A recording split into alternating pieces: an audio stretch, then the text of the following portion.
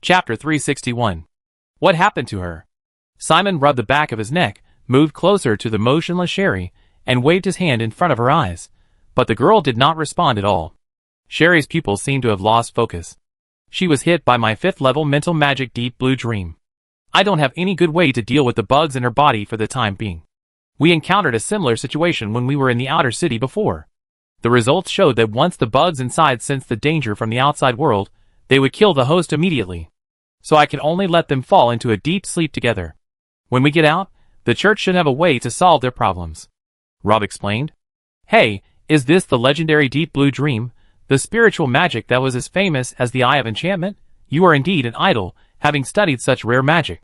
Simon was amazed, but then he noticed that Rob looked a little tired, not just physically, but more mentally. He had never seen him look like this before.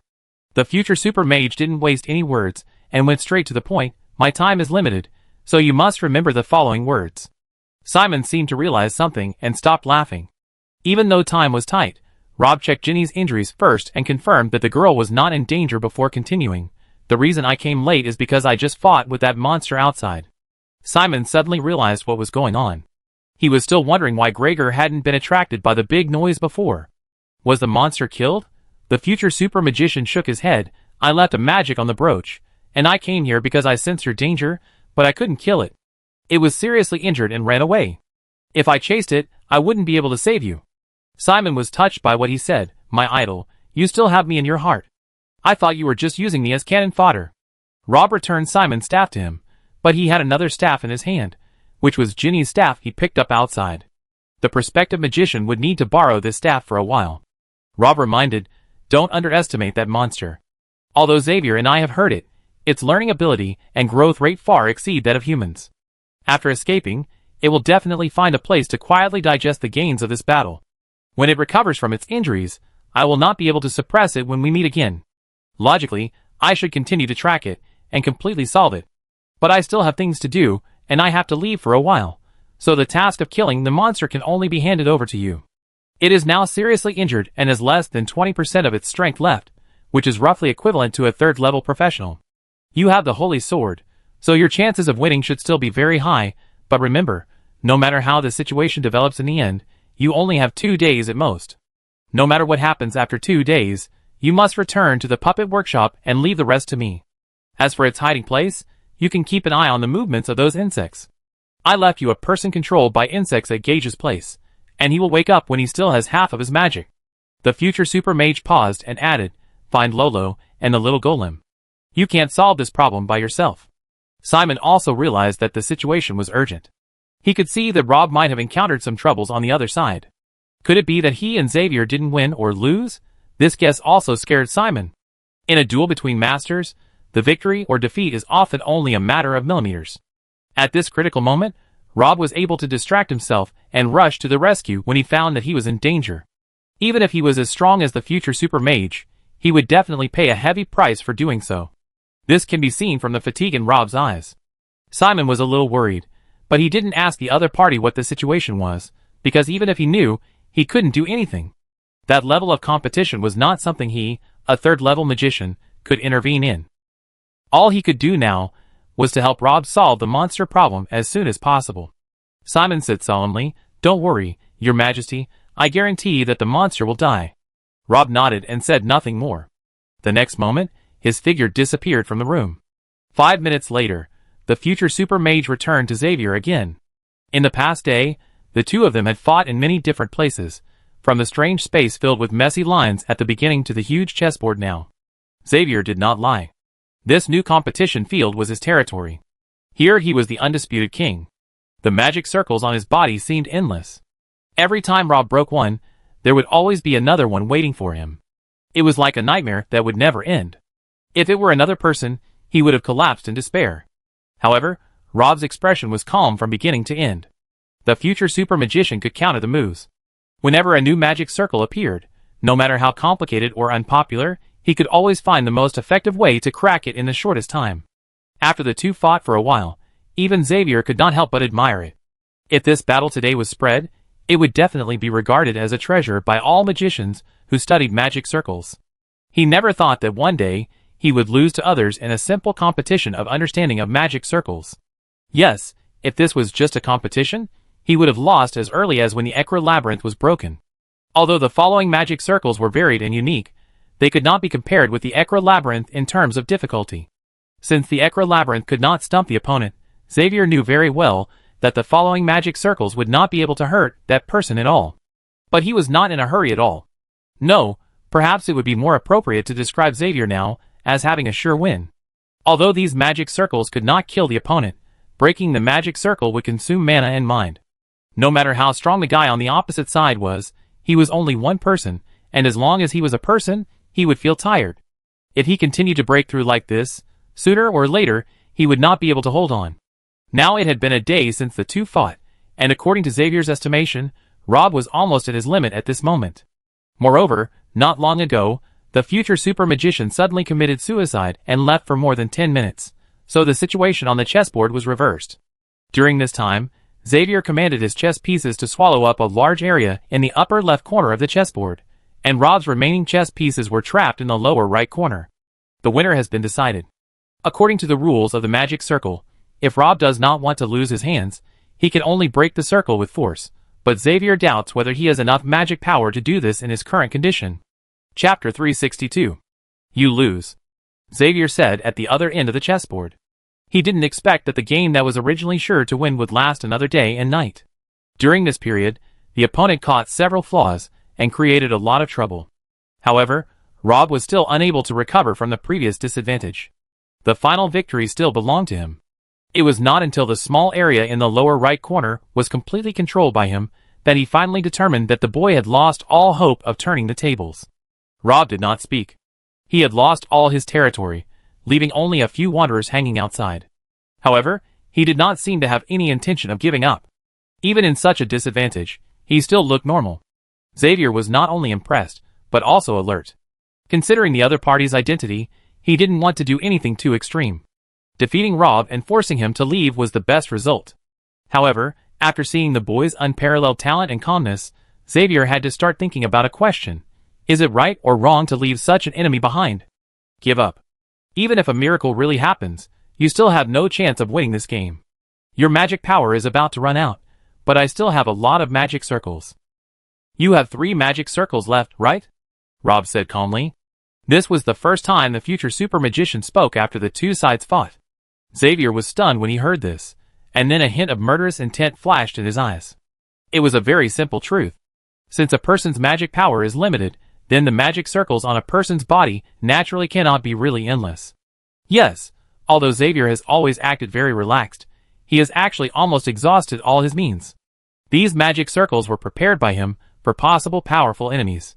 In his original idea, so many magic circles should be enough to trap an 8th level great magician, but he didn't expect that it would be completely broken by a 6th level quasi-magician. Xavier didn't want to admit it, but he had to admit that the boy in front of him, who was less than 20 years old, was the most terrifying opponent he had ever encountered in his life. Fortunately, his mana was finally running out. Even if a miracle happened, and he really broke the last 3 magic circles, he would not have enough mana to face the next battle. There was no doubt about that, but for some reason, Xavier always felt uneasy deep in his heart. Are you curious now? Since I know how many magic circles you have, why am I still patiently cooperating with you to consume my own mana? The future super magician said slowly. Xavier's ominous premonition became stronger and stronger, but he didn't know what went wrong. From the time Rob appeared in front of him to the time the two fought, except for the 10 minutes he left in the middle, the boy had been acting very normal. During that time, he should have run to save people, and he couldn't do anything else during this time. Unless Xavier finally realized that something was wrong. He and Rob met for the first time on the street, but before that, he had opened the magic sentries that spread across half of the city, but he didn't find the other party. What was he doing at that time? If Rob was just trying to find him, why would he hide his location? Wouldn't it be unnecessary to do so, unless there was something else he didn't know? Have you heard of a magic circle called virtualization? Rob finally moved his gaze from the chessboard to Xavier. Voiding? Xavier seemed to have thought of something, and his face suddenly changed. What is the object of virtualization you specified? Voiding does not distinguish between enemies and friends. It belongs to ranged magic, so I must choose something that I don't really need, but is very important to you. The future super mage said calmly, at this moment, what do you think I will choose? The Void Magic Array is a famous and long-lost magic array like the Ekru Labyrinth. Strictly speaking, the Void Magic Array is more famous than the Ekru Labyrinth. This magic array was created by a group of crazy magicians and dwarf alchemists. The creation of the Void Magic Array also represents the ambition of magicians in that era. As we all know, magicians have power like gods, but for some reason, they can never touch the field related to life. Therefore, some magicians take a different approach and want to use the alchemical rules to explore the mystery of life.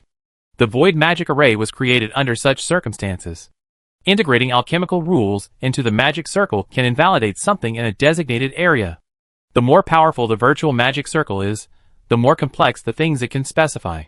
It is said that the most powerful virtual magic circle can even invalidate a concept that is not a physical entity. And this is also the ultimate purpose of the virtual magic circle, to challenge the concept of death. If the concept of death can be invalidated in a designated area, then theoretically, as long as you do not leave this area, you can get eternal life in this way. This idea is undoubtedly very exciting, but the final result is disastrous. The participants in the experiment, including an 8th level great magician, 3 7th level magicians, and their students, all turn into eternal crystals. This is also one of the side effects of the alchemical rules. When what you require exceeds the conversion range, the result is often the destruction of both the soul and the body. Even so, there are still quite a number of magicians who firmly believe that there is nothing wrong with this idea itself, but the virtual magic circle used is not perfect enough. Therefore, although they have seen the risks, there are still many magicians who secretly study it in private. Until more and more vicious incidents occurred in various places, the Magicians Association had to include the virtual magic circle in the forbidden magic. Strictly speaking, the virtual magic circle does not belong to the attack or defense magic circle, and no one uses this magic circle in actual combat. The main reason is that the virtual magic circle has a fatal weakness in actual combat. It often takes a long period of preparation before the rules take effect. During this period, the target can easily discover the existence of the virtual magic circle and have enough time to destroy it or leave the area. I have read many of your works, and know that you are best at magic circles related to space, so I guess you will definitely use these magic circles to deal with me when we fight. However, space magic also has a disadvantage that is not a disadvantage. Every space you create is isolated from the outside world. In other words, you cannot perceive changes in the outside world when we fight. The future super magician shrugged. As he said this, the chessboard space where the two of them were located began to show tiny cracks, and then shook violently. This was a sign that the magic power was not enough to support the operation of the magic circle. At this moment, Xavier would not know what the target of the other party's virtual magic circle was. Chapter 363. Magic power is invalidated. Even if Xavier discovered the virtual magic circle in advance, he probably wouldn't believe that the virtual object designated by Rob was actually the magic element in this area. As the most famous magic genius in the past 900 years, Rob's attainments in magic are obvious to all. The man once praised the boy for being born to be a magician. For others, those obscure magics are as simple and natural as breathing for him. He is the unique king in the world of magic, and magic flows in his blood. As long as he still holds the staff in his hand, no one in this world dares to look down on him. Therefore, no one would have thought that the magic circle he carved without telling Xavier before the war was actually to make the magic ineffective in this area. In fact, Xavier still feels incomprehensible until now. This will certainly make the several magic circles he prepared later ineffective, but as Rob said before, the virtual magic circle does not distinguish between enemies and friends. He will also lose magic in this area. Both of them will become ordinary people. Compared with Xavier, who is waiting for the opportunity, Rob is undoubtedly the more tired one. Breaking the magic circle for 2 consecutive days has brought great mental and physical exhaustion to him. If the two sides really fight, what advantage can he gain? The boy quickly gave the answer. Rob threw away the staff in his hand and moved his wrists and ankles. I seem to have told you that I am a freshman in Siamus, but I haven't had time to tell you which department I am in. Xavier's pupils suddenly shrank. He finally understood why he had no impression of the boy in front of him. He was surprised and asked, "Aren't you in the magic department? If you were me, would you be in the magic department?" Rob raised his eyebrows and asked back. Xavier quickly figured out the key. With the boy's talent, if he hid in Siamus, then the magic department must be the worst option, because even if he hid well, and got along well for a long time, it would inevitably arouse suspicion. On the contrary, he didn't have such troubles in other departments. Even if he occasionally behaved abnormally, no one would think that way. However, Xavier soon realized that something was wrong. The students enrolled by the West Hammers Comprehensive Academy were all combat-oriented, and there were no pure research-oriented students like scholars. In other words, if the opponent was not from the magic department, he must be a student from one of the other physics departments. Even archers who liked to attack from a distance, like magicians, did not have the melee ability that magicians could match. It was not until this time that Xavier completely understood the significance of Rob setting up the virtual magic circle. Once the magic in this area was invalidated, he would undoubtedly be the most affected, because he had not taken action in the past 2 days, but only used the magic circle to deal with the boy, and he was still almost in full condition until now. On the other hand, Rob did not have much mana left, so he naturally did not care whether the magic was invalidated. On the other hand, the boy had undergone systematic close combat training. Even though he was mentally and physically exhausted, he was more than capable of dealing with an ordinary person like him. Unfortunately, it was too late when Xavier realized that something was wrong. After 2 days of preparation, the virtual magic circle finally began to take effect. The chessboard world only lasted less than half a minute before it collapsed. The two figures returned to the street again. Their positions did not change, and they still maintained the posture when they left. Xavier didn't hesitate, he turned around and ran. Even though he lost his magic, his mind was still calm. Generally speaking, the range of the virtual magic circle would not be too large, and it would be difficult for the opponent to set up a too complicated magic circle in a hurry, so as long as he could run out of this area, he could regain the initiative. Xavier's choice was not a problem, but it was a pity that the 7th level magician obviously underestimated Rob's training results during this period of time. With his standard magic fragile body and clumsy mobility, he was obviously incomparable to someone who had experienced the death training of Lolo. Xavier only ran 2 steps, and was grabbed by the collar by the future supermodel Minter, and then he was hit by a knee attack by the young man. The 7th level magician knelt on the ground in pain. It's not Xavier's fault that he's not tough enough. He's just used to elegant fighting over the years. As the weakest magician, magicians are not used to close combat like swordsmen. Most magicians regard those close combatants as barbarians. As a group of people who devote their lives to the pursuit and exploration of the truth, they rely so much on their brains that no one is willing to take the time to exercise their bodies. However, this can't be completely blamed on the magicians. After mastering the powerful and mysterious power of magic, few people will still be interested in primitive fighting methods. Xavier's pain didn't last long, and he soon regained his composure, but the composure on his face seemed a little weird at the moment. The future super magician frowned, and then the boy found a small bottle in his hand. From the color and smell of the remaining liquid in it, Rob judged that it was a magic potion called Blood Boiling Agent. Blood Boiling Agent is a mid-level magic potion, which is not too rare. Most potion masters have a few bottles. Its main purpose is to purify blood and remove impurities in the blood of monsters, but if someone drinks it, the consequences will be. The reason why Xavier's body has no abnormality now is that he is still within the range of the virtual magic circle, and the blood boiling agent has not worked. But as long as he steps out of this area, he will be boiling all his blood and die tragically due to organ failure. In other words, he has no chance of survival. Rob shook his head. Why are you doing this? Strictly speaking, there is no direct grudge between the future super magician and Xavier. The latter's target has always been the owner of the little golem, but this guy completely ignores the lives of people around him in order to achieve his own goals. The monsters he created twice in cooperation with the Inquisition were both disaster level. Last time, Rob was seriously injured in order to kill the murderer, and this time, the monster was even more powerful, and put Luo in danger, which made the future super magician very angry.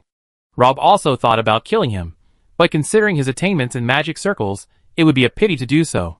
Xavier was unexpectedly calm. Successes take their place, and failures take their place. Since I dared to take action, I naturally considered what would happen if I failed. Captivity was never an option for me. I just didn't expect that your majesty would appear in this new competition field. The 7th level mage's tone revealed a trace of regret. Just a little bit, I'm almost there to get what I've always dreamed of. Chapter 364. For 900 years, magicians have never stopped exploring the mysteries of life. Pursuing the truth is the nature of every magician.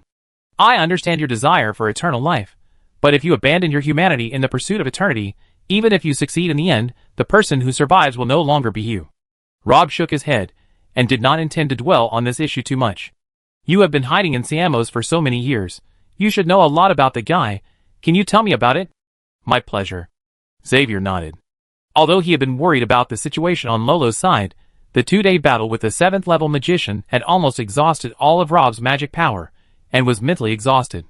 In order to attract the opponent's attention as much as possible, and buy time for the virtual magic circle, the future super magician had to keep going all out, and he also had time to save Simon.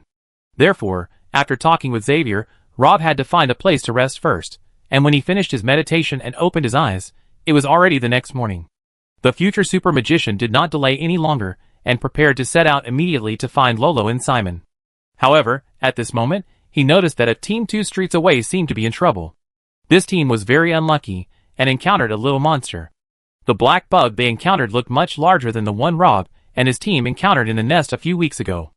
It should have fully developed, and was able to act independently from the host. It had the strength of the 3rd to 4th level, and was simply not something that this new team, that didn't even have a professional, could handle. The 3 members of the team obviously realized this, and they all showed despair on their faces after seeing the bug. The future super magician did not intend to stand by and watch the monster die. Rob was about to take action, but he stopped at the next moment because he saw a familiar figure. Teacher Harvey, who had chosen to stay alone by the nest because he could not let go of the teachers and students in the white giant eggs, and who was also monitoring the monster, appeared in the inner city at this moment. The 3rd-level magician should have followed these bugs all the way in from the outer city. He also looked weathered. Obviously, he had not lived well these days. The supplies that everyone had left for him had been exhausted 2 days ago, but Harvey still could not wait for the monster to return to the nest. However, he waited for the first batch of bugs to crawl out of the white giant eggs, and when Harvey realized that the movement of these bugs was the inner city, he was even more surprised. The 3rd-level magician did not dare to delay and rushed to the camp first, but when he arrived at the city gate, he found that there was no one here. At this time, the freshmen who participated in the competition had completely dispersed in the inner city. Harvey had rescued several teams of students in these days, but he could not find Teacher Harris, who had been in charge of commanding everyone. Now these freshmen in the inner city had become a complete mess. After discovering the traces of those insects, everyone inevitably fell into panic. Some people said that they saw Teacher Harris was also parasitic and controlled by these insects. The emergence of this news further aggravated the tension in the inner city. There wasn't much Harvey could do now. He had been running around for the past 2 days, using up all his strength, but could only save a few more students in danger. However, his actions had no substantial effect on changing the current situation in the inner city, and he hadn't slept for nearly 40 hours. Even an Iron Man would be exhausted. After summoning a wall of fire to block the bug, Harvey's next step of chanting the 2nd-level magic earth-shattering thorn failed to release. Such a flaw would naturally not be let go by the bug. Seeing this, the latter was overjoyed, and was about to rush up to attack Javier. However, at the moment when it leaned forward and was about to pounce, it seemed to suddenly sense something and actually stopped its momentum, turned around, and hurriedly rushed into the alley behind it. Javier was stunned. He thought he was dead this time, but he didn't expect that he would escape death inexplicably in the end. Rob was also a little surprised. He hadn't made a move yet, and the bug suddenly retreated not because it sensed his presence, but it looked more like it was summoned by something. The future super magician looked into the distance, with a thoughtful look on his face. On the other side, the battle that belonged to Luo Luo and the others was finally coming to an end. Since she rushed into this small building, the girl had forgotten how many battles she had experienced. There were dense enemies everywhere around her. No one would have thought that such a small building that looked inconspicuous from the outside would be full of monsters, just like a bug nest. Luckily, at this moment, she had collected all 5 parts of this set of combined holy weapons. The holy sword burst out with amazing power, as if it had been unsealed. The rich sacred power was like a flame, completely wrapping the girl up. Wherever she passed, the insects like tides were ignited one after another, screaming and struggling and turned into ashes. Faced with the girl, who looked like a god descending from heaven, the monsters finally began to feel fear in their hearts, pushing and shoving to retreat and escape, but the girl had no intention of letting them go. Lolo waved the holy sword, just like the god of death wielding a sickle, harvesting the lives of those insects expressionlessly, so that Simon, who was following behind, had to remind her, "Hey, save some strength. We haven't met the real boss yet." However, the girl seemed to have heard nothing, and had no intention of stopping. Lolo's eyes were burning with flames, and the long sword in her hand kept swinging as if she would never feel tired, which frightened Simon and the little golem, who were following not far away to protect her. Originally, when they came to the small building, Simon wanted to bring the two of them to discuss the follow-up plan, but the girl had already rushed in. Simon and the little golem had no choice but to follow them. Then, they saw the girl killing the monsters inside with her sword and rushing to the final master. Gregordo was seriously injured, otherwise he would not have secretly hidden in this small building, and he also recruited his offspring as bodyguards for the first time. This also confirmed from another aspect how weak this monster is now. Rob had previously estimated its injuries conservatively. In fact, it was difficult for it to even move now. Under the cover of the rich and almost substantial holy light, its performance was even worse than those small monsters before. The holy sword was held by Lolo at this moment, with the tip of the sword hanging above its head. Then the girl read a hint of pleading in its eyes. The expression on Gregorgo's face looked a little complicated, with fear, resentment and unwillingness, but also a hint of relief, which startled the murderous Lolo. Chapter 365. The girl seemed to see a familiar expression on that face. At this moment, Simon and the little golem, who were left behind, also ran over, one holding his knees and the other holding the wall, both gasping for breath. Seeing this scene, Simon quickly said, "Don't be fooled by it. It's not Teacher Harris. It's just a monster wearing Teacher Harris's skin." However, when Luo turned his head and looked at Gregor, the previous tyranny and resentment on its face disappeared at this moment, replaced by a kind and gentle expression, as if Teacher Harris's soul had not disappeared.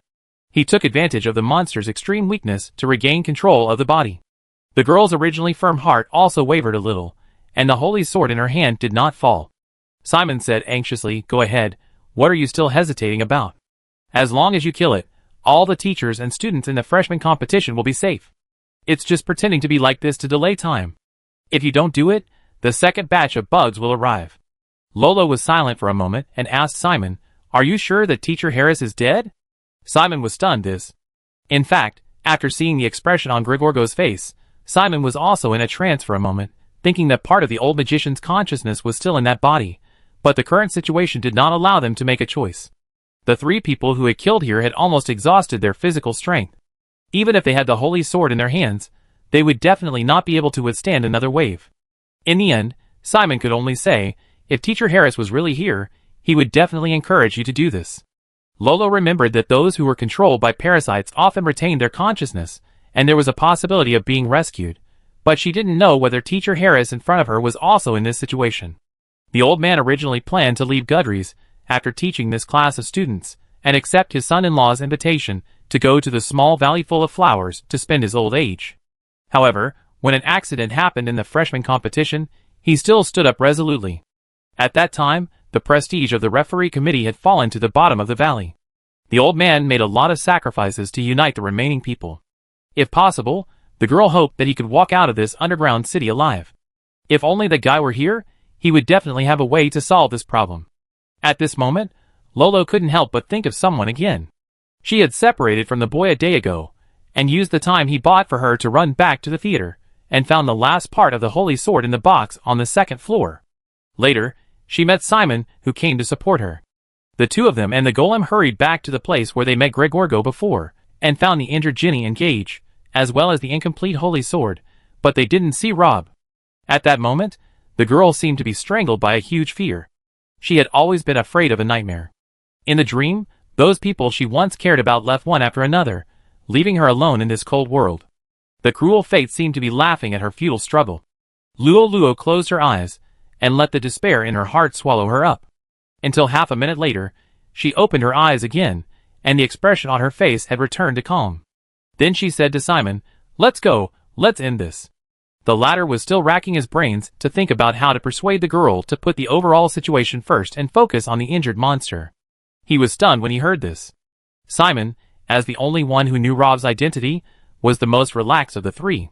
As a crazy fan with unconditional trust in his idol, he did not worry about Rob's safety even if his opponent was Xavier.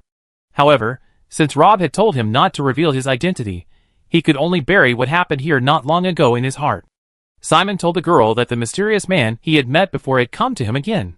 He told him that the monster was now seriously injured and wanted him to help Luo to destroy it. Luo did not doubt it. She picked up the holy sword on the ground again and put all 5 parts together. Then, with Simon leading the way, the three of them followed the trail of the bug and came to the front of the small building.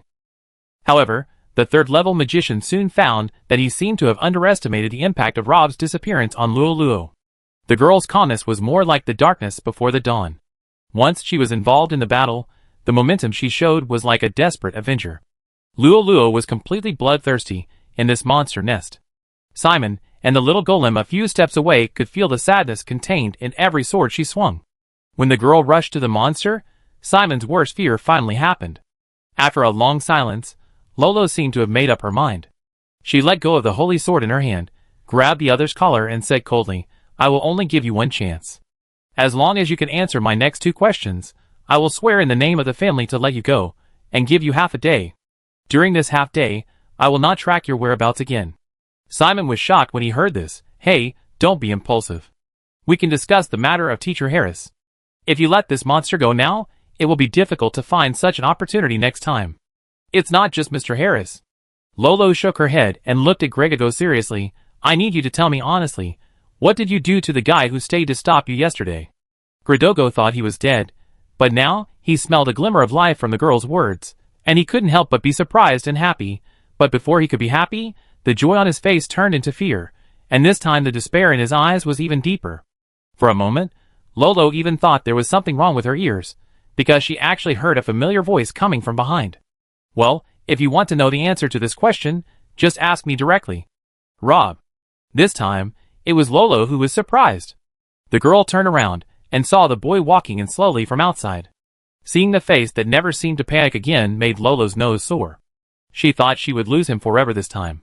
And the boy's next words completely sentenced the monster to death. "Don't worry about Mr. Harris. He was not parasitized by the monster. He was just attacked and imprisoned in a cellar in the inner city. But he is not in danger of life, and he has just been rescued." After hearing Rob's words, the girl didn't hesitate anymore and stabbed the monster's chest with the holy sword in her hand. Gregogo screamed immediately, but the monster's vitality was not ordinary. Even though his heart was pierced, he still didn't die on the spot.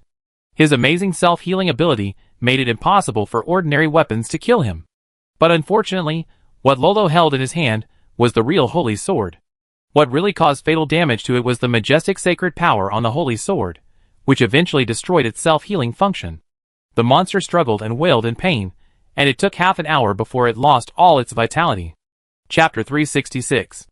Rob's appearance finally put Luo's heart at ease. At this moment, the girl had too many questions to ask the guy. However, not long after she killed the monster, several teams nearby arrived one after another. They came to support Luo in the battle with the monster after receiving the news. After the past few days, the freshmen have realized how naive it was to rely on hiding to survive this period of time. If they want to survive, they can only work together to kill the monster. So they suppressed their fear, picked up their weapons again, and rushed here to help spontaneously. However, when they stepped into the small building, the scene they saw shocked everyone. They saw a girl kneeling on one knee not far away, like a bloody Valkyrie on the battlefield, with a holy sword in her hand piercing the body of the monster, and the latter's body just crawled helplessly at her feet. This scene was like an epic mural carved on the roof of the temple. After half a second of silence, the crowd finally burst into cheers. The shadow that had been hovering over their heads for these days finally disappeared. Everyone rushed up and surrounded Luo, shouting the girl's name and lifting her into the air. Luo almost saved the teachers and students in the freshman competition field by herself.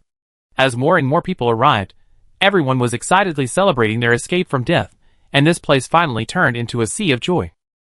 Everywhere people were praising her bravery and fearlessness, but at this moment, Lolo was trying to raise her head and look for the figures of several companions in the crowd. The little golem was most afraid of being noticed, and he had sneaked away without knowing when. Simon was also very low-key, and his identity was also sensitive. The Lehart family was still searching for his whereabouts, but this guy was quite good at having fun. He hugged a girl from the thief department under the name of Celebration, and when he saw Lolo, he made an okay gesture to her. However, the girl looked around but still couldn't see someone. The guy disappeared again. It was not until an hour later that Lolo finally broke free from the crowd and found Simon, who was chatting with the girl. From the latter, he learned where the boy was. Fortunately, the guy didn't run around this time. Before this operation, Lolo and Simon sent the injured companion to Claire. Because Simon also volunteered to go together, the little golem handed over the magic circle there to Ginny. When things here came to an end, Rob followed the little golem back to visit the injured fat man and Ginny. When Luo rushed in, the future super magician was chatting with Claire upstairs. When he saw the girl, he smiled at her and said, "Oh, by the way, I almost forgot to tell you that someone found Xavier's body on a street in the inner city. For some reason, he chose to commit suicide. So once the monster died, except for some bugs that were missing, the crisis in the freshman competition has been basically resolved. After that, we just have to wait for the teleportation array to be repaired and we can, Before the boy finished speaking, Lolo had already thrown himself into his arms. At this moment, the girl hugged him so tightly, fearing that the guy in front of her would disappear again if she let go.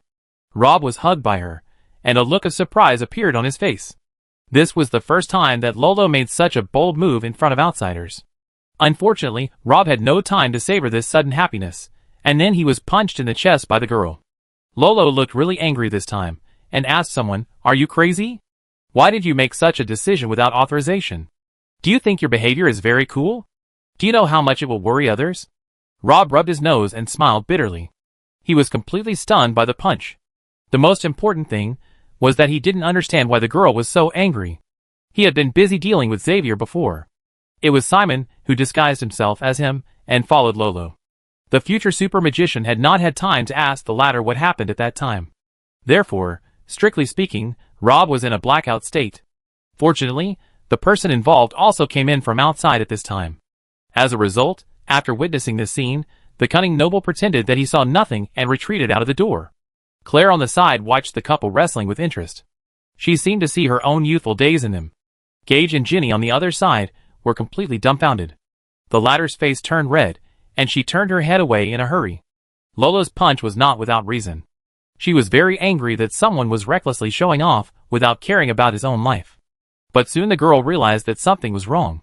There were not only the two of them in the room. What happened just now had been seen by Claire and others. Logically speaking, after seeing such a scene, the three of them should have avoided it like Simon did, but they were all injured and it was inconvenient for them to move, so they could only sit there and continue to stare at each other. The atmosphere in the room was very strange. Fortunately, Luo regained consciousness soon and ended the fight with a knee attack. Ouch! Rob screamed. Luo was a little flustered at the last moment. He didn't control the strength well, and directly knocked someone into a shrimp. However, the girl seemed to regret it afterwards, and took out another healing potion from her backpack and handed it to the boy. Without Xavier causing trouble, 20 days later, Teacher Harvey and his team finally completed the repair of the teleportation array and restored contact with the outside world. After learning what happened in the dungeon, the Magician Association immediately intervened in the investigation, and then the church also joined the rescue work. Bishop Winger took action to eliminate the last batch of insects in the competition field and rescue those who were parasitized. In addition, the temple also showed great interest in the combined holy weapon that shined in killing the monster. Because according to the description of these students, the holy sword is likely to be a holy weapon older than the blessing of the wind chaser, but when they asked about the holder of the holy sword, the girl named Luo told them that the holy sword had disappeared, and for some reason, she showed great resistance to the holy knight who came to hear the news, but after confirming that she was not lying, the church did not make it too difficult for her. Regarding the matter of Teacher Xavier, because the truth was too shocking, the school finally chose to block the news, so there were various opinions about the death of the 7th level magician. The mainstream view still believed that Xavier's suicide was related to the monster. It was probably because his injuries were too serious that he chose to leave the world in this way to reduce his pain, while Luo Simon and other few people who knew the truth remained silent on this matter. In addition, Caesar was taken away the next day after returning to school, because his identity caused quite a stir on campus. The guard team suspected that he betrayed his teammates in the freshman competition and betrayed his own people. At present, he has temporarily applied for a leave of absence and cooperated with the investigation in the guard station. Chapter 367. It has been almost a month since the end of the freshman competition. Gage and Ginny have recovered from their injuries. In order to reward them for their outstanding performance in saving this crisis, the school decided to waive their tuition fees for the next few years. At the same time, the Goudry City Council also awarded them the title of honorary citizens and a Silver Star medal. The fat man hung the medal in the most conspicuous place on his chest and walked around the campus, receiving a lot of envious looks. Hey, is this what it feels like to be a hero? The real hero is Lolo, and we are at most partners of justice," Simon said lazily. Unlike Gage's high profile, he took the Silver Star medal and just glanced at it before putting it in his pocket. The Grady family is a famous family in the North after all. Although it has declined now, a mere Silver Star medal is not enough to make him excited.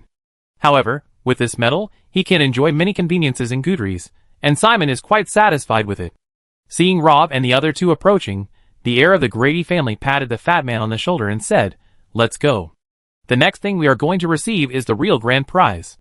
The five of them came to Claire's bakery together, but when they got there, they found that the sign outside the store had been replaced by another one, and the old man was counting the remaining furniture in the store. After seeing Lolo and the other four, Claire nodded at them and said, "You are here. Wait a moment. It should be done soon." Gage was surprised. "Your bakery is not going to continue."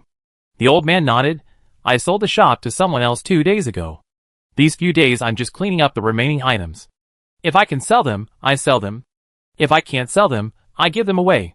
You can also take a look and take anything you like." Claire looked at Rob. "I heard you're also opening a bakery. It just so happens that I have some sugar from the Quarry Peninsula and old filet honey here, and I've found a good home for them."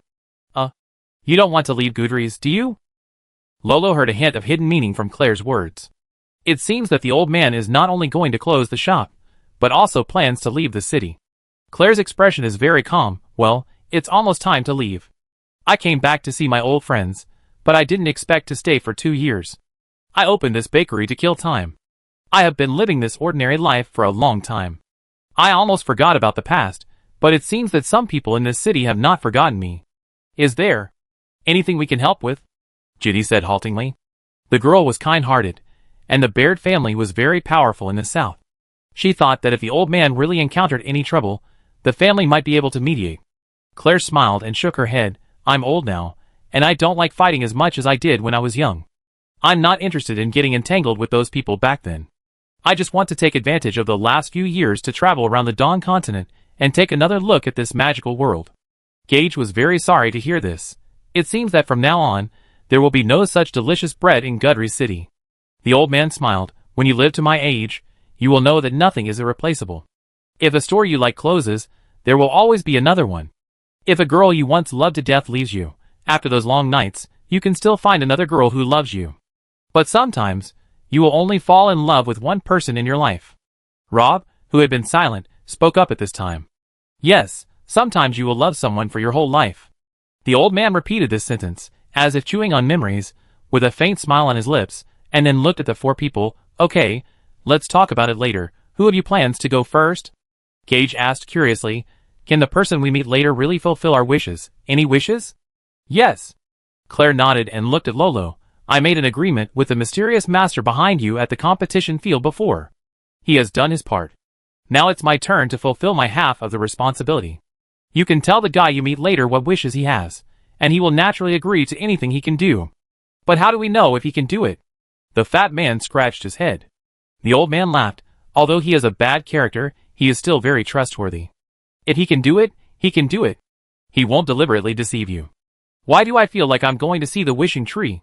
Gage muttered, but still took 2 steps forward. "Then I go first."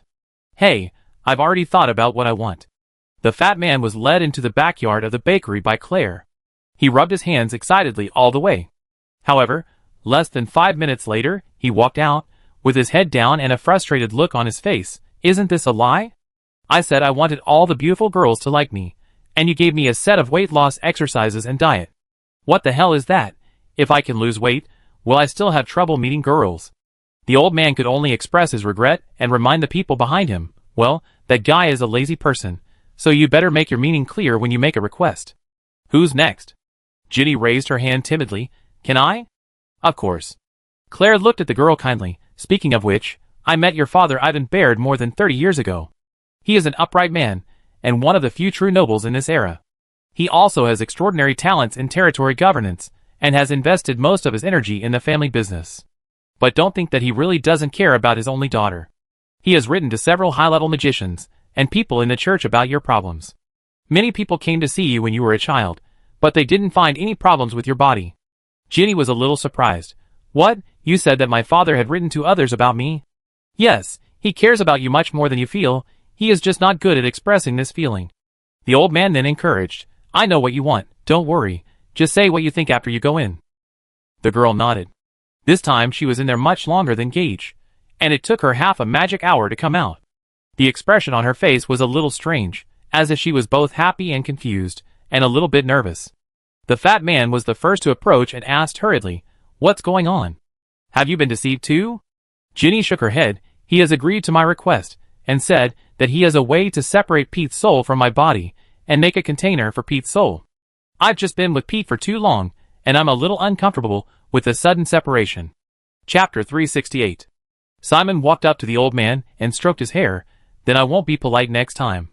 The Grady family of Parrot Point was once one of the oldest families in human history. Unfortunately, because of the blood feud with the Leyhart family, they had to flee to the south with the rise of the Lionheart Empire. In the past 100 years, they have declined drastically, and many people have even forgotten your name. Claire nodded to the young man. I hope you can seize this rare opportunity. The Andre family in the south also encountered a huge crisis, but Hobson eventually led them out of the predicament. Your talent is not worse than his. I believe that the Grady family will be revived in your hands one day. Simon didn't expect the old man to think so highly of him. He was surprised and delighted. Thank you, senior. I will try my best. He stayed in the yard longer than Gage, but slightly shorter than Ginny, about 20 minutes. But when he came out, he was in high spirits, with excitement in his eyes. Obviously, he had a good harvest. He didn't tell others what happened inside. Everyone guessed that it was related to his family, and no one asked more questions. Claire's eyes finally fell on Lolo and Rob. There are only 2 of you left. Who plans to go first? Rob shook his head. No need to bother, let's go together. The old man nodded and led the 2 into the backyard of the bakery, but there was no one there.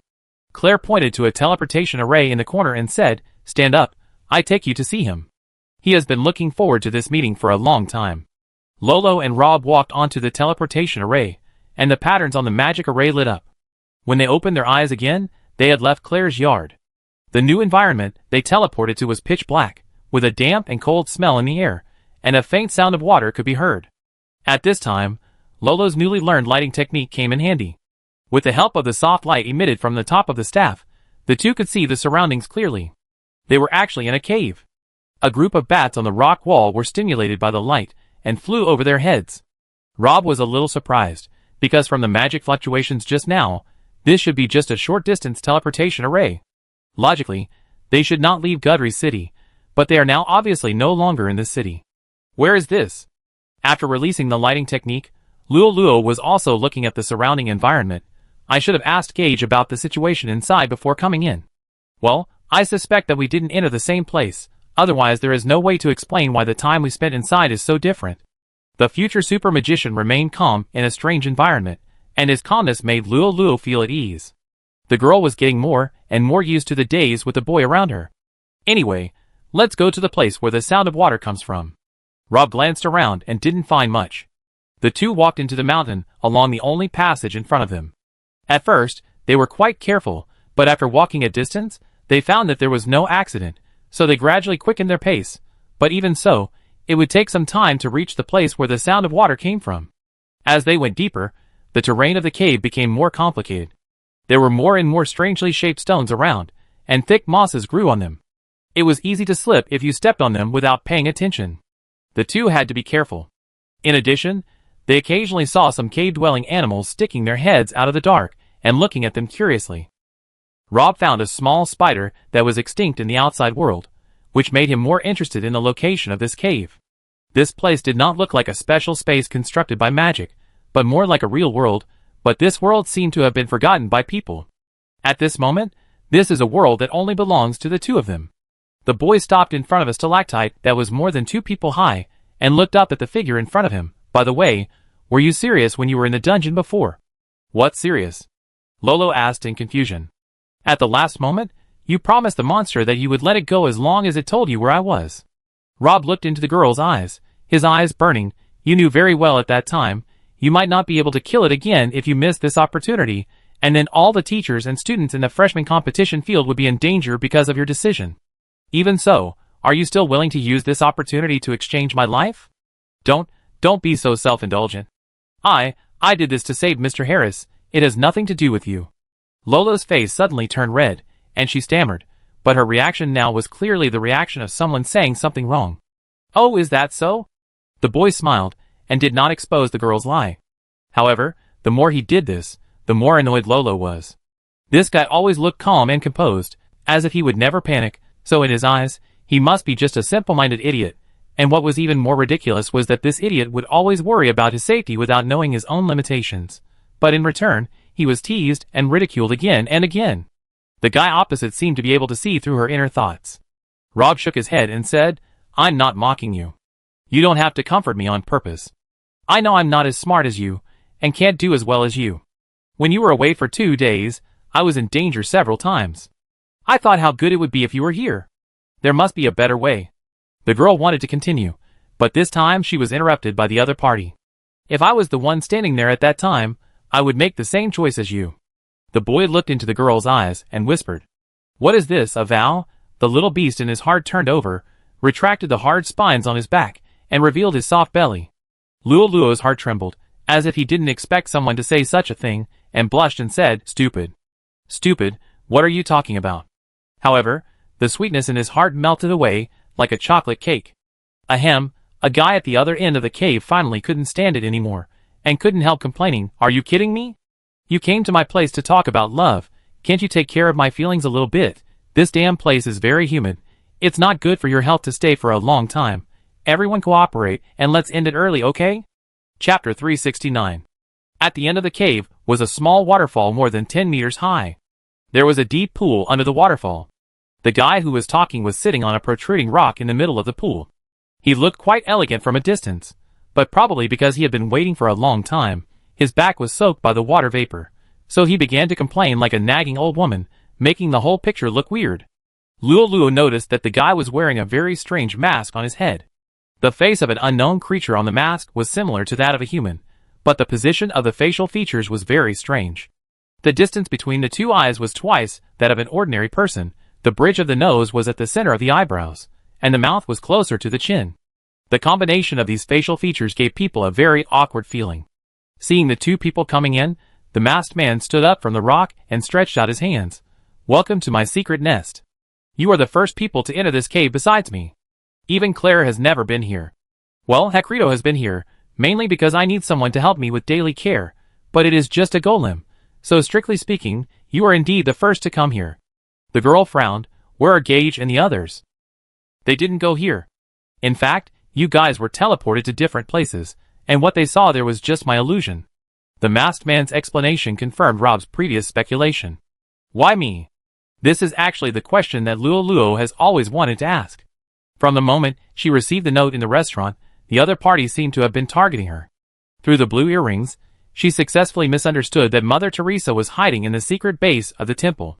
What happened afterwards put her in a great crisis, which directly led to the injury of the mysterious teacher, and all of this was because of the man in front of her. "Because you have something that interests me." The masked man dragged his chin and said slowly, "You have investigated Foreman and Hobson, and you should know that I helped some people in the past, but what you don't know is that those people have paid a corresponding price in the past few decades, so it is better to say that I chose them rather than that they found me, but your situation is a little different from theirs. I don't need you to pay any price, as long as you are willing to accompany me to complete a round of the game." At this point, the masked man's eyes lit up. "I designed some very interesting levels for you. The museum was just a small test. You passed the test and removed a secret base of the temple in Gudries, which made me very satisfied, so you also received a reward later. How about it? Are you satisfied with the prize? The Philosopher's Stone is a priceless treasure that all magicians dream of." The masked man counted on his fingers and said, "The freshman competition was originally the second level I set for you. The reason why I let the monster wreak havoc in the dungeon was partly because of you. I believe you have the ability to get rid of the monster, not to mention that I put props in advance to help you reduce the difficulty of the game. It was you who put the set of holy artifacts in there." The masked man nodded. "Yes, it was me, but I have to admit that I went a little too far this time. Claire was arrested, and the situation was out of my control. In the end, it was the guy behind you who helped me solve this trouble. So according to our agreement, you have now passed the level directly." The masked man's tone seemed a little helpless. "I always think that the happiest part of playing games is the process rather than the result. Personally, I don't like this cheating-like way of passing the level.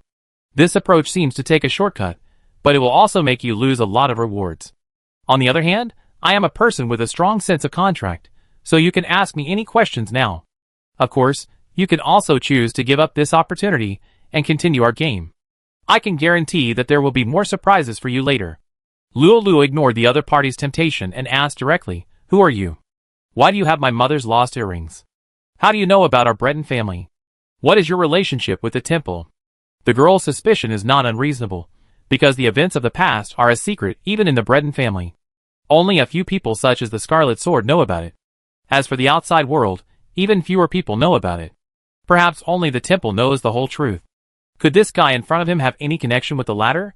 I have used many names and have had various identities. People in different eras call me differently. Some say I am a devil who only appears in the dark. Some say I am an omniscient prophet. Some call me a bystander of history, and some small groups even worship me as their only true god. The masked man was very proud. Then he saw Rob turn his head and say to Luo, "This guy's name is Merlin. He is a magician of Roland's era, but his name is not in the history of magic. The reason is probably because he served as the vice president or director of the Early Magicians Association. He used the power in his hands to erase his traces and life. Strictly speaking, he is the real founder of magic and Roland's half-teacher. However, they parted ways due to differences in ideas. Later, he founded the St. Laurent Brothers Magic School, which is today's Siamis Comprehensive School. But you don't have to worry about his relationship with the temple, because his name is on the wanted list of the Inquisition, and it is at the top of the list." The masked man was surprised. "It seems you have done a lot of homework." Rob did not comment. When he first arrived in Goudry's, he and the girl had heard the story told by teacher Donahue in the Raphael Library. However, that happened more than 900 years ago, and Rob did not take it too seriously at the time. He started his investigation of St. Laurent Magic Academy from Foreman and Hobson. The two had many similarities. They were both at the bottom of their lives. One was a small lecturer who was not valued by the school, and the other had just taken over a family that was experiencing a crisis. What was interesting was that not long after that, the fate of the two changed drastically. Obviously, something changed their lives. However, after investigating the interpersonal relationship between the two, the future super mage was surprised to find that there was no intersection between them, and the span between the two was more than 40 years. Chapter 370. In fact, the most awkward thing for Rob in the whole investigation process is time. From Hobson to Foreman, and then to the other party's reappearance not long ago, the time interval in between was as long as 68 years. Considering that the guardian of the secret cannot leave Siamis, the scope is narrowed down.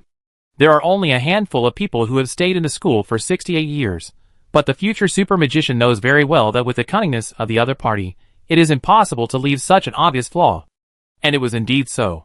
The suspicions of the old people in the school were soon eliminated one after another, so Rob finally turned his attention to another group of very special people. Students. They are the most mobile group of people in Siamis. If the other party sneaks into the school as a student, he can return to Siamis by changing his identity every time he graduates. In this way, he can live here forever like an invisible person without leaving any marks. But this still cannot explain the problem of time. Although the school does not have a strict age limit for recruiting new students, those who report are generally young people, and there are few over 20 years old, and those over 30 years old are even rarer.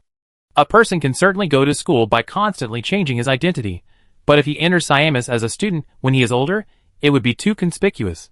On the other hand, Rob did not think that the guardian of the secret would be changed frequently, because it would easily lead to problems with loyalty, and it would also cause several guardians to be alive at the same time, which seemed to increase the manpower, but in fact increased the risk of leaks. What really made Rob suspicious was the black golem, a golem with wisdom. Its appearance meant that a magician had touched the forbidden area, and the future super magician vaguely sensed something from it. Later, Rob heard the word devil from Isabel. The female magician from the Inquisition obviously mistook him for someone else when she saw him for the first time. The fear in her eyes did not seem to be fake, so Rob went to the church of St. Anchine to find clues related to the devil. Before leaving, Father Wilder told him another story. 800 years ago, a monster appeared in the area of Goudry's. It could disguise itself as a human and live among humans. It was no different from other people on weekdays, and its true face would not be revealed until night fell. It specifically hooked up with young single women in dark and secluded alleys, tricked them back to its residence, had sex with them, and then killed them before dawn, digging out their hearts as dinner for the next day. The residents of Gudries gave it a name, the Heart Eater. The Dark Knight Armed Forces had also paid attention to this monster named Heart Eater, but after investigation, they found that it was just a fabricated folk horror legend. In the past 10 years, there has been no large-scale disappearance of young women in Gudries, and none of the young women who were killed had their hearts dug out. Therefore, the Dark Knight Armed Forces did not continue to investigate, but the people who investigated this matter according to the rules still recorded the results of the investigation. Because strictly speaking, this was just a rumor, so when Rob first asked Father Wilder, the priest did not remember that similar things happened several times a year in Gudries, and many of them were monsters made up by adults to scare their children and force them to go home before dinner. Folk tales like this are usually not created out of nothing. They often have an initial version, which is then exaggerated and passed down through word of mouth to form the final version. There are 2 points that interest Rob in the story told by Father Wilder. First, why the targets of the Heart Eater are all young women, and second, why the other party wants to dig out their hearts. The first point is easier to guess, which reflects from the side that the protagonist in the initial version is a man, and most likely a young man. The second point is more interesting. The heart has many meanings. In many religions, the heart has been considered the source of life. Some cults even believe that eating other people's hearts can prolong their lives. Combined with the situation of the little golem, Rob realized that the opponent they encountered this time was probably a guy who had gained immortality through some means. And he finally thought of the story that Teacher Donahue had told because of Isabel's terrified expression at the time. The female magician came from the Inquisition, a dark organization hidden in the shadows of the temple. Logically, she should have seen too many bloody and dark things. It was almost impossible for an ordinary monster to make her so panic. Unless she realizes that the person she is dealing with this time is the ancestor of magicians. However, it is not easy to investigate Merlin. No one even remembers his name. He is like a ghost hidden in history. Apart from this school, with a constantly changing name, he has left almost no trace. Instead, his figure appears from time to time in some folk legends. Rob collected all the ancient legends related to Gudries in the Raphael Library, trying to piece together more clues. However, this is not an easy task. There are too many folk legends in Gudries City over the past 900 years, and it is even more difficult to distinguish which legends are related to each other. In addition, it is necessary to find the connection between these legends and extract the valuable parts. Even for Rob, this is a big project. So the future super magician did not complete this task until the start of the freshman competition, and then received further confirmation from Xavier. Wait, you said he was from Roland's era, but how could a human have such a long life? Lolo looked incredulous. Even a dragon only had a lifespan of 750 years, not to mention that the guy in front of him had no signs of aging at all. His hands were slender and elegant, which was definitely not the hands of a 900-year-old man. Why not? The so-called gods are just humans with eternal life. Merlin curled his lips and said disapprovingly. The fact that this guy could say such arrogant words proved why he was always at the top of the wanted list of the Inquisition. Merlin then glanced at the boy next to the girl. It was not the first time he noticed this guy named Rob. From the moment he walked in, most of Merlin's attention was on him. He actually smelled a familiar scent from this guy, but he couldn't remember where this familiar feeling came from for a while. Chapter 371. Merlin once suspected that Rob was the mysterious master behind Lolo, and this guy happened to have the same name as the magic genius who ran away from the Royal Magic Academy of DIST. But the incident that happened in the freshman competition not long ago seemed to prove that there was another master behind Lolo. Merlin is now more and more curious about the girl. After that incident, he also paid attention to the situation of the Breton family. This noble family in the north has a history of 500 years, and a complex relationship of interests. However, with the disappearance of the previous head of the family, the Scarlet Sword, the temple showed a very superb skill. It took several years to divide the allies of the Breton family one by one, and at the same time monitored and cleaned up some stubborn elements. The temple was very patient throughout the process, and did not arouse the vigilance of the nobles in the north. By the time the dust settled, all the friends and subordinates of Scarlet Sword were gone, and even if the remaining people still had connections with the Breton family, they were not very influential. So although Luo was still the nominal ruler of the Breton family, she was actually isolated and helpless. No one supported her, either inside or outside the family. Therefore, the temple also relaxed its surveillance on her, to a certain extent. As a result, she suddenly got help from someone 2 years ago, and escaped from under the eyes of the temple. The series of events that happened afterward seemed to prove that there were masters around her. Who could this person be? The masked man felt like he was being scratched by a kitten. He was very interested in the guy behind the girl. He found that he couldn't find anyone else who would risk going against the Inquisition to help Lolo. The guy who ran away from the Royal School of Magic in Tizit might have the courage, but the timing was wrong. When Lolo escaped from home, the former was still imprisoned in the tower by Steins. This was also a very important reason why Merlin didn't doubt Rob too much. Before, he believed that he would soon be able to find out the other party's details as the game progressed, but it was a pity that Claire was kidnapped not long after. When Merlin realized that he had played too much, it was too late. Later, the other party reached an agreement with Claire in the dungeon. As the price of rescuing the latter, Merlin had to arrange this meeting. The masked man tapped the mask on his face with the hand that supported his chin and said, "I know what you want to ask the most. You are lucky. I may be the only person in the world who knows the truth about that incident except for the temple." Luo said excitedly, "Do you really know what happened to my mother?" Merlin nodded. "I happened to be a guest in your castle the day before Illyria was buried, and I went to your bedside to see you when you were just a few days old, so strictly speaking this was not the first time we met. After that, I contacted the old lady named Teresa before the people from the temple arrived." Merlin sniffed twice. "Oh, by the way, your sausages taste very good, I like them very much, so I packed a bag before leaving, I hope you don't mind." The girl was stunned. "You have met Mother Teresa. No wonder you have the earring that your mother lost in your hand. So Mother Teresa is indeed related to my mother's death?" "Of course, your mother's death was not an accident. That old lady named Teresa played a very important role in it. She betrayed the most important thing to her." Merlin shrugged. "I can tell you all the truth right away, but it doesn't make any sense, because you don't believe me at all, so it seems that we only have one solution left. Do you know where Mother Teresa is?" Lolo's face was stern. Her father, Scarlet Sword, had spent many years searching almost every monastery and church, but failed to find the old mother.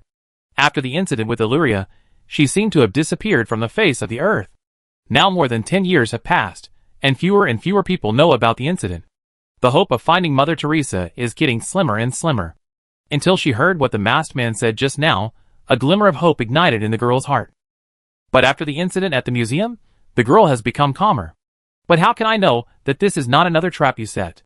If you are worried, I can send you a hostage this time, and it should be useful where you are going." Merlin thought for a while and said.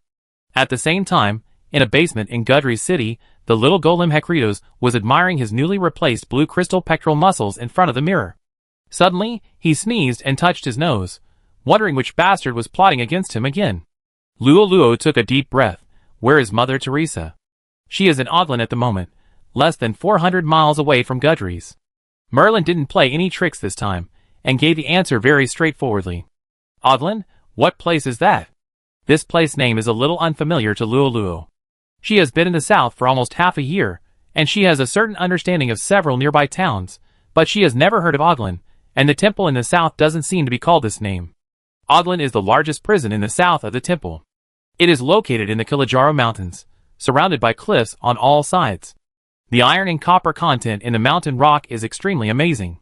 You can think of it as a huge steel fortress. The only passage was dug out by manpower 700 years ago. The entire project mobilized 20,000 adult laborers, and took nearly 120 years. After it was built, the entrance was guarded by 12 8th-level paladins, with the most steadfast faith. It is the place where the temple uses to imprison the most vicious prisoners. Rob was silent for a long time, then spoke. Lolo looked at Merlin in the pool with a bad look. "Are you kidding us? You deliberately set a place that no one can enter." Merlin raised his hand and said innocently, "Don't worry, I haven't finished speaking yet. I know there is a secret passage in the Kilimanjaro Mountains that leads to Odlin. If you go in through that secret passage, you can avoid the 12 8th-level paladins at the door. However, Odlin is very big. My source only told me that the old lady named Teresa is inside, but you need to find the specific location by yourself. In addition," the masked man paused, "the dangers in Odlin are not limited to the 12 gatekeepers. I am only responsible for sending you in, and you will still have to rely on yourself after that, so you'd better think carefully before taking action. Claire will leave Gudry's in the near future, and her bakery will no longer be available. When you are ready, you can hang a string of purple wind chimes in front of your own shop. My people will contact you when they see it." After speaking, Merlin stretched his body. "It's rare that I'm in a good mood today, so I give you one last piece of free news." His eyes moved to the girl. "Your trouble will come soon. The temple has found out that you are in Gudry's. As far as I know, they attach great importance to you. In order to catch you back, it is not ruled out that they will use some special means. You'd better prepare in advance. Chapter 372. The temple's actions were faster than expected, and in a way that no one expected. Just 1 week after Claire left Goudry's, a piece of news spread throughout the human world overnight as if it had wings. The Ferdinand family, the most powerful noble family in the Holy Alliance, announced a marriage with the Breton family, the largest noble family in the northern border of the Lionheart Empire. As soon as the news broke out, the entire north was boiling. The Ferdinand family and the Breton family were both old and powerful families. Their every move would attract countless attention on weekdays, and this time the announcement of their marriage brought an earthquake. Even the recent scandal of the 7th prince of the Lionheart Empire hiring prostitutes and having an illegitimate child no longer concerned anyone. The streets and alleys were full of discussions about the wedding between Ferdinand and Breton. It seemed that the Ferdinand family and the Breton family were serious about this. The two young people in the marriage were the core of their respective families. One was Maugrain Ricky Ferdinand, the first of the young generation of the Ferdinand family, and the other was Lolo Hartfilia Breton, the current head of the Breton family. Most people are optimistic about this much-anticipated marriage. Although there are rumors that Maugrain has never seen Lolo since he was born, this obviously will not prevent him from marrying Lolo. At the level of Ferdinand and the Breton family, any personal feelings are insignificant in the face of family interests. While enjoying the power, status and money brought by the family members must also pay a corresponding price, give back to the family, and always put family interests first. Only in this way can a virtuous circle be formed, and the clan can prosper for a long time. All the old wealthy families are very good at this, and can even be said to be ruthless. For example, the Andre family's almost pathological pursuit of blood purity, while the previous head of the Breton family, Karlov, is a counterexample. When the Scarlet Sword married the commoner Illyria, it caused a lot of controversy, and there were many voices of opposition within the family, but these voices of opposition were eventually suppressed by Karlov's accumulated prestige and his own strong strength. However, this does not mean that this incident did not have an impact on the Breton family. Especially after the disappearance of the Scarlet Sword, the temple began to take action against the Breton family and systematically cleaned up the old subordinates, who were still loyal to Karev. If Lolo could get support and help from her mother's family during this difficult period, the temple might not dare to be so unscrupulous to undermine her. Of course, ordinary people cannot understand these things. In their opinion, Lolo and Nolan are more like a match made in heaven. Hartfilia, as the current head of the Breton family, is undoubtedly higher in status than Maugrain, the prospective heir. However, the Breton family has not been very smooth in recent years, and it is rare to show a trace of fatigue. Since Lolo took over as the head of the family, there has been no outstanding achievements. When the Scarlet Sword was there, everyone was very honest and had no other ideas, but now the former overlord Breton family has shown signs of decline, and several other powerful nobles in the north are beginning to make moves, so Lolo urgently needs to use this marriage to consolidate the Breton family's position in the north. On the other hand, Maugrain also had a lot of benefits. He was originally just one of the most promising heirs of the family, but after marrying Lolo, he was basically able to secure the position of the next head of the family. With the strong support of the Breton family, his brothers and sisters had been completely left behind. On the other hand, the Breton family would never allow their head to marry the future number 2 or even number 3 figure in the Ferdinand family. They would most likely write this requirement directly into the wedding conditions. In short, this is a marriage that neither party can refuse. Not long after the Ferdinand family proposed their intention, the Breton family also responded. The person who came forward was a cousin of Lolo. Because the Scarlet Sword was missing, he was now the elder with the closest blood relationship with Lolo, and naturally he was qualified to make a decision on Lolo's marriage on behalf of Karev. As expected by the outside world, the Breton family now could not find a reason to refuse this marriage. Moreover, even if the so-called interests were not considered, Maugrain himself was quite competitive from the perspective of choosing a spouse. He was a famous handsome man in the Holy Alliance, with the strength of a 5th-level paladin, and was the dream lover of countless girls. Moreover, unlike Caesar, who was perfect in front of people but insidious behind people, Maugrain himself was a role model for men in terms of morality. So far, there has been no negative news about him. Archbishop Hill had praised him more than once as a role model for paladins and a benchmark for nobles. On the other hand, there has been little news about Lolo, the current head of the Breton family. She has rarely appeared in public since she was a child. Although she has the title of the Flower of the North, This is more of a joke among the nobles. No one knows her appearance, temper, and moral cultivation. So from this point of view, it is Mograine who suffers. This has also aroused the envy of many noble girls of the Holy Alliance, especially some girls, whose family background is not much worse than that of the Breton family. They think that they are better than Lolo in all aspects, but in the end Mograine chose the latter, which broke their hearts. Perhaps they are the only ones who will oppose the marriage between Ferdinand and Breton. Now the whole north is paying attention to this world-renowned marriage between the two wealthy families. Even the nobles in the south are discussing this matter. Not long after, another piece of news from the Breton family made everyone turn their attention to Gudries, a university town in the south. The current acting head of the Breton family, Hartfilia's uncle Ansai, told Mograine that his fiancée is now studying in Gudries in disguise. If he wants to hold an engagement party, he needs to write a letter there first, and then wait for Lolo to return to the north. This will take a lot of time. Mograine said that it is not necessary to be so troublesome. In order not to delay Lolo's studies, the engagement can be held in Gudries, and he will set off for the south in 2 days. After Mograine made this decision, the Ferdinand family behind him also began to work at full capacity. Mograine left the Paladin order alone. When he left the family territory, there were already hundreds of engagement parties around him. When he arrived at the port of Setvaya, the number reached an astonishing 1,000 people.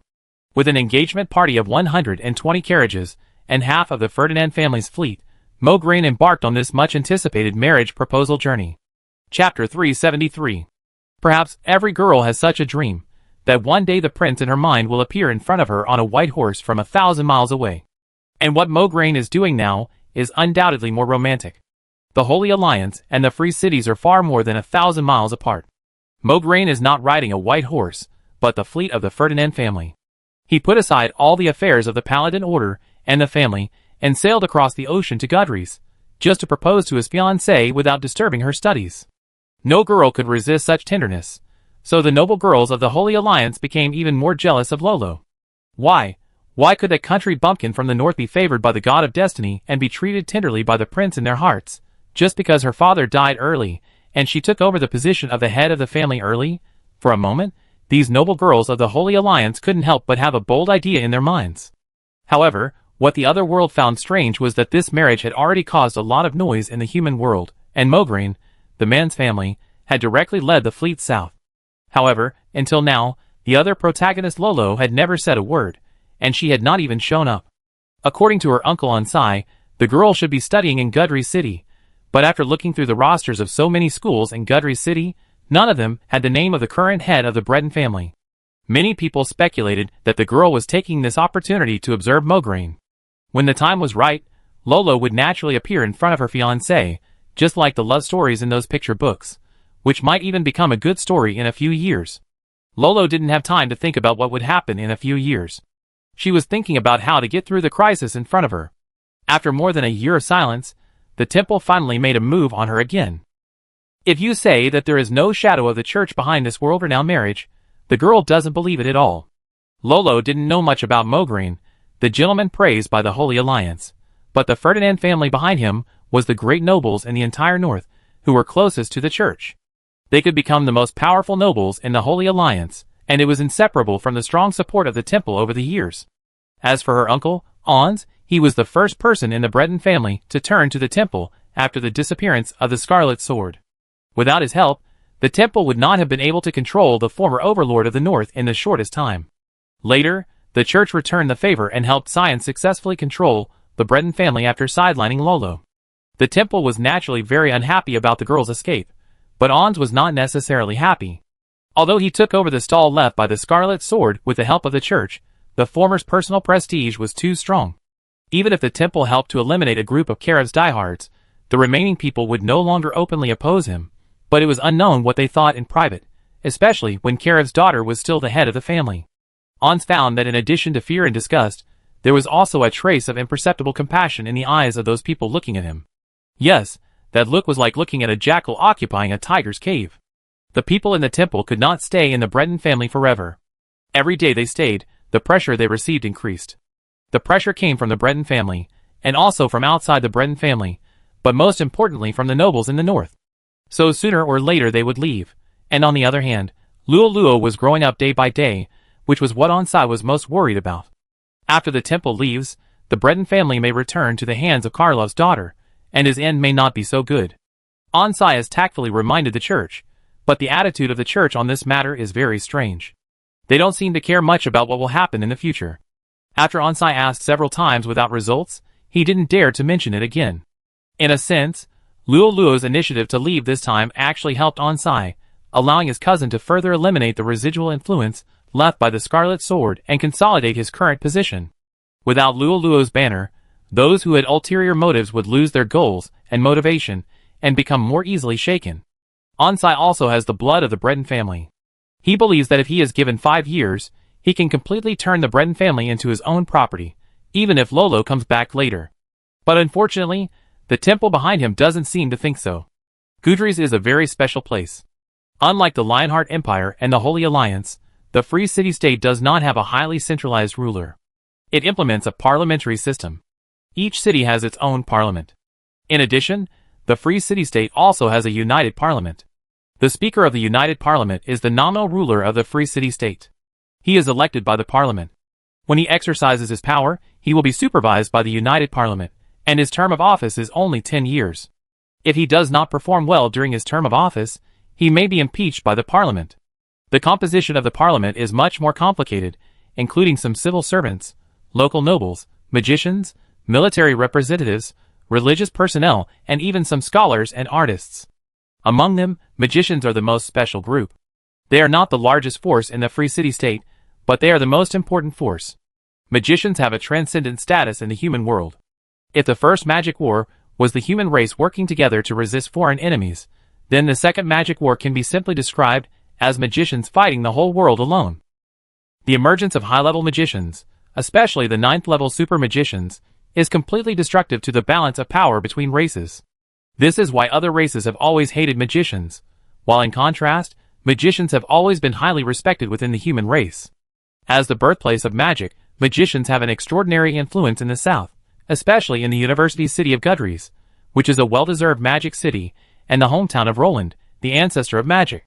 The Magicians Association also once set up its headquarters here, and there is also the first magic academy of the human race in the city, from a historical perspective.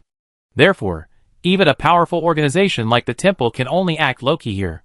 After learning of Lolo's whereabouts, the church could not run to the magician's territory to capture her with fanfare. Not long ago, a secret base of the Inquisition in the city of Gudrys was eliminated by some passing master, and then a team responsible for the follow-up investigation was wiped out without a single one left. After that, Xavier died in the dungeon, and 2 of the 3 monsters died, and 1 was missing.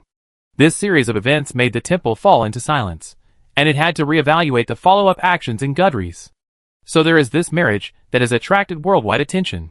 The temple behind it is well aware that this marriage, which seems perfect to outsiders, is doomed to fail from the beginning, because the other protagonist, Lolo, will not agree to marry Mograine, who is a paladin, and the girl, as the head of the Breton family, does have the right and qualifications to do so. Even if Ansel is engaged to her, as long as she herself firmly opposes it regardless of her relationship with the Ferdinand family, the wedding cannot go on. But the premise of all this is that she must show up in person. And this is the real purpose of the temple. Chapter 374. The temple did not use any conspiracy this time, but an outright conspiracy. Because there will always be a day when a conspiracy will be exposed, and the reason why an open conspiracy is called an open conspiracy is that even if many parties know your purpose, they are still helpless. The marriage between the Ferdinand family and the Breton family, whether from the perspective of the status of both parties or the political interests, is impeccable. It is no secret that the nobles in the north do not like the church to interfere in the affairs of the Breton family. Now that Luoluo has the support of the Ferdinand family, she can get rid of the church's constraints to a certain extent and take back what belongs to her. Except for a few other ambitious wealthy families, who want to take the opportunity to replace the Breton family, most people in the north support this marriage. The performance of the Ferdinand family, and Mograine later made those who were still skeptical speechless. They had almost taken their stance to the extreme. The temple played this move very beautifully. When the Ferdinand family's fleet arrived at the city of Gudrys, with such a formation in front of everyone's eyes, Lolo, as the head of the Breton family, had no reason not to show up. Gage put away the newspaper in his hand and sighed. Recently, Gudrys city is really lively. The previous investigation of the freshman competition field has not yet been completed. Now the head of the Breton family has appeared here again. In addition to the previous 2 fires, many people went to the police station earlier to report that they were being hunted. It is said that the guards are now very crazy. This was originally one of the best cities in the south, but the latest issue of the Free City Travel Guide has lowered the livability index of Gudries from A to A due to security issues. The fat man then suddenly had an idea. By the way, you think the head of the Breton family won't be in our school? Haha, anyway, our school already has 2 sneaky heirs of big families, and it's not impossible for another head of the Breton family. Simon was busy copying love letters with a feather pen. He looked up when he heard this, obviously very dissatisfied with this statement. Hey, don't put me together with those inferior people who are desperately trying to climb up from the side branches, okay? I also have dignity, and I am the real heir, and he is at best a shadow heir. What is a shadow heir? Daichi asked curiously. A shadow heir is a common method used by big families. Simply put, it is to choose a young man as a competitor to the heir they are most optimistic about. The shadow heir is usually the best young man selected from the side branch. The family will give the shadow heir certain resources, and the hope of becoming the head of the family. In this way, the shadow heir will work hard. In this way, the legitimate heir is stimulated and urged to work hard, just like a whetstone. Most shadow heirs have a miserable fate, because they have been against the legitimate heir all their lives. So when the legitimate heir takes over the position of the family head, they have another purpose, which is to be used by the head of the Shinran family to establish his authority. There are also a few lucky ones. The legitimate heir has a serious problem, such as death or disability, and the shadow heir is successfully promoted to the legitimate heir. However, the older and more ancient nobles value bloodline more, so it is more likely that the family will support another legitimate heir from the direct bloodline, and the shadow heir will continue to perform his duties as a shadow heir. Rob explained. Simon gave a thumbs up. As expected of someone who has studied abroad, you are very knowledgeable. The old scholars in the Raphael Library combined may not have as much knowledge as you have. Can anyone tell me when did this guy become so disgusting? The fat man was obviously stunned by the crazy flattery of the legitimate heir of the Grady family. In fact, Simon began to be abnormal since he came back from the dungeon. He didn't know what was wrong with him. He became Rob's #1 fanboy. No matter what the latter did, he was wise and brave in his eyes. He even suspected that if Rob said the sky was purple, this guy would agree unconditionally. Simon looked at Rob with a hotter gaze than when he looked at his new girlfriend, which made the fat man shudder. Ginny rarely spoke as usual, just sitting in the corner and listening to everyone's chat. Because she was a bystander, she could most accurately feel the emotions of everyone present.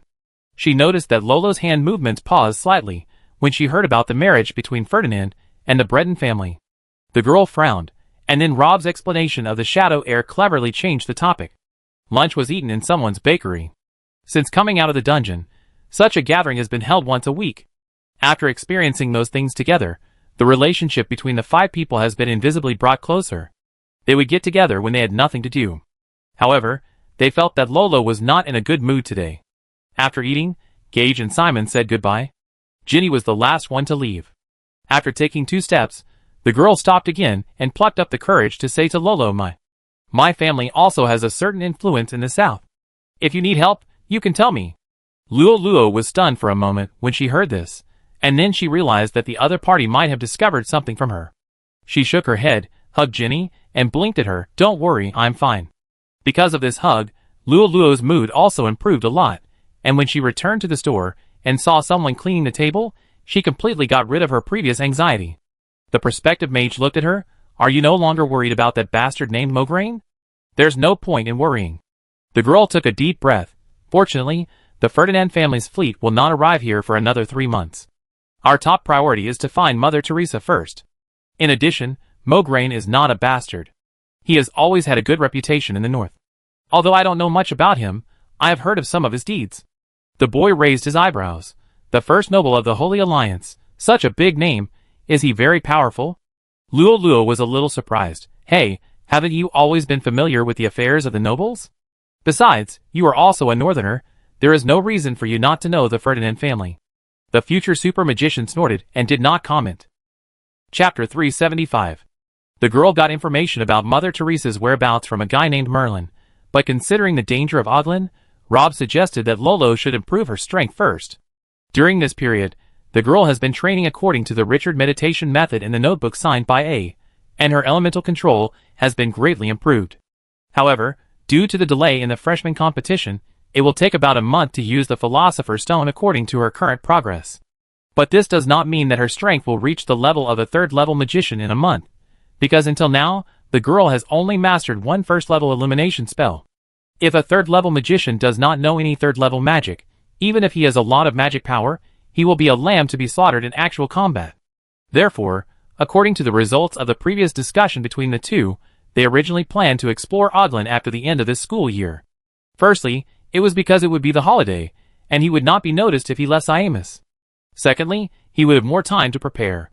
If everything goes well, Luo should be able to master 3 to 4 third-level magics, including attack magic, defense magic, and auxiliary magic. His strength will have a qualitative leap, and he will be able to deal with various situations. However, because the original plan of the marriage is likely to be changed, Mograine's arrival forces Lolo to reveal her identity. Once the girl stands up to refuse the other party, she will expose herself and fall into the surveillance of the church again.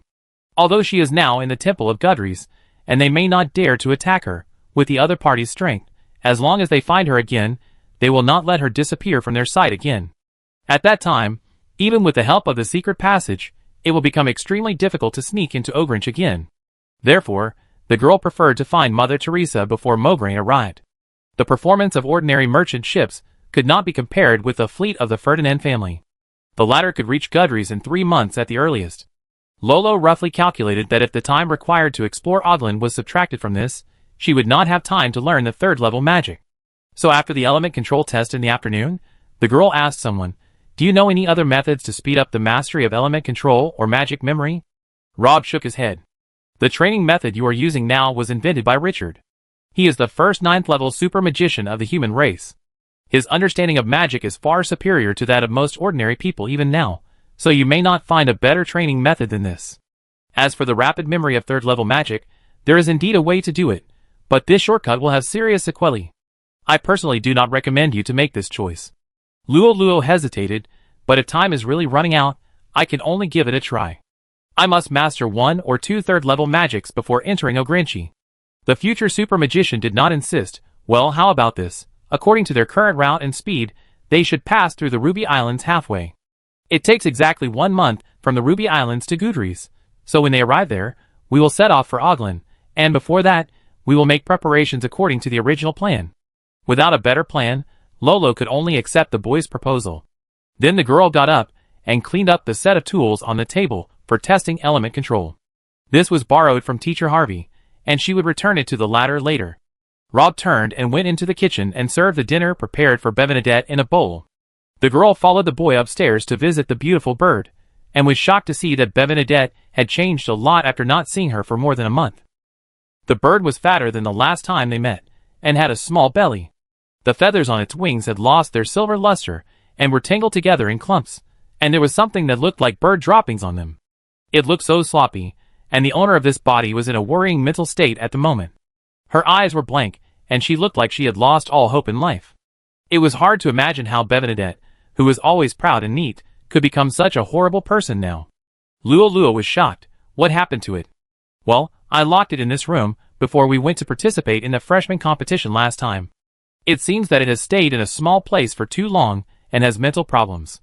Maybe it suffers from depression or something."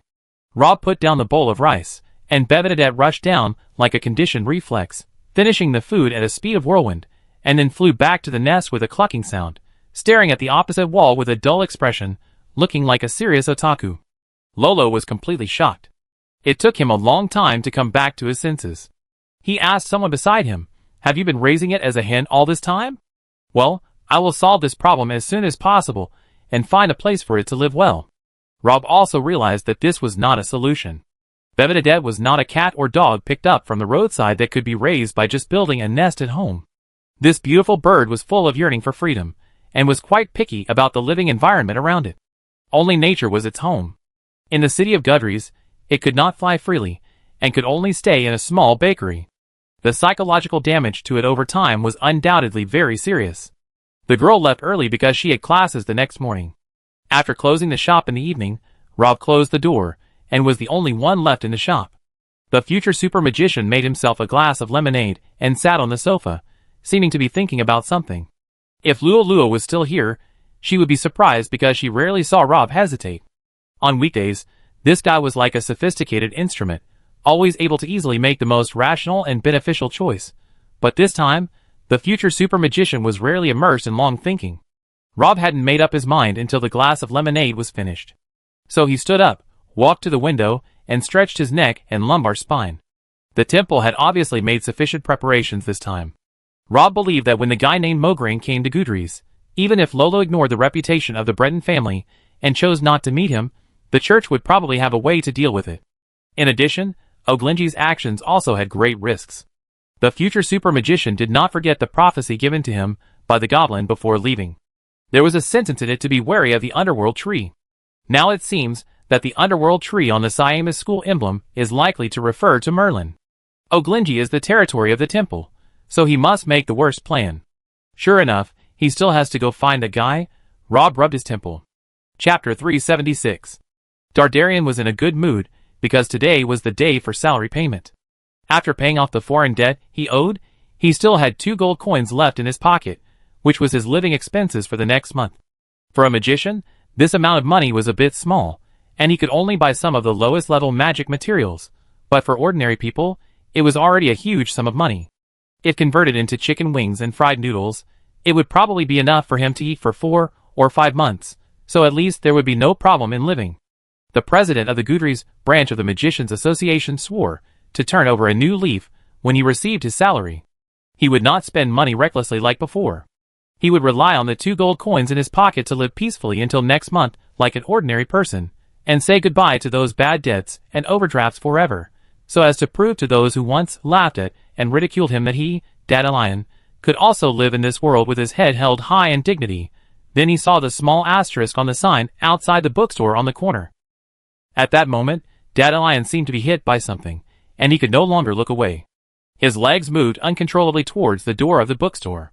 This small asterisk may be ordinary in the eyes of ordinary people, but in the eyes of the 6th-level quasi-magician, it is no different from a landslide. It's like every killer has his own underground world. Those sweeping Annies, bird-walking old men, and small owners of tailor shops that can be seen everywhere on weekdays are just the cover for killers to hide their true identities in the real world. They can judge whether the other party is the same kind by the eyes, temperament, and mysterious tattoos on the arms. Otakus also have their own way of communicating with the human world. In addition to the dark circles under their eyes, lifeless eyes, messy hair and sparse stubble, the otakus in Goudry's have even developed a set of characters that are said to be understandable only by otakus. This is amazing. There is no other way, because the number of magicians and scholars in the university town is the largest in the entire human world. And the probability of otakus being born among these 2 types of people is also surprisingly high. The bookstore called Fishing Friends Home on the corner of the street is one of the 2 otaku holy places in Goudry's. On the surface, this is just an ordinary small bookstore selling fishing tips and fishing novels. The owner is a girl with a sweet smile, a pure appearance, and a magnificent chest that does not match the pure appearance. It is said that this small bookstore was taken over by the girl from her deceased father when she was 12 years old. At that time, she had just dropped out of school and had no business experience. People around her thought that this small bookstore would not last long and might go bankrupt soon. The girl had no other means of making a living. Once she lost this small bookstore, her situation would probably become very difficult. But the girl said nothing. After taking over the small bookstore, she quietly renovated it and turned it into a specialized bookstore that only sells books related to fishing. This is equivalent to narrowing the customer base of the bookstore, so everyone is even more pessimistic about the future of the bookstore. Although there are many fishing enthusiasts in Goudry City, their fishing skills are generally passed on by word of mouth, and no one wants to buy books to learn specifically. It is hard to imagine that such a small bookstore with such a narrow business scope can survive. At that time, everyone generally believed that the little girl would not be able to make it to the end of that year. However, a year later, the small bookstore, which was renamed Fishing Friends Home, was still standing strong on the corner of the street. A year later, the little girl bought herself some expensive new clothes, bought the barbecue shop next door, and doubled the size of her small bookstore. In the 3rd year, the little girl bought a mansion in the city and a specially customized carriage from the Magicians Association as her means of transportation. So everyone was dumbfounded, and no one understood why a small bookstore could make so much money. Never underestimate the purchasing power of otakus. This is the favorite phrase of the bookstore owner, a girl named Alyosha, and she has perfectly interpreted the correctness of this sentence with her own experience over the years. Otakus rule Gudries, and mentor Alyosha rules the spiritual world of otakus. This is a famous saying that has been widely circulated in the Gudries otaku circle in recent years, and it also indirectly proves the status of the girl Alyosha in the hearts of otakus. This small bookstore called Fishing Friends Home is as important as the Paris Temple in the world of otakus. It can even be called a totem and belief. The row of so-called fishing books on the outermost side of the bookstore is just a cover to deceive the moralists of the guards. This small bookstore actually sells all kinds of books, beautiful girl figures, and the kind of youth books that make boys blush and their hearts beat fast. Royal sister, lowly, gentle cousin, innocent cousin, and even cute boy. Anyway, it doesn't matter as long as there is love, right? This is the dreamland of Jilliman, a world known only by gods and otakus. Here, as long as you have money, you can buy dreams and purify your sinful soul. The unremarkable asterisk on the sign means that the store has another heavyweight book in stock. What will it be? The popular work The Adventures of Long-Legged Female Magician Daphne that has been serialized, or My Cousin and I Living Together in Gudries, by the recently rising new artist Sasaki Daisher? Just thinking about it makes people excited. Seeing this asterisk, Dandelion can no longer take his eyes away. Half an hour later, the president of the Magician Association left the small bookstore with a box of carefully selected new books. The 2 gold coins in his pocket were long gone, and there were also a series of zeros on the bill of arrears. But what does this little debt mean in front of the door to the new world? It turns out that it's better to pay off the debt and live a good life from next month. This month will be a carnival before farewell. Dardarian comforted himself in this way, and shamelessly bought a bowl of vegetarian fried noodles from the owner of the fried noodles shop, and then rushed back to the office without stopping, ready to start a pleasant journey. Today is Sunday, and there are not many people in the association.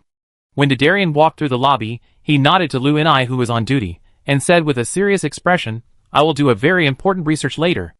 Remember to help me refuse anyone who comes to me." Hearing this, Luni immediately said seriously, "Yes, President Dandelion, now the whole of Gudries knows that you are a dead otaku. No one has come to see you for almost half a year. Just go ahead with your research. By the way, I want to remind you that your box seems to have been scratched, and the cover of The Adventures of Long-Legged Female Magician Daphne is exposed." Chapter 377. Dardarian hummed a little tune as he pushed open the door of the office, then knocked the door shut with his heel. The president walked towards his beloved sofa, with the small box leading to the new world in his arms. However, he only took one step, and his left foot was suspended in the air. Dardarian's nose twitched, and he smelled a hint of danger in the air. The next moment, a light prison appeared out of thin air where he was standing. This light prison appeared very suddenly, and the coverage area was also very large. It took only half a second from the time he noticed the magic fluctuation to the time it formed.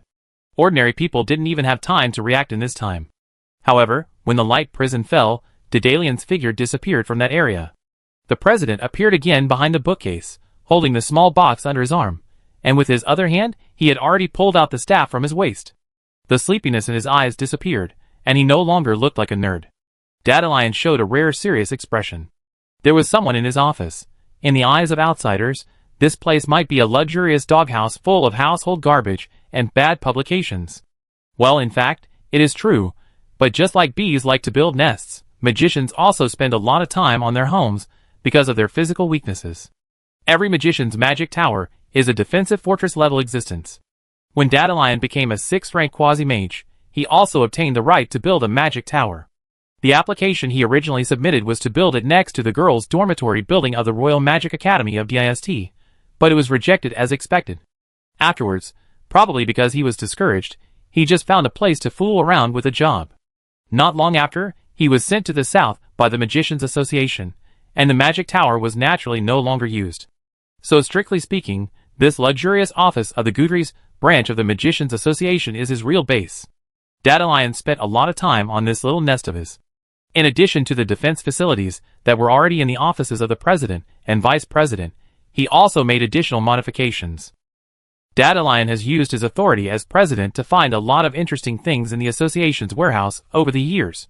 However, with Lilith supervising, he cannot sell these things for money, but he can use them to renovate his office. The most famous one is an alarm system called the Ocean Eye. This magic array was originally installed on the Marion Lighthouse. It was eliminated more than 30 years ago and temporarily placed in the warehouse of the Magicians Association. Dandelion picked it up and used it himself. Although this thing is an old model, it is the crystallization of the collective wisdom of the Magicians Association 100 years ago.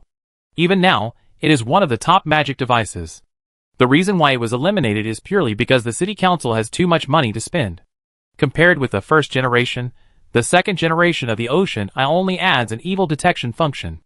This function actually only requires a simple divine spell to achieve it, but for such a dispensable function, the city council actually paid an additional 600,000 gold coins. No wonder the voices of public protests against corruption have been getting louder and louder recently. In addition, there are many other defensive facilities in his office, but now these facilities have lost contact with him. The person who came is a master. There is no doubt about this. Dandelion cheered up and cast a defensive magic on his bookshelf to prevent the fight from affecting the books he had collected for many years. Then he took out a handful of marbles from his pocket. These are not ordinary glass marbles, but his special magic items. Each one has his breath and can emit magic fluctuations of varying strengths. Guess where I am? Dardarian sneered. 12 marbles slipped out from his fingertips and were thrown in 12 different directions, and his figure also rushed out with the marbles, like a flame, and the temperature in the room was rising madly, as if he had stepped into the lair of a fire dragon. The opponent had shamelessly attacked him with a light prison before, but he also exposed his position, and now it was Dardarian's turn to fight back. There were only a few places in this office that could hide his figure, except for the bookcase where he was originally, and the sofa and the desk. According to the direction of the previous magic fluctuation, the opponent should be hiding in the previous location. Dandelion originally wanted to use the 6th level magic fire bomb to flatten the place, but then he thought that although it would be fun to do so, his office would have to be renovated later. He had already used his next month's salary to buy notebooks, and he couldn't afford the money anyway. So Dandelion could only hold back the big move and change it to a less powerful magic that would not exceed the range of the office's defense magic circle. Just before the chanting ended, Dandelian's staff turned insidiously behind the desk. Haha, you are still too young to fool me. Dardarian did not think that the other party would continue to stay behind the sofa from the beginning. With the strength shown by that guy, it is impossible for him to leave such an obvious flaw. What is a master? A master is a group of people who control details to the extreme. Dardarian put himself in the shoes of the attacker. If he failed to hit the target, he would definitely change his place immediately. So the answer is not the sofa, but the desk. Dardarian was full of confidence, but the next attack that was determined to win failed. Dandelion was shocked. No way, could it be that he met an unrefined guy this time? Luckily, his spellcasting speed was extremely fast. Before the smoke over there had dispersed, he quickly added another spell to blast the sofa. However, his second spell also failed. Dandelian's heart sank immediately. He thought of a possibility and wanted to turn around, but the next moment a long sword was already between his legs. Senior, long time no see. Dandelion raised his eyebrows when he heard the voice, and a look of surprise appeared on his face. Oh, it's you, junior brother. Weren't you imprisoned and trained by those two old guys in Gudries? How come you have time to run to the south? Rob sighed. Senior, don't tell me that after so much time, you, the president of the Gudries branch, have not heard any news. Dandelion touched his nose and smiled awkwardly. I'm just afraid that you will think too much. I did receive an order to secretly search and arrest you. But don't worry, Senior, I am the most loyal. I have always sneered at such orders. What a joke. Based on our friendship, can I really betray you? The future super magician said calmly. Then please explain to me what these newly added magic circles in the room mean. They seem to be specially used to deal with me. Also, you'd better take your right hand out of your pocket, unless you want to bet on whether the woman below can raise the alarm faster or my sword is faster. Chapter 378. Cold sweat flowed down Dandelian's forehead. Junior, you have to understand me, Senior. Although we are brothers, I am also the president of the Gudries branch of the Magicians Association. On one hand, there is the friendship of fellow disciples, and on the other hand, there are cold orders from above. I can't do anything in the middle. These days, I have been suffering a lot, and my heart is tormented all the time. Rob was too lazy to pay attention to this guy and asked directly, how much reward has the association offered to find me now? 5 million gold coins to send you back to school unscathed, and the teacher will give you a treasured 8th level magic device as a personal thank you. In addition, you can get a reward ranging from 10,000 to 100,000 for providing clues about you. Now all magicians in the Magician Association with sea-level authority or above have received this internal wanted notice. Although Dandelion tried hard to pretend that he didn't care about the money, the saliva that was about to flow out still betrayed his true thoughts at the moment. 5 million gold coins. This is 5 million gold coins. Oh my god, such a large sum of money can buy all the books of Gudries for the next 100 years. What are fellow disciples? What are brothers? These things are not worth mentioning compared to the new world. Well, anyway, it's not him who was captured and imprisoned in the tower.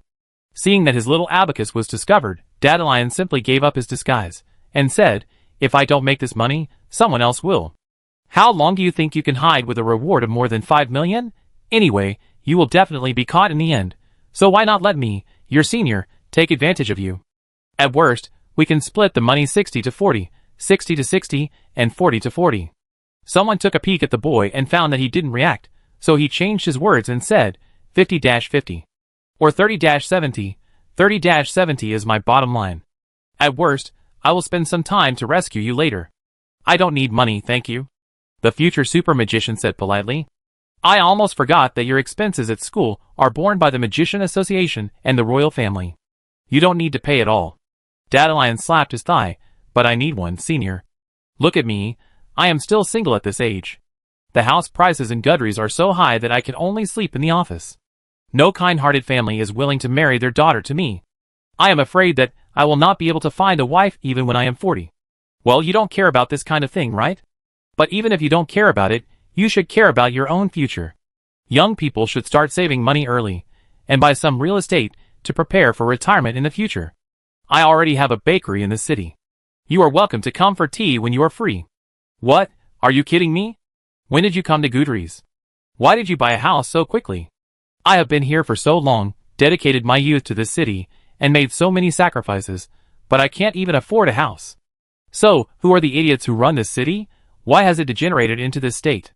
A public servant like me who works hard and conscientiously can only end up sleeping on the sofa in the office. This is too disheartening. Dandelion complained, and then he came up with a shameless face. Junior, no, it's Edamon. What's the name? Damn it, how can an idiot be willing to give his middle name so long? Who can remember it? Oh, don't get me wrong, I'm not talking about you. I'm just protesting against the guy who gave you this name. Dandelion hooked the latter's shoulder and said kindly, if you don't want to go back to the Royal Magic Academy of DIST, forget it, we can still find a way to earn the rest of the bounty. One clue can be 1 to 100,000, although it can't be compared with sending you back to school, but this money is a waste. Just give me something on your body, I can use it to forge your whereabouts. We will report to the higher-ups once a month. It will go a long way, hee. Do you think this little trick can fool the teacher? Besides, there is Albus in the south. Rob shook his head and said, you'd better not think about me again. I don't plan to leave Gudries in the near future. In fact, I came here to ask for your help. Ask me for help? Dandelion was stunned for a moment. Oh, this is very strange. Aren't you the future guardian of the human race? I thought there was nothing in the world that you couldn't solve. Senior, I have a sword in my hand. The young man reminded the other party. Okay, Junior. Dandelion's greatest strength is that he can correct his mistakes. Hearing this, he immediately put away his sarcastic tone and said respectfully, Your Majesty Etreed Richard Hallstein, is there anything I can do for you? I will go to Odlin in a while. Someone provided me with a secret passage to avoid the 12 8th level paladins at the entrance, but I don't trust him, so I need a master to help me guard the retreat route. Odlin? The prison in the south of the temple? Why are you going there? Dandelion asked curiously. I'm going there to check some things. Also, you should have heard about the marriage between Ferdinand and the Breton family that has been rumored recently. Can you help me tow the Ferdinand family's fleet near the Ruby Islands for half a year? If it's difficult, 3 months is fine. Dandelion scratched his head. It's not difficult. The Ferdinand family is very powerful in the Holy Alliance, but this is a free city-state. You can find any excuse to delay them for a year or two. Anyway, I have never had a good impression of real people, but is there any connection between these two things? The future super magician was silent for a while, then said, I like a girl. Puff. Dandelion sprayed a mouthful of salt soda on the opposite wall. Why are you so ridiculous? The person you like is not the girl named Heartfilia from the Breton family. Ha ha ha. Is that idiot named Mograine trying to steal your woman? The young people of the Ferdinand family are very courageous. Rob shook his head. Things are not as simple as they seem. The temple is behind this marriage. The Ferdinand family, and the Breton family are probably just pawns. It is not clear how much information they have. Speaking of the temple, those bastards hiding in the shadows have been very active in Gudries recently. Are they here to sniff out the girl from the Breton family? Dardarian asked. The future super magician did not comment. I have these two things for now. In addition, I need you to help me find a foster home for my monster. The most important thing is to avoid the inspection and registration process. The boy paused. These are my requirements. Now we can talk about your reward, senior. Chapter 379. Dardarian asked tentatively. 2 million gold coins? Rob was indifferent. Well, I happen to need your help with something. Dardarian's expression became serious for the first time. I'm studying a sacred poison from the Inquisition recently, but the progress is limited. The power system of those charlatans is different from that of us magicians. The several potion analysis methods we used before don't seem to work. And the most important thing is that I don't have much time. As Dadalion spoke, he looked down at himself. The boy thought for a moment, and put away his sword. The man walked to the desk, put down the small bookcase under his arm, then opened one of the drawers, took out a glass bottle, and threw it to Rob. The future super magician took the glass bottle, and saw the black snake inside. Dadalion obviously did it on purpose. He chose the smallest container. The snake's body could just fit in, but there was no extra space to move. It was like being stuck in a bottle. Only 2 eyeballs on the body could move. It was as uncomfortable as it could be. In addition, the sealing effect of this glass bottle was also very good, and there was no oxygen in it at all. But even so, the little snake is still alive tenaciously. Its vitality is simply terrifying, but in its current state, it is just barely surviving. Without space and air, it can't exert any strength at all, and naturally can't escape from this glass bottle. Shadow Sin? Rob was a little surprised. Where did you get this monster from? Dardarian snorted coldly. Where else could it be, except for those crazy people in the Inquisition, who would raise such a thing? Some time ago, a friend of mine was ambushed and poisoned by this little snake. Her condition was very dangerous at the time. I had no choice but to use blood exchange to save her. The poison of Shadow Sin has no cure. Not to mention Dadalion. Even if the Cardinal was present at the time, he was helpless against the venom of this little snake. Fortunately, there is a creature in this world that is immune to this venom. That is Shadow Sin itself. The first thing Dadalion did after Lilith was poisoned was to catch the little snake, in order to prevent it from running around in Gudries and causing greater disasters, and the more important reason was that this little snake was the key to whether Lilith could survive. The full name of the blood exchange technique mentioned by Dadalion is Tompkins blood exchange magic. As the name suggests, Tompkins blood exchange magic can exchange the blood of one creature into the body of another creature. The magician Tompkins who invented this magic was a very ambitious person. He found that compared with humans, the blood of dragons of the same level can store more enormous magic power. So Tompkins had a bold idea in his mind. He wanted to replace the blood in his body with dragon blood. In this way, he can make himself a unique dragon vein magician. Tompkins was lucky. Not long after, he found a dragon that was willing to give him blood. This amount of blood was nothing to a huge dragon.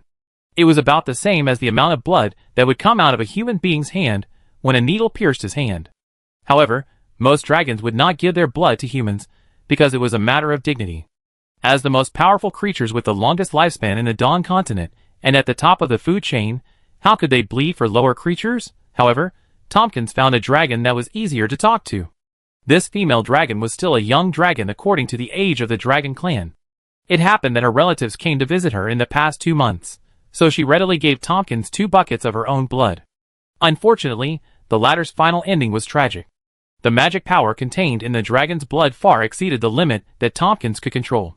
He eventually died tragically because of the rampage of his magic power, but the blood exchange magic he invented was passed down. Blood exchange is a very dangerous magic. Accepting blood that does not belong to your own body will cause a serious rejection reaction. Even if members of the same family exchange blood with each other, there is a mortality rate of nearly 30%. The mortality rate of blood exchange between foreign races, especially cross-species blood exchange, is as high as 70%. This is why this magic will eventually be banned by the Magicians Association. If there was a better way, Dadalion would not exchange blood for Lilith, not only because of the danger of blood exchange itself, but also because this blood exchange was very difficult. The body of the Shadow Evil was too small, and the amount of blood it could provide was limited. The whole blood exchange process lasted for a long time. Dadalion directly cut off one of the hard veins of the little snake with a knife, and used magic potion to prevent the wound from healing.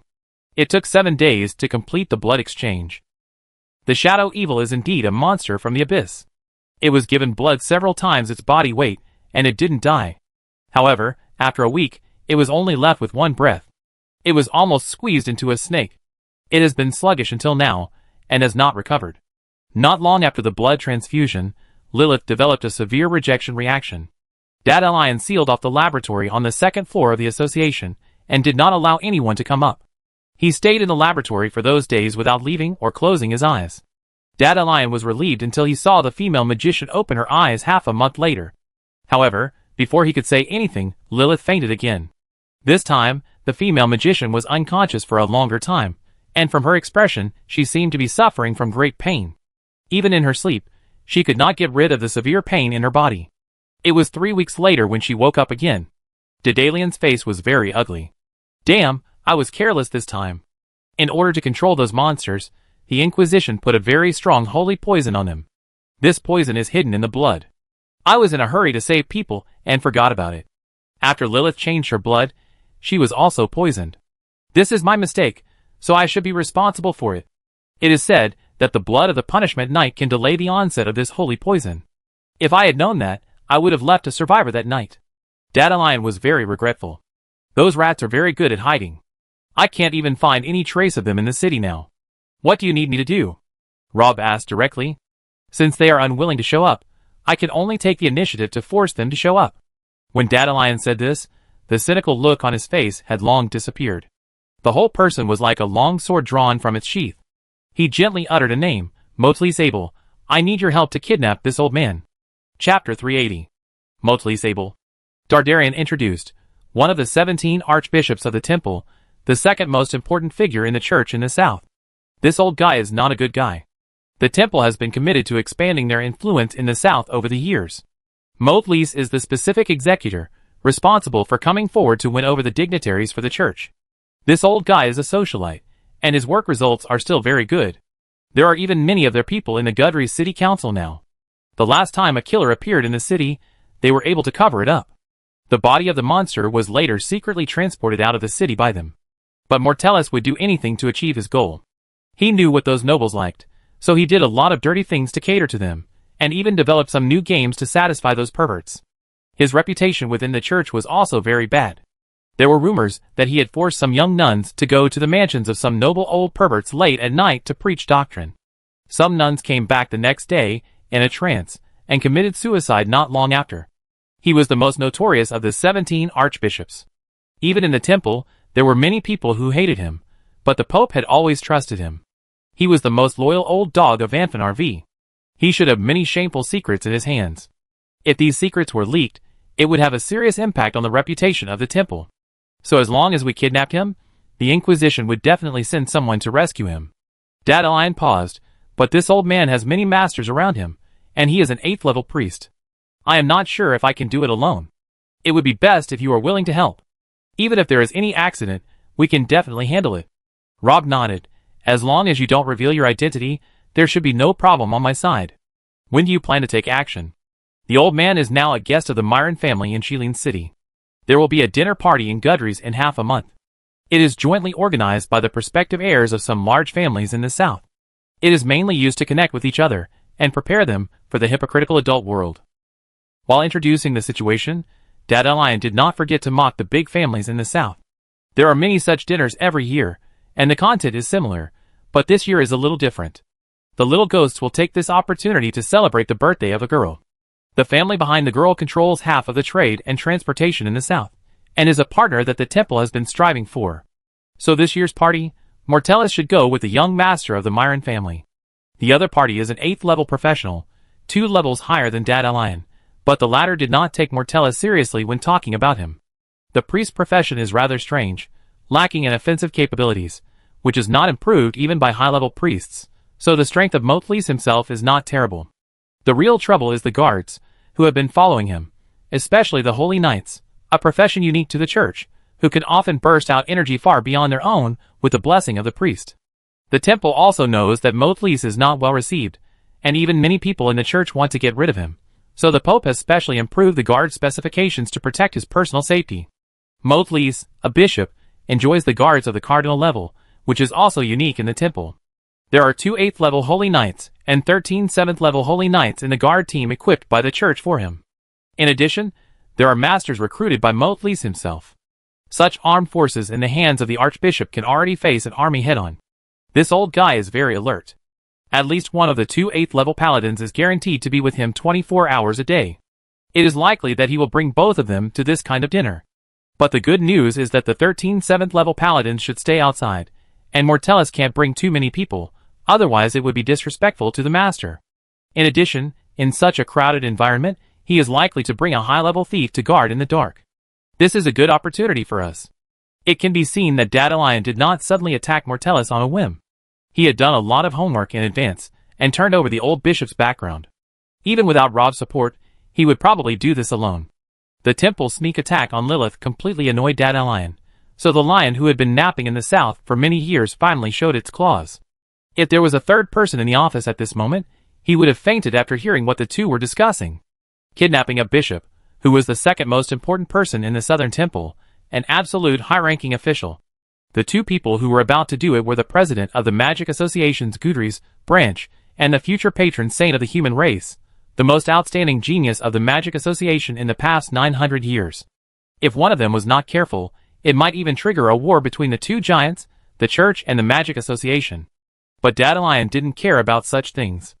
The man sneered, when the Inquisition was stirring up trouble in Gudrys, did they consider the feelings of the Magician Association and me? When they attacked Lilith, did they think that she was the vice president of the Gudrys branch? Do you really think that we can't do anything to them as long as they do it cleanly? Haha, I'm not one of those old people in the association who have to be reasonable in everything. If they want to play dirty, then I will play dirty with them. This time, they are lucky that Vannervee is not in the south, otherwise I would just kidnap the Pope for fun. Lilith stood in the corridor and hesitated for a long time, and finally knocked on the door.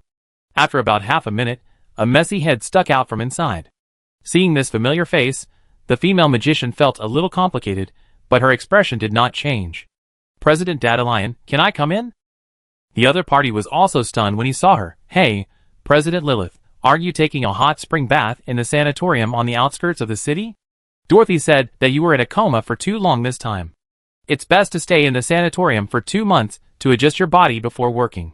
Lilith shook her head. 2 months is too long. I'm not used to the life in the sanatorium. Besides, the longer I stay, the more work the association has to do. I feel that I'm fine, so I came back. Is that so? President Lilith is really a workaholic. Dardarian scratched his head. After saying this, the two of them fell into silence inexplicably, and the atmosphere became weird. Dardarian and Lilith obviously had no experience in this situation. In the end, it was the man who broke the silence, looking embarrassed. Oh, wait a moment, I put on my pants first. The door closed again in front of her eyes, and then Lilith heard hurried footsteps from inside, mixed with a scream. It should be that guy bumped into something, while he was hurriedly looking for his pants. The female magician counted silently in her heart. 2 minutes later, the door opened again, and Dandelian's voice came from behind. You can come in. The man was busy cleaning up the garbage in the room, and hiding the newly bought notebook behind the desk. He heard the footsteps and looked up and said, President Lilith, what do you want to talk to me about? Chapter 381. Nothing special, I came back to get something, and I heard some noise in your office, so I came to check it out. Lilith walked in. She looked much thinner than before, but her back was still straight. The female magician always maintained a meticulous posture, just like a knight ready to go to the battlefield at any time, so she was particularly eye-catching in this office. Dardarian's nest was still as sloppy as ever. Those pornographic books and figurines were thrown everywhere, and there were socks under the sofa that had not been washed for who knows how long, and some of them he probably didn't even remember where he threw them. However, after all these years of getting along, Lilith was no longer surprised, and automatically blocked those things that shouldn't be seen, and her eyes fell on the 2 teacups on the table. Are there guests? Yes, me and my virtual girlfriend Scarlet. Dardarian said excitedly. Do you need me to introduce you to each other? No, thank you. Lilith said politely. The female magician was obviously not interested in the world of otaku. Dardarian cleaned the sofa and let Lilith sit down. Then he rummaged in the drawer. After a while, he actually found a jar of honey that had been there for who knows how long. Then he picked up the coat beside him and said, Wait for me for a while. I go downstairs to buy a grapefruit. Lilith's heart moved. She didn't expect that the man in front of her would remember what she liked to drink. This guy usually looked careless and didn't care about anything. It was hard to believe that he would remember such a trivial thing. The female magician shook her head and stopped Dandelion, who was about to go out. Do you have money? The man laughed dryly. President Lilith, what are you kidding? Today is the day to pay the salary. I am an adult who knows how to spend rationally. I am not the kind of kid who has just started working and is addicted to notebooks and spends money recklessly. How could I be out of money just after receiving my salary? Dardarian felt guilty being stared at by the female magician, and finally lost his temper, and said with a sad face, I go down and buy one on credit first, and I pay it back when I get next month's salary. I can't run away as a guild president, so I still have some face to buy a grapefruit on credit. Lilith shook her head. I don't want to drink honey grapefruit tea now, just plain water. Oh! Dardarian poured a glass of water for the female magician, and while Lilith took out a stack of documents from her bag and put them on the coffee table in front, these are more urgent, I deal with them first, and I need your signature. Okay. Dardarian was already used to the female magician suddenly switching to work mode, and he signed his name on the documents very readily. Lilith saw the man sign without hesitation, and her expression was a little strange. President Dardarian, don't you need to take a look at the contents of those documents? Is it necessary? The man rubbed his eyes. President Lilith has already seen these, so there must be no problem. After saying this, Dandelion gave the latter a thumbs up. Everyone in Gudries knows that our association is supported by President Lilith alone. I am just a parasite who eats and waits for death. Ha ha ha, I really don't know what I will do after losing President Lilith. You are too polite. The female magician said seriously, you have not made a move in these years. Many people think that the magic genius in the north, who was as famous as Senior Sister Oladian, has fallen. But from the strength you showed that night, you are not as decadent as you appear. You are stronger now than in that battle. No wonder Principal Alba said that if it weren't for His Majesty Rob, you would have become the top master of the younger generation. This was the first time in so many days that the female magician took the initiative to mention what happened that night. From the moment Lilith opened her eyes until now, the two seemed to have been intentionally or unintentionally avoiding what happened that day. Dandelion didn't know why the female magician did it. Anyway, he was guilty because he accidentally transferred the sacred poison from Shadow Sin to Lilith's blood. He didn't know how to explain it to her. The man was stunned when he heard it, a little surprised. Really? Does that old guy Albus think so highly of me? Senior, please be respectful to Master Albus, Lilith reminded. Sorry, I just called him that. Dardarian scratched his head, admitting his mistake with a very good attitude, but it would have been better if he didn't explain. After he explained, the female magician frowned even more. Oops, it seems that I said the wrong thing again. Sure enough, I should have gone downstairs to buy grapefruit before. The man lowered his head involuntarily, and saw a book that fell at his feet, which happened to be open to the page where the heroine came out of the bath. Perfect. Now his wretched image must have become more vivid in the other party's mind. Dardarian remembered that when he first came to Gudries 3 years ago, he jumped off the deck with the employment letter issued by the Magician Association in his arms, and officially stepped onto the dock of a foreign land. Well, strictly speaking, this was actually his second time to come to this city. And as expected, no one came to greet him here. Dardarian quickly imagined the bullying scene of those unruly old people in the association banding together to squeeze the new boss, but automatically ignored the fact that he had been late for 3 months because he had been dawdling for too long. After getting off the boat, he first found a bathhouse, and took a comfortable hot bath to wash away the fatigue and dust of the journey. He also had a massage and took a nap. Then he found a famous local restaurant to have a big meal. When he returned to the street, the sun was about to set. Dardarian grabbed an old man and asked where the branch was. He was going to meet the subordinates, who had been labeled as difficult to get along with. As a result, at this time, he saw a little boy. He secretly took a piece of bacon from a nearby stall. Dardarian usually didn't bother to care about such things, but he happened to be in a bad mood recently, so he decided to take this opportunity to promote justice, so he followed the little boy to his residence. It was a small shed made of wooden boards and rags. Dardarian saw the woman with a sallow face in this simple shack. She should be the mother of the little boy. She was probably in her early 20s, but life had left too many marks on her face. She seemed to have a serious illness, and couldn't leave the shack at all. So the little boy stolen the bacon from the butcher's stall should be to nourish his mother. Dandelion thought about it, and put the remaining 40 gold coins in his pocket on the roof of the shabby shack. This money should be enough for the woman to see a doctor, rent a decent house in the city, and live an ordinary life with her children. However, there should be some lessons to be learned. Just goals do not mean that wrong means can be used, especially when the little boy at this age, if he finds out that stealing can solve the problem, he may go astray in the future. So Dandelion knocked the kid unconscious and planned to strip him naked and hang him on a tree for a while, but tragedy happened at this time. After he took off the shirt of the little boy, he found that this guy was actually a girl. Dandelion was dumbfounded. He realized that he was wrong and tried to put clothes on the little girl in a hurry. As a result, Lilith happened to pass by nearby at this time. Seeing this scene that angered both humans and gods, the female magician took action without hesitation, so Dandelion spent his first night in the temporary prison of the police station in the Gutteries branch, and he will never forget the look of Lilith when they first met, looking at the garbage. Chapter 382. The first impression in any relationship is undoubtedly very important. Simply put, the first impression sets the tone for future interactions. If the first impression left when two people first meet is not good, it often means that the subsequent development will also be very bad. Therefore, sometimes Dandelion would also think that if there had not been that terrible misunderstanding when he and Lilith first met, perhaps the relationship between the two would not have become so bad afterwards. Although the guard team found out the truth and released him from prison the next day, the female magician obviously did not forget this dark history. From then on, whenever a lowly-like creature under 1.4 meters tall approached someone, Lilith would look at him with deep vigilance. This situation continued until Darien gave up on himself and took the initiative to join the world of otaku, becoming a harmless severe second-dimension patient. Thank you.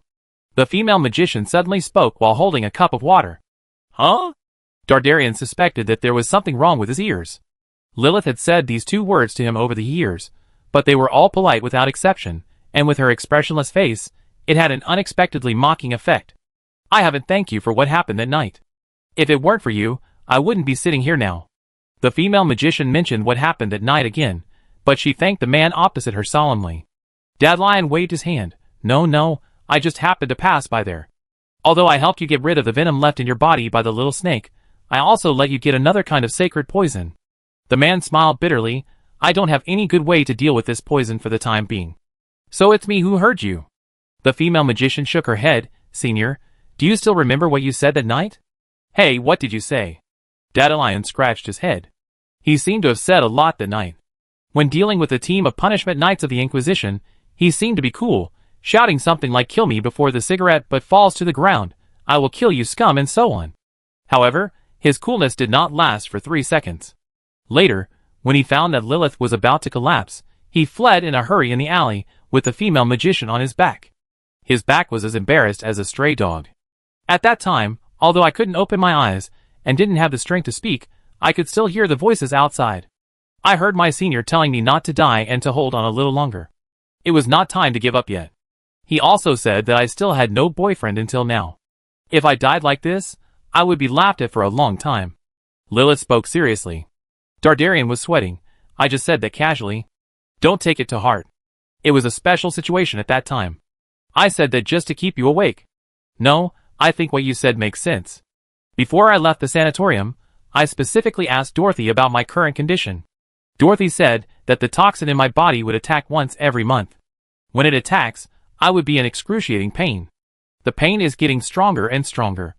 Even if I can survive it with willpower, I'm afraid I will still die in 3 months. I will find a way to help you get rid of the toxin as soon as possible.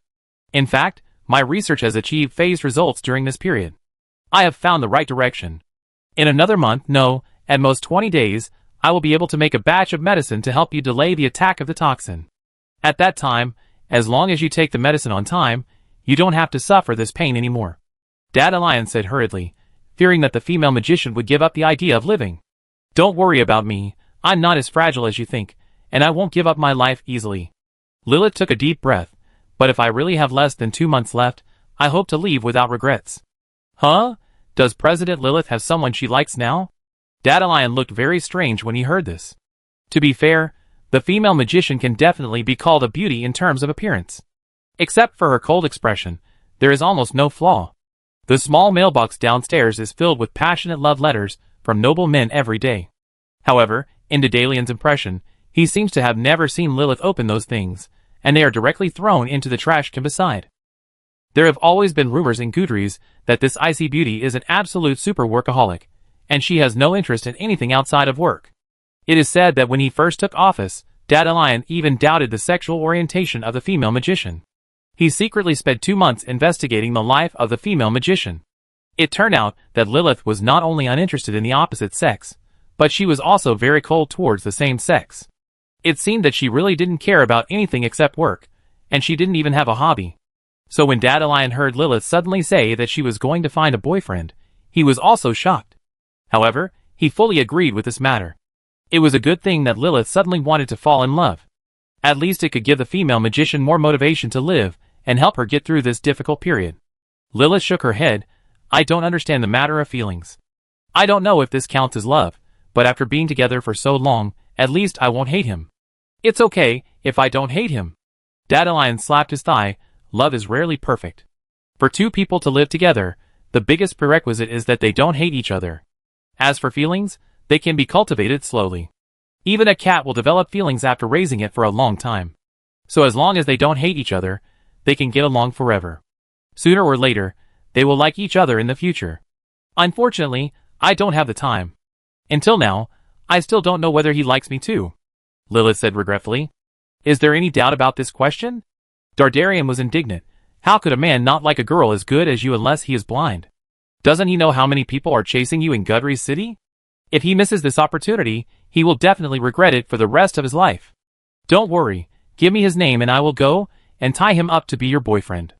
However, the female magician's answer made the man a little confused. I don't want a boyfriend.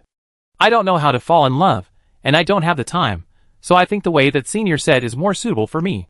We can establish a marriage relationship first. As long as we don't hate each other, we can slowly cultivate feelings in the future. Puff. Dardarian sprayed a mouthful of salt soda on the opposite wall. He did say this, but it was to encourage Lilith, the emotional fledgling, to take the first step bravely. Dardarian's original plan was to get the guy's name first, and then meet him privately.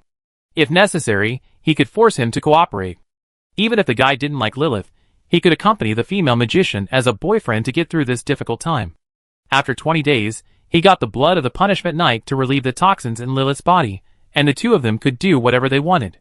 But now Lilith said she wanted a husband, which was completely different. If that guy didn't have anyone he liked, it would be fine. At most, he could play the role of matchmaker and help her find a husband. But if she already had a lover, Dandelion couldn't tear up a couple of lovers no matter how domineering he was.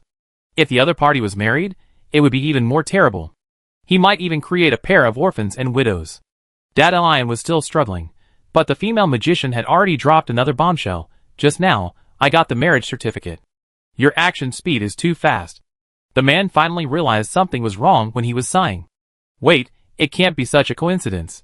He clearly remembered that Lilith said before that she didn't hate getting along with that guy, so from this point of view, that person couldn't be him anyway. However, just in case, Dandelion still said tremblingly, well, among the documents you just signed for me.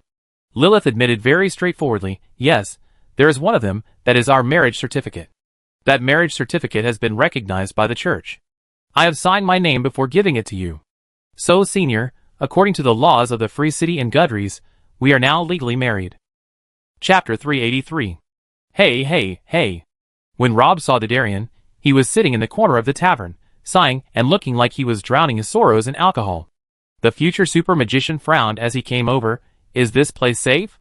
It's not safe. The owner of this tavern is a friend of mine. I saved his life a few years ago, but this bastard will still sell me out if the price is right. That's why I asked you to wear a cloak when you come here. Well, wait a minute. After you finish this cup, we go to another place to talk after we settle the bill with him. Dandelion sighed and drank the wheat wine in his hand. Including this cup, there were already 8 empty glasses in front of him. Rob looked at the half-elf named Golden behind the bar, who is also the owner of this tavern. Like all elves, half-elves also have handsome appearances and pointed ears that are different from humans, but their appearance also contains more human characteristics. Golden was wiping the glass at this moment. He noticed the eyes falling on him, and smiled at the quasi-mage. In the early years, when I was traveling in the Dwarf Kingdom, the most important thing I learned was not to argue with a drunkard, especially when the drunkard is still worried about women. Dandelion said with a straight face, Interesting, really interesting. I haven't seen you for a long time, Golden, and you have learned to read minds. The half-elf shrugged and stacked the clean glass in his hand on top of other cups. The man snorted coldly. We still have a score to settle. Who rescued you last time when the guards caught you as a smuggler? And how did you repay me, you ungrateful wolf?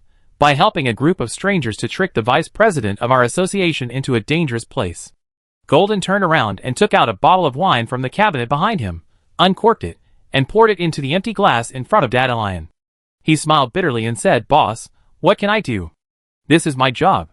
This tavern is open here to help the various forces in Gudries pass on information and find people. I can also earn some hard-earned money to support my family. Since the other party has paid me real money, I can't just work hard. Otherwise, wouldn't it be a shame to ruin my reputation? Besides, President Lilith was so well disguised at that time. Just like your friend now, how could I recognize her? Dardarian raised his head, and the glass of wine disappeared. The half-elf sighed, Boss Dardarian, I can't help you if you don't believe me. When I realized that the honorable magician might be in danger next, I contacted you immediately. To be honest, what I did actually violated the rules of our industry. If this matter is known by the brothers in the underworld, who will dare to come to Green Cat's Eye to ask me, Golden, for business in the future? If your little tavern closes down, wouldn't the public security in Gudries be much better?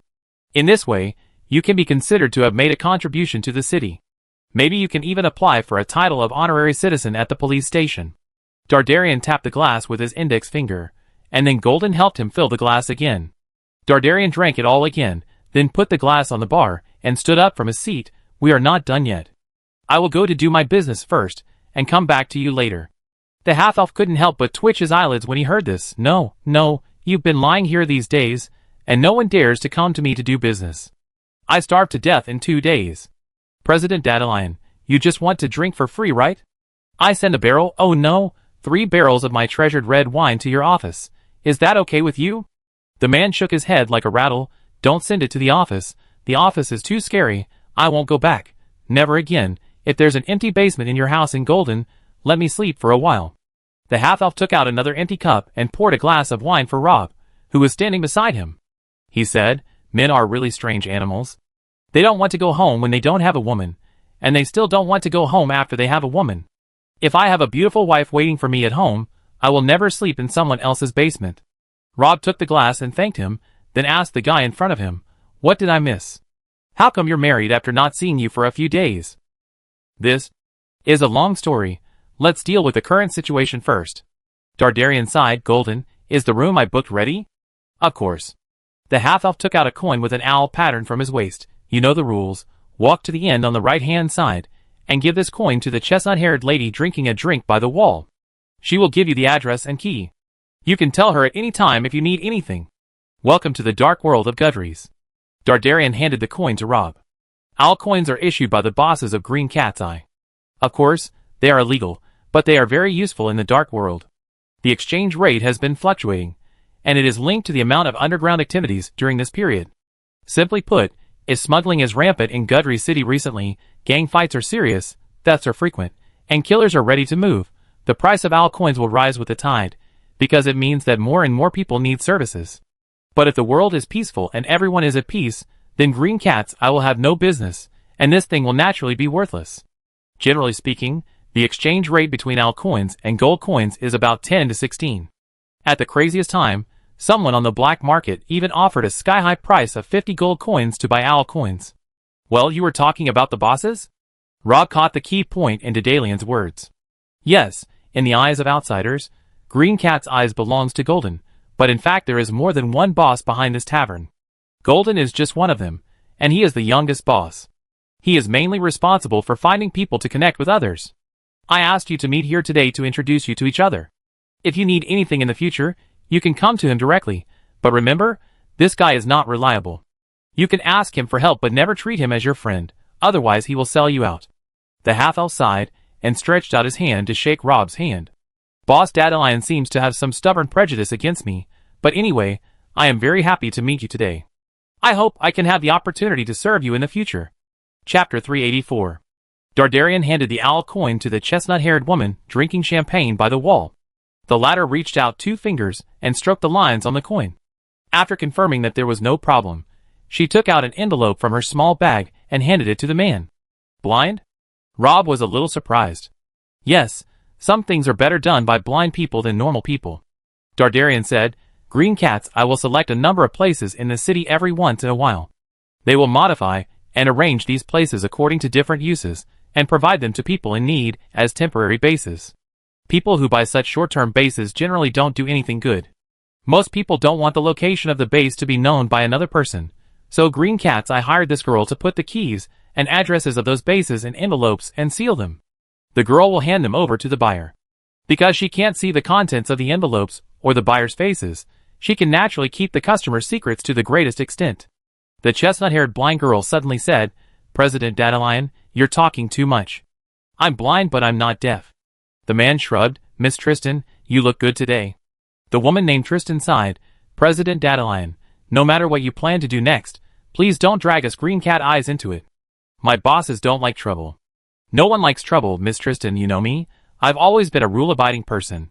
Dandelion snapped his fingers, opened the envelope, and took out the key and a small note. He took the key, glanced at the address on the note, and a small flame shot out from the top of the staff, devouring the note, and turned it into ashes a moment later. Excuse me, Miss Tristan. Good luck, President Dandelion. The room the man booked was at the junction of the rich area and the civilian area, less than 2 miles away from Count Nathan's mansion. There are 2 different worlds across the street. The wealthy area where Earl Nathan lives is one of the most expensive places in Goodries. The price of a house here is equivalent to 10 houses outside, so the people living here are either rich or noble. Because Lilith's sudden visit interrupted Rob and Dedalian's meeting last time, the future super magician had to leave halfway, so the latter asked him to meet at the Green Cat's Eye this afternoon to continue discussing the kidnapping of Motlis. The dinner will be held in 7 days, at the Earl Nathan's mansion. The hosts are his 2 grandsons and 3 granddaughters, but Earl Nathan himself is not here. This gathering is mainly for young people, and the old man is currently on vacation in Tuskerville. Rob interrupted, Nathan Torquita, which side does he belong to? The old man doesn't belong to either side. He is one of the most influential people in Goodries, and has contacts with various forces. Many people in the city council follow his lead, but Torquita is very cunning and has never expressed his position in public. However, he has been very close to the temple recently. Although the future super magician must have some knowledge of the nobles of all sizes in the south, his knowledge is limited to bloodline and family history. As an outsider, he has a hard time understanding the relationship between the black and white forces in Goodries City, and this is exactly what Dandelion is most familiar with. The 3 years he has lived in Goodries do not seem as decadent as outsiders think. The man opened the door while talking, glanced around, and expressed satisfaction with this temporary base. The room had been cleaned, and there was not much dust. The furniture was simple, with only a table and 4 stools, but it was in a good location, on the 2nd floor of a small grocery store. There were 3 windows in the room, from which one could see the streets in the east, west and south directions. There was a bathhouse on the north side, the only side without windows. To prevent anyone from peeping into the bathhouse, the roof was built very high, and the distance between the bathhouse and the grocery store was so close that not even one could put 1 foot in. Therefore, no one could approach the room from this direction. In case of danger, these windows could be used as retreat options except for the staircase in the grocery store. Are you planning to kidnap Mortellus and hide him here? No, don't underestimate the power of the temple in the south, and don't overestimate the ability of Green Cat's eyes. Those guys are good at dealing with ordinary people, but the rules of their black world have no binding force on a behemoth like the temple. As long as the church is willing, it can track this temporary base in 1 day. The man said lazily, I have already chosen a place to hide the old man. This room is just a bait to send a message to the temple, telling them that Mortellus is in my hands. As long as they can't find any substantial evidence, they can't do anything to me, the president of the Magician Association. In the end, they can only rely on the scum of the Inquisition to play tricks on me, and my goal will be achieved. Is this your plan? No, I originally had a more conservative plan, but that plan was too complicated, requiring a lot of manpower and material resources, and I had to owe a lot of favors. It's rare that you are also in Goodries, so let's just use the simplest method to do this job directly. Very good, this style of behavior sounds very Dardarian, worthy of being the man who suddenly went crazy and ran to the south alone to defeat all the top magic schools one by one. Even though many years have passed, and he has become a bearded uncle, that arrogance is engraved in his bones. By the way, I have already contacted a foster home for you regarding your pet. No inspection or registration is required. Did you bring your pet with you? The future super magician opened his backpack and released the beautiful bird that had been tortured and was in a state of confusion. Dardarian was stunned. Is this your pet? Why does it seem like there is something wrong with its IQ? Bernadette was furious when she heard this. You are the one with the problem, and your whole family has a problem with their IQ. Hey, look at the expression of this bird. It can understand what I'm saying. Dardarian was very surprised. Most of the monsters can communicate with their masters without obstacles because of the soul contract, but this does not mean that they can understand the common language of the human race. And this fat bird in front of him, who looked a little bored, could understand what he was saying at the first time. If this is true, doesn't it mean that this bird is a higher animal than humans, because only high-level creatures like dragons can quickly master a language? Hey, what kind of bird is this? Why have I never seen it before? When she first met Rob in the dungeon, Bernadette had undergone a drastic change. Her originally pure white wings had turned dark red, and this change did not stop after she woke up from her long sleep. Recently, her wings had turned from dark red to bright red. Coupled with her messy feathers full of postmodern art, dull eyes, and bulging belly, Dandelion really didn't recognize who she was. Bernadette, I picked it up from the underground city in the endless forest. Dandelion, my senior, is the president of the Magician Association. The future super magician made a brief introduction to both parties. The latter was shocked when he heard it. What the hell, this stupid bird is the legendary Bernadette, a higher creature comparable to a dragon that was extinct long before the appearance of magicians. Are rumors really unreliable? This appearance and IQ are far from what is recorded in the literature. Chapter 385. The Ferdinand family's fleet was getting closer and closer to the Ruby Islands, and Lolo's sense of urgency was growing day by day. In addition to her daily homework, she spent almost all of her remaining time in the library, madly absorbing knowledge from books. She was so hungry that she wished she could master all the magic in this month. As she came into contact with more and more knowledge, she could more deeply appreciate the extraordinariness of the mysterious A series of notes in her hand.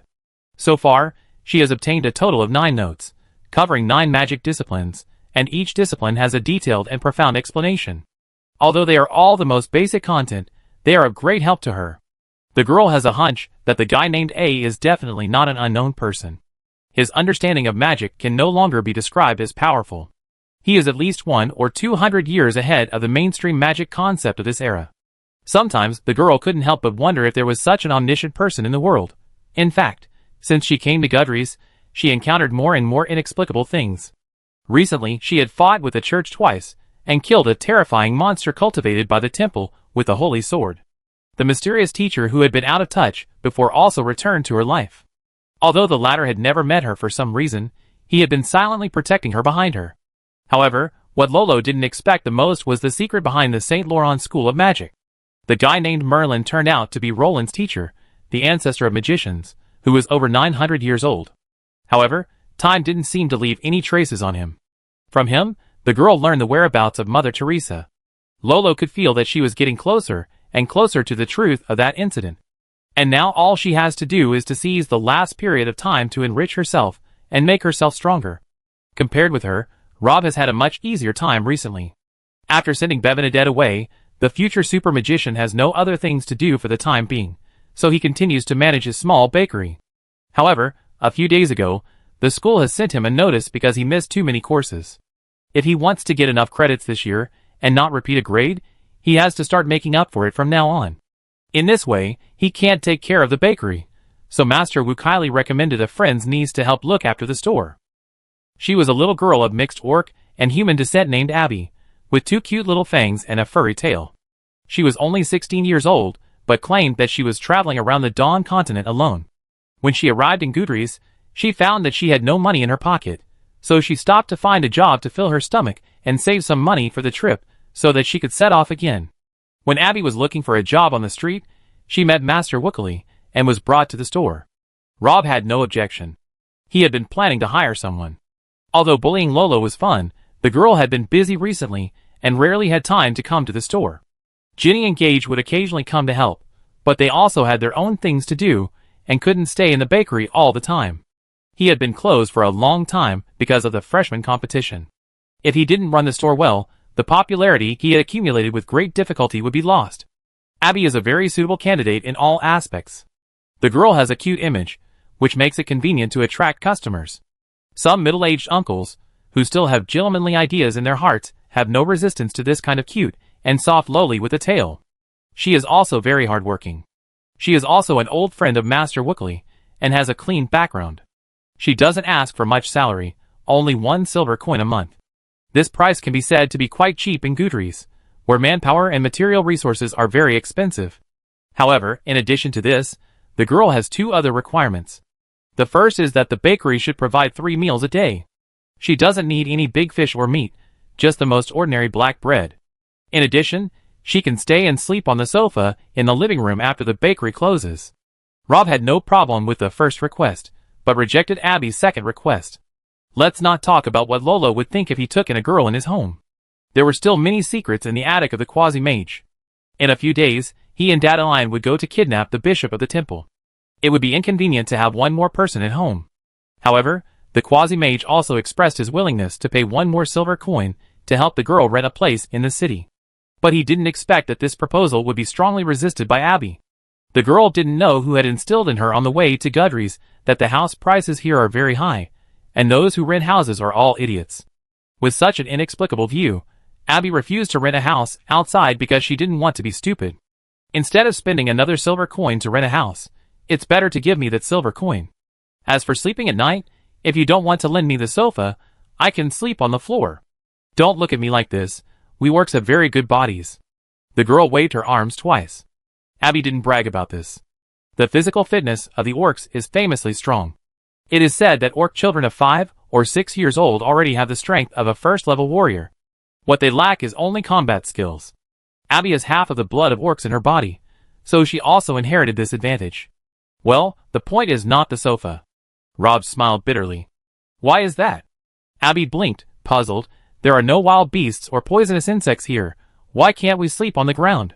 Where have you traveled before? Is Goodries the first human town you have visited? The future super magician rubbed his temple and felt a little headache. He obviously overestimated the girl's life experience. This guy seemed to lack common sense. Yes, I grew up in the tribe with my mother. When my mother was young, she ran out to play in the human world alone and met my father. Later, she found out that she was pregnant and followed the oath of her ancestors and ran back to the tribe to give birth to me. But later, my father did not go back as agreed, so I left home when I grew up. While working and traveling, I also asked about his whereabouts. By the way, the rules in your human world are really strange. Are there special laws to control whether others sleep on the floor? Abby has always been upset about not being able to sleep on the floor. There is no such law, but since you have come to the human world, you should find a way to integrate into it as soon as possible. Start by renting a house. Don't sleep on other people's sofas or floors casually, especially if you are a girl. Chapter 386. Rob originally wanted to help Abby find her irresponsible father, but the girl only had a dry name in her hand. Apart from the surname, appearance, hometown, relatives, and other basic information, it was impossible to find the target with just these clues. However, the girl didn't care much about this result. She had never seen her cheap father since she was born, and she didn't have much affection for him. This time she came out to find her relatives just by chance. It didn't matter if she could find them or not. The main thing was that her mother always told her that the human world was very interesting. She had been itching to hear it so much. She finally waited until she became an adult, and ran away from home. Master Wookley explained, I once stayed in a small tribe of orcs for a while to learn how to cook guinea pigs. That's when I met the mother of this child. She helped me a lot during that time and served as an interpreter for me and other people in the tribe. But I left in a hurry, and didn't have time to repay her. Now that I met her daughter in Goodries, I have to find a way to help her. This child has a good heart, but she grew up among the orcs after all, and is not familiar with the human world. I'm afraid I will have to trouble you in the future. The future super magician nodded. Don't worry, I will take good care of her. Rob helped the girl rent a single room nearby. The owner was a grandmother in her 60s. Her 2 daughters were married, and her husband passed away last year. The old lady probably felt lonely living alone, so she rented out a room in her house. The rent was very cheap, only 2 silver coins a year. Living here would help Abby get familiar with the human world faster. Abby had some opinions about renting a house, but after seeing her new residence, these opinions soon disappeared, especially when she tried the bed, and found it was softer than any other bed in the tribe, she was even more satisfied. In the afternoon, Master Wu Kaili took the little girl to purchase a batch of commonly used daily necessities, while the prospective magician returned to school to continue tutoring. He also heard some news at school. At this moment, the trial of Caesar was being conducted secretly somewhere in the city. The reason for the secret trial was to take into account the face of the Andre family and the possible adverse effects. However, the court had issued a statement that the form of the trial would not affect the final result. If Caesar was really guilty, the court would not let him off just because he was a noble. The Andre family was also very concerned about the result of this trial, and specially sent 2 representatives to listen. They also shouldered a special mission. The head of the Andre family had said that if the previous charges were true, even if the court did not sentence Caesar to death, they would enforce the family's private law on Caesar. Today is the day when the court will make the final verdict. Caesar is now filled with despair. No one knows the nobles better than him. Family honor will always be above blood ties. Besides, he is only a branch of the family. Once he does something that tarnishes the Andre family name, only the cult family rules will be waiting for him. All the ancient nobles are surprisingly unanimous on this point. Even if Andre's family has the ability to save him, they will only stand idly by for the sake of family honor. Today, the 2 distant uncles came very early. They sat in the last row and looked at Caesar with a faint smile on their faces. However, there was no warmth behind this smile. Caesar had already given up hope, but after seeing these 2 smiling faces, his heart suddenly burst out with a strong desire to survive. Yes, it was this kind of smile, seemingly kind but actually contemptuous. He was obviously the most talented young man in the clan, but because of his background, he had been looked down upon since he was a child. Compared with those direct descendants, he needed to work thousands of times harder to get what they had already obtained. Even if he reached today's status and grew up to be a competitor for the next head of the family, the eyes of those people looking at him did not change at all. This kind of look is the biggest motivation for Caesar to climb up all these years. He wants to prove to all those who have despised him that he is the best among the younger generation of the family. He wants to become the next head of the Andre family and trample all those people under his feet. No, he must not fall here before this dream comes true. Caesar clenched his fists. He knew very well that the premise of all this depends on whether he can survive today's trial. His trial has been going on for 7 days. The police station has listed several charges against him. The 2 most serious ones are betraying teammates and betraying humans in the freshman competition. However, the accusation against him has not been going smoothly since the first day. Although Teacher Harvey and many students who have been to the insect nest have come forward to point out that he has served the monster for a short time, unfortunately, they have no substantial evidence in their hands. Caesar was undoubtedly very suspicious as the only living person in the nest, but that does not mean we can arbitrarily label him a traitor. As for those who were later rescued from the giant white egg, they all looked very confused, including his previous teammates. They were attacked for a very short time, and most of them did not even realize what had happened. It was as if they had a nightmare. They knew nothing about what was happening in the outside world, and when they opened their eyes again, they were on the bed in the church. Therefore, none of them could prove that Caesar had ever betrayed humans or his teammates. Except for one person. She was Sherry. After coming out of the insect nest, everyone was hostile to Caesar. Only the magic freshman named Sherry was willing to stay with him. Later, Sherry, Caesar and Teacher Harris formed a team to search for the last holy artifact, but unfortunately encountered the monster that sneaked into the inner city. Teacher Harris took the initiative to stay and block the monster, allowing Sherry and Caesar to escape first, but in the end only Caesar escaped. Only Sherry and Caesar know what happened afterwards. According to the first version of the girl's testimony after she was rescued by the church, when the monster dealt with Teacher Harris and chased after him, Caesar pushed her over with his own hands in order to survive. This testimony also became the ironclad evidence that Caesar betrayed his teammates. Today, the girl named Sherry will personally testify against the latter. If nothing unexpected happens, the court can convict him based on this testimony and the many doubts Caesar had previously shown. The Andre family never thought that one day their survival would depend on a small character that they never took seriously. The scene at this moment seemed particularly ironic. Sherry sat in the witness's seat and looked at him with a complicated expression. What he couldn't stand the most in that look was not hatred, disappointment, or sadness, but the faint pity behind it. This was what made Caesar crazy the most, but he also saw a glimmer of hope from that pity. The young master of the Andre family took a deep breath, forced himself to suppress the anger in his heart, and calmed down his emotions again.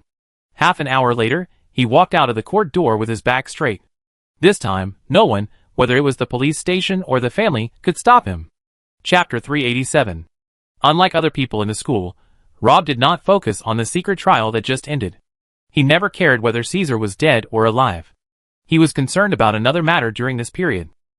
Not long ago, he received new news from Dandelion. Mortellus Abel, one of the 17 archbishops of the temple, and the young master of the Myron family had arrived in Gudries this morning. The two were now guests at the Earl's mansion of Count Nathan, and were preparing to attend the dinner tonight. So Dandelion also sent out a signal to take action. The future super magician was a little lazy during the afternoon training, and cast a light body spell on himself, completing the class task assigned by the teacher with almost no effort, which made the fat man, who was still struggling on the edge of passing the exam, envious. In the evening, Gage invited the other members of the team to eat hot pot together, but as expected, he was rejected by Luo. The girl is now obsessed with studying, and is trying every way to improve her strength. Now she can't even spare time for hot pot, so the fat man went to find other people, but he didn't expect to hit a wall with Rob, who seemed to be the most leisurely. The World Tree Choir, which has been quite famous in the Dawn continent recently, will perform in Gudries tonight. I have booked the tickets in advance, so I can only apologize. Oh, really? What a coincidence. Ginny also has a few tickets. We can go together after eating hot pot, the fat man said excitedly. Oh! Rob was a little surprised. He had booked the tickets for tonight's performance a long time ago, but he didn't plan to go. It was just as an insurance. If someone traced it later, he could use this ticket to prove that he didn't appear at the dinner during that time period. But he didn't expect it to be such a coincidence that Gage and the others happened to have tickets. Okay. The future super magician thought about it, and found that he didn't seem to have any reason to refuse, so he could only agree. The fat man said happily, "Great, I will go and inform Ginny of the good news now, and call Simon by the way." Simon was not interested in concerts. Although he was also a noble, the living environment of the Grady family had been very severe in recent years. As the future head of the family, he was more thinking about how to revitalize the family, and had no time to spend on other things. However, he changed his mind after hearing that Rob would also go. At this time, as the #1 fan, he must come with him. Even if he was drowsy in the theater, it would be good to brush up on his favorability. When eating hot pot in the evening, the topic naturally turned to Luo. Gage was deeply worried about the girl's current state. Luo was fine when she came back from the dungeon, but not long after, she suddenly became desperate and almost took the library as her home. There were several times when she was seen on the road. She was in a hurry, either going to class or on the way to the library. Fatty thought that he would get everyone's approval when he said this, but Ginny at the other end of the table didn't say a word. She was busy dealing with the fish balls in the bowl, as if she didn't hear it. Simon showed a thoughtful expression when he heard the words, glanced at Rob not far away, and then said, "That girl is also an adult, and we don't need to worry about her." But isn't it normal to care about your friends? Gage scratched his head. Well, don't worry, she's fine. We might go on a hike soon, so she's preparing in advance. At this time, the future super mage finally spoke up. Is that so? But what kind of hike requires such desperate preparations? This hike is related to the guy in the mask we saw that day. It shouldn't be dangerous. We just need to leave for a while. Since Rob said so, the fat man did not ask any more questions. After eating hot pot, everyone took a carriage to the theater. Ginny had 4 tickets in her hand, which happened to be 4 seats connected in a row, and it was relatively front. In this way, Rob could not ask to sit alone. The World Tree Choir is a very famous folk music group in the Dawn continent. It has 70 singers, more than 40 musicians, and a conductor. The members are all elves. This music group has been very active in the Dawn continent in recent years. They traveled everywhere, including the dwarf, human, and orc worlds. The performances they held were almost always sold out. This time in Gudries was no exception. In order to welcome their arrival, the largest Phantom Theater in the city had cleared the schedule for them early. It has a concert hall that can accommodate 700 people, and is also equipped with a special magic circle to adjust the brightness of the concert hall. It is a music sanctuary that only accepts reservations from top orchestras. When the conductor, a tall and thin middle-aged male elf in a tuxedo, stepped onto the stage, the light in the theater dimmed. Normally, no audience members were allowed to enter at this time. Even if they had tickets, they would be stopped outside by the guards. However, a guy in a cloak had sneaked in by some means, and was looking for his seat in the dark, causing many people around to complain. His attire was very strange, because most of the people who came to the concert wore dresses and formal clothes, but he wrapped himself tightly, looking sneaky and out of place. This strange guy walked straight to the row behind Ginny and the others, but this row was obviously full of people, so he walked to a bald nobleman, leaned over and whispered something in the guy's ear. A moment later, the bald noble's face changed drastically, and he stood up from his seat, and ran out of the side door of the theater in a hurry with his short legs. The cloaked man took the seat left by that guy without hesitation, and complained as soon as he sat down, "Are you kidding me, boss? The dinner over there has already started for more than 20 minutes, and you still have the mood to listen to the concert here? Come on, what we are doing now is kidnapping the Archbishop of the Temple. Can you be a little more serious?"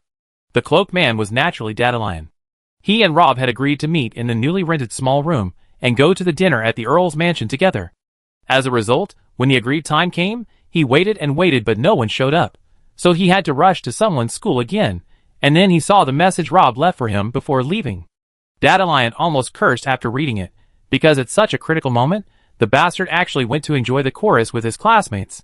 The president had already activated the soundproofing magic, so Rob was not worried that the conversation between the two would be heard by a third person. Hearing this, he said calmly, "Don't worry. From what you said before, tonight's banquet is mainly for young people. After all, Mortelius is old and a member of the temple. He won't show up so early. We should still have a lot of time." Chapter 388. Simon was not interested in what the dozens of elves on the stage were singing. After the concert started, he was busy admiring the long legs of a lady in the front row. Suddenly, someone patted his shoulder, and then Rob's voice rang in his ears, "I need to trouble you with something." Simon immediately became energetic after hearing this. "Idle, you say? I will be away for a while to do something. I don't want to be discovered. I need you to cover for me." The next head of the Grady family smiled bitterly. "Idle, you think too highly of me. No matter how powerful I am, I can't cover the air. Otherwise, I will cast a strong light magic now to blind all the people in the concert hall. Don't bother. I leave a golem that's about my height here. The light is dim right now, so if you don't look closely, you should be able to get by. But if someone wants to communicate with me, you need to think of a way." Simon breathed a sigh of relief. "Is that so? That's not a problem." 5 minutes later, Rob walked out of the side door of the theater and saw Dandelion smoking outside. The latter said impatiently, "You're too slow. I brought you the golem you asked for. Why did it take you so long?"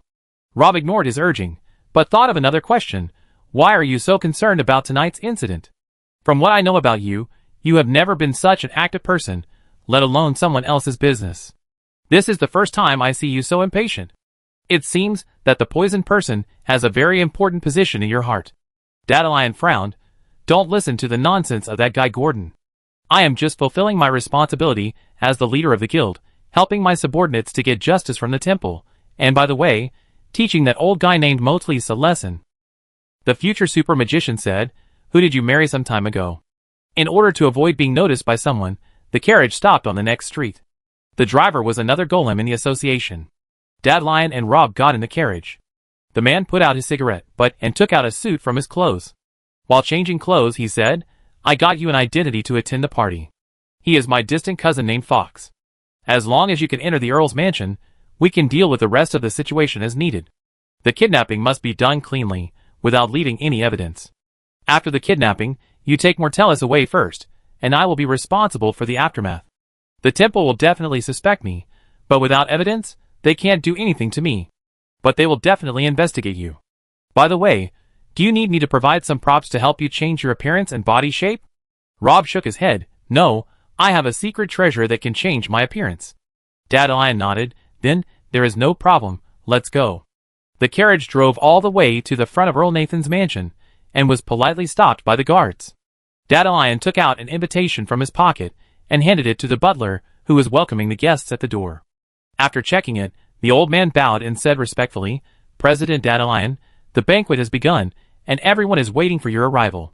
Dandelion only has the lowest Baron title, and this title is automatically obtained after becoming a high-level magician, and it cannot be inherited. If you want to move up, you need to make real contributions to the country.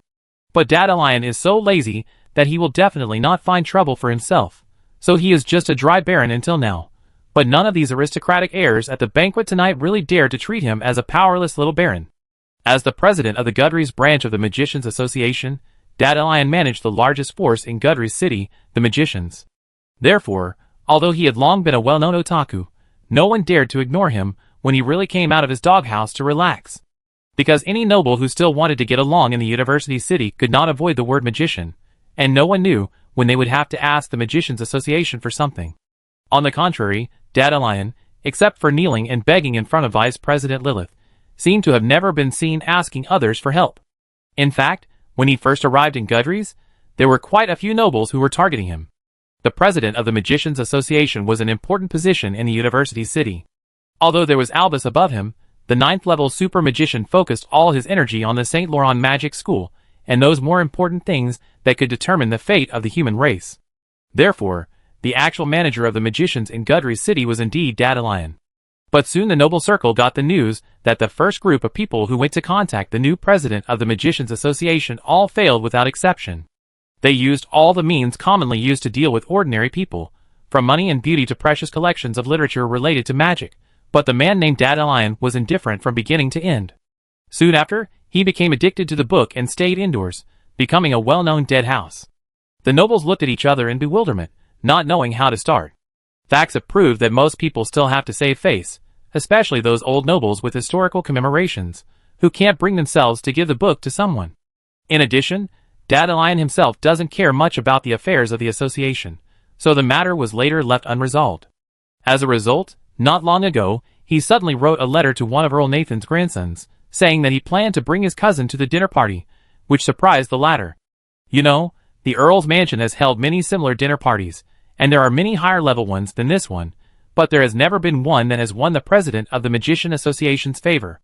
The last time a princess from the Elves came to visit Gudry's, most of the important people in Gudry's were there, and even the super magician Abbas made an exception and stayed at the banquet for 3 minutes, but Dandelion didn't even see a shadow.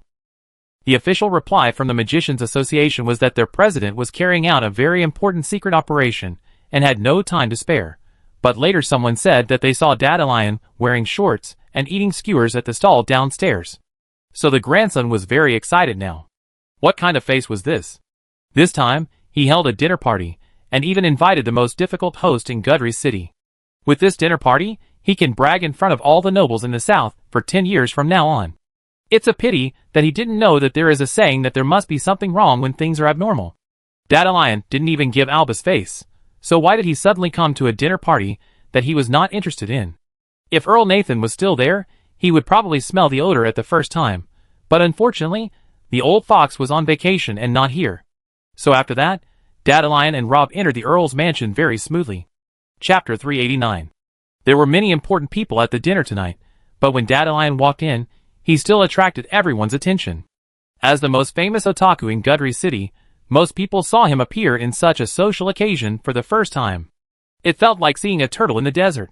The expressions on his face were more interesting than each other. When Dandelion stepped into the Earl's mansion, whispers could not help but sound around. However, the president of the Magician Association himself seemed to have heard nothing. He directly ignored a noble boy who wanted to come up and talk to him. He walked straight to the place where the food was placed, took an empty plate, and started eating by himself, leaving the guests behind him dumbfounded. "Oh, this baked meat pie is good. Do you want a piece?" Dardarian asked Rob beside him. The latter shook his head. Rob had just eaten hot pot with Gage and others in the evening. He had no appetite at the moment, so he temporarily separated from Dardarian and toured the Earl's mansion alone. As he had expected before, Mortellus was still resting in the VIP room on the 2nd floor, not in a hurry to show up at the dinner. The old man was old, and he traveled all night last night. The long journey still had a great impact on his health. Although his carriage was specially customized, large and spacious, and he could rest in it, it was not as good as a real bed after all. So after arriving at the Earl's mansion, he met several sons of Earl Nathan and rested in the VIP room. He would not come down to attend the dinner for a while. Rob's current image is a tall, slightly thin boy with ordinary looks and a few freckles on his face. According to the identity given to him by Dandelion, he is a magician who has just been promoted to the 2nd level and is studying in a magic academy in the north. He is introverted and not good at communicating with others.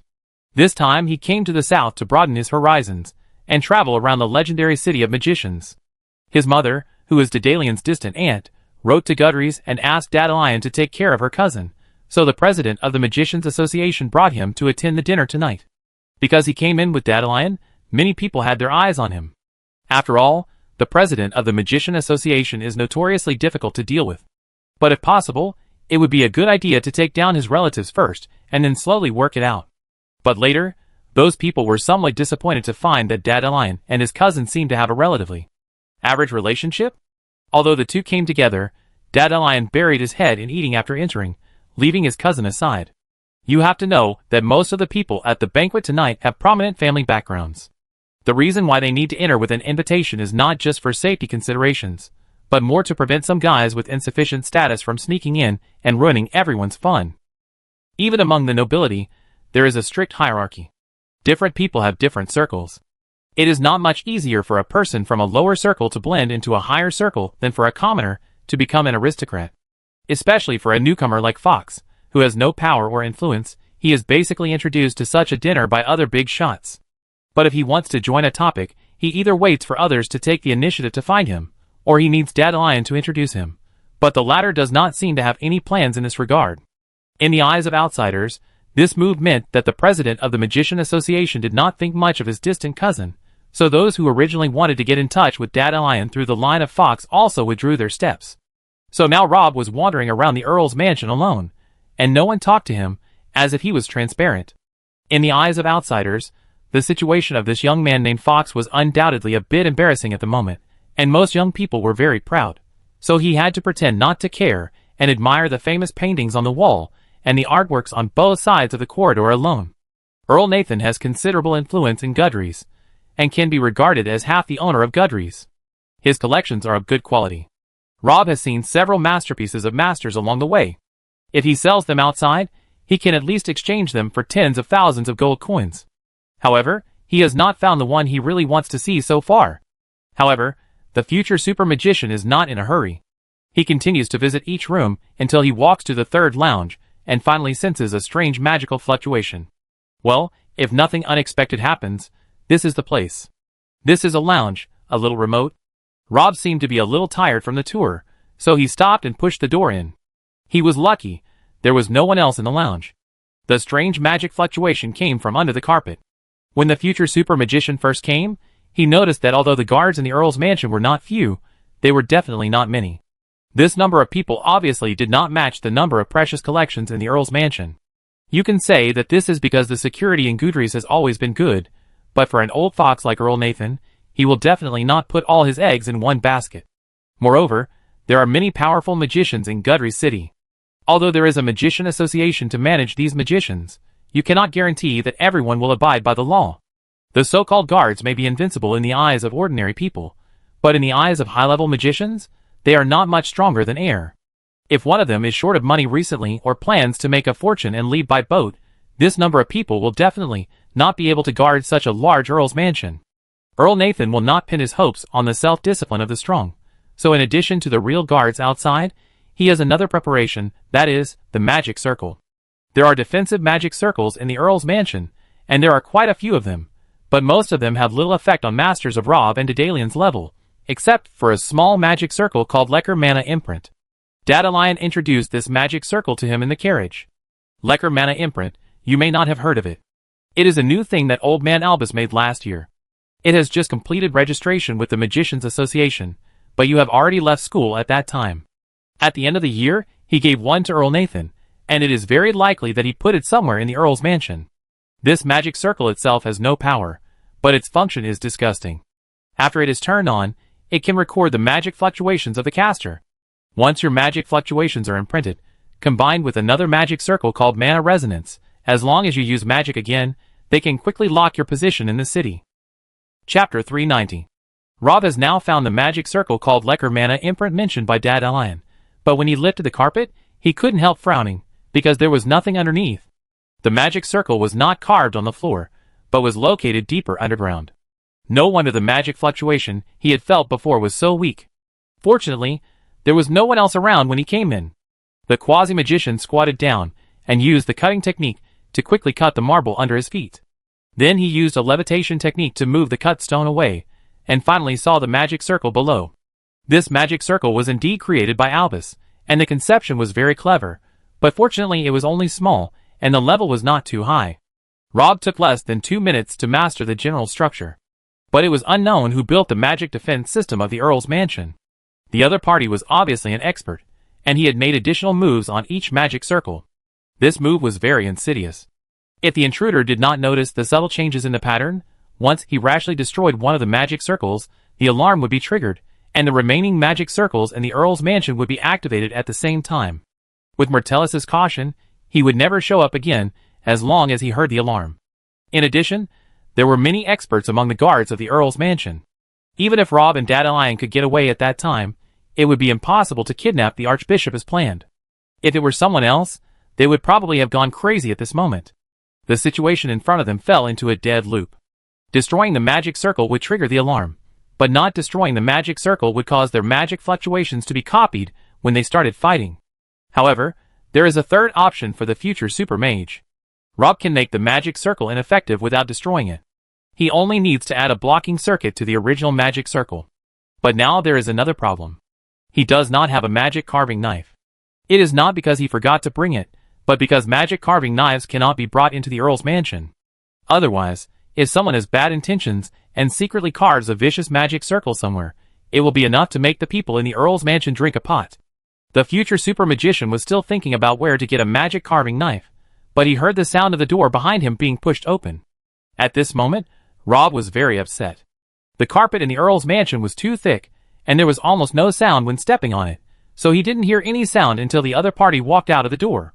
The next moment, the man had pushed the door and walked in. Fortunately, Rob used this time to cover the carpet back to its original place, but he didn't have time to put the cut marble back, so it just floated in the air. At the same time, the future super mage had also stood up and looked back. Rob was surprised. He didn't expect that he knew the person who walked in. The visitor was Jessica, the head of the discipline department of the West Hammers Academy. However, she looked completely different tonight than she did at school. The girl was wearing a dark blue evening dress. The evening dress was cleverly designed to highlight her proud figure to the maximum extent. With a purple crystal necklace, she added a bit of mature charm to her youthful vitality. However, judging from her face, she didn't seem to have a very happy time at the banquet tonight. She held a glass of champagne in her left hand, and the anger in her eyes had not subsided. She used a lot of strength to push the door. However, she was stunned when she saw Rob. She obviously didn't expect that there were other people in this most remote lounge. She opened her mouth and was about to say something, but then she saw the marble floating in the air, and was stunned again. What is this? Marble. The future super magician said truthfully that this thing was so big and so conspicuous that it was impossible to hide it. Well, I know it's marble, but why is a piece of marble here? When Jessica saw this thing for the first time, she even suspected that there was something wrong with her eyes. I don't know. I was as surprised as you when I first came in. I guess this may be one of the many collections of Earl Nathan. Perhaps because Rob's calmness at this moment did not look like he was caught doing something bad, or perhaps because the girl had seen too many strange collections along the way, the Minister of Discipline was stunned for half a second and was actually convinced.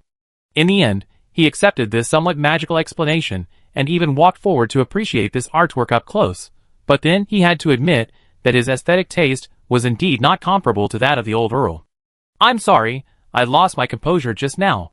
Jessica was talking about not knocking on the door before entering, and pushing the door too hard, which was undoubtedly very rude at the banquet tonight. The future super magician shook his head, indicating that she should not take it to heart. He didn't have any bad feelings towards Jessica, but in this situation, Rob must hope that the female magician will leave the lounge as soon as possible, at least so that he has a chance to put the marble back to its original position. Otherwise, if a third person comes in later, he really doesn't want to put the set of artwork. However, Rob did not speak, but the female magician spoke again, probably because she felt that she should introduce herself at this time. Hello, I am Jessica Chloe Natalie, the eldest daughter of Washburn from the Natalie family, but I guess you have not heard of our family's name, because our family was established less than 50 years ago, and my father is only a baron, and my great-grandfather is a fisherman. You must be curious why a small family like ours would appear here tonight. I guess it's because I am the kind of girl that others often say relies on my beauty to work hard to climb up, Jessica said self-deprecatingly. Rob raised his eyebrows when he heard this. Who forced you to attend the dinner tonight? My own brother. He said that Earl Nathan's grandson had met me once and seemed to be interested in me, so he thought this was a good opportunity to get in touch with the Earl's mansion. My father was also very tempted, so he gritted his teeth and spent hundreds of gold coins to customize this dress for me. The irony is that this dress is the most expensive gift he has ever given me since I was a child. Because he was worried that I would be too shabby at the dinner, he even borrowed this amethyst necklace from my mother's family. But the problem is that with our identities, we can't get an invitation at all. So in order to be able to attend the dinner tonight, my brother introduced me to the young master of the prince family as a dance partner. In his eyes, I, his sister, am probably like a commodity. The female magician sneered and drank the champagne in her hand.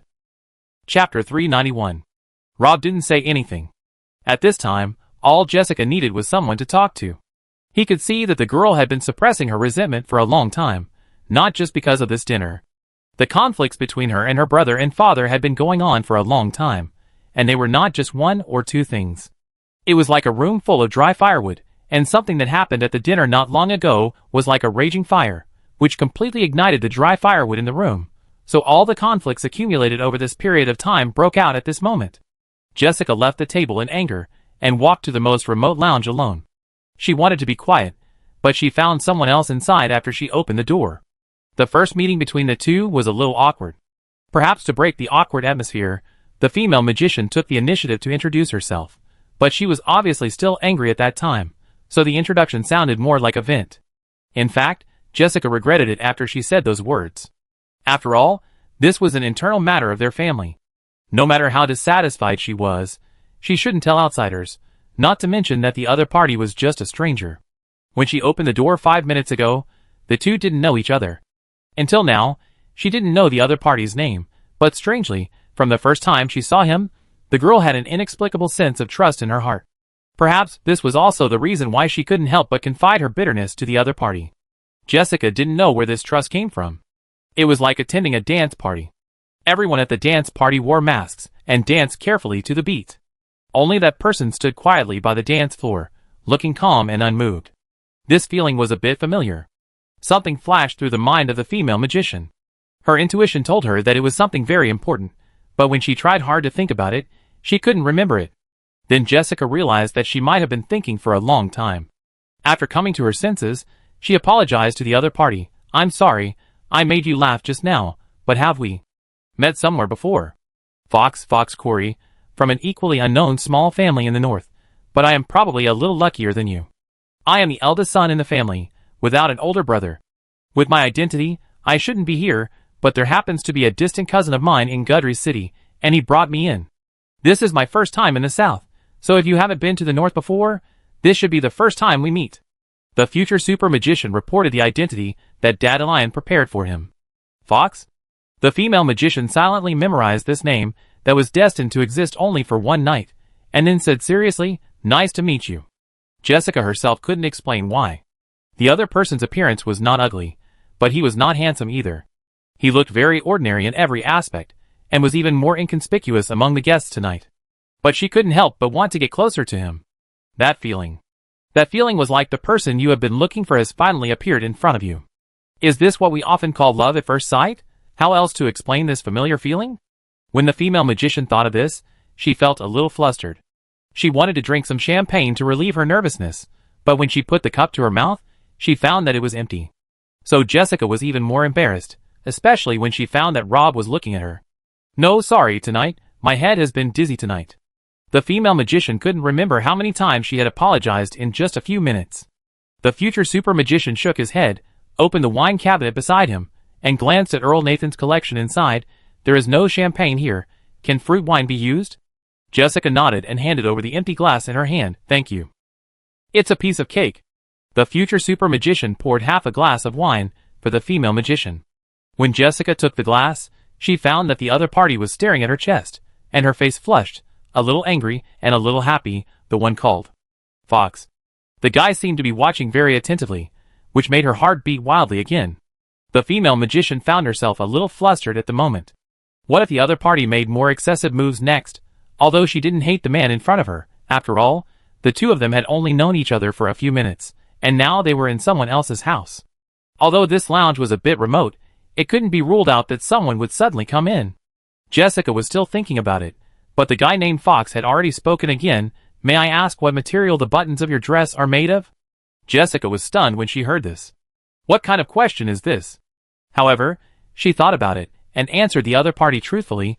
The raw material of the button should be pine crystal stone, but it has been processed and plated with a layer of silver. The future super magician looked a little strange. Obviously, he also knew how strange his request was. However, after hesitating for a moment, he still said, can you give me one of this button? Jessica has also heard of the strange hobbies of some nobles. Some of them are keen on collecting women's personal belongings. Could it be that the polite fox in front of him is also such a person? She couldn't help but shudder, and realizing this made her feel a little uncomfortable.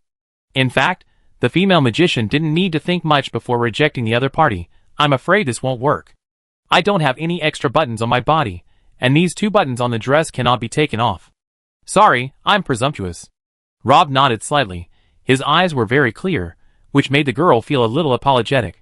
She felt that she might have misunderstood the other party, so she added, if you really like it, I will find the tailor who made this dress to help you get another button after I go back.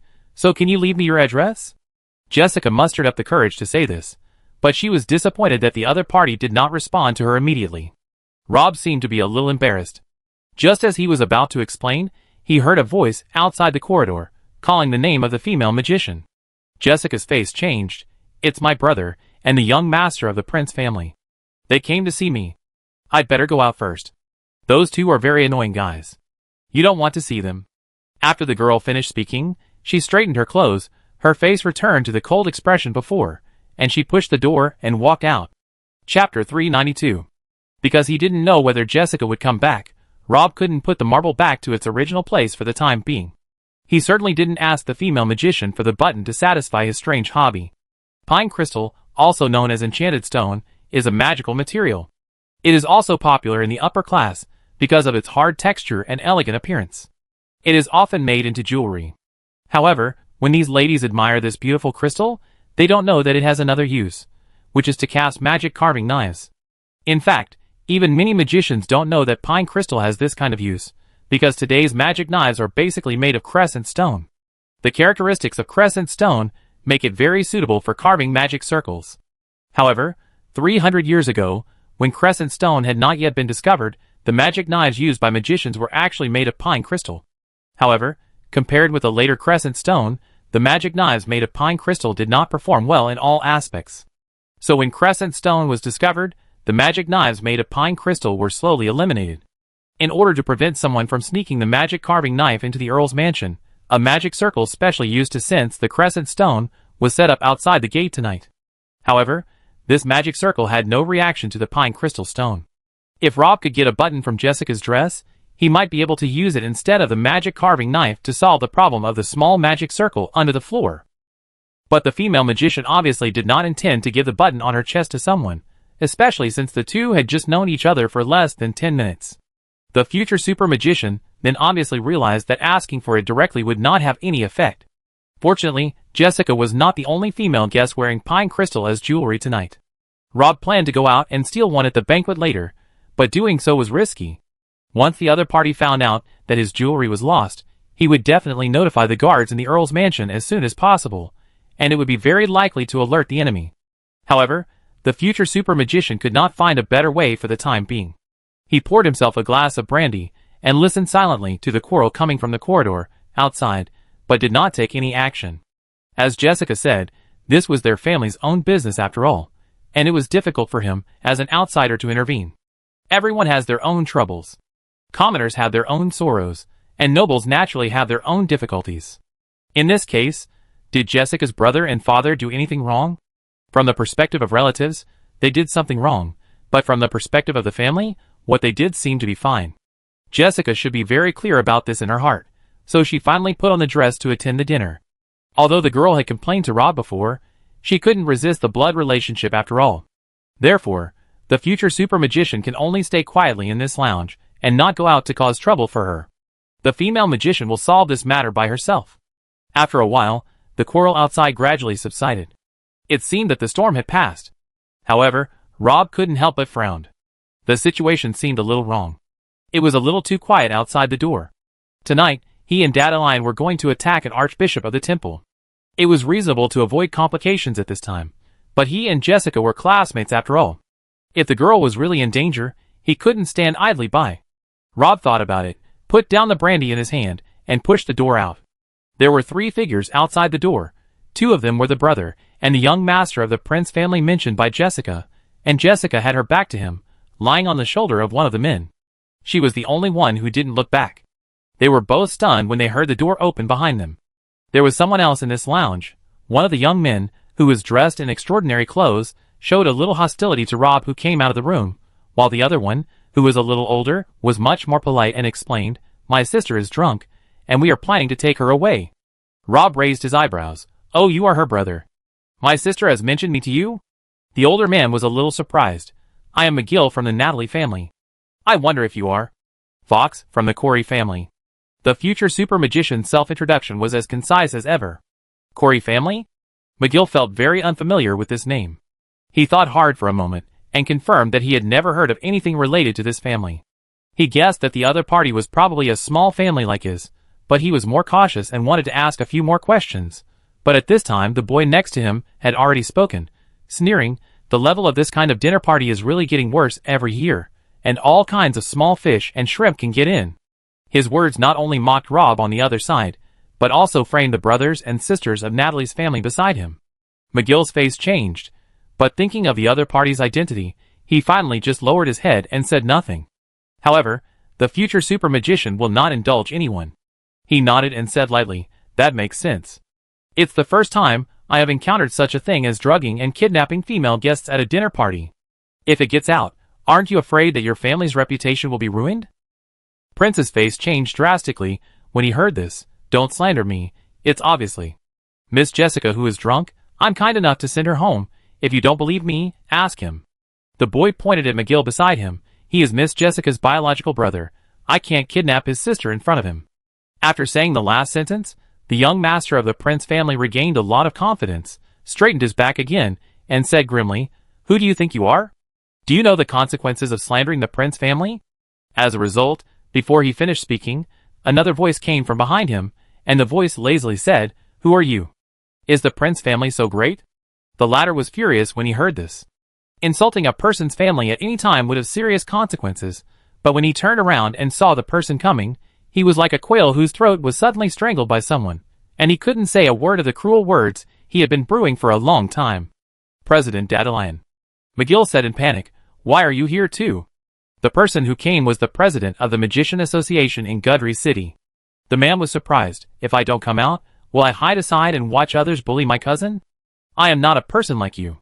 How can you have such a strange habit?" Chapter 393. What did he promise you to make you do this to your own sister? Title power, or something else? This is not the way to give a sister as a gift. Do you think he will keep his promise after getting what he wants? Dardarian glanced at McGill at the side. Although the latter was trying hard to pretend, there was not much surprise in his eyes. The president of the Magician Association raised his eyebrows. "Oh wait, I underestimated you. It seems that you know very well what kind of person this master next to you is. You are willing to give your sister away even though you know this. It can only mean that you have been prepared for it. So the only real idiot here is our master prince, who always feels good about himself." The president of the Magician Association would not miss such a great opportunity to mock others. He looked at the young master of the Prince family and sneered, "Haha, so you should thank us, otherwise it will be difficult to put on your pants again after you take them off." The young master of the Prince family turned pale and blue. He was not stupid. After thinking for a while, he knew that he was being plotted. McGill took the initiative to propose the drugging. He was shocked when he heard it for the first time. He didn't expect that there were such shameless people in the world who took the initiative to help outsiders plot against their own sister. However, when he thought of the girl's seductive body under the dress, his heart couldn't help but stir again. However, the young master of the Prince family did not completely lose his mind. Even he felt that drugging at the banquet was a bit absurd. If it was accidentally spread out, it would have an extremely bad impact on his reputation, especially since Jessica was also from an aristocratic family, and was very different from the other civilian girls he had played with. Although Natalie's family is just a small one, there are people with titles in the family after all. If the truth comes out, it will be very difficult to deal with.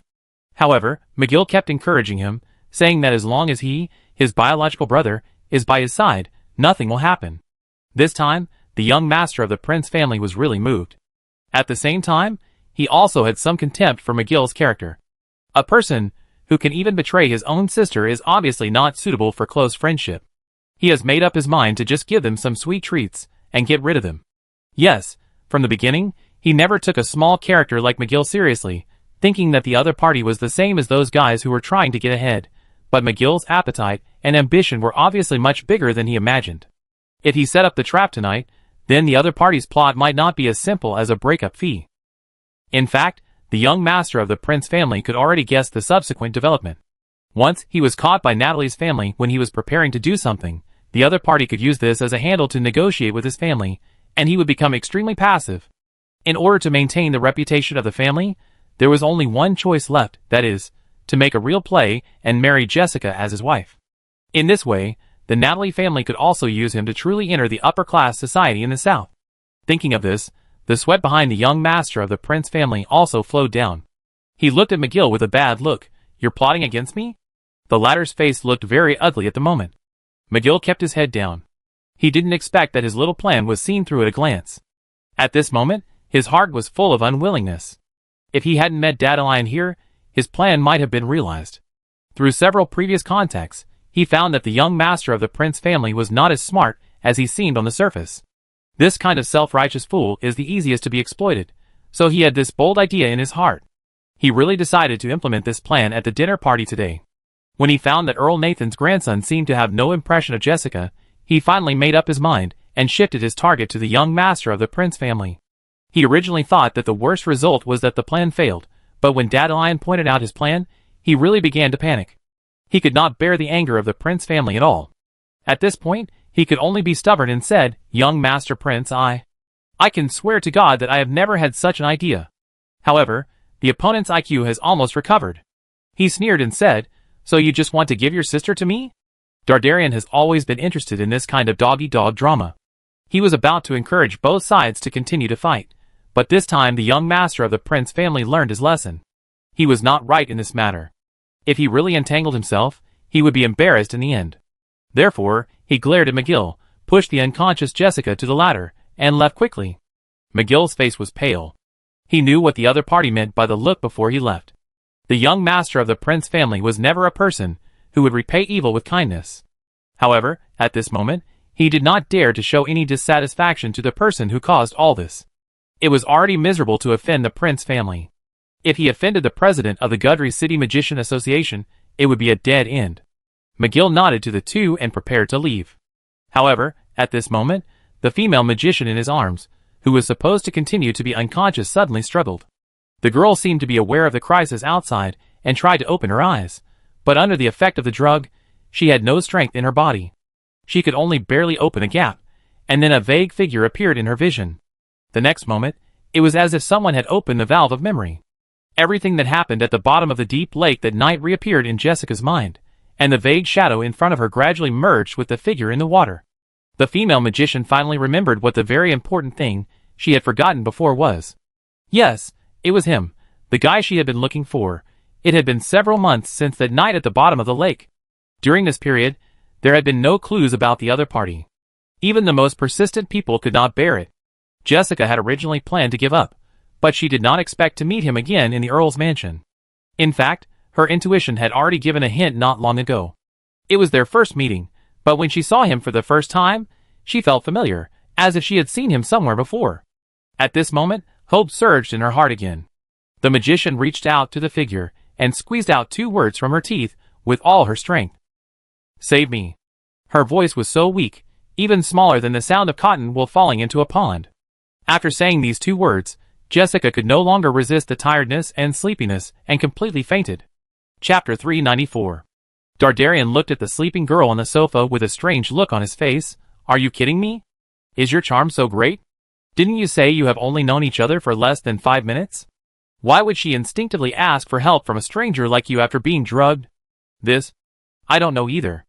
TSK, the more you think about it, the more angry you get. Is this guy blind? She didn't even choose me, the president of the Magician Association, when I was here.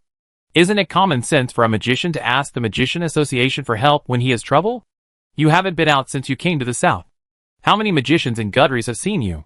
the future super magician said as he walked in front of Jessica and stretched out his hand to her chest. Dardarian gave a thumbs up. So you are good at this, junior brother. This is probably what we often say, you are entrusted to the wrong person. Senior, I really underestimated you. Do you have to snatch her from her brother just to do this gentlemanly thing? Rob was too lazy to pay attention to this guy. He reached out and took off the button on the girl's chest and threw it to the other party. Help me peel off the silver layer on it. Dandelion snapped his fingers, and a ball of fire enveloped the button. In less than a moment, the silver layer on the button began to melt, but the pine crystal stone inside did not change at all. This move looked simple, as if even the most basic magic apprentice could do it, but it was not the case.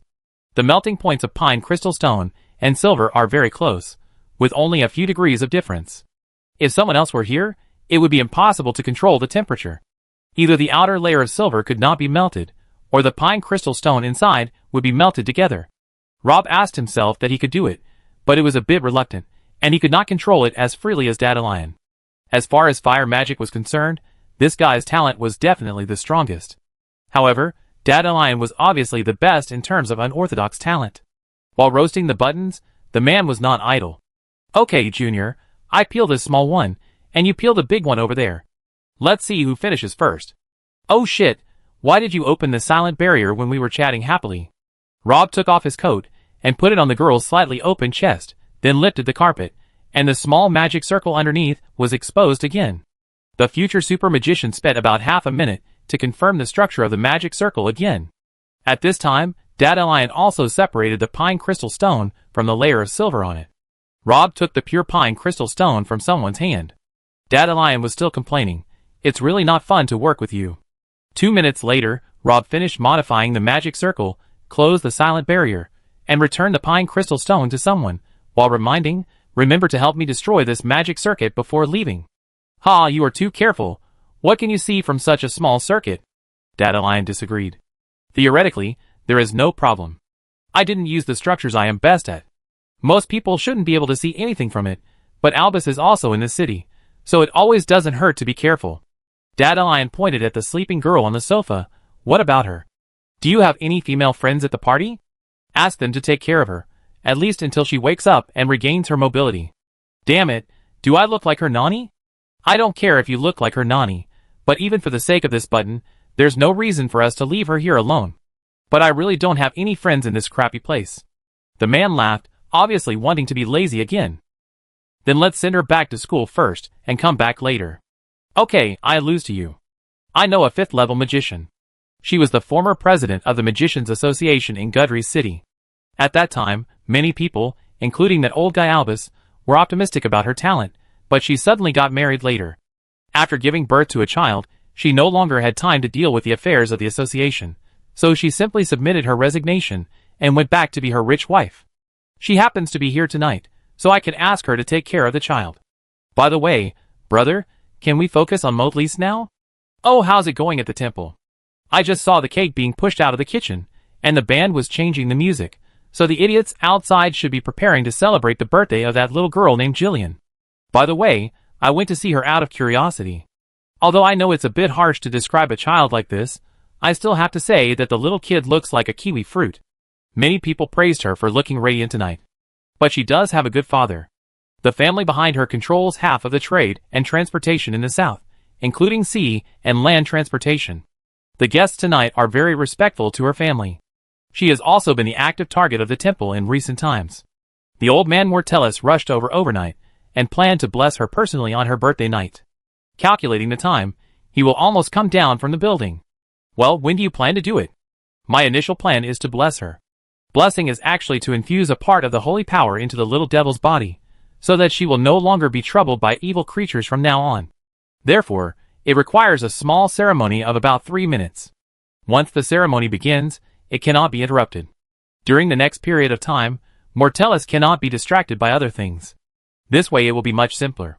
We only need to deal with the 2 8th-level paladins. In addition, there may be a high-level thief hiding in the dark and some armed forces of the Earl's mansion to stop us. We will solve them together when the time comes. Oh, by the way, remember not to let the old man escape back to his carriage. Once he joins up with the team of knights, we will not be able to capture him in a short time. Moreover, his carriage is also specially made by the church and has good defense. Dardarian paused and continued, I have made preparations in advance and placed some things that are easy to ignite nearby. When I start, I will light a few fires. At that time, the crowd will definitely panic. As long as there is chaos and everyone flees together, no one will know where we are at that time. After you succeed, you take the old man away first, and I will come back to clean up the mess. After that, we will meet in the previous hut. You give Motlis to me, and then we will wait for the Inquisition to take action. Chapter 395. Jillian walked up the stone steps step by step. She was a little nervous under the gaze of so many eyes. She was tripped by something and almost fell down. But when she looked up, she saw the kind smile of the old bishop on the steps. Come on, my child, don't be afraid. Come here, let me bestow the grace of the gods on you. Let their glory shine on you, so that you will not be troubled by evil from now on. The old man encouraged. Although there has always been a lot of controversy about the Archbishop of the Temple, even Dadalion had to admit that at least from the appearance alone, this old man was still very attractive. With a tall body, a head full of silver hair, and a face that reveals a kind face and majesty, Mortellus perfectly interprets the image of a clergyman. Just standing there makes people can't help but respect him, and his temperament is also very friendly, so when you see him with your own eyes, it is really hard to associate him with the mess in the rumors. Don't be fooled by the appearance of this old man. He didn't rely on benevolence and kindness to get to where he is today. In addition to the things mentioned before, there is a rumor circulating in the south. It is said that he was just an unknown pastor in a remote village, but he had a deep understanding of the scriptures. Unfortunately, the small village was deep in the mountains, and there were less than 10 households. He couldn't display his talents there. So 2 years later, he wrote a letter to the local bishop with hope, wanting to apply to be a pastor in a large village close to the town. As a result, his request was rejected not long after, and the bishop also wrote back to criticize him seriously, thinking that his performance was because he couldn't stand the hardship and his faith was not firm enough. Originally, the service period for a new pastor in a village was 5 years, but in order to punish him, the bishop ordered him to stay in the village for 20 years. This time was a bit cruel, because Motlis was already 30 years old at that time. If he stayed in that small village for another 20 years, the world would have forgotten him when he came out. A 50-year-old apprentice priest would find it difficult to achieve anything even if he was capable. This was not to mention that he had left a very bad impression on his immediate superior. He might even have to stay in this small village that no one cared about for the rest of his life. However, an accident 6 months later changed everything. The small village where he had stayed before suffered an unfortunate accident. For some reason, an iron-backed rhinoceros in the nearby mountains suddenly went crazy and rushed into the village, madly ramming into all the living things in front of it. Several families in the village were not spared. Only Motlis, who was collecting herbs, escaped. After that, he walked out of the mountains and reported the news to the local bishop. The local temple sent paladins to investigate and found that it was because the iron-backed rhinoceros accidentally ate a poisonous grass, which caused its originally docile temperament to change drastically and eventually led to this tragedy. Although the paladins killed the iron-backed rhinoceros, they could not save those who had already died. Hearing this, Rob raised his eyebrows. I know what you are thinking. In fact, the bishop also had this suspicion at that time, but he could not find any evidence. At that time, Motlis was just a new priest and had no bad habits. Such speculation was undoubtedly a serious matter. Therefore, the bishop finally chose to believe what Motlis said. Since the small village had been destroyed, there was naturally no 20-year agreement. The bishop considered changing another village for Motlis, but the latter did not seem to have the intention to stay here. At this time, Van Hervey ascended the throne, and the temple wanted to recruit a group of servants to serve the pope. Motlis signed up. Because the servants recruited this time were only responsible for some dirty and tiring work, and they did not require clergymen, Mortellus's priest identity added a lot of points to him, and he was successfully shortlisted. Basically, everyone is familiar with the following things. He relied on serving the Pope's chamber pot to rise to the position he is today, step by step, becoming one of the 19 archbishops of the temple and the most loyal lackey of Van Hervey. Dadalion had just finished introducing the old bishop's dark history, while the latter had already opened the divine book with a smile and placed a skinny palm on Jillian's forehead, ready to start the blessing ceremony. The president of the Magician Association took off the special dress on his body, turned it over to reveal the black side inside, put it on, and then cast a thick smoke spell on himself, covering his entire body in smoke, making him look like a villain boss. As a result, when he finished his preparations and turned his head, he found that Fox beside him. I don't know when he disappeared. Almost at the same time, a scream broke out in the crowd. A black-clad assassin suddenly fell from the sky. His figure was like a ghost, and he stabbed the dagger in the Archbishop's chest with lightning speed. Fuck, what the hell, so fast, without even saying hello before taking action. Dandelion was shocked, but he didn't dare to neglect his hands. He hurriedly raised his staff and prepared to support Rob, who had already rushed up. But at this moment, a familiar voice came to his ears. Wait, the situation has changed, don't rush to act. Dandelion was startled when he heard the words. He followed the direction of the voice, and saw a couple of young lovers beside the flowers not far away. The president of the Magician Association was a little surprised. He seemed arrogant when he came in, but he was not arrogant. He suspected that the old man Motley's had brought other masters in, so Dandelion used the time when he was eating voraciously to observe the other guests at the banquet tonight. He was sure that he had never seen such a couple before. The man nodded at him. Judging from the sound before, it should be Rob, but the question was, who was the woman in his arms? Why had he never seen her before? Did he call other masters? In addition, if the male in the couple is Rob, then who is the assassin in black on the other side? How come Mortellus was attacked before both of them made a move? Dardarian was still confused, but the assassin on the stone steps seemed to have succeeded. The dagger was about to stab into Mortellus' heart, but there was no panic on the old man's face. The corners of his mouth kept that kind smile, as if he didn't see the dagger stabbing at him, and his palm did not leave Jillian's head. His eyes looked at the assassin, and there was no panic in his eyes, only a faint compassion and ridicule. The next moment, a golden long sword appeared in front of Mortellus's chest, blocking the sudden attack for him, and the sword was held by an 8th-level paladin who had been following the old bishop. Chapter 396. On the stone steps, the paladin who stepped forward to protect the old bishop was already fighting with the black-clad assassin. Jillian, who was standing by, looked terrified, obviously frightened by the scene in front of her. She grew up under the care of her father and brothers, and had never encountered any danger. The dagger that flashed with a faint light, just now, was the closest she had ever been to death. The chill of the dagger made her hair stand on end. At that moment, the girl was swallowed by a huge fear, and she sat on the ground with limp body. If the blessing ceremony had not begun, she would have crawled away from here even if she had to crawl. Don't be afraid, they are just a bunch of clowns. Come on, close your eyes, and everything will pass soon. Motley's comforted, and the old man's voice seemed to have magic, which slowly calmed Jillian's originally frightened heart. And the fact is indeed as the old bishop said, although this assassin who came out of nowhere has strange body movements and terrible explosive power, he is no match for the 8th-level paladin after all, and gradually fell into a disadvantage in this battle. The assassin's melee ability is weaker than that of the knight. They are better at hiding in the dark, looking for opportunities to strike a fatal blow, and escaping immediately if the blow fails. Once the first attack is blocked, they are not good at fighting head-on, not to mention that his opponent is a paladin known for his defensive ability. In fact, the black-clad assassin was suppressed not long after the two fought. Not only did he no longer have the strength to attack the archbishop, but he was also in danger. If it weren't for his super high agility, he would have been injured by now. The more terrible thing is yet to come. Seeing that one of the grandsons of Earl Nathan, who had sneaked into the banquet, resolutely activated the defense system in the Earl's mansion, dozens of magic circles lit up at the same time, and then a huge magic crystal wall covered the entire Earl's mansion. When the black-clothed assassin realized what happened, he had no way out. This crystal wall was obviously not something he could break through in a short time. Even if he wanted to escape now, it was too late. Fortunately, there were many guests outside, and most of them were rich or noble. Because he was worried about accidentally hurting others, the young master of the Earl's mansion did not dare to activate those offensive magic circles, but the guards, who received the warning, had already rushed over from all directions. The assassin's situation looked a little critical. What the hell, can kidnapping cause a car accident? Dardarian felt incredible.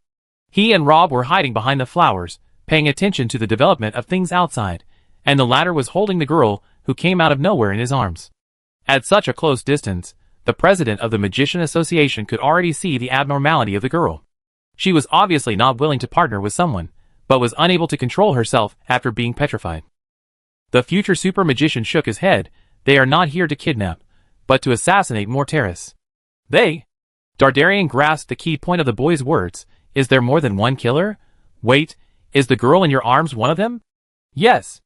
Ignoring the girl's protesting eyes, Rob rudely pulled off her sleeves, revealing a small piece of white and smooth arms underneath. Dardarian manually liked, "You are getting more and more bold recently, giving benefits at every turn." The future super magician was speechless. He turned the girl's arm over. There was a burning cross about half an inch above her elbow. "It's actually someone from the Inquisition. What's going on?" The president of the Magician Association was completely confused at this moment. Isn't the Inquisition the private armed forces of successive popes? Why would they come to deal with his own loyal dog? Is Vannervee dissatisfied with Moat least recently? Well, Mortellus has run the church in the south very well these years, and has exceeded the tasks assigned to him by the temple. Even if he really did something wrong, Vannervee should not want to get rid of him. The only reason that might make the Pope want to kill him is that he has done too well in the south. Moreover, rather than saying that the influence of the temple in the south has increased greatly in recent years, it is better to say that Mortellus's own influence has increased greatly. Now all the forces in the south have a good personal relationship with this old man. What he says here is even more effective than the Pope himself. Is it because of this reason that Vannervee is determined to kill him? They definitely want others to think so, especially Mortellus himself. Rob said lightly. Counter-espionage? Dadalion was surprised. Interesting. Who else wants to deal with Mortellus besides us? This old man has always had many enemies, but those who know the existence of the Inquisition and can think of using this must have a good understanding of the temple and the relationship between Mortellus and the Pope. Rob did not rush to answer this question, but pointed to the girl next to him and said, "When she came out just now, I noticed that her posture was a little unnatural. I suspected that she might be carrying a weapon, so I tried it. As a result, she directly pulled out the dagger on her body to deal with me. In order to avoid attracting other people's attention, I subdued her in the shortest time. In this way, I couldn't observe her fighting habits. However, judging from her previous moves, she should not be very good at using this short-handled weapon. The moves were a little stiff, but the moves were very simple, without any fancy moves. I suspect that she has received formal training." The killer girl couldn't speak, but her wide eyes showed her inner surprise. Someone's analysis was completely correct, which shocked her. What were the origins of these two guys? Just now, she fought with one of them, and didn't even see when the other party attacked, but she was already hit. And this guy actually saw so many things in just a few seconds. This insight is a bit too scary. But they don't look like they are here to attend the dinner honestly. So if I fall into their hands, maybe I still have a chance? The female assassin's eyes flickered, and no one knew what she was thinking. In just a short while, the black-clad assassin on the stone steps was in danger. As the guards from the Earl's mansion joined him, his pressure increased sharply. Although those people were much weaker than him, they could further reduce his space for movement. He lost his speed advantage, and became extremely embarrassed. He was no match for the paladin on the opposite side. He was hit by 2 swords on his thigh and waist, and blood was spilled all over the ground. He was about to collapse. Just when everyone thought that the overall situation was settled, and they could breathe a sigh of relief, a shocking change occurred again on the field. Chapter 397. The defeat of the black-clad assassin seemed inevitable. Rob suddenly said to the girl beside him, "You don't seem to be worried about the safety of your companion?" The latter snorted coldly. She was a little afraid of someone's terrifying insight. Even if she didn't say anything, the other party seemed to be able to infer a lot from her reaction, so she tried to keep the same expression now. "In fact, I have always been curious. How did you two get into the Earl's mansion? Let's not talk about the assassin. You are just a 5th-level knight, and have no stealth skills at all. Although the banquet tonight is mainly for young people, many of them are heirs and quasi-heirs of major southern families. Any mistake made by any of these people would be a serious matter. Therefore, tonight is definitely the night when the Earl's mansion is most heavily guarded. Under such circumstances, you can still appear here, so there is only one possibility." After that, Rob thought for a while, "Is one of the 2 8th-level paladins yours?" Although the female assassin still pursed her lips, she could not hide the horror in her eyes. Dardarian suddenly realized, "No wonder you know about the existence of the Inquisition. TSK, an 8th-level paladin, this status is barely enough to be a high-level official in the church. In addition, you have been guarding Mortellus all the time, so you must know more or less about the dark things he has done. But it's a pity that your inner ghost partner is now in danger." The female assassin made a humming sound, obviously not agreeing with the other party's statement. "Do you want to know why I said that?" The president of the Magician Association said leisurely, "Because I have seen which of the 2 paladins is your accomplice, and I have another bad news to tell you. I'm afraid you have fallen into a trap this time. Mothles came to the Earl's mansion to attend the banquet tonight, bringing with him the two 8th level paladins assigned to him by the temple. The younger paladin was fighting fiercely with the assassin at the moment, while the other paladin, who was about 50 years old, stood beside the old bishop. Before this, he had been very silent, as if the battle had nothing to do with him, no matter how fierce it was. He was like a stone statue, his bronze face showing no expression from beginning to end, letting his companions face the assassin alone, and he just stayed by the old bishop's side. Facts proved that his judgment was also accurate. The latter was indeed capable of taking down the opponent in front of him alone, but just when the younger paladin was about to control the situation, he, who had not reacted at all, suddenly moved. The latter raised his foot and took a light step forward. The pupils of the black-clothed assassin suddenly shrank. No, the opponent was not taking this step towards him. The guy's target was his companion, who was concentrating on fighting the enemy with his back to him. Seeing the opponent's camp suddenly turn against him, the black-clothed assassin was not happy but shocked. Especially when he saw the older paladin stabbing the long sword in his hand at the back of the paladin he was fighting with an expressionless face. He was even more furious. He gave up resisting the latter's sword that was chopped at his head without hesitation, and blocked the dagger in his hand, trying his best to stop this despicable sneak attack for his opponent. Seeing this scene, Dadalion sighed. He's still too young. If he hadn't blocked the sword, your paladin companion might not have died, but now. All this happened in a flash, and all the guests present were stunned by the sudden change. Most people didn't have time to figure out what happened in this short moment. First, another paladin, who had been paddling around beside Mortellus, suddenly attacked his companion, and something even more bizarre was yet to come. The black-clad assassin on the killer's side actually sacrificed himself to save the opponent he was fighting with. As if he had sensed something, the young paladin's sword finally stopped less than half an inch away from the black-clad assassin's head, and did not cut it down. At this moment, the latter's dagger was about to reach the other paladin's sword. In time, the black-clad assassin roughly estimated the distance and speed of the two sides, and he was relieved. He should be able to intercept the scimitar before it touched the paladin's body. But when he raised his head, he saw the mockery in the other's eyes that had always been without any emotion. The next moment, the paladin who attacked him flashed, and disappeared from the side of the black-clad assassin like a puff of green smoke, leaving only the latter with a look of shock. When he appeared again, he had come behind the young paladin, and the long sword in his hand was abandoned behind him, and he took a scimitar covered with grey poison instead. Seeing this scene, Dadalion was silent for a long time, and said, Mothles has long known that there is a traitor around him, but he is not sure who this traitor is. Most of the people around him are his confidants, who were promoted by him, and they are quite loyal to him. Only 2 8th level paladins were sent by the temple to protect him later, so if there is a traitor, these two people are undoubtedly the most suspicious, but he doesn't know who is the problem among the two. If it's some cats and dogs, it's fine. At most, he will be cruel enough to kill them all. But these two people were sent by His Majesty the Pope, and they are both from the Knights. If he kills the wrong one, it will be a big trouble, so he must find a way to determine who the traitor is. Dadalion asked Rob, if you were that old man, what would you do next? If it were me, I would separate the two suspects without them knowing, and then create an opportunity to test the loyalty of one of them. Tonight's blessing ceremony is a good opportunity for Mortellus. Everyone knows that he cannot move during the blessing, and this period of time is undoubtedly also suitable for the assassin to act. The assassin girl looked confused when she heard this. Dadalion was patient for once and explained to her, don't you understand? The old fox actually only brought one person tonight, your traitor companion. The other 8th level paladin was not here at all, and was disguised by someone else. So when your assassin companion attacked, your traitor companion was actually exposed, but the other party was not in a hurry. The guy disguised as a paladin suddenly attacked your traitor companion just to confirm the identity of your traitor companion again. As a result, the reaction of your honest assassin brother was equivalent to directly telling others that he was in the same group with us. Chapter 398. It is said that when Mortellus was still a bishop, he once saved a shadow stalker, who later followed him and became his shadow. He is the person that old man trusts the most. I have been looking for that guy at the banquet before, but I never found him. Now I finally know where he is.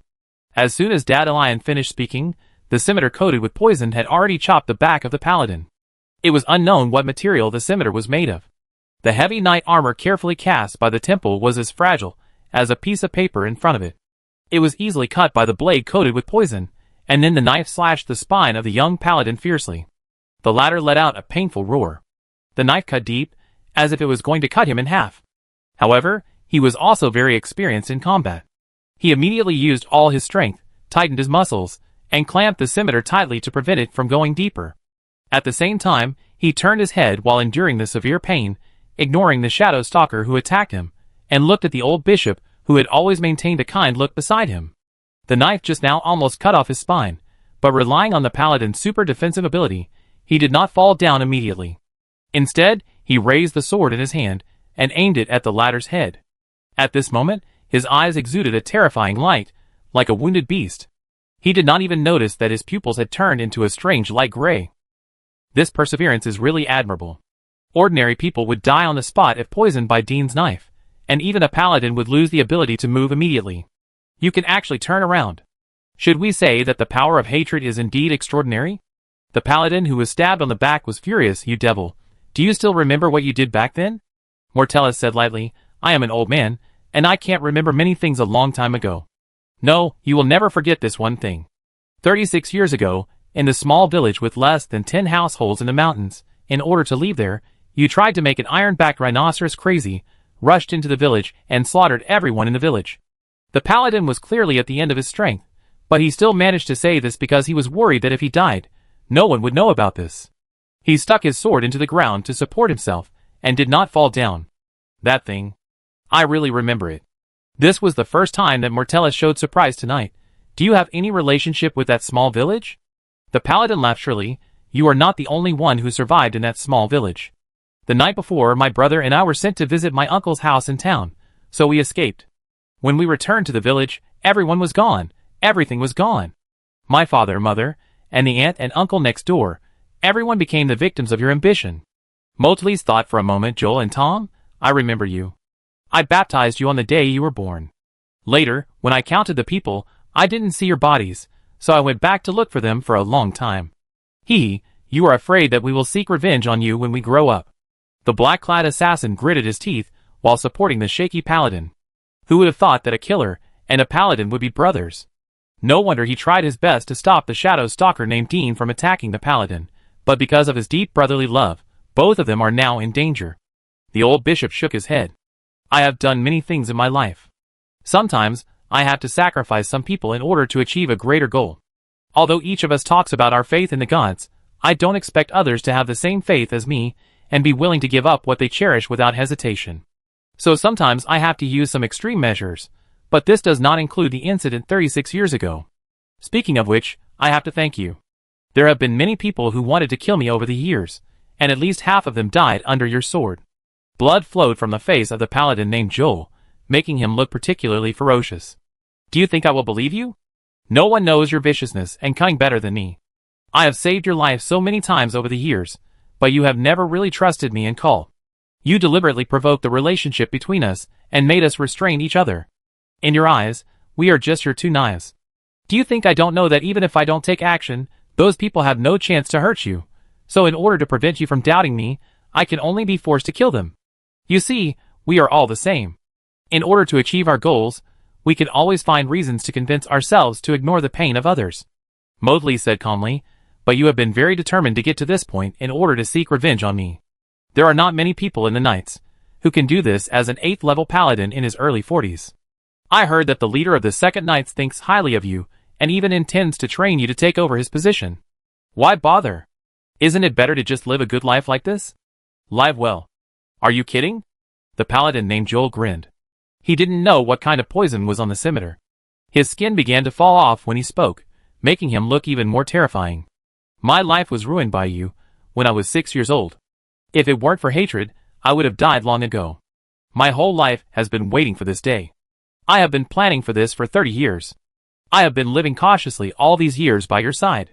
I have waited so long to meet the opportunity today. How could I give up? The paladin used all his strength to pull out the sword stuck in the ground and complete the final blow. Only one step left. He had quietly shortened the distance between him and the old bishop by using the fight with the black-clad assassin as a cover. As long as he was given a little more time, he and his brother could complete the final joint attack, the joint attack they had practiced thousands of times. Then the justice they had been looking for a long time would come. However, this action that was easy for him at ordinary times was now unprecedentedly difficult. The black-clad assassin hugged him and cried, "Brother Joel, cheer up, I will take you out of here."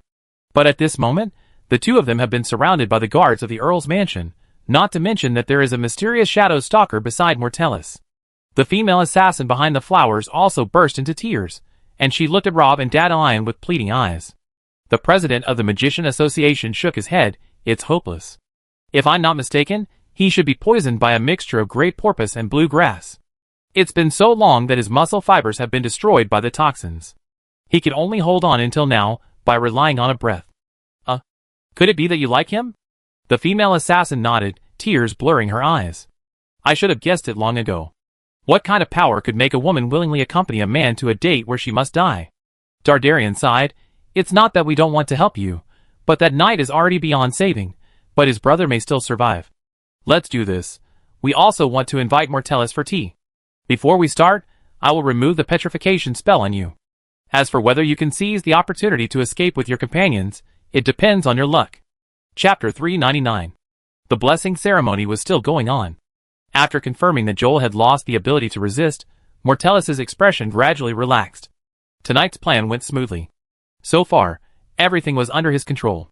He used this banquet to successfully remove the traitor who had been lurking around him for a long time, and also removed a long-standing worry, clearing the obstacles for the next thing to be done. So the old man was a little absent-minded at this moment. Although the crisis in front of him had been resolved, there were actually many follow-up matters. The most urgent task was to resolve the negative impact that this storm tonight might bring to him. There were many important people at this dinner. The paladin had mentioned the small village 36 years ago. Those who were interested would definitely associate it with the previous rumors, which would inevitably affect his reputation. However, everything has its disadvantages and advantages. An 8th-level paladin died here, and he must have an explanation to the Pope. The guests who appeared here tonight can testify for him. The paladin named Joel knew the black-clad assassin before, so there was no problem for him to kill him. Oh, and there was this little girl in front of her. Jillian had just experienced an assassination and counter-assassination. Blood splattered in front of her, and she saw the horrible scene of the paladin corroded by poison and the skin falling off his body. She was trembling all the time. It seemed that she couldn't think about the transportation route in the short term. But Mortellus is still a human being after all, and he is already over 60 years old. After experiencing a thrilling assassination, he does not want to focus on those messy things immediately. He occasionally relaxes himself. Now all he thinks about is his granddaughter, who was born 6 months ago. Life is always a surprising thing, especially at his age. The closer he is to death, the more he can experience the beauty of new life. The feeling of blood continuation is the most delightful thing. Therefore, Motles thought about whether he should go home after dealing with things here, and he also missed the great trellis in the yard. Then, he saw the fire. The red fire that fell from the sky was like a divine punishment from the end of the world. When he came to his senses, there was thick smoke everywhere. The Earl's mansion was in a mess. Everyone was running desperately and crying. Motles looked up and saw the 2 huge fire dragons above his head rolling and roaring. Although their bodies were only made of elements, they could exude dragon power like real dragons. People who were less courageous were already scared and sat on the ground, unable to move. Magician? The old bishop was surprised, and this method must come from a very powerful high-level magician. Mortellus' heart sank. This was the weakest moment for him. The blessing ceremony had not yet ended, and he could not leave the stone steps. One of the 2 8th-level paladins, who usually followed him, was transferred to another place by him, and the other was just killed by him. In order to kill the paladin, his most trusted shadow stalker just exposed himself. Could it be that the paladin named Joel had a powerful accomplice? The old bishop looked at the black-clad assassin beside him, but found that the latter's face was also full of confusion. It was obvious that he knew nothing about the sudden changes happening around him. The uneasiness in the old man's heart became stronger and stronger. The greatest fear of mankind comes from the unknown. Although Mortellus has made countless enemies in his life, he is very cunning, and there are only a few enemies who can really threaten him. Most of the time, the situation seems dangerous, but in fact he is under control, just like when he dealt with Joel's rebellion before. But when he saw the 2 fire dragons now, the old bishop had a strong sense of crisis. And the next moment, this uneasiness finally became a reality. A figure appeared behind him at some point, and he didn't notice it at all until the other party patted his shoulder and said, "Archbishop Motles, I have long admired you. Next, I hope you can cooperate with me to move to another place." After he said this, the two fire dragons made of magic elements suddenly roared twice, turned around and crashed into the magic crystal wall beside them. The crystal wall burst into a huge roar, and then the fire dragons turned into the most basic magic elements and dissipated in the wind, and the magic circle above the Earl's mansion also began to crumble. Moles is indeed a man who has experienced countless storms. Even at this moment, the old bishop's expression is still calm. He asked in a deep voice, "Who are you and what do you want from me?" I have heard that Archbishop Moles is a smart man. He should have heard the simple truth that the more you know, the closer you are to death. The visitor raised his staff, and the next moment the two fire dragons that had been decomposed into basic magic elements were reconstructed. The old bishop was also amazed by this elemental control ability. After being resurrected, the two fire dragons collided with the magic crystal wall again in the same posture. This time, the already shaky magic circle finally could not withstand the huge impact and shattered, revealing a passage that could connect to the outside world. However, at the same time, Moles also completed the blessing ceremony and regained his ability to move. The old bishop remained calm, and did not immediately withdraw his hand on Jillian's forehead. Instead, he maintained his original posture, intending to give the people around him a surprise at the critical moment, but he lost control of his body just as this idea arose. Mental magic? Moles was secretly surprised. The clergy were much stronger in spiritual attributes than ordinary people. They were also protected by the gods. Ordinary mental magic had limited effect on them. As one of the 19 bishops of the temple, he had experienced so many things. His mental power was no longer comparable to that of ordinary people. However, he was still tricked without anyone noticing. It can only be said that the opponent's strength was a bit scary. "Who are you?" This was the second time that Moles asked such a question. At this moment, a chill rose in the old man's heart, and his feet began to move uncontrollably towards the direction of the shattered crystal wall. However, there were flames and thick smoke in the Earl's mansion before, and the people outside could not have been unaware. Therefore, when the crystal wall was broken, the first to rush in were the 13 7th-level paladins waiting in the carriage. In terms of individual strength, none of them could beat the 8th-level paladin, who had just been ambushed, but they were best at fighting as a team. The 13 people were well-trained and well-coordinated, and could even fight against 9th-level professionals. These people were also another trump card for Moles to save his life. Unfortunately, this time, they were not able to bring into play the joint operations they were good at. They were ambushed right after they came in. A high-level magician dressed as a cultist and covered in black smoke attacked them shamelessly. The first two paladins, who rushed and fell to the ground without even seeing anyone. The 11 people behind them realized the danger and slowed down their pace, but they didn't expect that there was another magic circle set up by the opponent under their feet. When they came to their senses, half of them had been killed, and the remaining half were obviously no match for the high-level magician, and were completely wiped out by the opponent in just 3 minutes. Chapter 400. Moles himself did not expect that his legs and feet would be so agile one day. He lost control of his body after being hit by mental magic. Now he ran like a wild horse. Although he was already over 60 years old, his galloping speed could catch up with some young guys. It took the old man less than 3.5 minutes to run from the stone steps to the place where the crystal wall was broken, but the price was an irregular heartbeat, and he almost died. When he arrived there, the team of 7th-level paladins, who came to rescue him, had already been wiped out, but fortunately he still had one last trump card. When Rob appeared on the stone steps, the Shadow Stalker also disappeared. Unlike the paladin, he was originally a profession hidden in the dark, and head-on confrontation was not his strong point, so when danger came, his first choice was to enter stealth mode. The original plan was to patiently wait for the opponent to reveal a flaw and wait for an opportunity to sneak attack. And he had indeed waited for such an opportunity. Magicians cannot interrupt the spell at will, so when Rob took action to reconstruct the two fire dragons, it also meant that he had the best opportunity to launch a sneak attack. But Dean did not take action until the spell ended. In this short half-minute, the Shadow Stalker's forehead was covered with sweat. The sixth sense cultivated by years of wandering between life and death told him that if he really showed his scimitar at that moment, he would definitely be the one who fell in the end. It was the first time that Dean encountered a high-level magician who did not cast any defensive magic on himself during the battle, especially after he had already exposed his existence. The opponent knew that a high-level Shadow Stalker was nearby, but he still chose to be undefended. Either this guy was a lunatic who didn't know how to live or die, or he was confident that he could complete the chanting of a spell and simultaneously open a high-level defensive magic shield at the moment of being attacked. But Is it really possible for a magician in this world to do this? Reason told Dean that this was impossible, but when he was about to draw the scimitar at his waist, the boy on the stone steps glanced at his hiding place. Although it was just a simple glance, the warning contained in it was already very strong.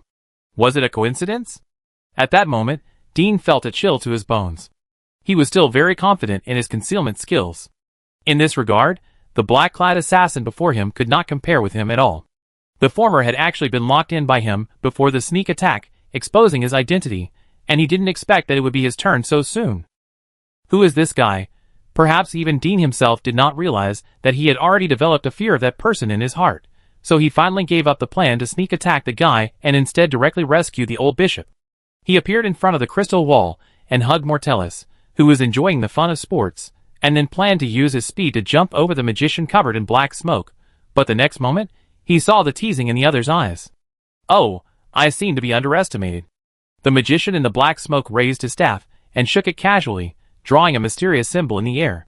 Dean's heart tightened, and he concentrated his mind highly. He subconsciously drew the scimitar at his waist and took a defensive posture, carefully guarding against the magic attack that followed. But in the end, nothing happened. Oh, don't be so nervous. I was just lying to you. I haven't made a move yet. The other party said with a smile, with a look on his face. I'm just teasing you. Come and bite me if you have the guts. The expression made the shadow stalker very angry. However, this was not the time to be angry. Although there was an element of sneak attack, the guy in front of him was able to wipe out a team of well-trained 7th-level paladins alone. He was obviously a master. What's more, there was a young man behind him who made him feel afraid. In this situation, Dean knew that he had no chance of winning when he was fighting 1 against 2. This time the opponent was too strong, so his goal was just to escape from here with Mortellus. Dean was still very confident about this. As long as he was determined to leave here, no one could stop him. The next moment, the shadow stalker's figure gradually faded, as if to merge into the night. This was their professional talent, which could distort the surrounding light and put themselves into the blind spot of vision. It was one of the top stealth skills in the world, and this was why the shadow stalker was known as the King of Darkness. Dean's confidence also came from this. When he dealt with Joel before, he actually did not use his full strength. Even the last blow was reserved. This came from his long-standing fighting habits, in order to deal with the current situation. This time, he finally fully released the power hidden in his body. His already incredibly fast speed was even increased to a higher level. His running body completely turned into a shadow. At the same time, he was shaking irregularly while running. This was to prevent being locked by the magician. This was not the first time Dean had fought a high-level magician. He was experienced and calm, and what was even more rare was that he was not greedy for credit. Although he had a good chance of successfully injuring the magician covered in black smoke, he finally resisted the temptation in his heart and just passed by the guy. Because he knew that once he entered the attack state, his movements would inevitably pause, and he would probably be caught by the terrifying guy behind him. This time, Dean was really careful and cautious, and did almost everything he could. However, the next moment, he saw a scene that frightened him to death. While running, his legs strangely fell off his body, but his body still swept forward under the action of inertia. All this happened so fast that his blood plasma didn't even have time to rush out. The magician, who was covered in black smoke, sighed, "I told you, don't look down on others." After that, he put away his staff and walked in front of the ladder. At this moment, his image in Dean's eyes had completely turned into a devil. Are there any last words to say? The shadow stalker moved his lips, trying to squeeze out something from his throat, but he heard the guy in front of him say again, "Oh, I almost forgot. You don't seem to have time to say your last words." After that, he snapped his fingers, and a bloodline appeared between Dion's eyebrows. This bloodline extended all the way to his chest, and then his whole body was split in half from the middle. Chapter 401. Perhaps because Dean's death was too shocking, when Dandelion walked towards the prostrate Mortellus, no one dared to stop him, including the guards of the Earl's mansion. Everyone now had only one thought in their mind. What a joke! How could an ordinary person fight against such a monster? If the other party was going to attack the young masters and young ladies of the Earl's mansion, then these guards would have to bite the bullet even if they knew they were no match for them. But now, the other party's target was obviously only the old bishop of the temple. Although Earl Nathan had a good personal relationship with Mortellus, it was not so good that these guards would risk their lives to protect the latter. After all, they were only the private armed forces of the Earl's mansion, not the guards responsible for maintaining public order. Strictly speaking, It was not their responsibility to fight criminals and capture assassins. Therefore, although they knew that their current actions were against the spirit of chivalry, they finally chose to remain silent and silently watch the two fierce gods, who killed people at the dinner party, leave the Earl's mansion, taking away Archbishop Motley's, whose life or death was unknown. The captain of the guard team was sweating coldly on his back. He could already imagine the explosion news in Gudrie's city tomorrow morning. Motley's, the #1 figure in the south of the temple, and one of the 19 archbishops, was kidnapped from the dinner party of the Earl's mansion in front of everyone, and the other party arrogantly set the Earl's mansion on fire before leaving. I wonder if Earl Nathan, who was on vacation in Tuskerville, would be pissed to death after hearing this news. In addition, someone took advantage of the chaos to rescue the black-clad assassin. Compared with the two unknown magicians, the black-clad assassin's strength was not that exaggerated, but because they couldn't figure out the relationship between the assassins and the former, the guards hesitated for a moment. For the sake of their own lives, they didn't try to stop the other party too seriously. They just pretended to arrest the other party tacitly, as a way of explaining it. The scene looked very lively, but it was actually useless. In the end, the body of the dead 8th level paladin was also taken away by the other party. The grandchildren of Earl Nathan, the host of this banquet, all looked livid. With the old Earl's prestige and status in Gudrie's, they had never been insulted like this. No matter what grudges the other party had with the temple, what the two magicians did tonight was a bit too much. They obviously lacked the most basic respect for the Earl's mansion. Earl Nathan's eldest grandson looked at his guards, with a look of regret. It was fine that they couldn't keep the two powerful magicians, but they even let the black-clad assassin and his accomplices run away. He couldn't help but scold, "What are you doing standing there, a bunch of trash? Are you trying to savor the remaining power of others? Hurry up and notify the police station, the city council, the temple, and the Magician Association." The captain of the guard team woke up from his dream, and quickly ordered his men to report to several major forces in the city. Such a big thing must be hidden. The Earl's mansion will lose face this time, so the most urgent task is to quickly organize people to rescue Archbishop Motley's. However, when the captain of the guard team mentioned the Magician Association, his face became strange again. He hesitated for a moment and said, that President Dadalion is also attending the dinner tonight?" When he said this, the young masters of the Earl's mansion were also stunned, and their expressions became suspicious. At this moment, they finally realized the abnormality. The president of the Magician Association never participated in such activities. Why did he appear here tonight? If it was just a coincidence, it would be too much of a coincidence. Everyone saw with their own eyes how terrifying the two magicians were. An 8th level shadow stalker plus a team of well-trained 7th level paladins couldn't even stop them. Seeing this, the young masters of the Earl's mansion were also chilled. The whole city was silent, and a person with such strength would definitely not be unknown. Although Dadalion was famous for being an abandoned house in Gudrie's city, it had only been more than 10 years since he went south alone to defeat the major magic academies in the south. The people in the university town, especially those who were older, did not forget how awesome he was back then so quickly. Earl Nathan once told the young masters in the Earl's mansion the few people in Gudrie's city who should not be provoked the most, and Dadalion's name was one of them. Earl Nathan's grandson took a breath of cold air. No way, the other party is the president of the Magician Association. If he is really among the people who took action tonight, then the things behind it are very serious. Could it be that the Magician Association feels that the temple has extended its hands too far and is finally dissatisfied with their expansion in the south, so they decided to take action to warn them? The eldest grandson of Earl Nathan felt horrified when he thought of this. The matter involved the two top forces in the human world. If there was any collision between them, even if it was just a little friction, the people caught in the middle would almost certainly die. Although Earl Nathan has considerable power and influence in Gudrie's, compared with the behemoths such as the Magician Association and the Temple, their power and influence are not enough. Just thinking about this possibility made him feel cold all over.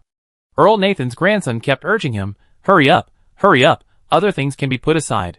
The most urgent thing now is to find President Dadalion, and see if he is still here." The captain of the guard team was still a little hesitant after hearing this, but the fire situation now. Earl Nathan's grandson was anxious and angry. "It's already this time. Why do you care about the fire? Anyway, the Earl's mansion has been burned down, so it doesn't matter if it burns for a while longer." "Oh, you are worthy of being the eldest grandson of the Earl." This courage is somewhat like the style of Earl Nathan when he was young. Dardarian yawned and walked out of the small building behind the crowd. His eyes moved to the eldest grandson of Earl Nathan and raised his eyebrows. I heard that you are looking for me. President Dadarian? The latter was also stunned when he saw the expression of the president of the Magician Association. Although he kept urging his men to find the other party, he had actually determined in his heart that one of the two magicians tonight was probably him. After all, such a powerful master is rare even in the city of Gudries. And Dadarian happened to appear here abnormally tonight. If he said that all this had nothing to do with him, he himself would probably not believe it. So when the other party suddenly appeared in front of him now, he couldn't hide his surprise. Chapter 402. Mowgli couldn't remember how long it had been since he was so embarrassed. Not long ago, when Dean was taking him away, a wind blade appeared accurately on the path of the two people. The shadow stalker was cut in half before he could react. At that time, everyone around was deeply shocked by this cruel and bloody scene, but few people noticed that he was also injured by the strange wind blade, and the injury was not light.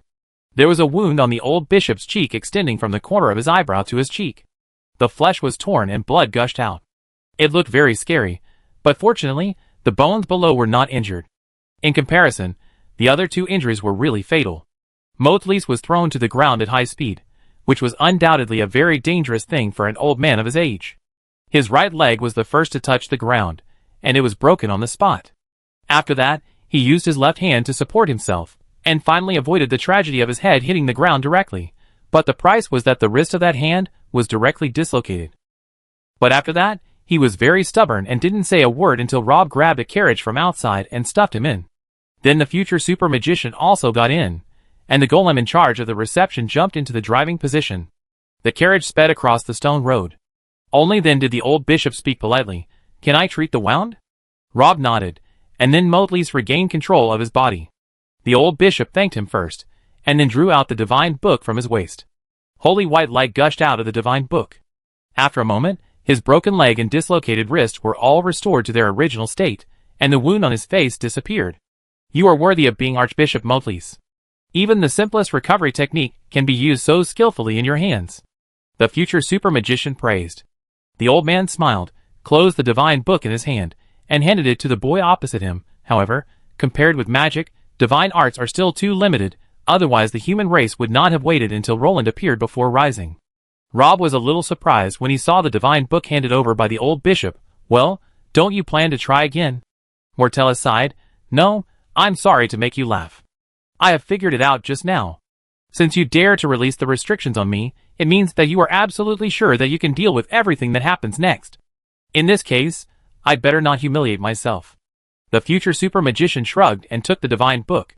The old bishop spoke again. "May I ask, is this kidnapping of me an official act of the Magicians Association or a private decision of President Dadalion?" Rob said, not falling into this language trap, but asked directly, "Why do you ask?" The old man said calmly, "Although I am old, my mind is still not confused.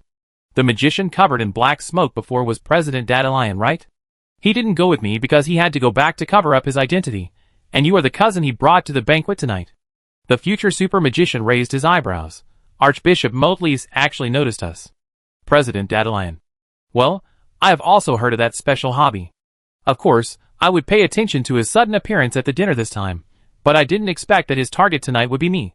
The old man smiled bitterly. "We should have no grudges, and I have always respected President Dadalion. If what happened tonight was the intention of the Magician Association, then it means a lot of things." Mortellus paused here deliberately, trying to read something from the other person's face, but unfortunately the expression of the boy opposite him did not change at all. "Anyway, if nothing unexpected happens, you will have a lot of time to think about this problem slowly.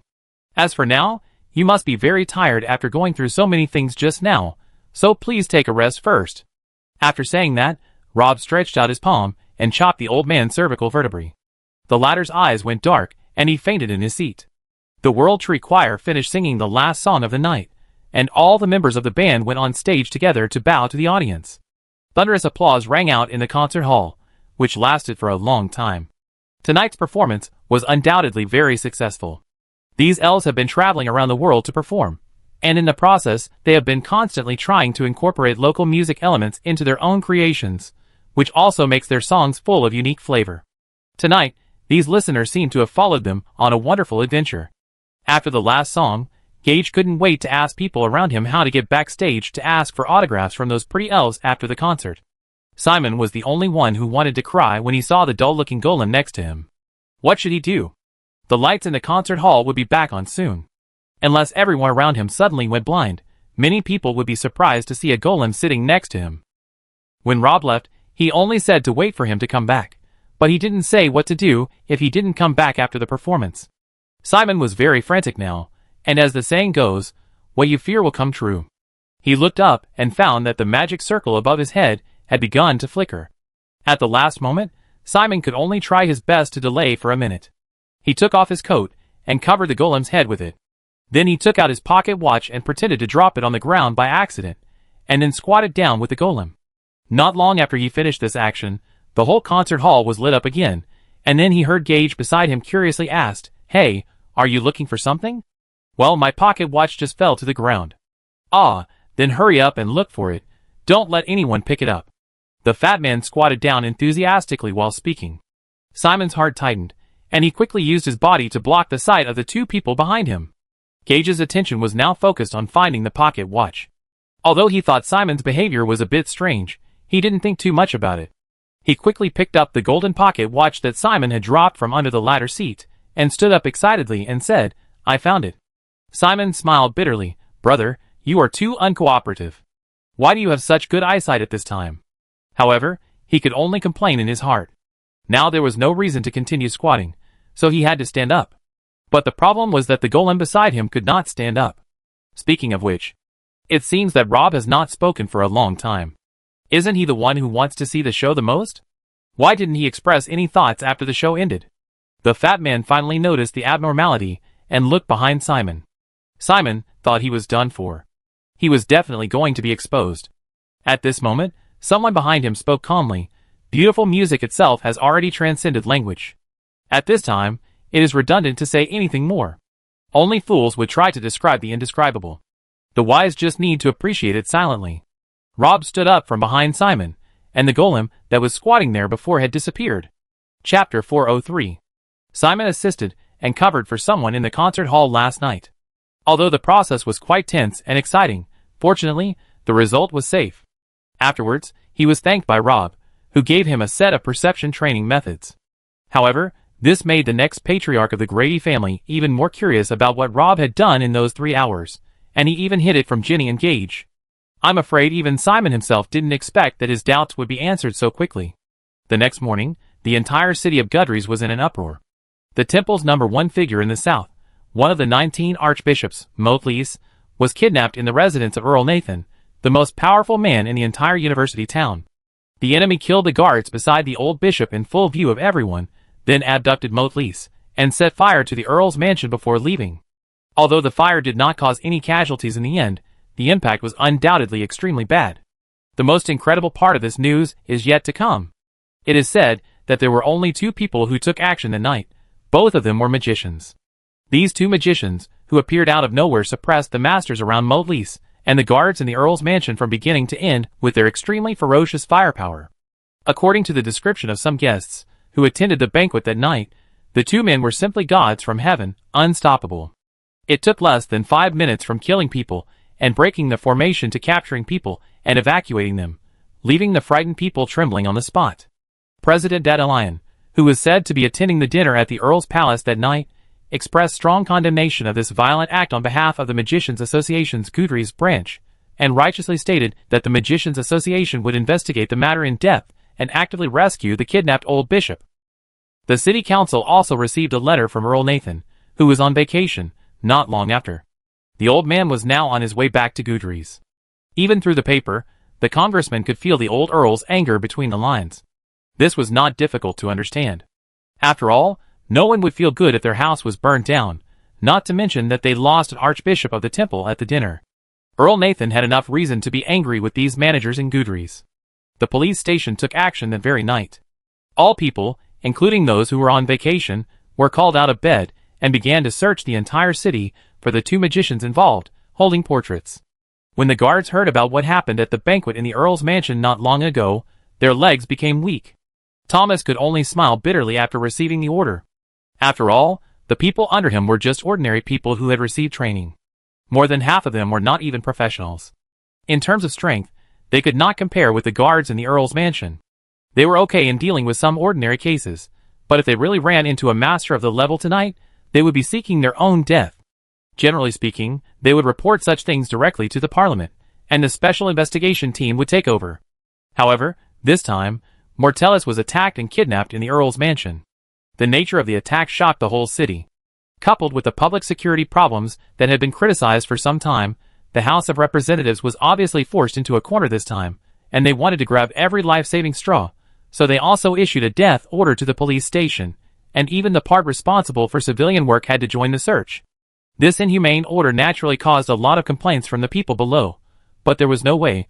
Most people still had to rely on this salary to support their families, so even if they complained, they still picked up their weapons and began to search the city tremblingly, but this time everyone prayed in their hearts that they would never run into the real boss.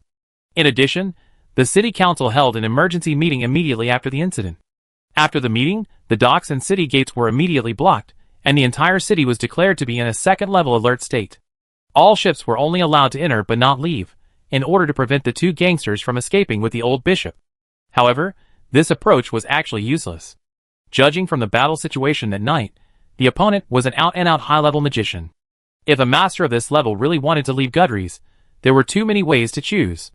Fortunately, President Dandelion kept his promise and actively participated in the subsequent rescue work. He not only announced the location of several medium and long-distance teleportation arrays in the city, so that the guard station could send people to monitor them, but also turned on the giant wave meter on the top floor that had just been successfully developed not long ago to detect magic fluctuations. Once there is a strong magic fluctuation in the city, the Magician Association can immediately know the exact direction of the fluctuation. However, what surprised everyone was that the temple, which should have been the most shocked in this incident, was the calmest. The current leader of the church in Gudry City is Bishop Winger, who was the one who eliminated the bugs and rescued the students trapped in the white giant egg. He is younger than Motlis, only in his 40s, looks very elegant, and looks more like a scholar. He was also one of the few high-ranking officials in the temple who clearly opposed Motlis. Moreover, because he was close to the latter, and they were both in the south, he heard more about each other's actions. In fact, the two had completely broken up more than 3 years ago. Winger was only a bishop, but the background behind him was not simple either. Although Motlis was his nominal leader, he could not remove him from his position without reason. However, the conflict between the two was no secret in the church. This time, the old bishop came to Gudry City to attend the dinner, but he didn't go to the church in the city at all, but went directly to the Earl's house of Count Nathan to rest. This also shows the degree of hostility between him and Winger. However, Motlis is the archbishop of the church after all. Even if Winger has many conflicts with him, he can't be indifferent when the former is kidnapped. In fact, Winger immediately wrote a letter to the third paladin in the south after receiving the news, asking for armed support. After that, he also planned to go to the St. Laurent Magic Academy to meet with the super magician Abbas. After all, Gudry City is the territory of magicians, and the person who took action is a master among magicians. If Abbas is willing to help, he will definitely find something from the battle that night. However, not long after this letter was sent, he received a handwritten letter from the Pope, indicating that there will be special people in the south to take over this matter, and he only needs to act as usual and don't need to ask more questions. This letter was delivered to the church 2 hours after Mortellus was kidnapped, which means it was sent directly by teleportation. This method of delivery is very expensive, and is usually only used by the temple when the situation is extremely urgent. It is not surprising that someone on Mortellus' side can directly contact the Pope, but the content of the letter from the Pope is very strange. If the old bishop's disappearance is really so serious, why doesn't the temple let him take any rescue action? Chapter 404. The kidnapping of Motlis also attracted Lolo's attention, because once the second-level alert was entered, they could not leave the city to go to Oglin, 400 miles away. However, Rob comforted her later. Gudrys was one of the most prosperous port cities in the south, receiving a large number of traders and tourists every day. Even the Parliament could not maintain the blockade for a long time. No one could afford the losses caused by this. In fact, 2 days later, Gudrys announced that the alert status would be lowered to level 3, which was equivalent to canceling the order prohibiting leaving the city and leaving the port. The city basically resumed its normal functions, but the tense atmosphere could still be clearly felt at the port gate and other places. The guard station invested a large number of people to check strangers. Some underground forces in the city have also sensed the danger and have reduced their activities recently. Some gang leaders have given their subordinates a holiday and told them not to cause trouble in the near future. Even the black market in the alley, which is officially allowed to exist, has become much quieter. Both merchants and customers have been reduced by more than half. At this time, no one wants to be associated with the disappearance of Mortellus. Let's go out and get some fresh air later. The future super magician said to the girl, who was reading seriously in the library. Do you remember when you last left the library? Luo rubbed his eyes and glanced at the dozen books left at hand. He subconsciously wanted to refuse, but then he heard Luobu say, the school will hold a small ceremony at the cemetery in the afternoon to commemorate the teachers and students who died in this freshman competition. As the hero who finally saved everyone, those guys must hope that you can also be there. The girl shook her head. I'm not a hero. The holy sword was found by everyone. I just happened to use it to complete the final blow. If I were replaced by someone else, they could do it, and maybe they could do it better than me. In fact, if it weren't for the mysterious teacher, we wouldn't be able to survive even if we killed that monster. The future super magician did not comment, but pointed behind her. You might try to explain it to them this way. Lolo turned around and saw a girl running over excitedly. Seeing her turn around, she immediately said excitedly, oh, it's you. You must be the junior sister Luo, who is known as the Holy Sword Magician. After shouting, she realized that this was a library, and quickly covered her mouth with her hand, then whispered, I've been looking for you, and I want to thank you in person. Thank me? Lolo was a little at a loss. Her eyes fell on the girl's chest. The other party should be a sophomore in the swordsman department, but it seemed that the two had never met before, so she didn't know where the other party's gratitude came from. Yes, if it weren't for you, my brother might not be here now. The senior girl shook her hand enthusiastically, and stuck out her tongue. Hey, look at my memory, I almost forgot to introduce myself. My name is Yuna, I am Mowgli's sister, and my home is in Padura, which is a very beautiful mountain city. If you are free during the holidays, I would like to invite you to my home. Haha, my parents also want to meet you. Mom also said that she would prepare her best beef stew for you. You must come and try it. I didn't do anything. Lolo waved his hands and wanted to say something else, but was interrupted by Yuna again. Wow, you are really humble, which is very different from the rumors. I was thinking that you would be difficult to get along with before, and I was relieved until we met. Yuna patted her chest and said happily, that's great, maybe we can become friends in the future. By the way, you will also attend the ceremony in the afternoon. Those children are really pitiful. They encountered accidents at such a young age. And teacher Leonie, she was originally the one with the most hope of survival, but in order to protect the students around her, she deliberately cast magic to attract those insects. In the end, she was outnumbered and unwilling to be controlled by those insects, so she resolutely chose to commit suicide. It's really admirable. Well, I will attend the ceremony this afternoon, but not as a hero. I just want to remember the deceased with everyone. After all, I know many of them. Lolo seemed to have made up his mind, closed the book in his hand, and said seriously, I knew it. You are worthy of being the legendary Holy Sword Magician. You are so gentle. If I were a boy, I would definitely pursue you. Hee, then it's settled. I have something to do, so I won't go with you. We see you at the cemetery then. Yuna made an okay sign, ran 2 steps, turned back and waved. Anyway, I'm glad to meet you today, Holy Sword Mage. Me too, Yuna-senpai, but please don't call me Holy Sword Mage anymore, it's embarrassing. However, Yuna had already run far away, and it was unknown whether she heard Luo's last words. Watching the latter's figure leave the library door, Luo also put down his hand, looked at someone opposite who was holding his chin with one hand and turning a quill with the other hand, hesitated, and then said in a voice smaller than the words, I'm sorry. Why do you suddenly want to apologize to me? The boy paused in midair, raising his eyebrows. Well, the marriage did affect me. I was too eager to succeed during this period, and I wanted to find a way to make myself stronger in a short period of time, but I ignored the most important things in life. Some time ago, Gage and Ginny always came to me and invited me to participate in everyone's activities. I knew they were worried about me, but I still rejected their invitation. I convinced myself that this was all for the preparation of exploring Ogden later, but I actually knew that the real reason was because of my fear in my heart. In fact, after I found out about Mother Teresa's whereabouts, I have been afraid. I am afraid that I will miss this opportunity because of my lack of strength, which will result in me never knowing the truth of that incident again. If it is because of this reason, I will regret it for the rest of my life. That's why I have to work hard to make myself stronger.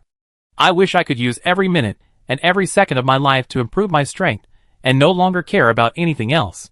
I know this state is wrong, but I just can't stop. My father once said that the real strong people are not those who have great power, but those who can follow their own hearts, be sincere to their friends, have compassion for the weak, and be loyal to their lovers. The Scarlet Sword. Many children in the North have grown up listening to his legend, but it is indeed a pity that they have not been able to meet the real person. Rob sighed and put down the feather pen in his hand. Well, in short, thank you for always caring about me and never giving up, especially you. The girl's voice became smaller and smaller, and she did not dare to look into the eyes of the guy opposite her. Although you didn't say anything during this period, I know that you are the one who is most worried about me. I'm sorry, because my willfulness has also caused you a lot of trouble. The boy shook his head without saying anything. He stood up and put the poetry collection in his hand back to its original place on the bookshelf. Then he said slowly, haven't we discussed this issue before? Just do whatever you want to do. Don't worry, I will protect you. I remember that I should have said this at the time, and this sentence is valid for a long time. Chapter 405. A ceremony to commemorate the victims was held at the Helena Cemetery. In fact, except for teacher Leonie, the bodies of the other victims had been returned to their hometowns. However, in order to facilitate their classmates and teachers to pay their respects, the school built a small monument next to teacher Leonie's grave and engraved the names of the victims in this incident. Ironically, because the truth of some things was not made public, Xavier's name was also on the list. The latter had been in Siamis for quite a while, had taught many students, and had some friends in the city. Hearing that he was killed in this incident, many people expressed their regret. At the condolence ceremony in the afternoon, some students who had graduated and some magicians in the city also appeared. Just about a week ago, the police station had completed all investigations related to this incident and announced that the case was officially closed. The investigation confirmed that this terrorist attack was carried out by a well-known cult group in the South, and the monster that appeared in the freshman competition field was secretly cultivated by them using evil methods. The purpose was very old-fashioned, still to destroy the world. Later, in order to appease the public, the 3rd Paladin Order stationed in the south of the temple also sent out 2 elite teams to completely eradicate this notorious cult. Rob was not surprised by this. No ordinary people knew about the existence of the Inquisition, and there was no relevant evidence. Even if the temple suddenly came out to admit it, no one would believe that such a terrible monster would be brought into this world by these priests, who saved the dying and the wounded. In the end, of course, the pot would still be borne by those so-called cult groups. Anyway, those guys were already notorious, and no one would believe them even if they wanted to refute it. The future super magician even suspected that some of the cult groups in the South were secretly supported by Mortellus to facilitate cooperation with the Inquisition when necessary. The subsequent condolence ceremony was hosted by teacher Harvey. Halfway through the ceremony, a small incident occurred. Caesar, who was taken away by the guards when he left the dungeon and was not free until the trial, also came to the scene. His appearance caused a commotion. Most of the people who participated in the freshman competition did not think that this guy was innocent, but in the end, he managed to get away with it by some unknown means. He has now resumed his identity as the young master of the Andre family. It is said that he is going to go back to school next week. However, the most surprising thing is that he did not choose to transfer schools. It seems that he still plans to study in Siamos. But the problem is that his reputation among the freshmen couldn't be worse. Caesar, who used to be a popular candidate for the next student union president, has now become a street rat, and everyone avoids him. No one knows how he will continue to study and live in school in the future. However, Caesar himself doesn't seem to have any troubles in this regard. When he appeared in front of everyone again after more than a month, no one could connect him with the pale and soulless boy who had just come out of the dungeon. He looked very good, and the corners of his mouth showed a long-lost sunny smile, but now behind that sunshine, there was a calmness that was not commensurate with his age. There was indeed something different about him, and this change was not on the outside but came from the depths of his soul, which changed his entire temperament. If we ignore what he did, his current appearance would be more lethal to women, and at the same time, the male students looked at him with more vigilance. However, since the verdict was announced, no one dared to insult or provoke him openly. Some people who had insulted him before could not help but lower their heads at this moment, not daring to look him in the eye, for fear that he would remember what they had done before. Because Caesar has returned to the embrace of the Andre family, and regained what he had lost, but he doesn't seem to be satisfied. If it were the old him, he might have thought about how to retaliate and humiliate those who had hurt him after returning, and couldn't wait to see those people crawling at his feet and begging for mercy. But now, he seems to have lost interest in such things and has no intention of pursuing them. He bent down and placed the bouquet of white lilies he brought in front of the stone tablet, then quietly stepped aside and kept quiet. He didn't walk up to Rob and Lolo until the morning ceremony was over. He nodded to the former first, and then greeted the girl, Miss Lolo, long time no see. Luo frowned. Why are you here? These dead are also my teachers and classmates. It is reasonable for me to come here to pay my respects. Caesar was polite. Luo was speechless. Do you really not know why everyone looked at you so strangely when you appeared?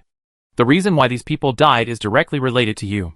If you hadn't told the monster our intelligence, it would not have been able to attack the camp so quickly. However, the court seems to have a different opinion from you, Miss Luo. The young master of the Andre family shook his head. I didn't come here to argue with you about this kind of issue today. Condolences are only one aspect. In fact, my main purpose is to see you. I have something to say to you, but there are too many people here. If possible, how about we walk to the back together? The girl refused without hesitation. I'm sorry, I don't think there is anything to say between us.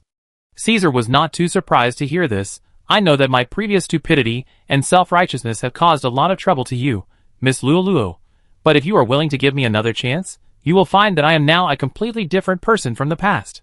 The boy's words were sincere, but Luo was unmoved until Caesar whispered something in her ear, and her face suddenly changed. The young master of the Andre family looked a little helpless. Miss Luo, are you willing to talk to me now? I really have no ill intentions this time. If you are worried, you can come with me. At least our interests should be the same in this matter. His last words were said to Rob. Where are we going? Luo was silent for a moment and said, We don't need to go too far. If I remember correctly, there is a small cemetery down here that is dedicated to commemorating the generals who died in the First Magic War. There are not many people there at ordinary times. It just so happens that the scenery there is also good, very suitable for chatting. Chapter 406. After Bishop Wenger distributed the last piece of black bread in his hand, he looked up and saw a mother and daughter at the end of the line. The hungry little girl grabbed the corner of her mother's clothes, stood on tiptoe, and tried to look over here through the gap between the people. Her timid eyes revealed expectation. So the bishop spoke to the crowd again in a gentle voice. Don't worry, there will be bread. I can guarantee that everyone who comes here tonight will have a share, but the people behind may need to wait a little longer. During this time, if you are willing, you can listen to me tell a few stories from the scriptures. The young priest beside him couldn't help but whispered, Teacher, we not only distributed all the bread we brought this time, but also bought out the bread from several nearby bakeries, but the number of people queuing up didn't decrease much, and I noticed that some of them were not poor at all, they just wanted to blend in with the crowd to get free bread, and some others came back to queue up after eating. Bishop Wenger shook his head. Nemo, remember, mercy is not only written in the scriptures, most things in this world are not black and white. When the gods see a ship full of believers about to sink, will they abandon a whole ship of people because of a few pagans on board? Compared to being deceived, I am more afraid that people who really need help will not get a response. Moreover, even if you see it with your own eyes, it may not be the truth. How do you know that those ordinary people who come to get food are not because their families have just encountered some changes? They may need this piece of bread more than the poor people around them. And those who come back after eating may not be doing it for themselves, but to get a portion of food for their family and friends who have difficulty walking. I'm sorry, teacher. I didn't think it through. The young priest named Nemo blushed. I'm going to buy bread from a farther place now. We won't go back tonight until we finish distributing the bread. Wenger nodded. Call Bronte and Bobby along. The three of you can get there faster. Well, you won't have any guards around you if you do that. I know what you're worried about, but I'm not Moflis. I've never done anything I can't tell anyone in my life. No one has ever tried to take advantage of me in all the years I've lived in the university town. The bishop said calmly. When the last person at the end of the team received the bread, it was already late at night. The church bells behind him rang, and a total of 10 times. Bishop Wenger said to Nemo, and the other two, thank you for your hard work today. It's not hard, it's not hard. I learned a lot from you today. No wonder the residents of Gudries love you so much. Nemo's words came from the heart. Each of us has limited energy. Those big things will naturally be taken care of by higher level people. All we can do is try to help more people around us. Isn't this the reason why everyone joined the temple in the first place? I hope you will not forget this original intention in the future. The bishop waved his hand. It's getting late. Let's stop here tonight. Everyone can go home. I can go back by myself. Yes, Bishop Winger. After nightfall, the originally bustling streets became deserted. At this time, most people had gone to bed, so there were no pedestrians on the street.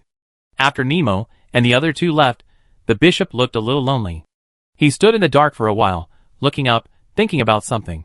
Half a minute later, he turned around and walked towards his residence. For clergymen of bishop level like Winger, the church would allocate them special residences in the city.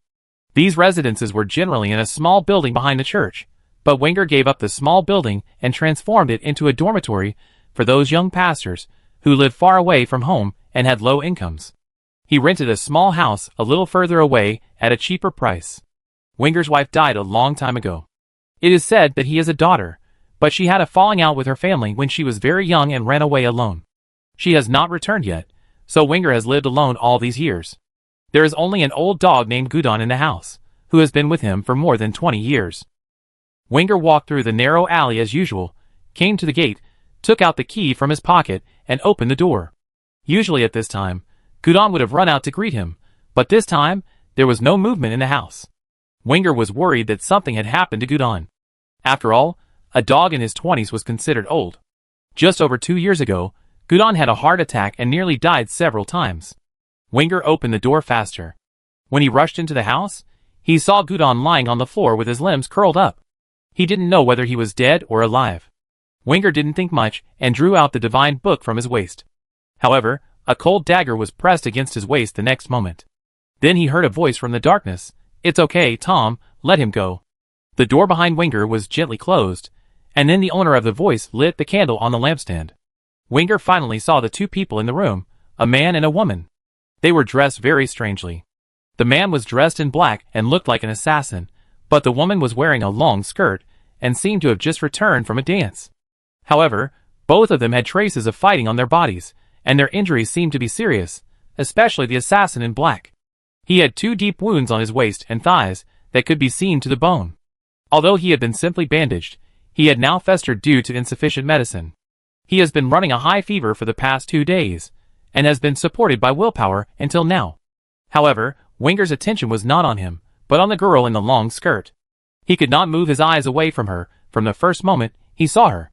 He looked at her so seriously that he did not notice that the dagger on his waist had been quietly put back into his arms by the black-clad assassin.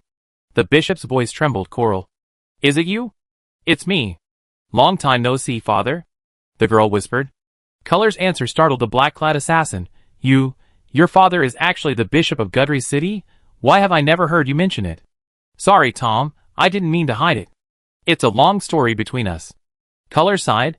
"I actually ran away from home back then. I haven't contacted him in all these years. If it weren't for Joel's matter, I probably would never step into this small building."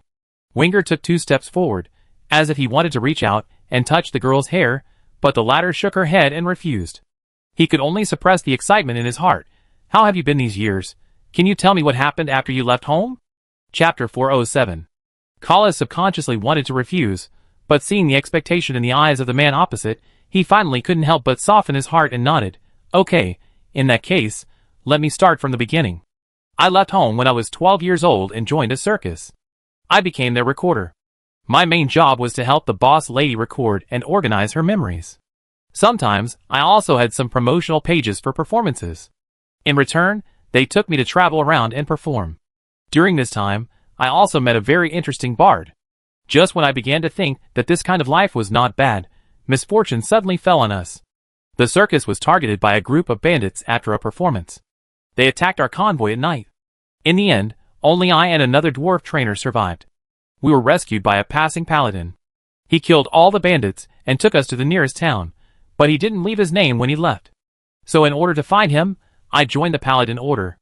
At first, I just wanted to thank him in person, but I didn't expect to become his squire knight. As time went by, I found myself gradually falling in love with him, and I could feel that he also liked me secretly. But every time I planned to confront him, he would always find a way to change the subject. At first, I thought he was worried that our age gap was too big. After all, he was only 2 years younger than you, father. But even if I firmly told him that I didn't care about other people's eyes, He still refused to accept me. I couldn't understand his decision. After that, I was very sad and even gave up on myself.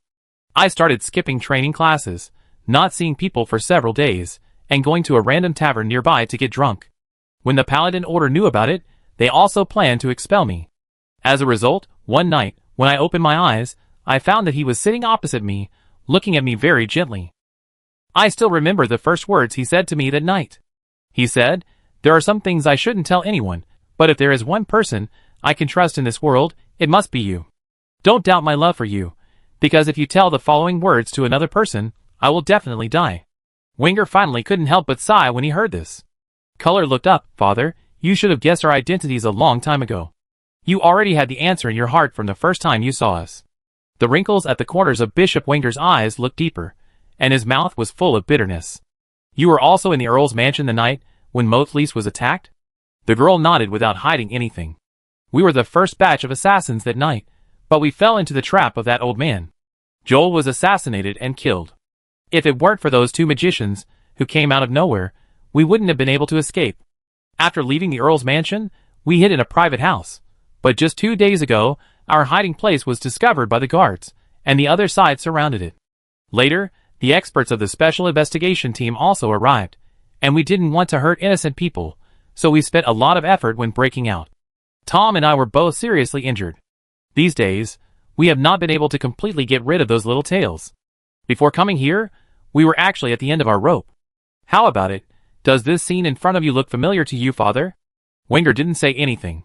He took out the divine book and treated the injuries of the two people first. Then he said, "You still don't want to forgive me for what happened back then?"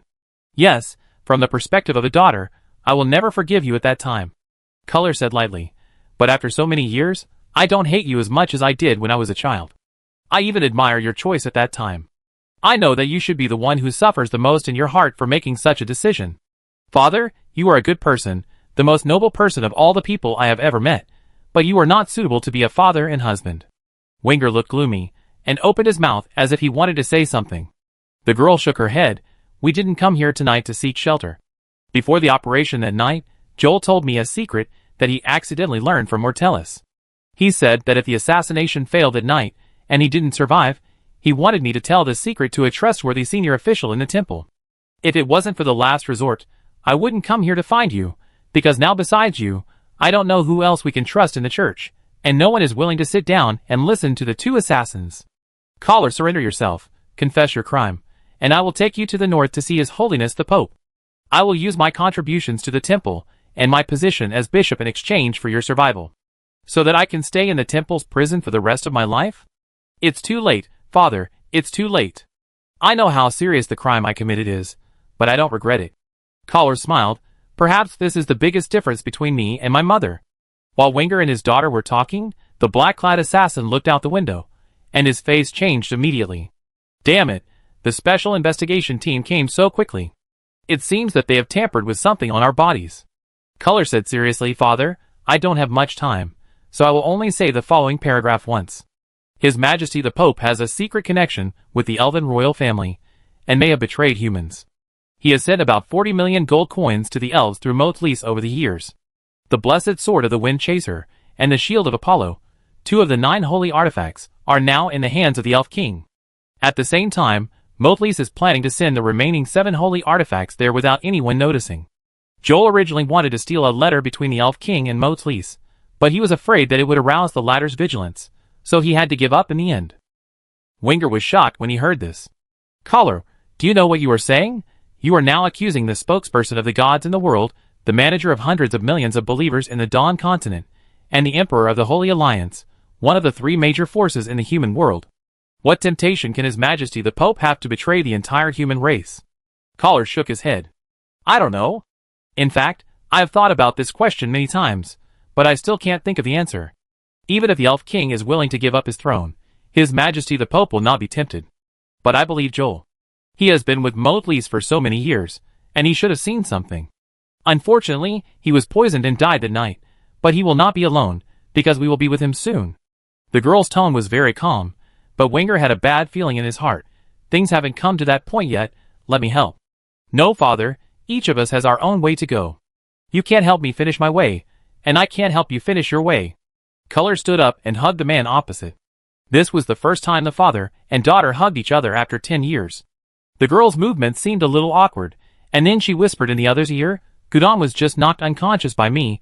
It's not in danger of life. I'm leaving, father. It's nice to see you again, but if there is an afterlife, I hope we can meet again in another identity." Chapter 408.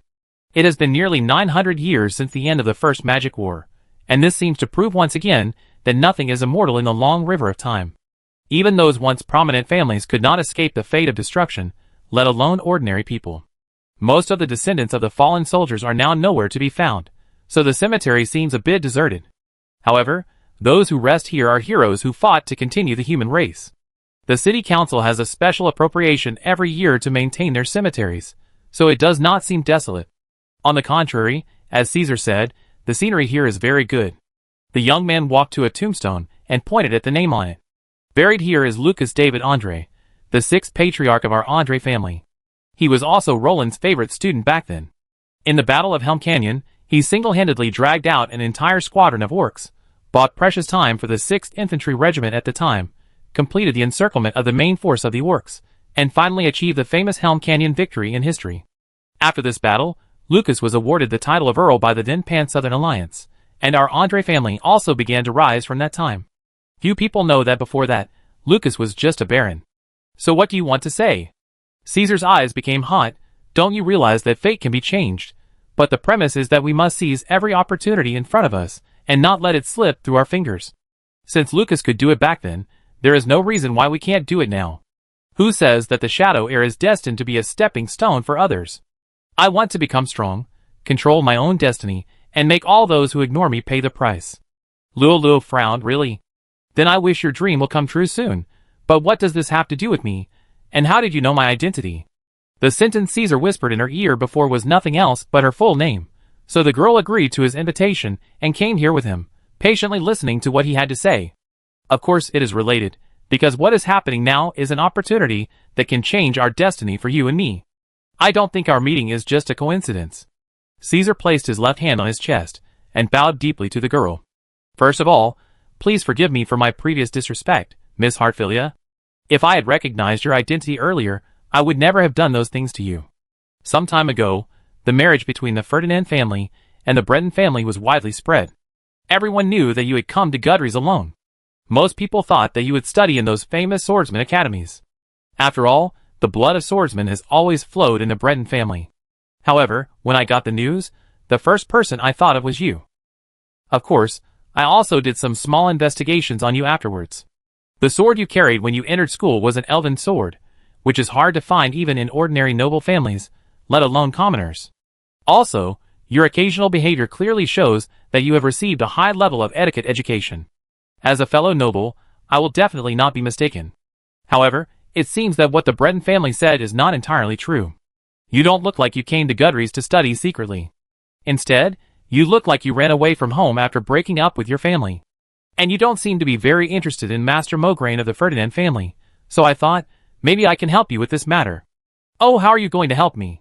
Maybe you can try to marry me. Caesar looked very serious and didn't seem to be joking. I know what you are thinking, but please don't rush to refuse. I don't need you to really marry me, so strictly speaking, this proposal is just for us to get what we need. The Ferdinand family is the most powerful family in the Holy Alliance. Even in the south, few people can compare with them, but this certainly does not include our Andre family. With the Andre family's background in the south, if there is really a conflict, there is no need to give too much face to the Ferdinand family.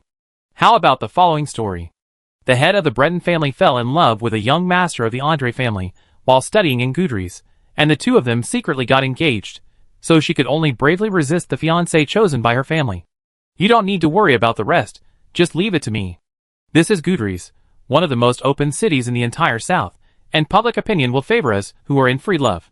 In addition, the Andre family and the Breton family are also well matched. If you finally choose to marry me, your uncle will not find too many faults in this regard. You don't even need to show up during this process. We can go our separate ways at any time afterwards, and you won't suffer any loss. What about you? Why do you do this? Of course, I am not doing this for free. I can get a lot of benefits from it. The most direct one is fame, which is also what I need most now.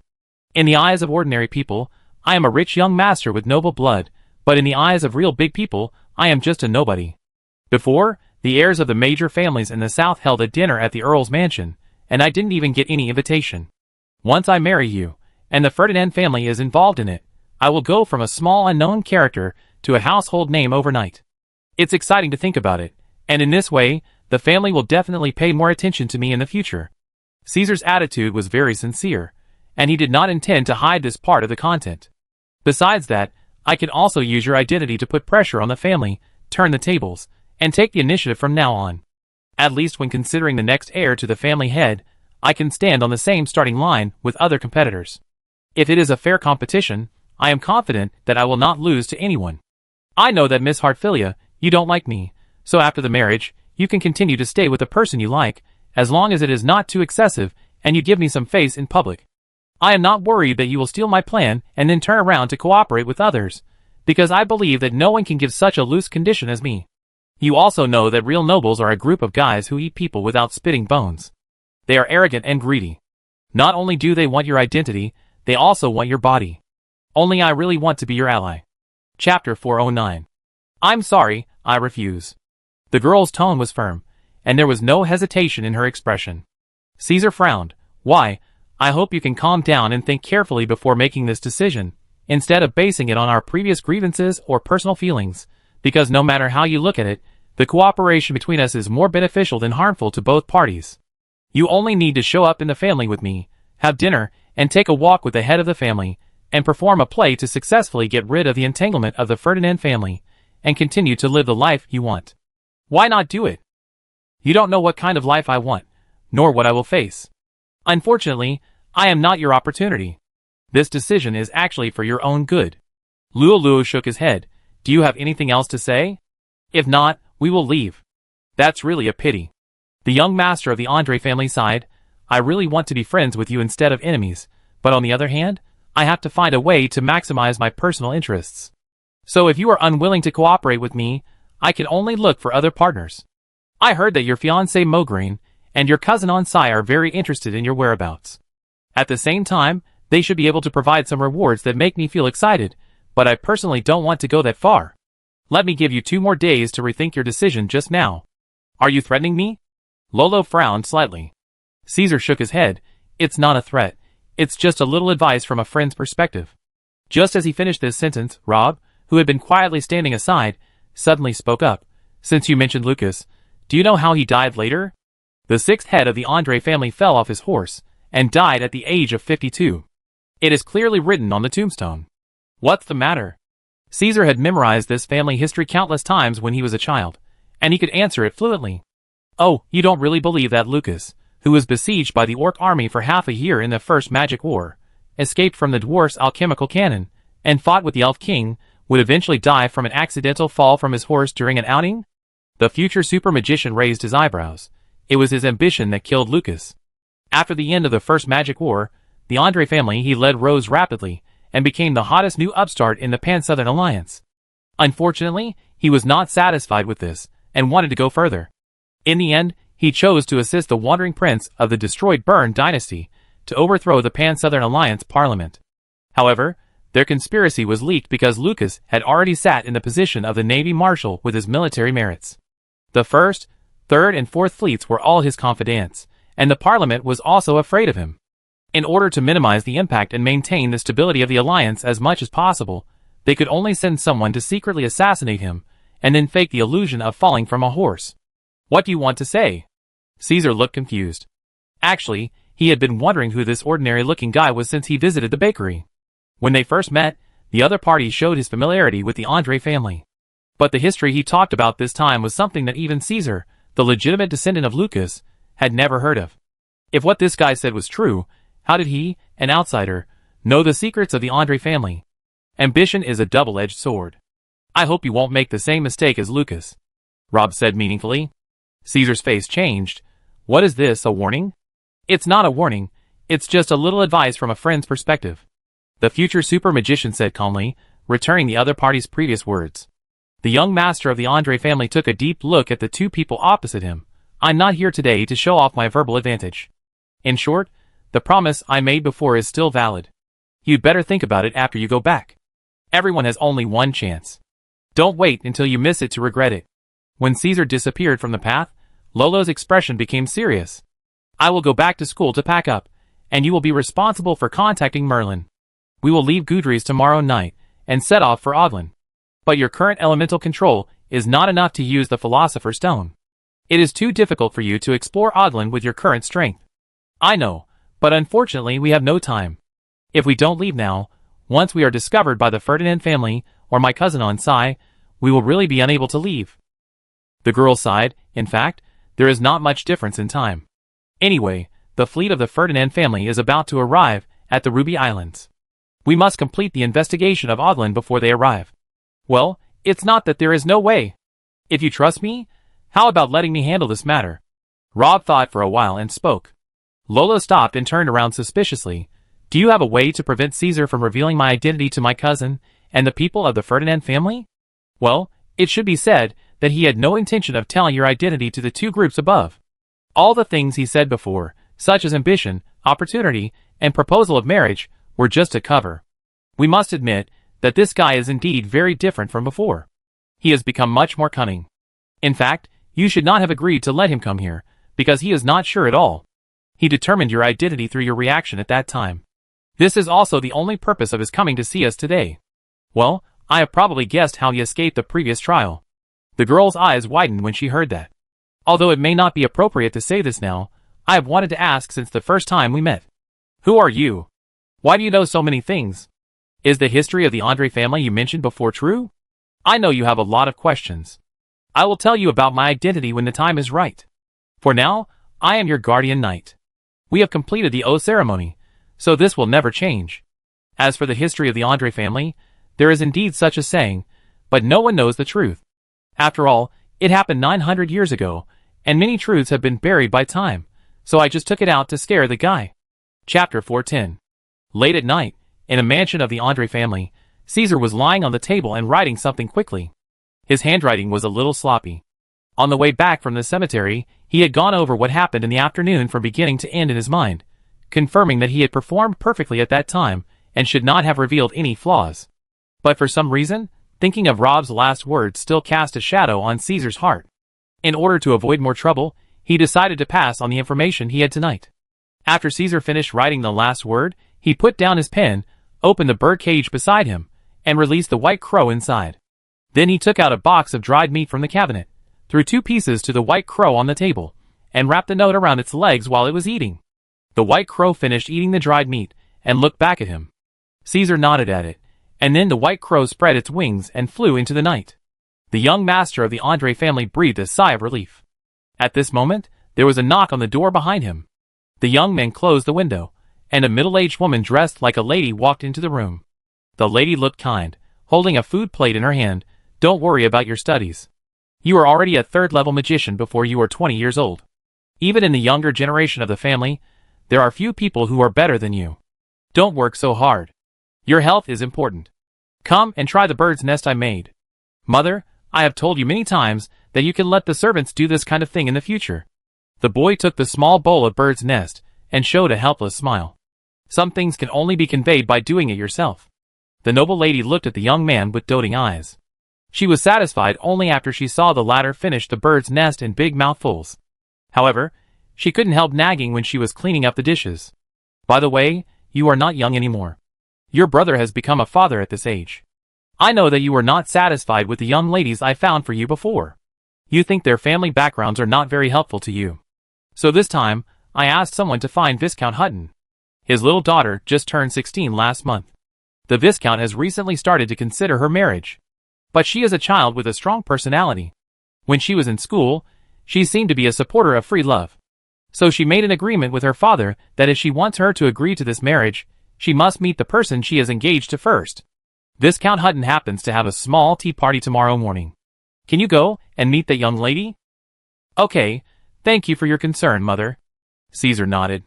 The lady reached out and touched his head. Good boy, you suffered a lot some time ago. Others may not know what kind of person you are, but I have watched you grow up and I know you best. You have always been so honest and kind.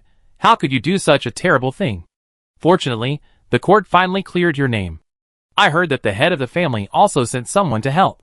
You must thank him well at the next family gathering." The lady started to cry again. "Of course, I'm back safely, Mother. Don't worry about me anymore." The boy smiled and said, "It's getting late, Mother. You should go to bed early." "Yes." The lady stood up, took 2 steps and turned back. "Well, I almost forgot. I asked the tailor to make you a dress last week. Remember to wear it when you go to the tea party tomorrow." "Okay, no problem, Mother," Caesar said patiently. The smile on the boy's face gradually disappeared until the lady closed the door. How could he forget the kindness of the head of the family? The eyes of the 2 distant uncles, who looked at him in the court, were as if they were admiring the destruction of a defective product. He made up his mind from that moment. The young master of the Andre family did not immerse himself in hatred for too long. Then he thought of the meeting in the afternoon. Thinking of the girl's beautiful face, well-proportioned and healthy figure, and the indescribable unique temperament, he couldn't help but feel a little regretful. He had some ideas about Luo before, but the girl's current situation seemed very complicated. He knew that this muddy water was not something he could wade into. What worried him even more was the swordsman next to the girl. Caesar found that he couldn't see through that guy at all.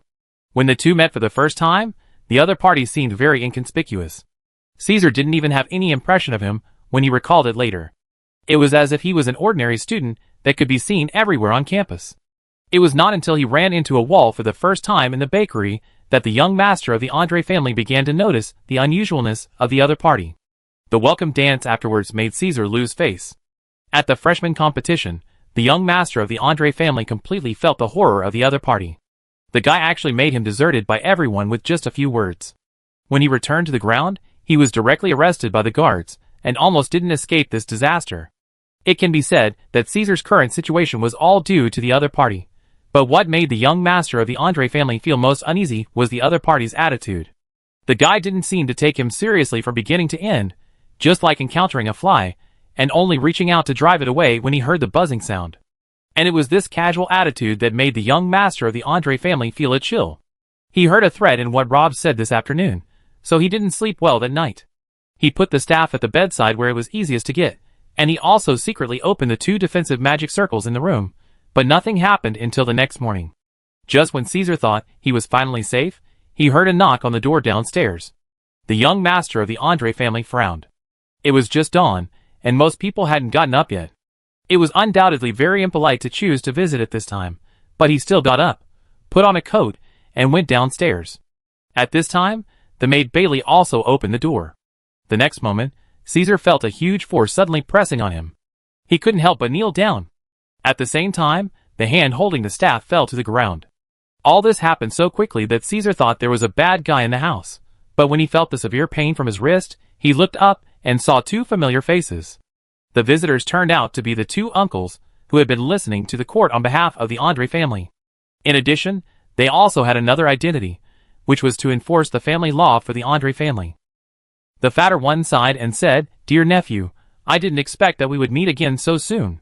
Most young people in the family will never see us once in their lifetime, but you are too naughty. It's been less than a week since the last incident. Do you miss us so much?" Caesar's eyes widened, and he said in horror, "Why? Why are you here? Don't you know what you did?" Another older uncle said calmly, and threw a ball of paper in front of Caesar, tried to explain this. Caesar's pupils suddenly contracted, and he saw his own handwriting on it. This was the note he tied to the white crow's leg last night, but he still had a glimmer of hope in his heart, because this note was encrypted, and the letters must be specially combined to get the true meaning. "Don't be so optimistic. Do you know why we waited until now to find you?" The slightly fatter uncle took out an exquisitely shaped dagger from his waist, squatted down, estimated the direction, and pointed the tip of the dagger at the boy's heart. "In fact, we have always been curious about how you escaped the trial." The little girl named Shirley changed her testimony at a critical moment. "At first, we thought it was because she still loved you in her heart, just like most people. If that was the case, we would accept it, because if you reversed the trial result in this way, it was your ability. We can only applaud from the sidelines, but the facts prove that we seem to have overestimated you. Betrayal of the family, TSK, Guzman, we haven't encountered such a thing for decades." "Ham, what are you waiting for?" Guzman urged. "Alas, you are really a man without any sentiment. I have told you many times that at this time, you should give this poor child some time to review his hasty life, or at least reminisce about his first love or something." Ham gave the boy an apologetic smile. "Unfortunately, There is no trial this time, so there is no chance to give you a beautiful reversal, but I do have a personal advice for you. If you are born in our family in the next life, remember not to mix with those guys in the temple." After saying this, Ham stabbed the dagger in the boy's chest. The last picture in Caesar's pupils was Ham pulling out the dagger and looking at him with Guzman, as if he was admiring the destruction of a defective product. Chapter 411. "Hey, why is there a bird in the store?" At noon, Gage saw a white bird standing by the counter as soon as he entered the store. So he excitedly opened a pack of elf cookies, crushed them, and poured them on the plate, but the bird seemed to have no interest in the plate of cookie crumbs in front of it, until Rob glanced at it. It suddenly shuddered, buried its head, and started eating in big mouthfuls, like a refugee who had not eaten for several days. "Wow, it's a white crow again." The fat man stretched out a hand and stroked the bird's feathers. "I heard that this kind of bird is very precious, because its flying height is much higher than that of ordinary birds, and it is difficult to identify with the naked eye in the sky. At the same time, it is very fast, and has almost no natural enemies. Many big families will raise them specifically to deliver messages." Gage was very interested. "Yours looks very majestic too. Have you ever tried to let it deliver a message or something?" "Oh, I bought this bird on the roadside last night for a silver coin. How come it still has this function? Wild ones are not good. The cheapest trained white crow costs 30 or 40 gold coins. It's a pity that it should have reached maturity and can't be trained anymore, so it's sold so cheaply. But it's not bad to have it as a pet in the store," the fat man said regretfully. The white crow felt that he was being looked down upon, but when he looked at the boy who was slowly cooking blueberry jam next to him, his reason finally overcame his impulse, and he continued to eat the cookie crumbs that he didn't like. Just when he finally finished the plate of food in front of him, he saw Gage open another bag and said enthusiastically, "Eat more if you like it. Anyway, you don't have to deliver letters or keep in shape." White crow, eh. Luckily, Rob saved its life at the critical moment. The future super magician sealed the cooked blueberry jam with a bottle, then looked up and asked the fat man opposite, "Don't you have classes in the afternoon? How come you have time to come to me?" Gage dodged his eyes and pretended to be nonchalant. I haven't been here for a long time." Abby, who was wiping the table at the side, was surprised to hear this. "Didn't you come here yesterday?" "Oh, you came the day before yesterday, and the day before yesterday. Hey, it seems that you come more frequently than the boss during this period." The fat man blushed and mumbled, I came here to help. I'm afraid that you and Master Wakeli are too busy. You must not think too much. Hey, but you don't help at all every time you come. You just hang around me and affect my work." Abby ruthlessly exposed someone's lies. Gage was like a prawn in a steamer, wishing he could sink to the bottom of the pot immediately. He felt that the eyes of Master Wakeli and Rob looking at him had changed, especially the latter's half-smile eyes, which made the fat man feel that the secret in his heart had been seen clearly by others. He kept wiping the cold sweat on his forehead. The only one who didn't understand the situation was probably Abby herself. The girl obviously misunderstood Gage's current look, thinking that his embarrassment was because his crime was exposed by her. She said proudly, "Hee, don't think I don't know what you are up to, trying to steal bread when I'm not paying attention. That kind of thing is impossible. With your physique, I can beat you up with one hand." The fat man was full of grievances but couldn't explain. In the end, he could only burst into tears and said, Yes. I will never dare to steal again." Then Gage looked at Rob for help and said hurriedly, "Are you going back to school now? Let's go together." The future super magician shook his head and said, "You go back first. I have something to deal with in the afternoon, and I have already asked for leave." Rob walked into this small bookstore called Fishing Friends for the first time. From the outside, it looks no different from other bookstores, but because the business scope is too narrow, there are only two old men in the huge store flipping through the self-help manual for wetland anglers. There is no one else, but the store seems very quiet. The door is closed to isolate the noisy sounds on the street, as if entering another world. The future super magician walked to the third bookshelf and took out the seventh book from the second row. Just as he opened the title page of the book, a girl with a plain appearance but a good figure suddenly appeared behind him quietly, like a ghost. "Do you like this book?" the girl said. "Who wouldn't like this book?" Rob said lightly, without looking up. "Oh, can you tell me what's good about this book?" The girl lifted her bangs on her forehead, looking humbly asking for advice, and took 2 steps forward. At such a close distance, the future super magician could already smell the faint scent of perfume on her body, so he closed the fishing bait encyclopedia in his hand and leaned over. The girl subconsciously took a small step back, and her back was against the bookshelf. At this moment, she looked extremely delicate and helpless, like a small flower blooming in the morning. Rob was not polite.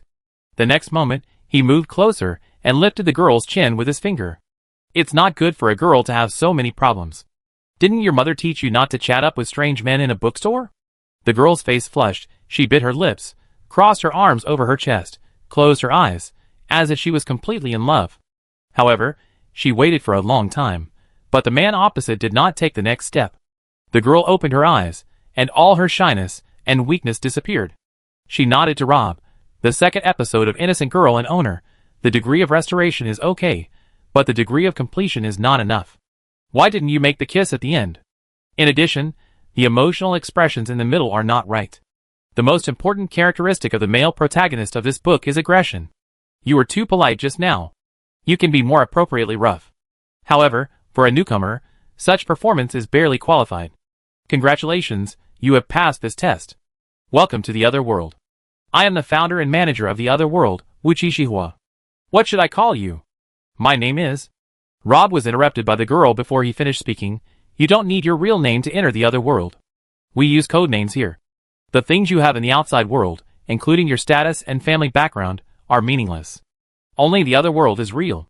You will be reborn here. Didn't your recommender, Blazing Eyes, tell you about these things? Well, actually that guy only told me that there would be a test in the afternoon and asked me to finish reading those books. The future super magician thought for a moment. You can call me Red Dragon. Very good, Red Dragon. The blazing eyes are waiting for you in the inner world. Come with me. The girl took 2 steps and turned back. Although you passed the test, to be honest, you don't look like one of us. This time I let you pass because of the blazing eyes. So please help me pass a message to that guy. Although he is also the founder of the inner world, and one of the most important financiers of the bookstore, he must abide by the rules of the inner world. If I find out that he brought some messy things from the outside world to the inner world, I will drive him away. Chapter 412. TSK, you are indeed the manager of the world in the pure flower. A mere ordinary person with no ability can actually see that I have hidden someone here. It can be said to be very powerful. Dardarian exclaimed. Have you ever considered that this may be because you always order double portions for takeout? Then what do you think I should do? Do you want me to cook a loving bento for that old guy myself? In that case, I might as well just kill him right now to save trouble. Dandelion pouted. Don't pay attention to that woman. No matter how much she dislikes me, she can only talk about it. She can't drive me away. Because this place was originally built by me. I proposed the otherworld plan to her more than 2 years ago. I contributed 30% of the funds alone. Otherwise, I wouldn't be so poor that I can only eat fried noodles every day. That woman only contributed 10%, and she also set up a bunch of messy rules without authorization. The previous inexplicable test was made by her. TSK, I suspect the guy just likes to be pushed against the wall. After commenting on the bookstore owner's taste, the president of the Magicians Association continued. The remaining 60% of the funds for building the inner world were raised from the first batch of members. I spent about 3 months to open up this magic space, and then spent another 1.5 years to reinforce it. It was not until half a year ago that the main body of the inner world was basically completed and allowed outsiders to enter. Usually, it is used as a gathering and entertainment place for a group of otakus. How about it? Isn't this place good? Very impressive. The future super magician looked around and did not hesitate to express his admiration, because what Dandelion did was indeed remarkable. The area he opened up single-handedly, and the white space where Xavier had imprisoned Claire in the freshman competition arena had many similarities in principle, but the former was wider and more complex. Dandelion directly projected the entire bookstore in midair, and hundreds of magic arrays were required. It was an extremely difficult task just to ensure that these magic arrays operated stably, and did not interfere with each other. The president of the Magicians Association is not good at magic circles. Dandelion was very biased in his studies when he was in school. Apart from his extremely high talent for casting spells, this guy often failed in courses such as magic circles, potions, and magic materials. Of course, this was largely due to his laziness, but it is undeniable that his talent in other things is not that exaggerated. Rob is very sure that he could not create the other world when he left the Royal Magic Academy of Teast. It seems that his life in recent years is not as decadent as rumored by the outside world. I have suppressed the magic fluctuations in this space to the lowest level, which is probably only equivalent to the level of an elementary magic trap. There is a magic device stored just one street away. The magic fluctuations emitted there are enough to cover up the existence of the other world. So now this place can be regarded as the most secret and safest place in the entire city of Gudries. I hid Mortellus here, and no one can find him, Dandelion said proudly. He put the book he had just finished flipping back into the bookshelf. Unlike the outside world, this place is simply a paradise for otakus. The bookshelf is filled with all kinds of banned books, various figures, posters, and a lot of high-calorie junk food. It really lives up to the name of the other world. The president of the Magician Association picked up a bucket of popcorn. By the way, how are you doing? Last night, he suddenly asked me for the trial record of that guy named Caesar. Is there something urgent? Oh, that matter has been resolved. The future super magician said calmly. That guy was targeted by the Inquisition. When he was desperate, he agreed to the other party's conditions, and was willing to become a puppet of the temple in exchange for a chance to survive. The Inquisition wanted to gradually control the Andre family by supporting him. They held the parents of the girl named Sherry hostage, and forced her to change her testimony at the final trial, allowing the former to escape the crime. Yesterday afternoon, he discovered Luo's identity, and wanted to tell the people in the temple. I followed his white crow, and caught the person who contacted him. Unfortunately, it was just a small character, and no punishment knight showed up. But this was enough to prove that the former had a deal with the temple. Later, I sent it together with other evidence to the bedroom of the current head of the Andre family. This morning, he was executed by family law. Well, the temple has indeed made a lot of moves in the south in the past 2 years, but this time, they dared to openly reach out to these old nobles, which really impressed me. This is not the Holy Alliance. If their actions cause collective opposition from the southern nobles, the situation they have worked hard to build over the years will be destroyed. Does the Andre family have something they must get? We can ask that old guy Motlis later. Most of these things in the south are related to him. By the way, last time you told me that you also wanted to ask him something. Is it related to the child of the Breton family? Yeah. Rob nodded. I found that the incident with the Breton family back then seemed to be more complicated than I thought. The importance the temple attached to Lolo was unreasonable. In order to find her, they even pulled out the Ferdinand family to form an alliance with the Breton family. But in the end, she is just a helpless little girl now. She has nothing except the identity of the head of the Breton family. The friends and subordinates of the Scarlet Sword have been purged. Even if she really got the truth of the incident by chance, she would not have enough power to take revenge. In this case, why is the temple pressing on step by step? Oh, that's true now. The temple's current actions are indeed a bit unreasonable, unless the child has something that they desperately want. Dardarian guessed. This is the most likely explanation, but there is a paradox here. After the death of the Scarlet Sword, the Breton family had already fallen into the control of the temple, and Lolo was also placed under house arrest at that time. If she really had something that the temple desperately wanted, why didn't they take action against her at that time? To solve this problem, we need to know what happened to the child's mother. That's why you plan to go to Uglin. When the child's mother died more than 10 years ago, Mortellus was only a bishop, but at that time he was already with the Pope. Well, this old man might know something. Chapter 413. What's the matter with the Breton family? What's your relationship with the Scarlet Sword? Motlis looked at the two masked men opposite him, a little surprised, and then raised his eyebrows. No, you should have been very young when Illyria got into trouble. Could it be that child named Lolo? It seems that the child has made some powerful friends after leaving home. Hey, old man, we are interrogating you now, not you interrogating us. If you don't answer honestly, we will kill you in a while. The president of the Magicians Association looked eager to try, and he was obviously not joking. The old bishop shook his head and said, I'm afraid I disappoint you. I don't know much more about that incident than you do. How is that possible? Do you think we haven't investigated you? At that time, you were already a favorite of the Pope. In just 6 years, you were promoted from the lowest clergy to bishop. This promotion speed is also very rare in the history of the church. This shows that Vainer V has enough trust in you. There is no reason for him to hide the Breton family's affairs from you. It's a pity. If you want to know something else, I might be able to help you, but that incident was classified as S-class, which is the highest level of confidentiality. This means that except for the Pope, the Grand Inquisitor, and those who participated in the operation before, no one has the right to know about it, even if they try to find out indirectly. Motlis said lightly. Dardarian looked like he was kidding me. S-class? Are you kidding me? There hasn't been an S-class incident in the temple for more than 200 years. Strictly speaking, it was 269 years ago. The last time an S-level event appeared was 269 years ago. A riot broke out in the abyss. A giant crack about 5 kilometers long and 2 kilometers wide appeared in the southwest of the Dawn continent. Tens of thousands of underground creatures poured into the Dawn continent from that crack. In order to seal the crack, a cardinal and 5 ninth-level paladins died in battle. The Longinus reverse cross spear, one of the 9 holy artifacts, was also broken in that battle. It took the church another 80 years to repair it. Well, this is the destructive power of an S-level event. The old bishop raised his head and said sincerely, "You two are undoubtedly masters, and if I'm not mistaken, your backgrounds are not simple. But I still want to advise you that events listed as S-level by the church are not something you can touch.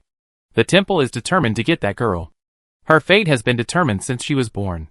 This matter cannot be changed by anyone's will. You can protect her for a while, but can you protect her for a lifetime? Why not?"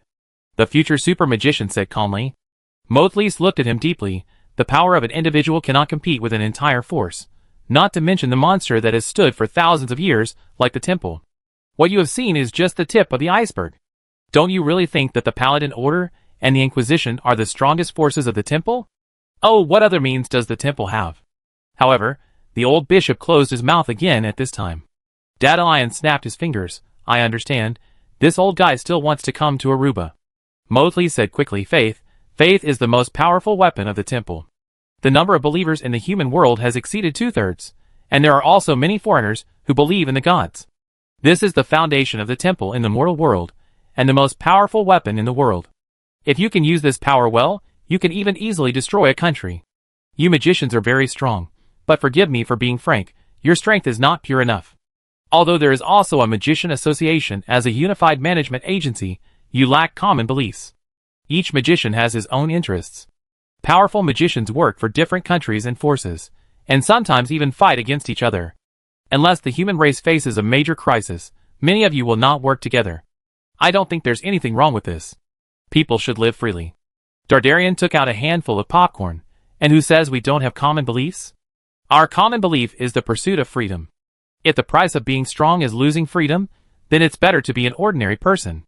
Mothlis smiled and didn't want to get entangled with the other party on this matter. The two sides have different values, and different ways, and angles of looking at the world. Even if they argue for a whole day, there will be no results. TSK, you're really giving me a hard time. We've been talking for so long, but you haven't provided any valuable information. Are you the kind of guy who says no, but actually expects to be punished? Cold sweat ran down Motellis's forehead. As the Pope's confidant, and the #1 figure in the church in the south, the old man holds a lot of secrets in his hands. He was mentally prepared when he was kidnapped. Mothlis believed that his faith was strong enough, and he was not afraid of being tortured physically, but things like Aruba. The old bishop could only try his best to explain, I don't really know what happened to the Breton family back then. Even at my current level, it's difficult to access the archives of S-level sequence events. But the night before the Crimson Sword disappeared, something unusual did happen in the temple. The 9 holy vessels enshrined in the Golden Temple once lost their luster and became extremely dim. I was wiping one of the holy vessels at the time, so I was very impressed. At that time, I could feel that the sacred power on the ancient Nibiri axe disappeared at a certain moment. This strange anomaly lasted for a full quarter of an hour, and then everything returned to normal. But at that time, I was already terrified. I had never heard of such a thing in the history of the church. The existence of the holy artifact is to eliminate evil. In fact, the more powerful the evil monster, the more powerful the holy artifact can burst out with unparalleled power. I reported this matter as soon as possible, but only one cardinal came to ask me and recorded the time of the incident. After that, there was no further follow-up. This is really all the information I know about the Breton family incident. Rob and Dandelion exchanged glances, and then the latter released a silent barrier and said, What do you think? The future super magician said, Most of it should be true, but he must have concealed something, which may not be related to the Breton family, but in terms of importance, it may be even higher, but I don't care about this part, I don't have anything to ask. Then let me handle it later, TSK, it's a rare opportunity. Although the main purpose of kidnapping this old thing is to lure the rats in the gutter to show their heads, but since he has been kidnapped, it would be a pity not to squeeze out more value. Chapter 414. In the past 2 weeks, the city of Gudries has ushered in a rare period of peace. No vicious incidents have occurred in the city, and the guards can devote all their energy to the operation of rescuing the old bishop. The dragnet search they had been insisting on finally paid off. The black-clad assassin who assassinated Mortellus at the banquet that night, and the accomplice who helped him escape were arrested at the same time 4 days later. However, both of them were very vicious. After failing to break out for the second time, they would rather commit suicide than be arrested. It is said that before they died, the two men tried to take Bishop Wenger, who was well loved by the civilians in the university town, as hostage. After the incident was exposed, the people in the city cursed them. At that time, the believers nearby gathered spontaneously, spitting at the two perpetrators, throwing stones and other debris, and preventing the guards from collecting the bodies. It almost caused a new riot. At the critical moment, it was Bishop Wenger who came forward to calm the situation. Unfortunately, the two mysterious magicians who made a scene in the Earl's mansion and kidnapped Mortellus that night are still missing. The guards did not give more clues than the first day. In fact, after that night, the three people including Archbishop Mortellus seemed to have evaporated from the world, and there was no trace of them. The attitude of the church also seemed very strange. The missing Paladin Order, the number one figure in the South, has not made any move. Instead, the president of the Magicians Association, Dadalion, has enthusiastically fulfilled his promise and issued a notice requiring the magicians in Gudries City to cooperate with the investigation of the police station and provide their whereabouts and corresponding evidence that night, which resulted in complaints. There is one thing that Mortellus was right about. Magicians are a group of people who love freedom and don't like being constrained. Therefore, as soon as the notice came out, a group of people immediately shouted that their privacy rights were violated and lodged a solemn protest to the Magicians Association. Some of them simply did not want to provide information, thinking that it was none of their business that the temple lost an archbishop. Some others were inconvenient to provide information, such as those who had a date with their lovers that night, or were secretly doing some dangerous experiments. In short, they could not provide any alibis. In addition, there were some people who had nothing to do and just joined in the fun. However, it was at times like this that Vice President Lilith's strong executive ability was more evident. An originally controversial notice was actually implemented in an orderly manner under her coordination. After the Magicians Association guaranteed confidentiality of the collected information, although most people still complained, they finally cooperated and reported their whereabouts that night. What was left was the work of verification and elimination. However, this had already reduced the large number of suspects to a scope that could be investigated. In comparison, Caesar's disappearance was not very eye-catching. There would be a few outstanding young men like him whose potential was greater than their ability in every big family.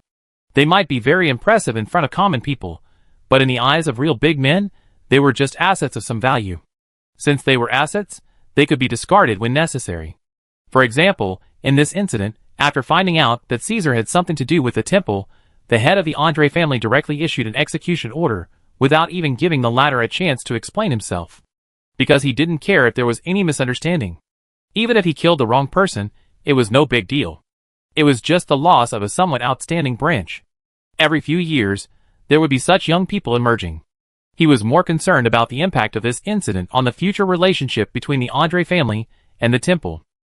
Choosing to kill Caesar immediately instead of arresting him first and slowly investigating him actually meant that the Andre family finally chose to give in on this incident, pretending that nothing had happened and not pursuing it further, and also used this as a warning to the temple. Caesar's disappearance was like a ripple on the water, and almost no one noticed it except the students of Siamus Academy. In fact, even Luo had no time to pay attention to this matter recently. At this moment, on the second floor of the bakery, the girl took a deep breath, rolled up her sleeves, and looked as if she was facing a great enemy. Rob smiled. Don't be so nervous. The reason why the Philosopher's Stone is known as the treasure that every magician wants to get is not only because it can improve the magician's rank, but also because its properties are extremely mild and have no side effects. Since the records were kept, no magician has encountered any accidents when using the Philosopher's Stone. Your elemental control has been almost trained recently, and the only possible elemental runaway situation does not exist. So now you just need to absorb the magic power normally, and use it for yourself. The girl was relieved after hearing this. Then what should I do? Stretch out your hand. Lolo stretched out his right hand. Take both. The future super magician added calmly. Oh. So the girl stretched out her left hand again obediently. Rob took the Philosopher's Stone out of the box, and placed it in the palm of Lolo's right hand, and then continued, "Now close your eyes and hold this philosopher's stone. You don't need to use so much force, just hold it like you usually hold a staff, and then start meditating." Meditation. Are there any special requirements for meditation? Which meditation method do you use? The girl closed her eyes as the boy said, and then asked again. Any method, just pick the one you use most often, Rob said, as he naturally held the girl's other hand. Huh? Lua was startled. The temperature from the other person's skin made her feel panic. She subconsciously wanted to retract her hand, but she was worried that this was a necessary step to use the philosopher's stone. In the end, she hesitated and let the guy opposite hold her little hand, but she couldn't control her increasingly fast heartbeat. She obviously couldn't meditate in this state, so Rob had to remind her, "Relax, don't let your mind wander." Lolo felt ashamed for having doubted someone's motives before. The guy opposite seemed to be doing things just to help, but she was still thinking about all kinds of messy things at this critical moment. The girl tried to ignore the strong touch on her left hand, calmed down again, and chose her most commonly used Richard meditation method. After several attempts, she finally entered the meditative state, and then she felt that the philosopher's stone in her hand seemed to have some changes. The black stone formed a certain resonance with the source of magic in her body.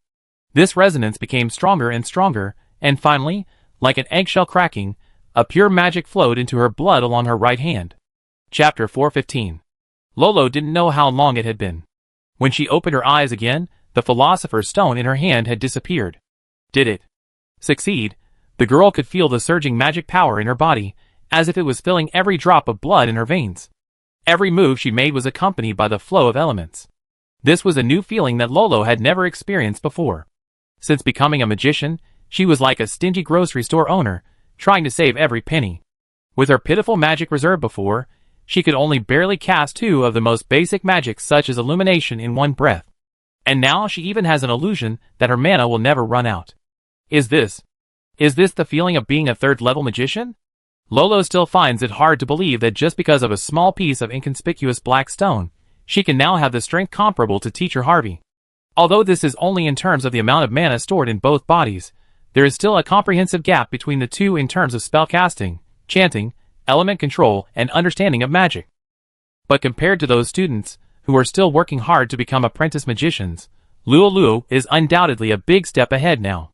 The accumulation of magic power can only be achieved through meditation. There is almost no other shortcut. This is why props like the Philosopher's Stone are extremely precious. The girl stood up and couldn't wait to try another magic she had learned these days. However, she felt dizzy as soon as she started chanting. The next moment, she felt that the hand that was held by someone was gently pulled by the other person. When she realized it, she had fallen into someone's arms. Well, suddenly you have dozens of times more mana. You can't cast spells like before. You need to adapt and practice new ways of casting spells, the future super magician said to the girl in his arms. Lulu was embarrassed and shocked.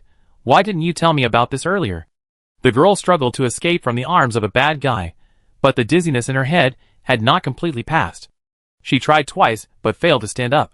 I'm holding your hand, so I can catch you when you fall, the boy said gently. Who asked you to catch me? You should have told me in advance that I would not fall. Lolo was almost upset to tears by this rogue answer. This guy really only wanted to take advantage of her. She was so guilty before that she thought she had misunderstood him. Oh, but I can't prove it to you in this case. Rob's expression became more serious than ever at this moment. Heartfilia, remember, no matter what happens in the future, I will always be behind you to catch you. At that moment, the girl's heart seemed to be hit hard by something. Lulu stopped struggling and lay in the boy's arms, feeling that her whole body was about to melt in this gentle word. What is this? Is it still a promise, or a confession? Why is this guy so cunning, always able to easily break through the layers of barriers she set up? Just like the most experienced hunter, no matter where she escapes, he can find her again from clues. But there are so many prey in this forest. Why doesn't he hunt others, always catching her alone to bully? Lulu was unwilling to be bullied by this guy. Even if she was a prey, she had dignity, and would resist bravely. The girl wanted to laugh at him loudly to hide her panic, but the words turned into something else when they came to her lips. The two of them were so close that Lulu could no longer avoid the burning gaze of someone. Under the boy's gaze, the girl's mind went blank. Finally, she looked up and asked stupidly, "Is it true? Really?" "Of course," Rob said softly. "In fact, Before he spoke that morning, Lolo had already gotten the answer from his bright eyes. This answer made her feel more at ease than ever before, so the girl stopped struggling and just lay in the boy's arms. For a long time afterwards, neither of them spoke again. Only the sound of each other's breathing could be heard in the room. Lolo closed her eyes again, and after a while, she suddenly said, "You said that your mother and father opened a small grocery store together after they got married." "Yeah. That kind of life should be very happy, without having to think about those complicated things, and the person you love is by your side every day when you open your eyes, and you work hard to earn rewards. Although such a life is ordinary, it is very happy. This is why you have always wanted to open a bakery."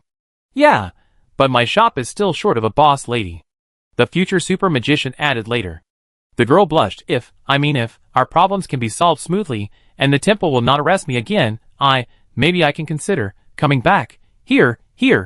The girl's voice became smaller and smaller, and finally it was as small as a mosquito. "But by then, I will no longer be the head of the Breton family, but just an ordinary girl. Would you still be willing to, let me be the boss lady here?" The boy thought for a while. "Before I met you, I had never seen a noble lady who could eat 20 chicken wings in one breath, not to mention that you gave me a knee attack afterwards. Well, since I didn't fall in love with you because you are the head of the Breton family, then I guess it doesn't matter to me if one day you become a commoner." Lua was embarrassed. "Who told your father to swindle all my money away? I was really desperate at that time. The streets of Ryan were full of adventurers, so all the profitable commissions from the mercenary guild were taken up. I hadn't eaten meat for several days before I met you guys. I don't eat that much every meal. As for the knee attack, it was obviously because you hit me with a stool that night. I was just responding to you." Rob raised his eyebrows and didn't comment. "Well, are you still angry with Uncle Rix?" The girl nudged his chest, found a more comfortable position, and leaned her head against it. "I was very angry before, but it's been so long and I'm almost done with it. I was actually responsible for that incident. As his son, I know that guys temper best. I knew that he would gamble after suddenly getting a large sum of money, but I still sent the money to him. As a result, he became addicted to gambling, and it also affected you. But if it weren't for this, we wouldn't have met, so I don't plan to pursue him anymore. After the matter is over, let's go back to the north to see the guy." Chapter 416. On Monday morning, the atmosphere in the city council was very strange. Everyone was busy or pretending to be busy, but every once in a while, they couldn't help but glance at a corner, as if something in that place was attracting them, and the root of all this was the guy sitting there with his legs crossed. The president of the Goudry's branch of the Magicians Association, the manager of all magicians in the university town, the proud disciple of the 9th-level super magician Steins, the super genius, who once swept all the magic academies in the south by himself, and now the most famous otaku in Goudry's. Today, Dandelion actually walked out of his office filled with notebooks, figurines, and daily garbage for the first time, and came to the city council to attend the weekly meeting. Everyone who witnessed this scene felt like they had seen something strange. You have to know that someone has been absent from this activity for 2 years. In these 2 years, he has never stepped into the door of the city council, not even once, and this has set the longest absence record of members since the establishment of the Goudry City Council. Usually, all matters related to magicians in the council are handled by Vice President Lilith. At the beginning, everyone was a little uncomfortable, but now they have gradually become accustomed to Dandelian's absence. Later, his chair was also removed, and many people even forgot that Guy was still a member of the city council. And not only is he a member, but he is also one of the 7 members of the Round Table. The so-called 7 members of the Round Table refers to the only 7 core members of the city council who have a veto power, namely the speaker, 2 vice speakers, the inspector general, the resident scholar, the military representative, and the president of the Magician Association. These 7 people can basically represent the largest forces in the city. Any important policy and issue cannot be perfectly implemented without the support of these 7 people, which is why the 7 people have a veto power. During every meeting of the city council, these 7 people would sit at the round table at the front, hence the name of the Round Table 7. However, in the past 2 years, due to Dandelian's long absence without reason, it was a bit too eye-catching to consider that there was always an empty chair at the round table at the front during the meeting of the council. Therefore, after getting the approval of Vice President Lilith, Dandelian's exclusive chair was removed. This also explains why the staff of the city council are now secretly looking at someone like watching a rare animal. Dandelion walked into the city council early in the morning with dark circles under his eyes, wearing slippers and shorts, and a set of recently published notebooks under his arm. He leaned over to ask the beautiful receptionist at the door, "Little sister, how do I get to the meeting?" The receptionist was startled, but still showed considerable professionalism. The man in front of him could not come to the city council to participate in various activities, but as a qualified receptionist, he had to know the president of the Magician Association, one of the members of the Round Table 7. "President Dandelion, please follow me." The girl suppressed her shock and led the middle-aged man, who looked like he was walking his dog in the morning, into the conference hall. But as soon as she entered the door, she remembered that the chair of the big man in front of her had been removed. The receptionist girl was immediately uneasy. She had never dealt with this legendary president and didn't know his temper. She was afraid that this matter would make him unhappy and angry at her. After all, there were some moody and difficult characters among the counselors. Fortunately, Dandelion didn't seem to be such a person. He just waved his hand, as if he didn't care about this matter at all, and sat down in a random seat against the wall in the back row. The receptionist breathed a sigh of relief. "President Dandelion, do you have any other instructions?"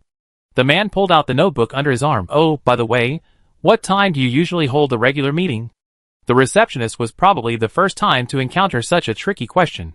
She was stunned for a moment before she hurriedly answered. "The weekly meeting is at 10 a.m., which is about 1 magic hour from now." Dandelion frowned. "So late? That won't do. As the manager of the city, do you only have this little enthusiasm for work? If you can't be diligent, how can you make the city flourish?" The girl opened her mouth wide, speechless, thinking that you, who have only been to the city council once in 2 years, and don't even know the meeting place and time, shouldn't judge others like this. Half an hour later, other councilors finally began to arrive at the council hall. After seeing Dandelion, almost everyone was shocked without exception. Viscount Hutton, who was in charge of presiding over today's meeting, felt the anxiety of the receptionist girl before. He had a bad premonition in his heart. Now the upper class in Goudry City has basically reached a consensus. When the president of the Magician Association shows up at a social occasion out of character, it often means that the people there are going to suffer. Earl Nathan's Earl's mansion is the best proof.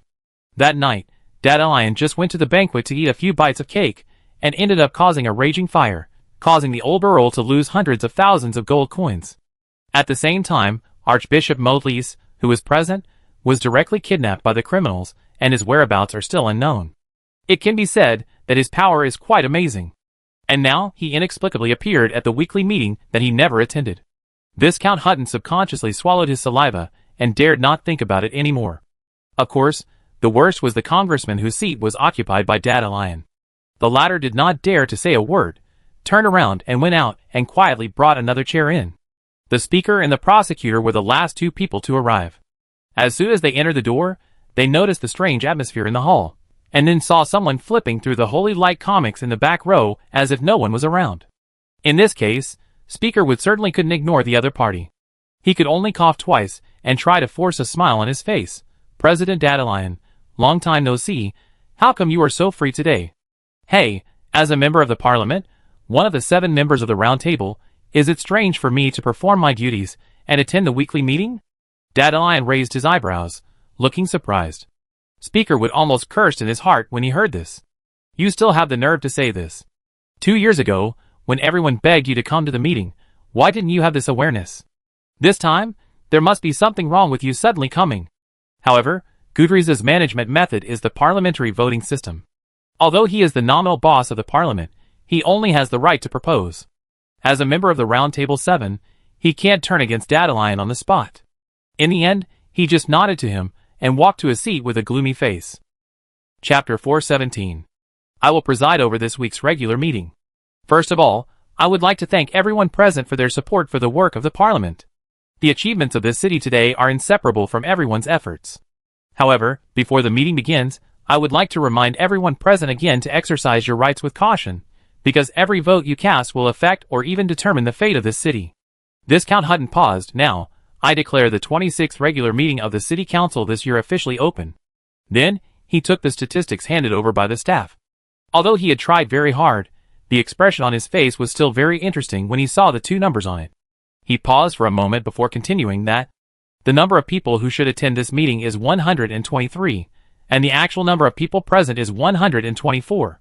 "Inspector General, please confirm it." The Inspector General nodded and signed his name on the paper. Then, the next step is to enter the proposal voting stage. The first proposal of this regular meeting comes from Councillor Sullivan. It is about the kidnapping of Archbishop Motlees.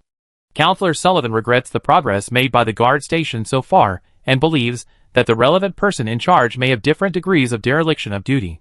Therefore, Councillor Sullivan suggested personnel adjustments and suspending the main responsible person for investigation. Then, for this proposal, first of all, both parties are invited to make statements, and the time limit is half a magic hour. The meeting went on in an orderly manner. Viscount Hutton was worried at first. After all, someone came to the city council today in an unusual way, which was like a time bomb. As the host, Viscount Hutton was afraid that he would suddenly do something strange, but in fact, Dandelion was very calm throughout the morning. He sat in that corner, yawning and flipping through the book in his hand, and seemed to be not interested in what was happening in front of him. However, it was not until the fourth proposal was voted through that Viscount Hutton finally breathed a sigh of relief, and his heart fell back into his stomach. At least from the current point of view, the other party was not coming for him today. The proposal that Viscount Hutton was most concerned about came from Councillor Hubbian. The content of the proposal was to ask the city council to allocate funds to renovate a civic square in the west of the city. Everyone working in the parliament knew that Hubbian and Hutton had always been at odds with each other and often clashed with each other, but in fact, this was just a deliberate gesture by them. The two had known each other long before entering the parliament, and they were still good friends, but in order to cooperate more effectively, they created the illusion of political opponents. For example, the real beneficiary behind the square renovation is actually Viscount Hutton, because most of the properties near the square are under his name. Once the proposal is passed, the city council will have to compensate him for a large amount of business losses during the renovation process. After the renovation is completed, the flow of people in this area is expected to increase significantly, so the properties under his name will also appreciate. After this proposal is passed, it is conservatively estimated that his personal assets can double. If this motion was proposed by him, it would most likely be rejected by the parliament, and it might also be used by his enemies, but now it is his enemy. As the initiator of the proposal, no one would suspect Councillor Hubbian. Hubbian himself had no vested interest in the proposal, so it was easier for it to be passed in parliament. Viscount Hutton knew that they were not the only pair of opponents on the field and friends off the field in the city council. In the final analysis, this was just one of countless strategic means. In addition, there were various other techniques to promote the passage of a proposal. The city council was not a battlefield, but it had a complex environment that was no less complex than a battlefield. No, it should be said that the current situation is more complicated than the battlefield. Viscount Hutton himself is a knight, and has had a military career for a period of time. Therefore, sometimes he can't help but feel that military life is simpler. Even if there are conflicts, they can be resolved by fighting.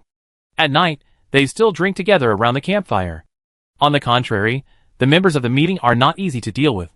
Even friends cannot be fully trusted. Alliances and betrayals are staged here every day. Everyone is trying their best to maximize the benefits for themselves or the forces behind them, and they can easily sell out those former allies for this. Scholar Tobias once said that politicians are like sharks. They are attracted by the smell of blood and can devour their own kind without hesitation when necessary. Viscount Hutton is no stranger to this. When he first entered the parliament, he had the care of several old friends of his father. Even so, he suffered a lot of losses. Until now, he has become one of the sharks, and a very strong one. However, he is almost tired of this kind of intrigue. He has made a lot of money by using his power in the past 2 years. With a huge profit this time, he can start to think about his life after retirement. It just so happens that his eldest son is also 27 years old this year, and he can take over his position in the city council in 2 years. Viscount Hutton was a little absent-minded, because the working process of the city council was like this. Generally speaking, the more important the proposal, the higher it would be ranked. Unless the 7 members of the round table disagreed on a certain proposal, then the proposal would be shelved for a while, and a new round of discussion would continue after the other proposals were finished in the afternoon. Today was relatively smooth. In the morning, those important proposals basically reached a consensus. Everyone was actually mentally prepared, but then Dandelion did not make trouble, and abstained all the way until now, which made everyone start to wonder if they had misunderstood this guy. Maybe he just wanted to come to the city council to read the script. In this way, the afternoon work will be easier, and Viscount Hutton can relax a little. Then, the last proposal today comes from Councillor Stewart. The marriage fleet of the Ferdinand family will arrive in Goudries in a month and a half, and request approval to dock at the port. The marriage between the Ferdinand family and the Breton family has long been a hot topic, and everyone present has naturally heard about it. It is said that Hartfilia, the head of the Breton family, is now studying secretly in Goudries, and what the kid named Maugrain is doing now is undoubtedly extremely romantic, crossing the ocean with an engagement ceremony. Such a grand ceremony is rare even among the nobles, just like a girl's novel. So now a bunch of people are waiting for the follow-up development like following a serial. The drama of lovers finally getting married is always worth watching. So at this time, the members of the city council will not spoil everyone's fun. In fact, the letter from the Ferdinand family's fleet to the university city requesting to dock was more out of courtesy considerations. The fleet itself did not carry any dangerous goods. Except for the 2 frigates with weapons, the other ships only had the function of transportation. The reason why the former were equipped with weapons was only to deal with the harassment of pirates.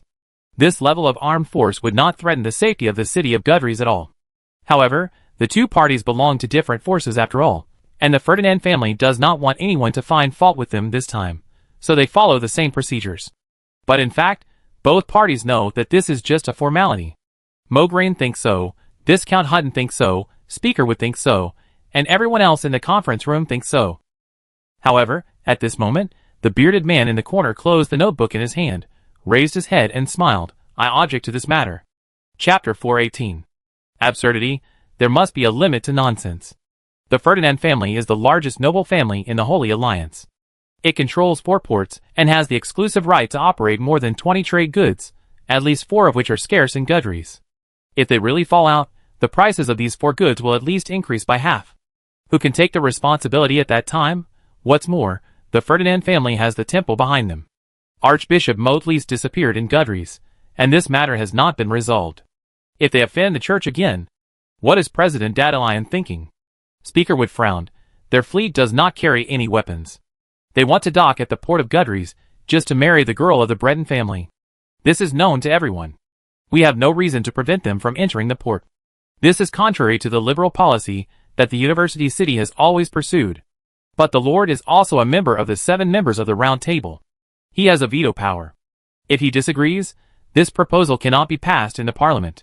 The Inspector General took the coffee from the secretary, stirred it twice with a spoon, and said lightly, "Is there any problem with this?" Deputy Speaker Sheldon asked in confusion. The Ferdinand family's fleet is a caravan in terms of its armed forces. According to the trade regulations of the Free City, it can dock directly at the port, even without the approval of the city council. Viscount Hutton sighed. Originally it didn't matter, but Maugrain had to go to such lengths. Since he sent a letter to the city council, it means that the diplomatic process has been initiated. If we reject him now, according to the latest revision of the maritime safety law of the Free City last year, once the Ferdinand family's fleet enters the range of 30 nautical miles near Goudries, it will be regarded as an act of aggression. The fleets of the nearby Free City and the city's land defense system should first fire warning shots. If the other party insists on moving forward despite dissuasion, they will face the fate of being directly sunk. So serious? Deputy Speaker Sheldon was stunned for a moment, then turned his head to look at the fat man, with a sad face on the other side of the hut. The latter was Councillor Stewart, who was in charge of foreign affairs in the university town. He was the one who proposed the motion for the Ferdinand family fleet to dock. He originally thought that it was just a formality in the Parliament, but he didn't expect that Dadelion, who had been silent before, would choose to suddenly attack at this time. Stewart was very anxious now. He had been sitting there biting his nails since he entered the house. This matter itself was just a trivial matter. The Ferdinand family fleet wanted to enter the port, and it didn't matter whether they informed the city council in advance or not. However, being rejected after informing made things troublesome all of a sudden. Maugrain came all the way to Goudries, but he couldn't enter the city. This was undoubtedly a serious humiliation for the Ferdinand family. If it wasn't handled properly, it would turn into a diplomatic incident. At that time, he, as the main person in charge, would definitely not be able to escape responsibility. But this doesn't make sense at all. What does the Ferdinand family and Breton family have to do with Dadelion? I haven't heard of any grudges between the latter and the 2 big families mentioned above. If it was before, everyone might have speculated whether this was a bloody love triangle story. But the former just got married last month, and the bride was Lilith, the vice president of the Goudries branch of the Magicians Association. When this matter was exposed, many people were shocked. The first thing that came to everyone's mind was the restricted scene of an unscrupulous boss using his power to coerce female subordinates. Because no matter from which angle you look at it, the two of them are not a good match. Apart from her a little cold personality, President Lilith is a recognized goddess in the entire city of Gudries. She has excellent workability, a sense of responsibility and justice, and is serious and kind. On the other hand, someone is a lazy and gluttonous person who just sits on the sofa with his notebooks and dress-up figures and laughs foolishly every day. He can't even tidy up his own office. If it weren't for the former in the Magician Association in the past 2 years, the association would have closed down long ago. Therefore, when they learned about the marriage, most people were shocked and felt sorry for Vice President Lilith. Stuart had secretly admired the female magician, but he knew that he had little hope. His family background was average. Although the history was long enough, it had declined hundreds of years ago. Now it was basically just an empty shell. He could only be responsible for diplomatic work with little money, after barely squeezing into the parliament. He would never dare to offend the president of the Magicians Association. What Stuart didn't expect was that even though he didn't provoke the other party didn't seem to want to let him go. Seeing Deputy Speaker Sheldon looking at him, he wiped the sweat from his forehead and said hurriedly, "Yes, in principle, if this bill is rejected, then the Ferdinand family's fleet cannot dock in Gudries. No, to be more precise, it cannot enter the area within 30 nautical miles of Gudries." "What's this? Is that guy doing this deliberately to disgust us?" Deputy Speaker Cutler has a bad temper and has long lost his patience. "Why don't we just vote together to deprive the guy of a seat in the parliament, so that we won't be disgusted by this mess in the future? Then your proposal will be vetoed by him with his veto power." Speaker Wood shook his head. "Gentlemen, I called you here to solve the problem, not to listen to you all complain about each other. But that guy is simply impossible to communicate with, and the methods you usually use have no effect on him. Otherwise, he wouldn't come and go as he pleases." The Inspector General drank the freshly brewed coffee and said leisurely, "Everyone here may not have a good way to deal with that guy, but I know someone who can definitely subdue him."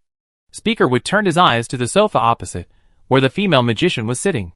She had listened to the discussion of several people in the room just now, but she didn't speak until Speaker Wood looked at her and nodded. "Vice President Lilith, I may have to trouble you again this time. After all, it is related to the diplomatic relations between the Free City and the Holy Alliance. If we let him go on like this, we will be in trouble. Now only you can control him." Speaker Wood touched the armrest of his chair. "Well, I heard that you have been working on a bill to help poor children with magical talents in the city to study at the Magic Academy, and their expenses will be borne by the Magicians Association and the City Council.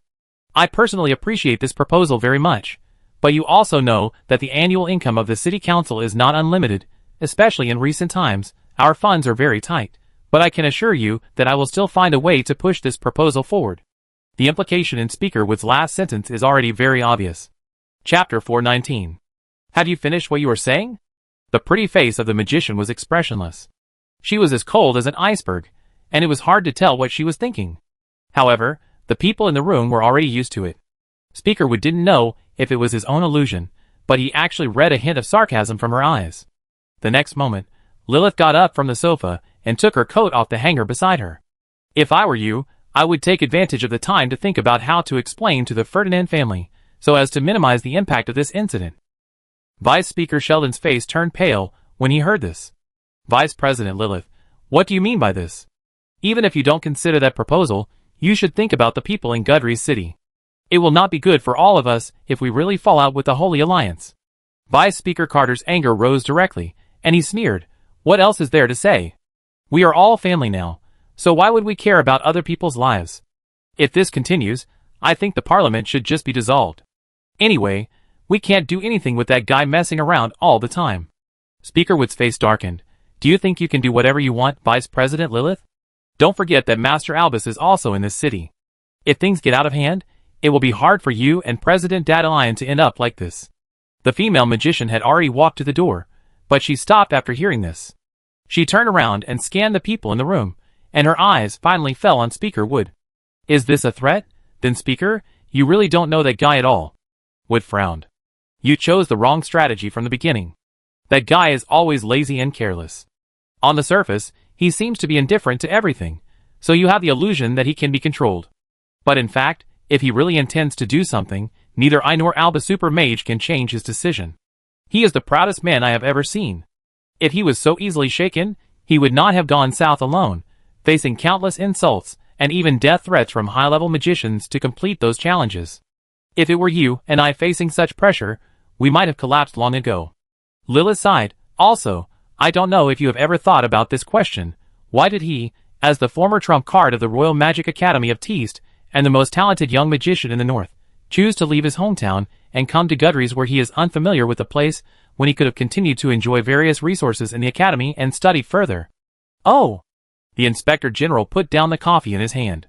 This was actually something that many people had been curious about back then, but no one had ever gotten an answer. It's all because of his pride. The female magician said word by word, he is a super genius in the magic world, and should have been the brightest star of this era. Until the gentleman appeared, it was like two lions living in the same mountain forest at the same time. Dandelion felt threatened and finally chose to leave. As a fellow disciple, no one knew better than him how powerful that gentleman was. He knew that he would be defeated one day, but lions are not like jackals. Their pride will not allow them to be inferior to their own kind. Lilith lifted her bangs and said sincerely, you should feel lucky. This lion has been sleeping all these years. I hope you have made enough mental preparations before waking him up. After saying this, the female magician pushed open the door and left the hut without looking back, leaving the 6 people in the room looking at each other in bewilderment. The city of Gudrie's rejected the request of the Ferdinand family's fleet to dock at the port. The reason is that some scholars have found that the direction in which Mograine and his team are traveling just encounters a current from west to east. This current comes from Old Win and carries a large number of blue snails that are unique to the waters near Old Win. It has been confirmed that the blue snail is a creature with strong invasiveness and will seriously damage the ecological environment of the waters near Gudrie's. Therefore, the City Council strongly recommends that the Ferdinand family's fleet dock at the Ruby Islands first to complete the hull cleaning work. Considering that the blue-veined snails are small and like to attach themselves to the cracks of the ship's planks, it is very difficult to clean them up. Mograine brought a lot of ships this time, so it is estimated that it will take at least 4 to 5 months to complete the entire cleanup. Gudrie City will also organize people to help later. I reiterate that the liberal policy that Gudrie City has always pursued has not changed, and this move is not aimed at the Ferdinand family. We deeply regret what happened to Mr. Mograine. After reading the last word, Gage closed the newspaper in his hand with an expression that said this is okay. Is this an excuse? Because the explanation of the city council was too bizarre, Fatty was a little unsure, so he humbly asked Rob beside him, is this blue-veined snail really that powerful? Can it affect the seafood consumption of the whole city in the future? Well, species invasion. There is such a saying. The future super magician said lightly. Abby disagreed. What's there to be afraid of with just a few small snails? If there are too many, we can just eat them. There have never been any animals that caused disasters in my hometown. We ate them all before they caused damage to the environment. Don't you think so, Uncle Wukali? Well, the meat of the blue-veined snail is indeed edible, but the texture is a little rough. But it should be fine to use it to make soup. Chef Wukali gave an answer from an expert's perspective. On the other side, Lolo was in a daze. She had not recovered from the shock. The biggest problem that had been bothering her was solved just like that. Everything had been going too smoothly recently. The girl looked at someone. This incident, like Caesar's disappearance last time, revealed a strange atmosphere. Lolo remembered that Rob had made an agreement with her before. Once Mograine crossed the Ruby Islands, he and she would immediately set off for Ogrinchi.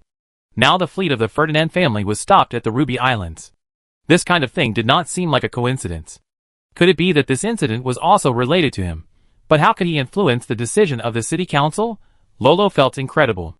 How many secrets did this guy have? Chapter 420. Jessica has a secret in her heart, a secret that only she knows. The 2 mysterious magicians who set fire to the Earl's mansion that night, and then kidnapped Archbishop Motlis in public, the speculation about their identities has been the hottest topic in the southern magic world recently. The 2 did not attack many times, but each move can be said to be awesome. Unfortunately, there was no magic crystal to record the situation at that time, but later some curious people restored the general process of the battle based on the description of the witnesses that night. It doesn't matter if you don't study the results. Once you study them, all the magicians are shocked. Whether it's spell selection, timing, chanting time, or the power of magic after it takes shape. Their data are far beyond the normal level, showing an absolute overflow state. Some people even suspect that the guests present that night were collectively hypnotized. Because according to this description, the 2 guys are not people at all, but 2 humanoid strategic weapons. Everyone is very curious about where these two terrifying monsters came from. Only Jessica vaguely guessed the identity of one of them. The appearance of that guy is definitely not accidental, because the next day when she checked the information of the guy named Fox Corey again, she found that he had disappeared, as if this person had never existed in this world. This was not the first time that something like this had happened. However, this time Jessica was certain that the other person was also a student of Siamus Academy, because she recalled that when they first met, the guy named Fox seemed to have a flash of surprise on his face. It was obviously not the first time the guy saw her. He was the masked man who saved her at the bottom of the lake that night. That feeling of strangeness and familiarity was definitely not wrong. This discovery made her heart beat fast. It had been a while since that incident. Jessica had originally planned to give up, but she didn't expect that person to appear again, and he saved her again at the critical moment. Is this the so-called fate? The Minister of Discipline did not tell the secret to anyone. Although she still did not know the real purpose of the guy kidnapping Archbishop Motlis, this did not prevent her from unconditionally believing in him. Because the guy who would turn around and face the murderer at that moment just to save two unrelated students could not be a bad person. In fact, she had heard a lot about Motelis's reputation. In comparison, she was of course more willing to believe the man who had saved her twice. But Jessica searched the whole school silently but didn't see the guy that night again. The female magician was not surprised. Considering what the other party was going to do, it was obvious that he would not use his real face. So Jessica recalled the scene when they met that night. Unfortunately, their conversation was too short, only 5 minutes, and she was basically complaining, while the other party just listened quietly. Jessica's face burned again when she thought of this, but even so, the discipline minister did not give up. Since she couldn't find the other party, let the guy come to her. Jessica didn't know why she was so persistent in this matter. At first, she just wanted to thank the guy and warn him not to underestimate the student union, but later, she inexplicably fell into I have to meet the other party anyways obsession. But what would happen even if they met? Jessica didn't seem to have thought about this question too seriously. Before that, she just frantically collected all the information about him, and this time she finally had the opportunity to realize her wish. For this reason, Jessica went to the thief department to find the guy named Garcia. He was reported by a passing female student for graffitiing female breasts on the courtyard wall, and was then caught by Luo, who was working in the discipline department at the time. As a result, he had to paint all the walls of the campus from inside to outside. When he heard the female magician's request, he immediately shook his head like a rattle. Don't be ridiculous, Minister Jessica. You have never experienced what it feels like to paint the courtyard wall day and night for 2 months. I don't want to do it again. You, the discipline department, don't have to use such low-level means to fish for law enforcement. Jessica shook her head. This is my own private matter. It has nothing to do with the discipline department, and I can promise that I won't ask you to paint the wall again. Garcia held his nose. Really? But why should I help a lackey of the student union?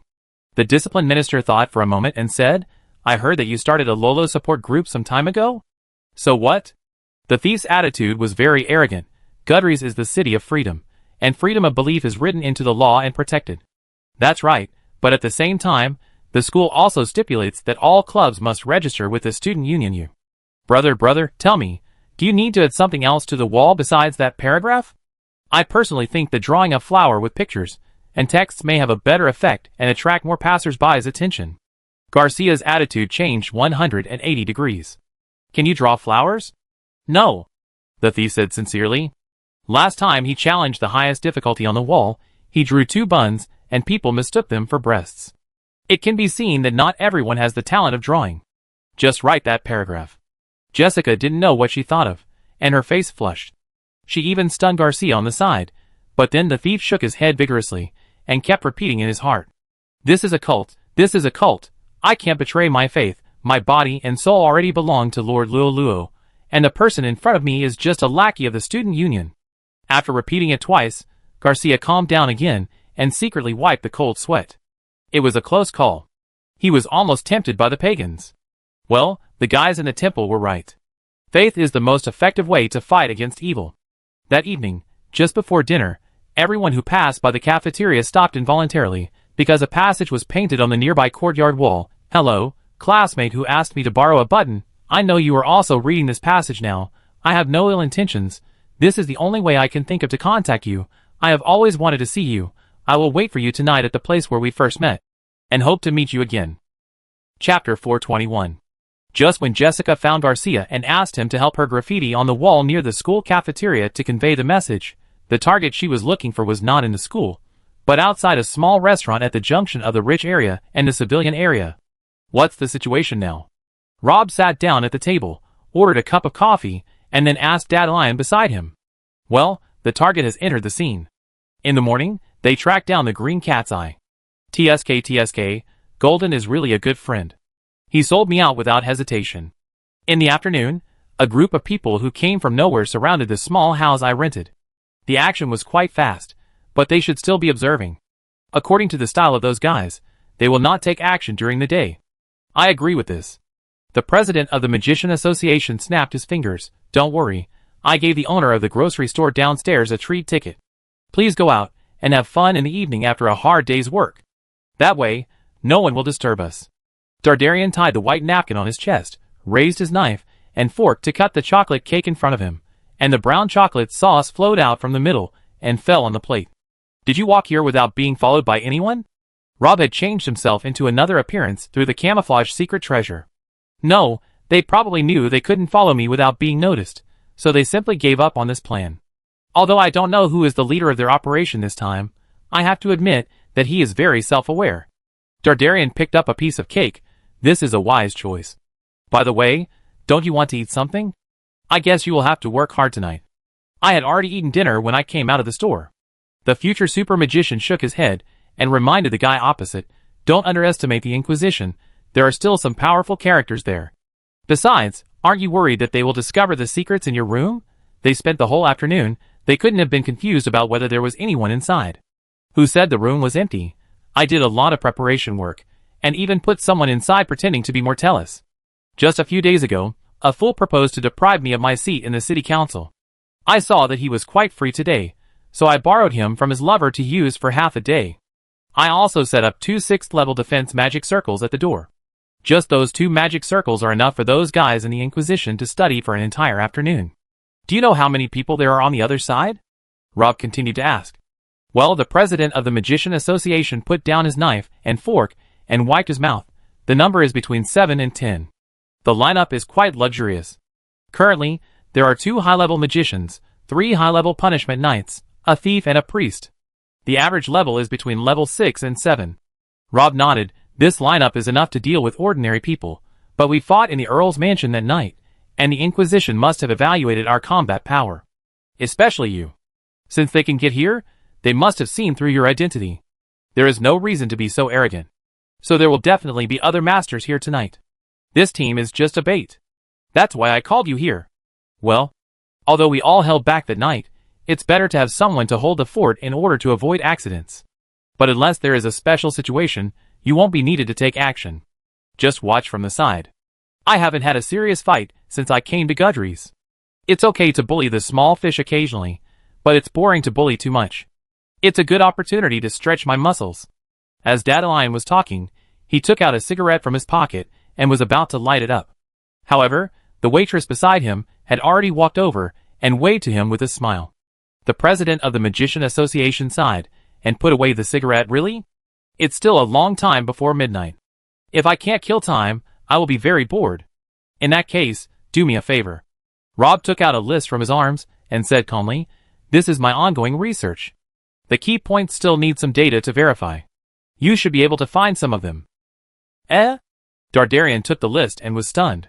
Didn't you say you escaped from the Royal School of Magic of Dist to live an ordinary life? Why are you doing research again? Wait, is it because of that girl? As expected, even you care about that S-level sequence event. I think that old guy is just bluffing. The president of the Magician Association said disapprovingly, after you left, I interrogated the old guy again and asked him whether what he said before was true or false. I warned him that if he confessed now, nothing would happen, but if he insisted, he would need to use Aruba to prove himself. As a result, he quickly confessed that he lied. Well, if you ask in that way, no one will admit that they are telling the truth. The future super magician paused. Actually, I met 2 goblins before, and they gave me a prophecy. I always thought that the prophecy was a bit exaggerated, but if the incident that happened to the Breton family was really that serious, it would coincide with some parts of the prophecy. The future super magician took the coffee brought by the waitress and thanked her. Oh, Dardarian raised his eyebrows, becoming interested. The famous fairy prophecy? Are there any pure-blooded fairies in Gudry's city who can use the power of prophecy? How come I don't know? The two fairies I met that night should not live in the Dawn continent. They were also summoned here by someone. Before leaving, they gave me an ancient fairy coin. I didn't think much about it at the time, but now it seems that there may be some deep meaning in it. The president of the Magician Association was a little surprised when he heard this. Oh, they also gave you a gift? This is quite rare. Fairies are mystics who adhere to the principle of absolute neutrality. They did not participate in the two magic wars. Those little creatures usually like to call themselves world observers, saying some ambiguous words, and then standing aside to watch the fire and gloat over the misfortune. It is rare to hear that they will take the initiative to intervene in anything. How about this? When I go back, I will also help you check whether there is any record of that incident from the Magicians Association. Chapter 422. It was late at night, and the streets of Rushium were particularly quiet. There were no other pedestrians except for two drunken dwarves. The houses and shops on both sides of the road had their doors and windows closed and curtains drawn. The magic lamp downstairs had no idea what was wrong and did not light up on time. The street was pitch black. The small gangs that were active in this area after nightfall seemed to have received some news in advance. The leaders restrained their subordinates, and no one was allowed to approach this area tonight. The dessert shop closed 2 magic hours ago. The sweet-smiling waitress and the boss were the last to leave. When paying the bill, they specifically reminded every guest to go home early. Even the stray cats that had been wandering nearby smelled a hint of uneasiness in the air, and curled up behind the trash can early motionless. The whole street was shrouded in silence. At this moment, Dandelion and Rob were sitting on the curb. After eating the bag of packaged donuts in their hands, the president of the Magician Association licked his fingers, stretched his cervical spine, and finally stood up from the ground. TSK, it should be about time. I consumed too many calories today. It's a good time to exercise next. The future super magician did not raise his head, but said lightly, be careful. Don't worry, if I really encounter a danger that I can't handle, I will definitely scream for help at the first time. Dardarian pulled up his pants again, and then walked into the darkness with a heroic and arrogant look. This time, the president of the Magician Association was even too lazy to change his disguise. Anyway, the guys in the Inquisition were also shady, and everyone was the same. No one was destined to know about this battle tonight. Dandelion walked neither fast nor slow, just the same pace as when he went downstairs to eat skewers. When he walked to the grocery store on the corner, he finally saw his opponent tonight. With just one glance, the president of the Magician Association could tell that all 8 people in front of him were masters without exception. Their ranks might not be the highest, but everyone had something they were good at, and they had achieved the ultimate in their respective areas of expertise. Such guys are often the most terrifying. Because Dandelion is such a person. Until this moment, a light finally flashed in the man's half-asleep eyes. Dandelion reached out and took out a cigarette from his arms, put it in his mouth, and did not light it immediately. Hey, not bad. It seems that there are still some interesting guys in the Inquisition. It also makes me a little excited. It's a long-lost feeling. President Dandelion, you will make it very difficult for us. The first one to speak among the 8 people was the little girl, who looked as cute as a doll. She had long golden hair that fell to her waist, a pink bow on her head, blue eyes, a small nose, and stood on the ground barefoot. She was holding a teddy bear in her arms, just like a little girl next door. She tilted her head and showed a confused expression, which couldn't be cuter. Oh, this is a foul.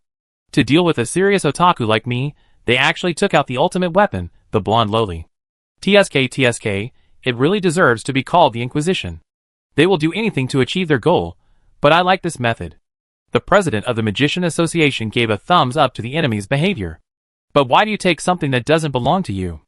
The little girl raised her face, and her serious look was like asking a question to the teacher during class. Such an expression is really hard to refuse, so the man opposite her scratched his head. Let me think, what is the reason? Oh, I remember. Dandelion snapped his fingers and grinned. Little sister, the answer is actually very simple. That is because the president of the Magician Association said word by word, you bastards from the temple dared to touch my woman, you are really impatient to live. The blonde loli was unmoved, as if she didn't hear the threat revealed between the lines, and nodded, I understand. I deeply regret what happened before, so everything you are doing now is revenge on the temple, but even if it is you, kidnapping Archbishop Motlis is a bit too much. That's nothing. You haven't seen me, and am playing Aruba. That was really too much. The Magician Association said modestly. The blonde loli was stunned. Aruba? What is that? Although I don't mind teaching you this game that is widely circulated among teenagers, it's better for children not to know so much. Dandelion smiled like a gentleman. The president of the Magician Association was immersed in the festive atmosphere of teasing the enemy loli before the war. Although the blonde didn't know what Aruba meant, she could guess from the mysterious smile on his face that it was definitely not a good thing. So the girl's patience was finally exhausted and her face darkened. Men are really bad. I hope your skills can be as tough as your mouth. When she finished the last word, the little bear in her arm suddenly exploded without warning, revealing the emerald staff hidden inside. No one expected that the blonde in front of them was actually a magician, and she actually hid her weapon inside the puppet, so there would be no sign before the first magic chant was completed. At the same time as the bear exploded, a 6th level magic had already enveloped the man's head opposite. This was a spellcasting technique faster than instant casting. No, strictly speaking, this was simply a cheating method. The so-called legend is just like this. Once she entered the combat state, the blonde loli's previous quiet and delicate appearance disappeared, replaced by unparalleled calmness and confidence. She licked her lips and sneered.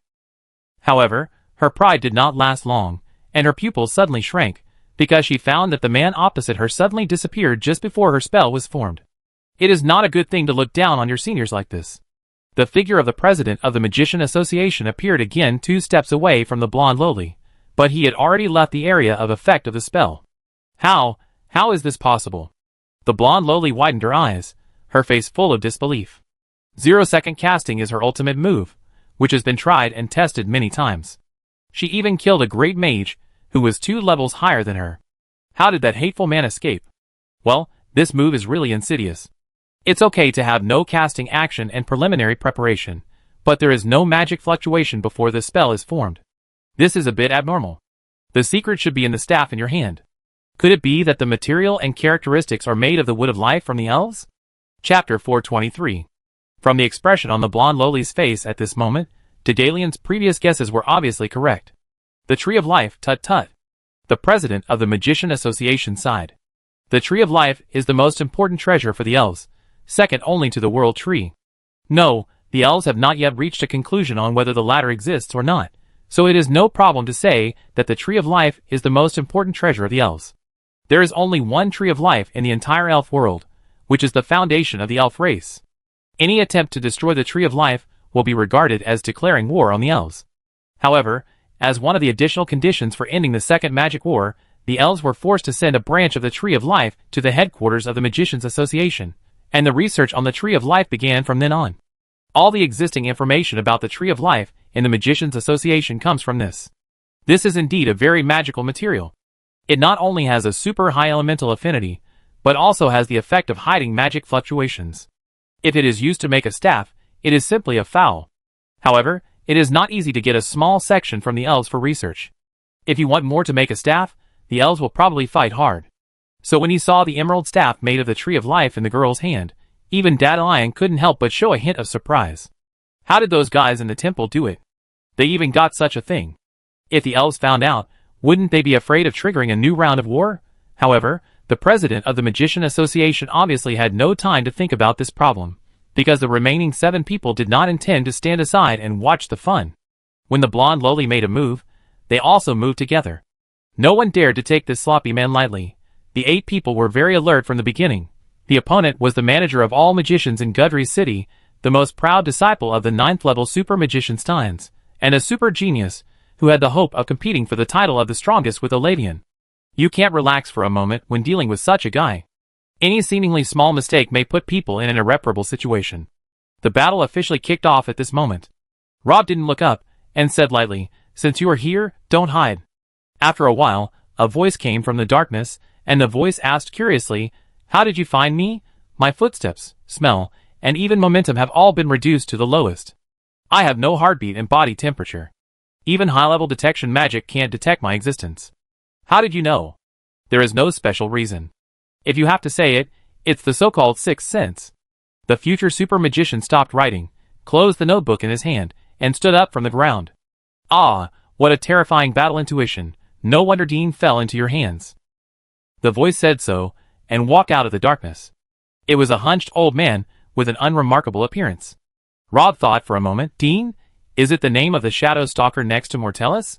What is your relationship with him? That useless guy is my student. The old man sighed. This is why I don't like to accept apprentices. I always want to scold them, saying that they are not good here and there, but I will be very sad once I hear the news of their death.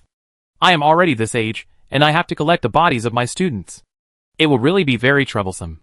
So I beg you to be kind and die quickly, okay? The old man bowed as he spoke, looking very sorry for the trouble. The future super magician said, So you are here to avenge your students tonight? No, don't get me wrong.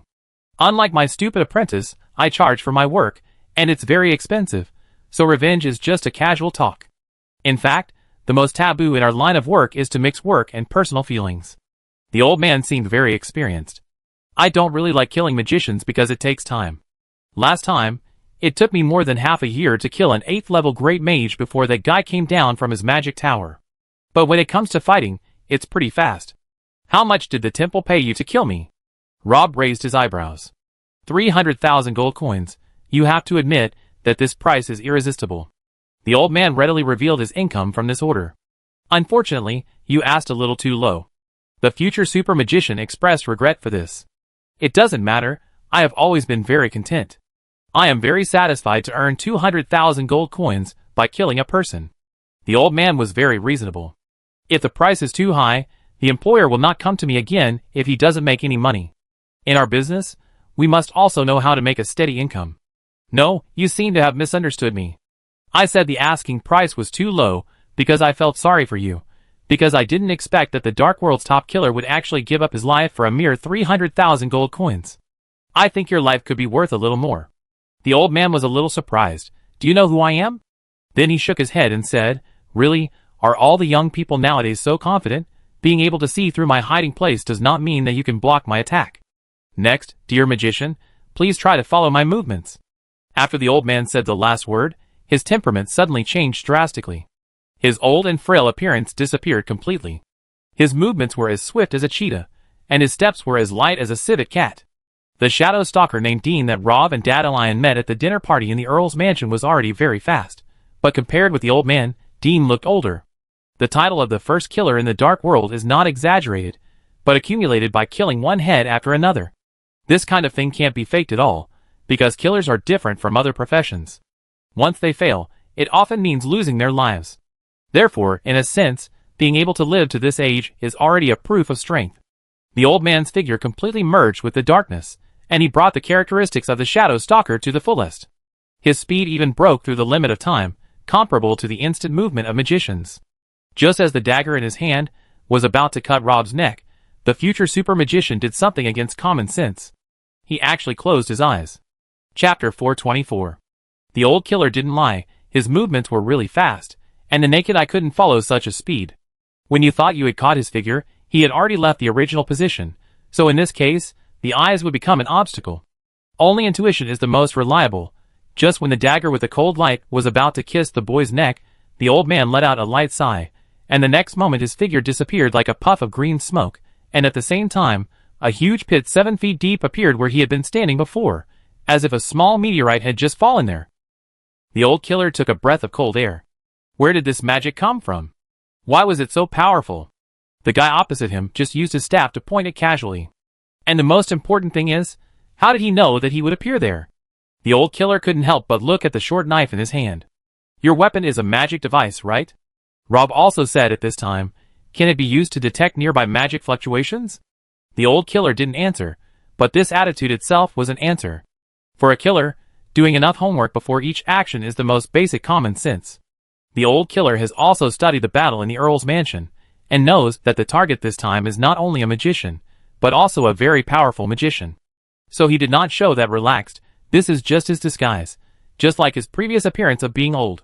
No one likes to fight with magicians, because magicians have the most complicated and unpredictable fighting methods among all professions, but if he can get a warning in advance before the opponent attacks, combined with his agile skills, the old killer will be able to avoid most of the attacks. The reason why he decided to take this job was inseparable from the unprepossessing dagger in his hand. That dagger was different from ordinary weapons. It was not made of metal. Its hardness and sharpness were very ordinary. Not to mention the swords and knives he treasured. Even the kitchen utensils in the hands of the butcher were a little stronger than this dagger. However, when dealing with magicians, it was better than any knife in the entire Dawn continent. Unfortunately, this time it was rarely ineffective. The old killer was able to dodge the previous terrifying attack purely by relying on the instinct he had tempered between life and death, and it had nothing to do with the dagger in his hand. Until now, the dagger in his hand, named Mage's Doom, has been very quiet, and the green gem at the bottom has been dim. If it weren't for the deep pit in front of him, the old killer even suspected that the guy opposite had never made a move. What surprised him even more was the other party's actions after forcing him away. The young magician did not even open any defensive shield for himself at the first time, and still maintained his original posture. Was he careless? No, a master of this level would not make such a low-level mistake, so there was only one possibility left. The old killer narrowed his eyes. Isn't this guy too bold? The reason why Rob did not release any defensive magic was not because he was arrogant. The situation tonight was different from that in the Earl's mansion. He was at ease in facing Dean, so he tried to control the number of his shots to avoid being seen by others, and even did not release defensive magic. However, he felt a little pressure when facing the old killer. The opponent's skills were even faster than the rumor said. From the speed alone, the old man in front of him was probably no match for the melee profession. Even those famous 9th-level masters might not have such speed. A large part of the magic of the magician needs to lock the target in advance before releasing it. In this case, where the naked eye cannot track, his strength will also be discounted. So for safety reasons, Rob should indeed release a defensive magic for himself at this moment, which is also a common combat method used by magicians. After ensuring their own safety, they should keep as much distance as possible from the opponent and use magic bombing to resolve the battle. But it didn't work this time. The reason why Rob was able to accurately predict the direction where the old killer would appear next was because of his incredible combat intuition, or in other words, his keen sense of danger. Once he built a defense system for himself, he could certainly make himself safe, but he would no longer be able to grasp the opponent's dynamics, so the next battle would be a stalemate, so the future super magician did not make any moves. The old killer was shocked by the courage of the guy opposite him. There is no doubt that combat intuition is extremely important for every expert, and it can often save a person's life at a critical moment. However, intuition is only intuition after all. Although it has the reputation of the sixth sense, it still cannot be compared with the real five senses. Not every danger can be sensed in advance, so intuition can only be used as an auxiliary means in combat. And if his guess is correct, the young man in front of him is actually planning to use his combat intuition as a regular combat method under the premise that the naked eye cannot keep up with his movements. But isn't this too risky? The old killer frowned, but his current situation was actually somewhat similar to that of the guy opposite him. He didn't know what means the other party used, which caused the short knife in his hand to be unable to detect the nearby magic fluctuations, and the guy's spellcasting time was terribly short, so when fighting, he could only rely on intuition to avoid danger. In this way, the battle became a competition of intuition. As a killer, he never liked anything that relied on luck, because luck would always run out one day, but the old killer was also very confident in his combat intuition. His intuition was honed through countless life and death situations, and has become a part of his body. The guy on the other side looked like he was only in his early 20s. He might be very talented, but he couldn't get by tricks, as he needed to slowly accumulate combat experience. So if he continued to fight, he would have a great chance of winning. After all, it was a deal of 300,000 gold coins, which was an irresistible temptation for any killer. It was worth taking a little risk.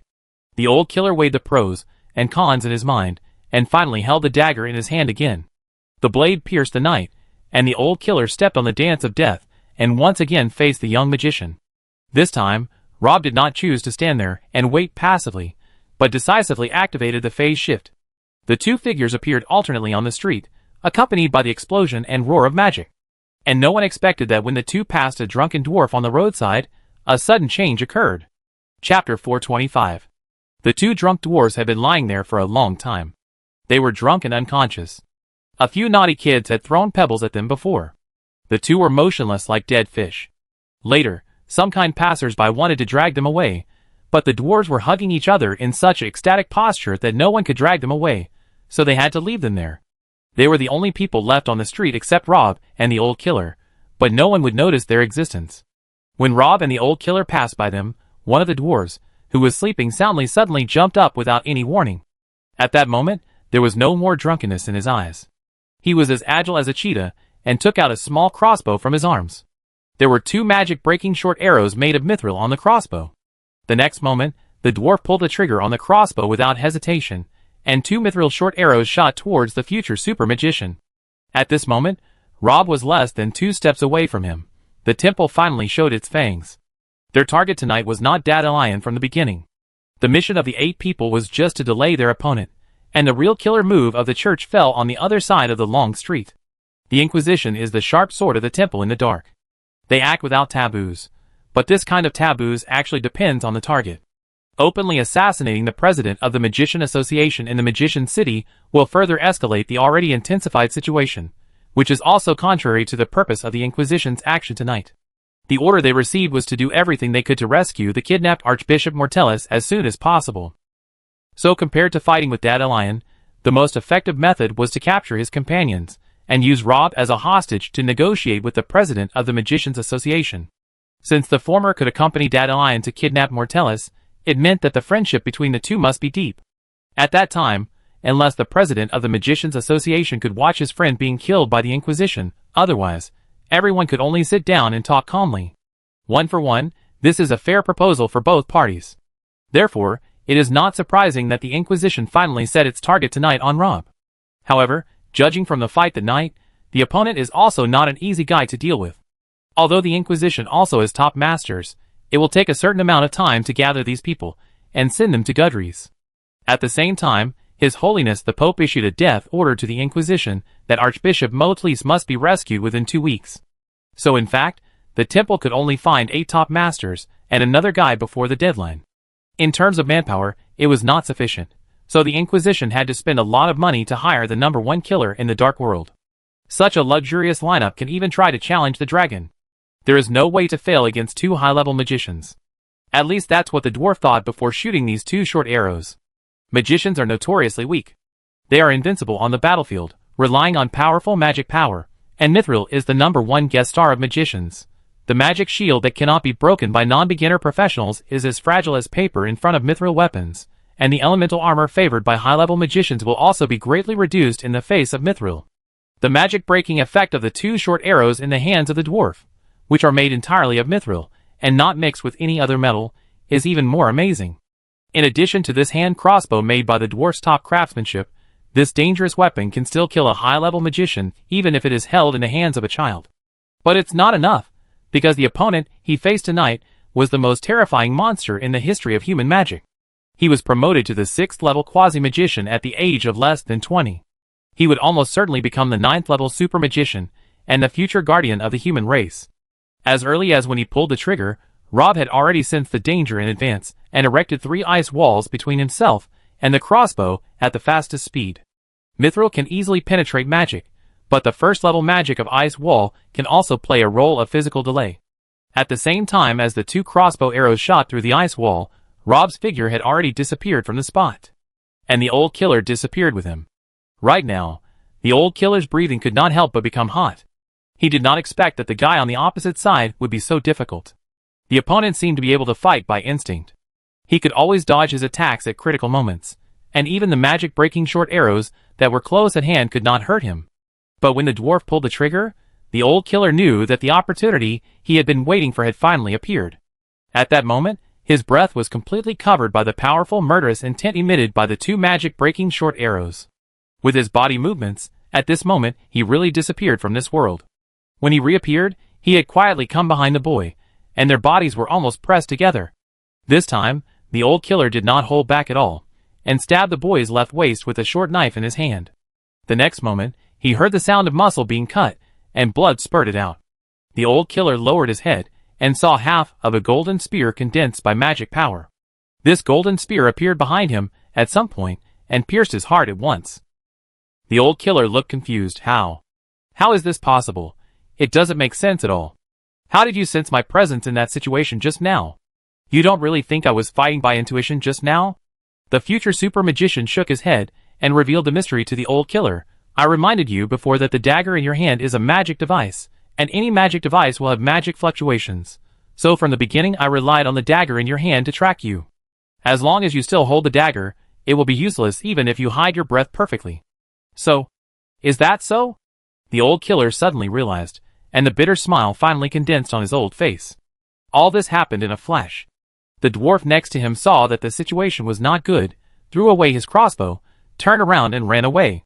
He was good at casting various mechanical weapons, and disguised assassinations like the one just now. His own strength was far behind the old killer. What's more, the two of them were not the opponent's opponent just now. Now he was left alone and had no courage to resist. While running away, he threw two small metal balls. One exploded as soon as it touched the ground, making the whole street covered with thick smoke. The other metal ball kept jumping on the ground, looking very dangerous. Chapter 426. Rob used a petrification magic to fix the jumping ball on the ground, and then released a 0-degree bubble for himself, then walked over to pick up the metal ball. After checking it, he was a little amused. There was nothing in this powerful-looking ball. The dwarf was just bluffing. The future super magician looked at the figure that was getting farther and farther away in the smoke, and did not have any intention of chasing, but turned and walked to the other end of the street. When Rob saw Dandelion, the latter had basically ended the battle on his side. The 8 people had not received any news for such a long time, and the roar of magic on the other side gradually subsided. In fact, they had already had a sense of foreboding in their hearts, and wanted to retreat, but the situation at this time was beyond their control. Dandelian's strength exceeded the imagination of the 8 people. There have been rumors in Gudry City that the president of the Magician Association chose to exile himself for some reason. He has been living an absurd and decadent life for many years, and his strength has greatly decreased. The supernova that once shone in the north has fallen. However, before this operation, the 8 people had repeatedly studied the magic crystal of the former, and Olavian's battle dozens of times. They can now be sure that Dandelion is now many times stronger than 10 years ago. Who said this guy has been wasting his life? Only those who really stand in front of him know how terrible he is. Since the beginning of the war, the 8 people have not been able to launch a decent counterattack. They can only hold on. If one person chooses to escape at this time, even this fragile balance that has been fought for with great difficulty will not be maintained. At that time, it will only bring an avalanche-like defeat, and no one will be spared. So the 8 people are actually in a dilemma now. They can't fight, and they can't escape. What makes them even more desperate is still to come. Because they were not far away, when the sound of the battle on the other side came over here, the 8 people originally thought that this would bring a little pressure to the president of the Magician Association, or at least disturb his mood, but in the end, except for a hint of surprise at the beginning, the expression on Dandelian's face seemed very relaxed from beginning to end. As if he didn't worry about the comfort of his companions at all. Until the battle over there ended, the president of the Magician Association lowered his head to avoid a round of meteorite fire rain from the blonde lowly, and by the way, he used one of the burning meteorites to light the cigarette in his mouth. Although it's fun, it's almost time to end it. The man took a deep breath and looked at the 8 people opposite him. I'm a senior after all. Don't look at me like this. It would be embarrassing if I fell behind a guy too much, so let's stop here tonight. After Dandelion said this, the 8 people suddenly felt alarmed. Almost at the same time, they all raised their heads and found in horror that the sky above their heads had turned red, as if it was ignited by someone. The red flames enveloped the entire street. The range of the whole magic was beyond imagination. The 8 people calculated quickly in their hearts, but finally found in despair that they could not escape the range of this magic at their speed. Oh, by the way, I almost forgot to mention that as a reward for accompanying me to stretch my muscles just now, I decided to spare the life of one of you. Guess who that person will be? The blonde lowly had a complicated expression, a little angry and a little relieved, and the remaining 7 people all changed their faces without exception, especially the 6 men, whose faces were even more desperate. In this situation, as the same sex, they are at an absolute disadvantage. The 6 people asked themselves, if they were in Dandelian's position, even if they really wanted to let someone go, they would definitely choose from the young and beautiful opposite sex. The eyes of another short-haired woman among the 8 people also lit up. She was obviously unwilling to sit and wait for death. Although she was not outstanding in appearance, and was at a disadvantage compared to the blonde lowly, her mature body was her most powerful weapon. She was also the most well-behaved among the 8 people. She was the first to throw away the weapon in her hand, and looked at the magician leader with a teasing look in her eyes. However, Dandelion shook his head and said righteously, I am a man with a family. Your trick will not work on me. The short-haired girl was almost pissed off by this. Just when the 2 of them were fighting, this bastard had been secretly glancing at her chest, but now, he was pretending to be a saint. She gritted her teeth, but probably understood that the hope that someone would choose her was slim. In the last moments of her life, she did not intend to sit and wait for death, but used the remaining time to launch a final attack on the hateful guy opposite. Although she knew that this wave of attacks could only cause limited trouble to that person, it was better than being killed with bare hands. The short-haired girl used her toes to hook up the longbow that she had just thrown away. At the same time, her right hand reached for the quiver behind her and shot 12 arrows in a row at lightning speed. These were the 12 most perfect arrows she had ever shot in her life. Except for the blonde lowly, who was still hesitating, the other 6 people followed her and moved together. At this moment, everyone was extremely focused and used their strengths to the extreme, because they knew that this was their only chance. However, the reality was as cruel as ever. When the 8 people were together before, they were not Daedalian's opponents. Now without the blonde lowly, the remaining 7 people could not threaten the opponent. The next moment, the burning sky above their heads fell to the ground, and everything they saw turned into a sea of fire. The raging fire quickly engulfed the entire street, leaving only ashes wherever it passed. The blonde lowly showed a trace of relief in her eyes, but her relief only stayed on her face for less than half a second, and then she saw the flames attacking her petite body. Until the last moment of her life, she didn't believe that Daedalian would not choose her. In the end, except for a punishment knight named Ian, the remaining 7 people all turned into charcoal. Really, why do you all have to treat me as such a superficial person? The president of the Magician Association sighed. At this time, Rob just came over from the other end of the long street. Seeing the scene in front of him, he couldn't help but frown. Do you always have to make such a big scene? Don't forget that Albus Supermage is also in this city. Sorry, I was a little too excited just now. Daedalian walked to the unconscious Ian, checked his body, and confirmed that he was just fainted by the heat wave just now. Only then did he feel relieved, and then the man turned his head and said, "How is your side?" "I have let the man go and given him the clues, but I don't know if he can find Mortellus, but that guy looks like a smart man." The future super mage said lightly. Daedalian said, "Then he'd better hurry up, because the old man doesn't have much time left." Chapter 427. The main reason why the president of the Magician Association kidnapped the Archbishop of the Temple was to use Mortelius to lure out the rats of the Inquisition, who had been hiding in the gutter, and finally capture a punishment knight. Now that this goal has been achieved, there is not much use in keeping Mortelius. The simplest way to deal with it is naturally to kill the old man directly, but Mortelius is one of the 17 archbishops of the church after all. If he is really killed with a knife, the subsequent troubles will be too great, and it may even cause a conflict between the Magician Association and the church. Even Daedalian is unwilling to take such responsibility casually, so the best way is to let him go. But releasing people also requires skills. If the old bishop is released for no reason, the temple will probably guess that the two have other intentions soon. Daedalian and Rob had discussed this matter a long time ago. Once they succeed tonight, the president of the Magician Association will imprison the captured prisoners. Until he successfully develops an antidote, he will need to rely on the other party's blood to alleviate the attack of the sacred poison in Lilith's body. It is expected that this period of time will be very long, and it is even possible that no antidote can be developed in the end. After all, this poison is used by the Inquisition to control those horrible monsters that should not exist in the world. Some of these monsters, like Shadowsin, have super strong toxin resistance. Ordinary toxins have no effect on them at all. However, hundreds of years have passed, and they have never been able to get rid of the control of the Inquisition. This shows the tyranny of this poison. Dardarian is not sure that he can completely remove the toxins in Lilith's blood. If he fails, he may even have to imprison this guy on the ground until he dies. This requires a safe place where no one can disturb him. The inner world is currently the safest place in the entire city of Gudries, but it does not belong to him alone. There are other people coming in and out at ordinary times. It is no problem for someone like Motles to hide there temporarily for a week or two, but it is definitely not possible to keep it there forever. Another manager of the inner world, Immaculate Flower, had warned him before. Although Daedalian did not care about the threat of the female boss, the inner world was originally a place similar to an utopia created by him. Daedalian did not want the mess in the real world to affect it, so he could only find another place.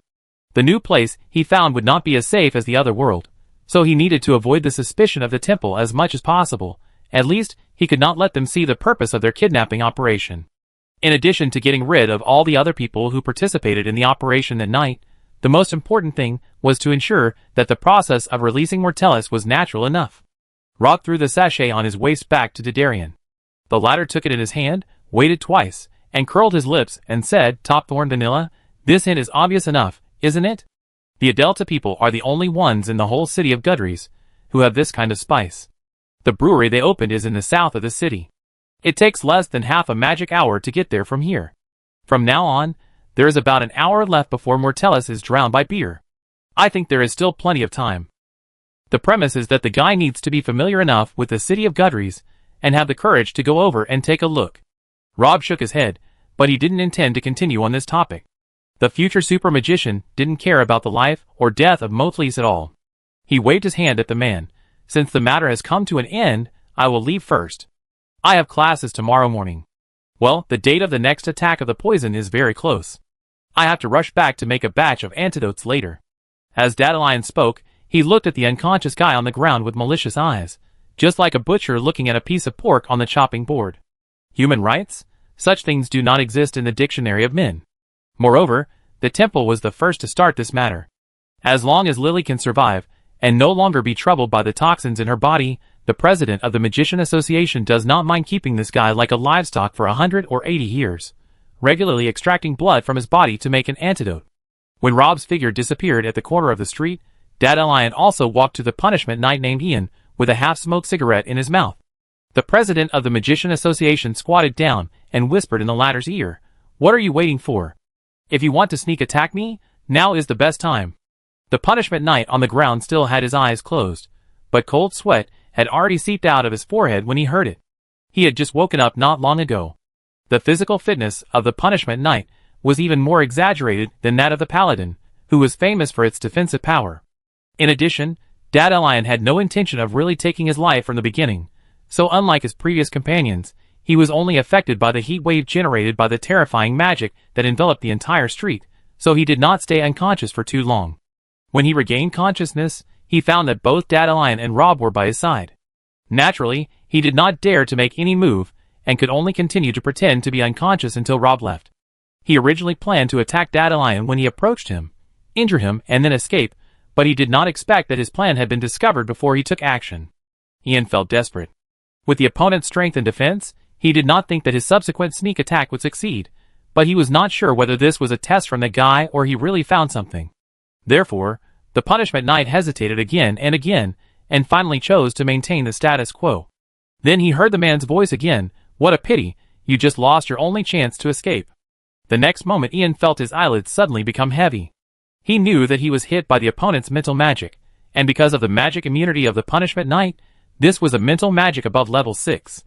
The punishment knight wanted to sneak attack Dandelion next to him, but it was too late. He couldn't even open his eyes again. Endless fatigue emerged from the depths of his heart and swallowed him. This time the punishment knight really fainted, and Ian at this time didn't know what kind of tragic fate was waiting for him in the future. Chapter 428. Jessica waited by the artificial lake of the school for a whole night, but she only ran into 2 wild mandarin ducks, who ran out to have an affair after the lights were turned off.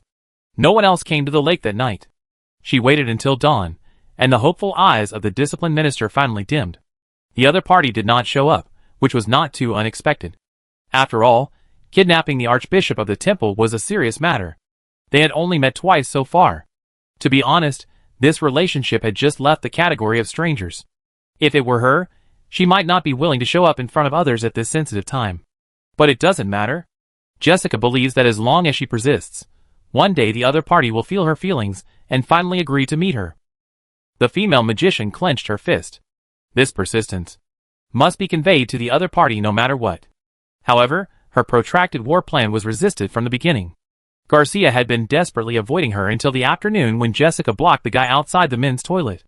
The discipline minister hesitated for a moment and shouted to the boys who were using the toilet inside, "Discipline department action. Give you 1 minute. That. Finish what you are doing. I will go in 1 minute." There was a sudden cry of grief in the men's restroom. What a joke, 1 minute. How is it possible? I just came in. I haven't even taken off my pants yet. No, I can't get out when I'm nervous. Don't rush me. That's too much. The student union cadres are too much.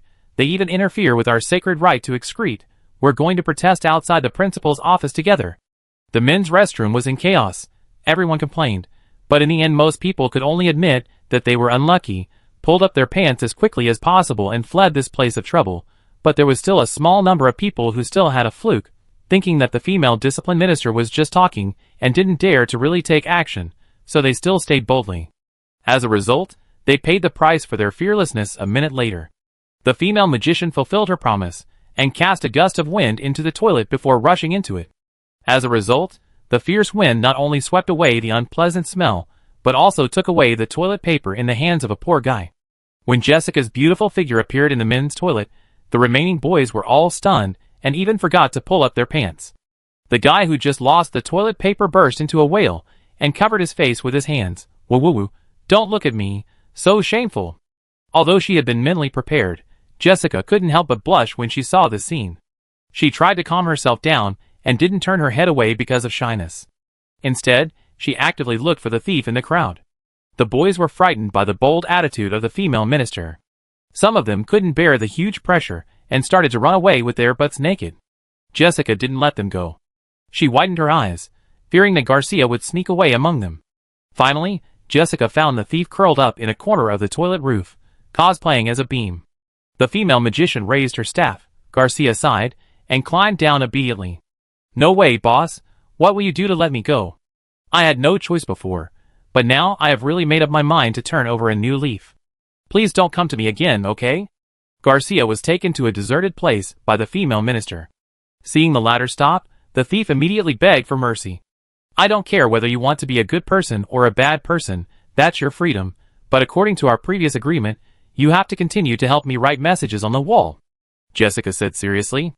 The thief finally couldn't help but tell the truth. What a joke. Don't you know, yesterday because I wrote those words on the wall for you, your discipline department started to search for me all over the campus like crazy since dinner. When we agreed, it was not like this. You said you would protect me, but if I hadn't run fast yesterday, I would have been pinned there. I didn't even dare to go to class today, boss. You are so shameless to tell me to continue doing it. Jessica shook her head. You must have remembered it wrongly. I never said I would protect you.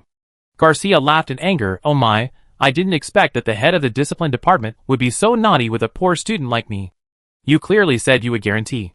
When the thief said this, he was suddenly stunned. The female magician said calmly, go on, why don't you continue? You said you would guarantee that I would not paint the wall again. The thief finally remembered what the female had said yesterday, and cold sweat immediately broke out. If most people don't think carefully, they will definitely take this sentence as the other party will protect themselves. But in fact, this sentence can also be understood literally. When Garcia is caught by the discipline department, Jessica can guarantee that he will not have to paint the wall again, but other punishments are not the business of the female minister. Too cunning, I protest. You are simply cheating. The thief said dissatisfiedly, don't forget that you ordered me to do this. If I am caught, you, the mastermind behind the scenes, will not be able to escape. Tut, then everyone will know that it was the student union cadres who took the lead in violating campus regulations. I think you can't continue to be the head of the discipline department. If you can't do it, then don't do it, Jessica said lightly. Garcia was startled when he heard it. Hey, what's wrong with you? What's your relationship with the person you're looking for? You're not secretly in love with her, are you? It doesn't matter if you're obsessed with her, but don't drag me down with you. The female magician's face flushed again when she heard it. My relationship with him is not what you think. Anyway, I think of a way with the discipline department, and you can help me keep leaving a message for him. The thief was frightened. Fuck, what if that guy keeps ignoring you? Am I going to be your mouthpiece for the rest of your life? No, you're graduating this year. Oh my god, do you really want me to help you pass messages until graduation? Sorry, I don't want to do this job anymore. You should find someone else. Garcia was about to walk away, but just as he raised his foot, he was hit by the female magician's immobilization spell. The thief burst into tears. The grievances that had accumulated in his heart finally burst out at this moment. He cried, Sister, what do you want? I'm not the best at graffiti in the school. Why do you have to chase me? Because I don't want anyone else to know about this. Jessica thought for a moment and said, I heard that you want to work in the Thieves Guild after graduation? It just so happens that the vice president of the Thieves Guild has some connections with our family. If you do me a favor, I will recommend you to him. How about that? Of course, you can also refuse. I won't force you to do anything. The female magician put away her staff, and Garcia regained his freedom. The thief moved his shoulders and neck, but did not leave immediately. Instead, he looked suspicious and said, Are you serious? I swear in the name of Natalie's family, everything I said just now is true. Is that so? Garcia thought about it. Joining the Thieves Guild was indeed his dream after graduation. Unfortunately, this goal was a bit far away with his strength. However, if someone recommended it, that would be another matter. In the end, the little thief couldn't resist the temptation in his heart. He gritted his teeth and said, "Tell me, what are you going to write today?" Chapter 429. Rob had recently been eating dinner at the bakery with Abby and Chef Akeli. Lolo would come over occasionally, so he had not seen the graffiti on the wall outside the cafeteria. However, this matter has been a hot topic on campus recently. 3 days later, the future super magician heard about it from Gage. At first, Rob, like most people, thought it was a crazy act by a lovelorn girl to express her love to her lover. After all, similar things have happened many times in Siamus. There are even students who sneak untamed carnivorous monsters into the dormitory to please their girlfriends, almost triggering a round of fantasy version of alien incidents. Although the behavior of graffiti on the courtyard wall has a bad influence, it is still far less destructive than the former. It is precisely because of this that Garcia has been able to survive until now. But now the student union has also been a little angry with him. Even with Jessica's secret help, he feels that he can't hold on any longer. The thief was even ready to die bravely. No matter how the student union's lackeys beat and threatened him, he would not reveal the mastermind behind the scenes. Garcia had already regarded this as a test before joining the Thieves Guild. It was not until Rob heard the fat man say that those messages had repeatedly appeared in those meaningless words, like buttons, that he realized something. The future super magician's expression finally became a little strange. Could it be that the person mentioned in those messages was him? If that was the case, it would be obvious who was behind those messages. Did that woman discover something? Rob recalled their encounter at the Earl's mansion not long ago. However, he should not have done anything suspicious that night, and until Jessica fainted, she had only shown a normal attitude toward strangers. So how did the other party know that he was also a student of Siamus? The future super magician was puzzled by this question. Rob could not imagine that all this was just because of Jessica's unique intuition as a woman. The future super magician hesitated for a moment, but decided to meet the other party. Because he had not shown up before, this matter had indirectly led to the continuous heating up of the school. In just a few days, it had been widely spread. However, the other party seemed to be quite persistent, and did not intend to give up until he was found. Rob suspected that if he did not show up, the female minister would make more strange moves later. This was not good news for him, who always wanted to keep a low profile, and spend his days in peace in the academy. If the other party's next few messages were true, then the female minister should just want to thank him in person for the 2 things that happened before at the bottom of the lake and at the Earl's mansion. Apart from that, she had no other thoughts. The future super magician didn't mind satisfying her curiosity. Of course, Rob still covered himself tightly with a cloak that night. He didn't follow the message on the wall to the artificial lake where the two met for the first time, but sneak into the female magician's room after nightfall. The future super magician didn't take this opportunity to deliberately explore the female minister's boudoir. He just didn't forget that there was a fox-masked man who was elusive and silently watching everything in the dark in Siamus College. Although that guy was on their side for the time being, Claire had warned them before leaving that the guy's temper and position were unpredictable. For a ghost who had lived for more than 900 years, and would continue to live, nothing would not change. He could do anything to have fun. This kidnapping incident involved an archbishop of the temple, and Rob didn't want the guy to know about it. So he slightly adjusted the meeting place. After all, Jessica was not an Iron Man. She couldn't stay by the lake every night. In fact, except for the first day, she usually only stayed there in the first half of the night. In the second half of the night, she would go back to the dormitory to rest. Therefore, the future super magician decided to wait for her to come back in her room. In addition to the common defense magic circle of the academy, Jessica's residence also had 2 small magic traps set by herself. But this kind of thing obviously couldn't stop the boy who was praised as the most talented person in the world. Rob walked in from the main entrance. The magic circles outside the door seemed to be completely unaware of his presence. After entering the house, the future super magician boiled a pot of water by himself, and found some fresh tea leaves picked this year from the female magician's kitchen. As a result, when he was making tea, he heard footsteps coming from outside the door. The female minister seemed to come back earlier than usual today. However, the footsteps stopped in front of the door, and did not come in. After a while, Rob heard a barely detectable click. The future super magician raised his eyebrows, a little surprised, because this was the sound made by the magician when dismantling the trap. Different from the common method of cracking magic traps taught in school textbooks, this disassembly method is more complicated and requires higher requirements from the magician, but the advantage is reversibility. The disassembled magic trap can be installed back in reverse operation, so that the original owner will not notice any changes. This method is generally used when it is necessary to conduct secret activities or explore a place without leaving any traces. The female minister will definitely not be idle and dismantle the magic circle at her door for fun, which means that there is another guest in her residence tonight. This was quite a coincidence. Just at this time, the hot water was also boiled. The future super magician picked up the kettle and slowly brewed the tea in the cup. Then he turned back to the kitchen, cut 2 pieces of fruit, put them on a small plate and brought them out, and sat back on the sofa. At the same time, the uninvited guest outside the door finally successfully solved the 2 magic traps after unremitting efforts during this period of time, and carefully pushed the door in. Rob put the plate of fruit on his knees, freed his hands, picked up the staff beside him, and cast an invisibility spell for himself, and then looked at the intruder in front of him curiously. This is a male magician with a hooked nose and a sinister look. He doesn't look like a student of Siamus College, but he has a Siamus College badge on his chest, which is why he was able to sneak into the campus. If nothing unexpected happens, his target tonight should be Jessica, the owner of this room. The hooked-nosed magician took out a small wooden bottle from his arms as soon as he entered the room, but then he was stunned because he couldn't find the teapot on the table in the living room. The latter is now held in the hand of the future super magician. Chapter 430. The uninvited guest walked around the room, but couldn't find the teapot. Finally, he had to give up with regret. Then he moved his eyes to the iron kettle on the other side for boiling water. He stretched out his hand and wanted to hold the iron kettle in his arms. Seeing his action, Rob could only raise his glass silently and toast him for being a man. When the hook-nosed magician's palm touched the iron kettle, he almost screamed directly. Although he covered his mouth with his other hand in time, he couldn't escape the damage he had already suffered. In just half a second, his skin turned red. Then he pulled his hand back at the fastest speed in his life, picked up the staff, and his eyes were full of horror and vigilance. Boiling water?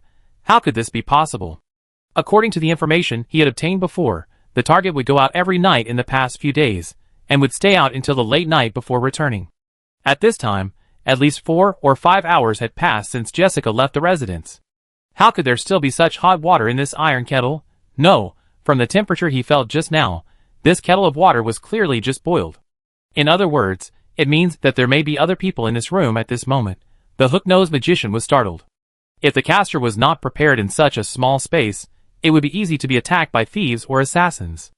After realizing that he might be in danger, he did not dare to neglect it. He jumped to the back of the sofa, found a shelter for himself, and then immediately released a magic shield. After doing all this, he finally breathed a sigh of relief and had time to chant the detection magic. Unfortunately, this low-level spell has no effect on the future super magician. The feedback of the detection magic shows that there is no one else in the room except the hook-nosed magician himself. So it was just a false alarm. The hook-nosed magician was a little confused, because if there was no one in the room, why was the water in the kettle boiling? Unless the target had come back not long ago, boiled a kettle of water, and left in a hurry, at present, it seems that only this explanation can make sense. The hook-nosed magician stood up from behind the sofa, patted the dust on his body, and breathed a sigh of relief. He never thought that not being able to find anyone would be a problem with his strength. This was not because he underestimated the enemy, but because he knew where he was now. Siamus was only a second-rate school in the city of Gudries. Although it was not small in size, there were no outstanding students, and the level of teachers was also average. In the whole school, except for the principal foreman and Xavier who had died, there was no one who could be called a master. So naturally, he didn't think that anyone here could escape the detection magic just now. However, to be on the safe side, he searched the house again, and then he couldn't wait to take out the small wooden bottle again and pour the liquid inside into the iron pot. The hook-nosed magician seemed to think that this might not be safe enough, so he went into the kitchen again and mixed the remaining liquid in the bottle with the tea leaves in the cabinet. He walked back to the living room with a sense of unsatisfaction until the small wooden bottle was empty. The hook-nosed magician looked around his masterpiece, snorted coldly, and was about to cast an invisibility magic on himself to hide aside and watch the fun, but he heard a voice coming from the sofa. "Hey, don't you think it's a bit too much to treat a girl like this?" The hook-nosed magician almost jumped up out of fright, because the next moment, when he looked towards the place where the sound came from, he actually saw a guy in a cloak. The other party was leaning leisurely on the sofa, holding a teacup in his hand, with a half-eaten fruit plate on his knees, and was looking at him with interest. Opportunity! The hook-nosed magician noticed that the guy's staff was casually placed on the other end of the sofa, which is absolutely taboo in battle. The hook-nosed magician's eyes lit up, and he raised the staff in his hand without hesitation, chanting his best earth magic, stone spear piercing. This second-level magic was his specialty, and the whole chanting process took less than 5 seconds, nearly twice as fast as the standard casting. And until he was halfway through chanting the spell, the guy on the sofa seemed to wake up, so he also reached out for the staff on the other side of his body. But it was too late. Everything was over, and the hook-nosed magician opposite him was about to finish chanting the second-level magic. What? So he's just a slow-reacting guy. However, just as this thought came to the mind of the hook-nosed magician, he was horrified to find that his body was frozen in place, and his hands and feet became extremely stiff. Petrification? How could it be so? This speed is a bit against common sense, isn't it? Could it be the instantaneous skill that only a few high-level magicians can master? The pupils of the hook-nosed magician shrank suddenly. What the hell? How could a small country like Siamis have such a powerful master? Then he saw the guy who came out of nowhere get up from the sofa and walk towards him. The hook-nosed magician looked a little nervous, but he could only watch the other party take out the empty wooden bottle from his jacket pocket. Rob unscrewed the bottle's topper and sniffed it. Marin's strong aphrodisiac potion? Sure enough, it's this despicable method again. Are you going to use this thing to ruin the reputation of Natalie's family? The hook-nosed magician opened his mouth and wanted to quibble, but the future super magician shook his head directly. Go back and tell the people behind you. I don't care what grudges he has with Natalie's family. From now on, you are not allowed to reach out to Jessica again. The hook-nosed magician nodded quickly. Yes.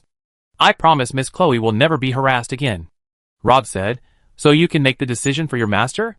The hook-nosed magician looked embarrassed, knowing that he had agreed too quickly and had no sincerity at all, and was seen through at a glance.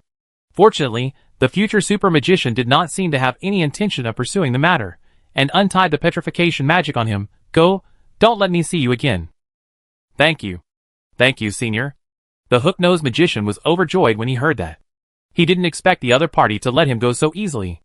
Although the cloaked man's voice sounded young, his incredible skills made him use honorifics unconfidently. After regaining his freedom, the hook-nosed magician took 2 steps tremblingly, then turned his head and looked back. He found that the other party really kept his promise, and did not make any moves. However, he was afraid that the guy would change his mind at the last minute, so he quickly quickened his pace. Now he didn't care whether the mission tonight was completed or not, he just wanted to escape from this terrible place. And just as he stepped out of the door, he heard the ghost's voice again. It's not easy for the Prince family to have the reputation it has today. I still hope you can cherish it, and don't let the incident in Blackwater Bay happen again. Chapter 431. That's all for today. Remember to review today's key points before going to bed. The man put away the knight's sword in his hand, and looked at the boy opposite him, who was panting but still kept a meticulous alert posture. A hint of satisfaction also appeared on his serious face, but this satisfaction only lasted for a moment. He didn't want the young man in front of him to feel appreciated, even if he was his son. No, it should be said that it was precisely because he was his son that he needed to accept more stringent requirements, because only in this way could the young man in front of him continue to improve, constantly hone himself, and take over his position in a few years, and carry the entire family on his shoulders. This is the way the Prince family usually trains the younger generation, keeping them hungry as much as possible to stimulate the potential in their bodies. The man will never forget the despair he felt when he was young. No matter how hard he tried, he could not live up to his father's expectations. It was this despair that made him develop a character that never gives up, and he is full of energy every day when he opens his eyes. Why, is there anything else? The man did not immerse himself in the memories for too long. When he came to his senses, he noticed that the boy did not bow and leave as usual, but stood there, and seemed to be a little hesitant. The man did not like the boy's hesitant look, and frowned. If you have something to say, just say it. Men in the Prince family will never be shy. Yes, father. The young man said respectfully, I want to know if anything happened to the family in Blackwater Bay? Blackwater Bay? The man was slightly stunned when he heard these 3 words. Where did you know this name? The young man sensed something from his father's reaction. It seemed that something did happen to the family in Blackwater Bay, but he didn't know why no one knew about it now. The man's eyes seemed to be able to see through his heart. I don't care who you have grudges with outside. Young people are arrogant, and it is normal to have some friction. If you are plotted against, you can retaliate, but you must have enough understanding of your opponent before taking action. The most taboo is to rush into someone without even knowing their details. Not only will you lose your life, but you will also implicate the family. The protagonist of the Blackwater Bay incident was a fool in the family. It happened a long time ago, when I was only 8 years old. There was an uncle in the family who always liked to play around. One day, when he was passing by Blackwater Bay, he saw a very beautiful girl.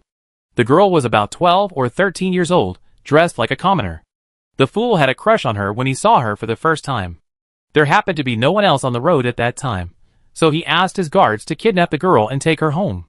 It's not the first time that guy has done this, but he has always been quite careful. He basically only attacks girls from civilian families, and he will leave a sum of money to keep the other party quiet afterwards. Moreover, he is from a direct lineage, so even if something really happens, his family will cover up for him, so he has not caused any big trouble over the years. But this time, something unexpected happened. The girl went crazy not long after being insulted by him, but he didn't take it too seriously at the time, and then asked his guards to find a place to get rid of the child. As a result, the 4 men he sent out did not come back until dark that night. He thought those guys went out to have fun under the pretext of carrying out the mission. This kind of thing has happened before, so he didn't care too much, just cursed a few words, and the next morning he found the bodies of the 4 men outside his door. The young man couldn't help but snorted when he heard this. Who is so bold? They really don't take our prince family seriously. Yes, the other party is really brave, and the people in the family are also very angry, so they took action soon. I remember that 3 uncles volunteered to investigate this matter. Before they set out, they picked out an elite team from the family guards, all of whom were high-level professionals. Such a lineup could even destroy a small force nearby. As a result, they set out in the morning, and the news of their death was reported back to the family at dusk. The boy was really shocked this time. How is this possible? Right. How many people are there on the other side? There is only one person on the other side, a 9th-level super magician. The girl abducted by the horny idiot before was his only daughter. The man said calmly, half of the people in the family died because of this incident. In the end, Vice President Albus was found to mediate, and the other party was compensated with 1,200 dragon crystals. A cardinal was invited from the Holy Alliance to perform magic to restore the girl's mind. Of course, the worst was the guy who caused the trouble. The family built an iron cage according to the super magician's request, and locked him up with 20 male silverback chimpanzees, who took aphrodisiacs. A priest was also found to cast a recovery spell every once in a while to ensure that he would not die immediately. The man paused, and looked at the boy again, his eyes meaningful. The Blackwater Bay incident is a shame for the Prince family. Few people know about it. Those who participated in the incident personally are unwilling to talk about this nightmare afterwards. You are a very independent child, so I have never interfered in your affairs since you were a child, and this time is no exception. I just want to wake you up. Only 3 parties know about this matter. In addition to our Prince family, there is also the semi-secluded 9th-level super magician and Principal Albus. The former's beloved daughter is involved. The 9th-level super magician will not tell anyone else about this matter. As for Principal Albus, due to his duties, he needs to file it with the Magicians Association, but for the sake of past relationships, he promised us that the records will be encrypted. If someone can get in touch with that matter through this channel, it means that his level in the Magicians Association will definitely not be too low. I know what to do, father. The boy's back was already soaked with cold sweat when he heard this. The man took a handkerchief from the maid and carefully wiped the sweat on the hilt of the sword. I have never made any moral demands on you. The Prince family has survived to this day not because of some bullshit chivalry. Doing bad things is not a problem in itself. Most people in this world have done some not-so-glorious things for their own interests. The problem is that you need to be more rational and cautious in choosing your opponents. Otherwise, maybe one day you will be the one locked in that cage. Chapter 432. The students' assignment has found that the graffiti on the courtyard wall at the entrance of the cafeteria, which they had been talking about for the past few days, suddenly disappeared. Many people felt sorry for this. In fact, after the initial surprise, everyone has gradually become accustomed to those vague and slightly ambiguous messages. Those graffiti brought endless reverie to the viewers. There are all kinds of weird versions circulating in the school now. Some say that this is a story about a girl who was abandoned by her boyfriend and is waiting for her playboy boyfriend to come back. Some say that it is a female ghost who came to fulfill her vow and seduce the innocent virgin boy. But these are not the most bizarre. The most bizarre is that someone found that the message writer was most likely a man through research on the handwriting on the wall, and then made up a sad love legend of a man falling in love but not accepted by the world. In short, reading the message before dinner every day and trying to guess the meaning has become a pleasure for many people. There is even a group of guys who have nothing to do and have organized a campus unsolved mystery detective team to explore the story behind the message on the wall. After nightfall, the team members gathered at the entrance of the cafeteria and agreed to search for the mysterious message writer around the campus. Unfortunately, they failed to succeed. They bumped into the female director of the discipline department on the way. Each of them was given a warning. After the team was established, it was disbanded after only one collective action. On the other hand, Garcia, the graffiti creator, breathed a sigh of relief. When Jessica found him and told the thief that his mission had been completed and he no longer had to worry about avoiding the pursuit of the student union, the latter almost burst into tears. Garcia has been living a precarious life these days, hiding here and there like a water rat. If it weren't for the idea of joining the thieves guild that has been supporting him, he would have surrendered to the evil forces of the student union long ago. Now he is able to escape unscathed, which is a surprise to him. Like everyone else, Garcia was also curious about who the magician had been dating, but Jessica obviously didn't want to talk to him about this.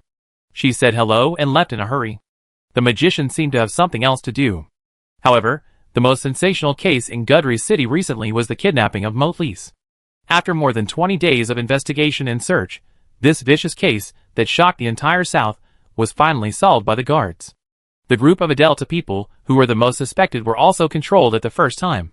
However, the rescue process was a bit awkward. The guards and the city council worked so hard for so long, but in the end, they got nothing.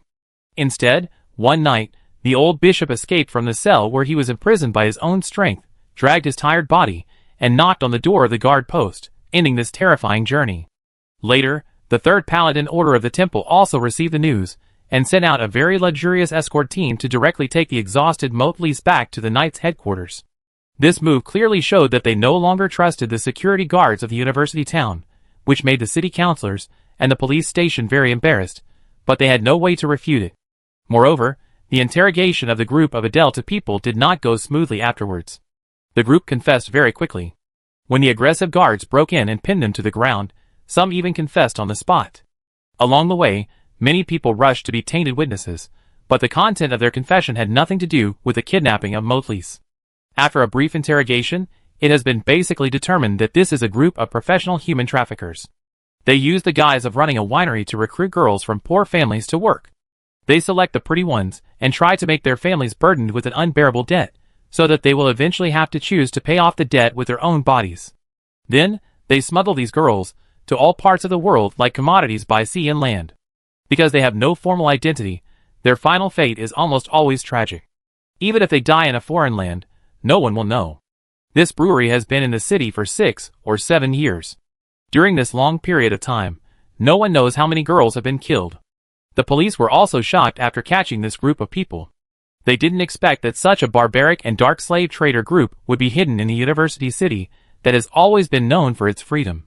However, the Adelta people seemed extremely confused about the kidnapping of the archbishop. The old bishop once admitted that he was imprisoned in this small brewery. With his identity, it is naturally impossible for him to speak nonsense, and as the kidnapped party, there is no need to lie for the kidnappers. Moreover, the guards did find a small room in the brewery where Mortellus was imprisoned afterwards. It was obvious that the situation was indeed very dangerous. The old bishop was tied in a brewing pool, and next to him was a wine cabinet with more than 20 barrels of wine on it. There was also a small mechanism next to it that was made by someone unknown. Every once in a while, a barrel of wine would be pierced by an iron spike and flow into the brewing pool. Mortellus was lying in it with his hands and feet tied. Basically, if there were 10 barrels of wine in the broken pool, it would be enough to flood his cheeks. If there were 12 barrels, only his nose would be exposed. At this time, if one more barrel broke, the old bishop would basically suffocate to death, but in fact, when Motlise escaped, the 14th barrel had been punctured and half of it had flowed out. The reason why the old bishop was still alive was very simple. Because he drank the extra wine into his stomach, but the situation at that time was really dangerous. If the dwarf had found him later, Motlise would have been stuffed to death even if he didn't drown. After being rescued, The old man was very calm. After explaining some things to the dwarf, he went to the police station alone to report the case. The old man asked the people at the police station to help him contact the third Paladin Order, and said that the Paladin Order was only here to take over his guard work, and the subsequent investigation would still be handed over to the guard team. In fact, Modlis knew very well that the police station could not find out anything. He had learned from the dwarves that one of the two magicians who kidnapped him was Didarian, the president of the Gudries branch of the Magicians Association, but it was useless to know. Without substantial evidence, he could not accuse him of his identity. He had more important things to do, and could not take care of the situation for the time being. As a result, the police station took out 12 points of energy to conduct follow-up investigations in order to make up for the mistakes they made before and prove that they were not a group of idle people who spent taxpayers' money. However, it was useless. During the interrogation, the group of Adelta people explained their ancestors clearly, but no one knew the two mysterious magicians, and they all said that they did not know that there was anyone in the room that night. These professional traffickers had a good attitude of confessing their guilt, answered all questions, and expressed their repentance. However, according to the laws of the free city, only hanging was waiting for them. Chapter 433. O gentle and endless water element hidden between heaven and earth, please respond to my call, and become my guardian. Lolo sang softly, while raising the staff in her hand. A moment later, a set of azure armor appeared in front of her. Unlike ordinary protective gear, the blue armor constructed by the girl with magic was completely composed of water elements. As soon as it appeared, it covered all the vital parts of her body. Level 3 defensive magic, azure armor. In the impression of ordinary people, water is an extremely weak thing, and armor made of water elements cannot withstand any attack at all. But this water magic called Azure Guardian has better protection than metal armor, and its secret lies in its integrity. Rob stood in front of Luo holding the sword issued by the school. The latter nodded to him, indicating that he was ready, so the next moment the future super magician swung the sword to cut the girl's chest. Just when the long sword was about to touch the girl's body, the seemingly fragile transparent armor suddenly changed, and the water covering the girl's body began to flow, and it became faster and faster, and the momentum generated deflected the boy's attack, so that the sword finally cut into nothingness and fell to the other side, while brushing the girl's body. A flash of excitement flashed across Luo's pretty face, and she said excitedly, "Let's try a frontal attack again." So this time Rob changed his chop to a straight stab, and the target was the girl's lower abdomen, but it was also ruthlessly blocked. This time, the water on the girl's body turned into a vortex, completely dissolving the force of the sword. Then Luo tried to move her wrists and knees again, and asked curiously, "Is this the power of the third-level defense magic? It can provide better defense than ordinary armor, and it is almost weightless, and does not affect the flexibility of joints. Unfortunately, this magic is only effective for 2 hours. The effect of Azure Armor is not the best among the third-level defense magic, but it is the most versatile. It can not only defend against attacks, but also provide you with cushioning if you accidentally fall from a height. It is more effective when used with the light body technique. As long as you don't jump directly from a cliff, theoretically there will be no danger to your life. In short, congratulations on mastering the second third-level magic. I finally feel like a third-level magician now. The girl sighed. It has been 2.5 months since she used the Philosopher's Stone to improve her magic power. During these 2.5 months, after continuous learning, Luo finally began to master third-level magic, and was no longer a fake with a false reputation, and could only rely on her rank to bluff people. However, she never won a single time during the sparring process with someone. The girl attributed this to her imbalanced offense and defense. A magician without any defensive means is extremely vulnerable, and can be easily targeted. This is why the conventional fighting method of a magician is to release a defensive magic for himself first. Now she finally mastered her first defensive magic in her life, and it was a third-level magic. Luo, who thought she had made up for her shortcomings, immediately challenged someone with full confidence, ready to avenge her previous shame. However, the reality was extremely cruel. This time, Rob also ended the battle in a short time. When the boy broke the blue armor on the girl, Luo's expression seemed very unbelievable, even a little discouraged. Thinking that she still couldn't beat Rob, who was not even a professional, after mastering 2 third-level magics, her joy of learning new magic before also faded a lot. But the girl from the Breton family would not give up so easily. Lolo clenched her staff, and gritted her teeth, "Come again." She had not had time to exert her power in the previous battle, and there was still a lot of mana left in her body, enough for her to fight another battle. However, Rob did not seem to intend to give her this opportunity.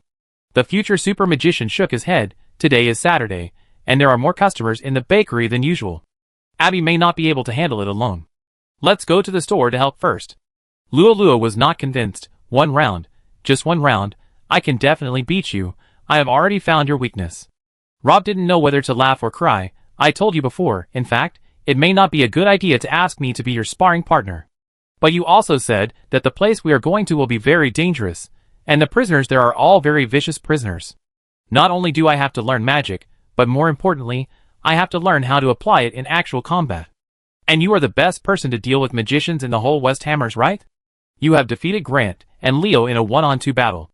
Of course, I have to ask you to train to maximize my improvement. The girl said confidently. Well, that's true, but my fighting style is different from that of ordinary people, and the result of our fight is not of much reference value to you. The future super magician did not lie. The reason why he was so good at dealing with magicians, and even defeated opponents, who were much stronger than himself by leaping several levels was not because of his mediocre swordsmanship, or the body movements he had figured out, but because of his deep understanding of magic. In fact, he was one of the few melee professionals, who thought about how to defeat magicians from the perspective of magicians. Because casting magic is as easy as eating and drinking for him, he can predict the opponent's next move, and the weakness of each magic before each magician raises his hand, and think of a way to crack it at the first time. No one else can fight like him. From this point of view, the title of the strongest magic swordsman is well deserved. It is not surprising that Lua will keep losing when the two fight. However, such a battle is not representative, and it has limited improvement for girls. Well, for 3rd level magic, it's enough to master these two for now. In the remaining time, you can learn some 1st and 2nd level magic, mainly to enrich your combat methods and prevent being targeted. As for actual combat practice, there is a good opportunity right in front of you. The term of office of the current group of student union officers will expire this year.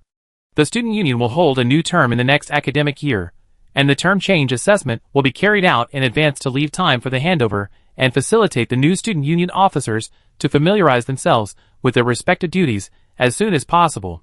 You can sign up for this assessment, which will include a practical part. Chapter 434. Hey, the student union assessment? When? Next month. But the internal selection of each department has already begun. We are organizing a challenge competition in the swordsman department. Is there no movement in your magic department? Rob raised his eyebrows. Well, because the student union assessment is not divided by grade, so generally speaking, the 2nd and 3rd year seniors will be the main force participating in the assessment. They have studied magic for a longer time, and the 1st year will be at a disadvantage when fighting against them, so generally the registration will start with them first. It is estimated that the 1st year will have to wait for another 2 days.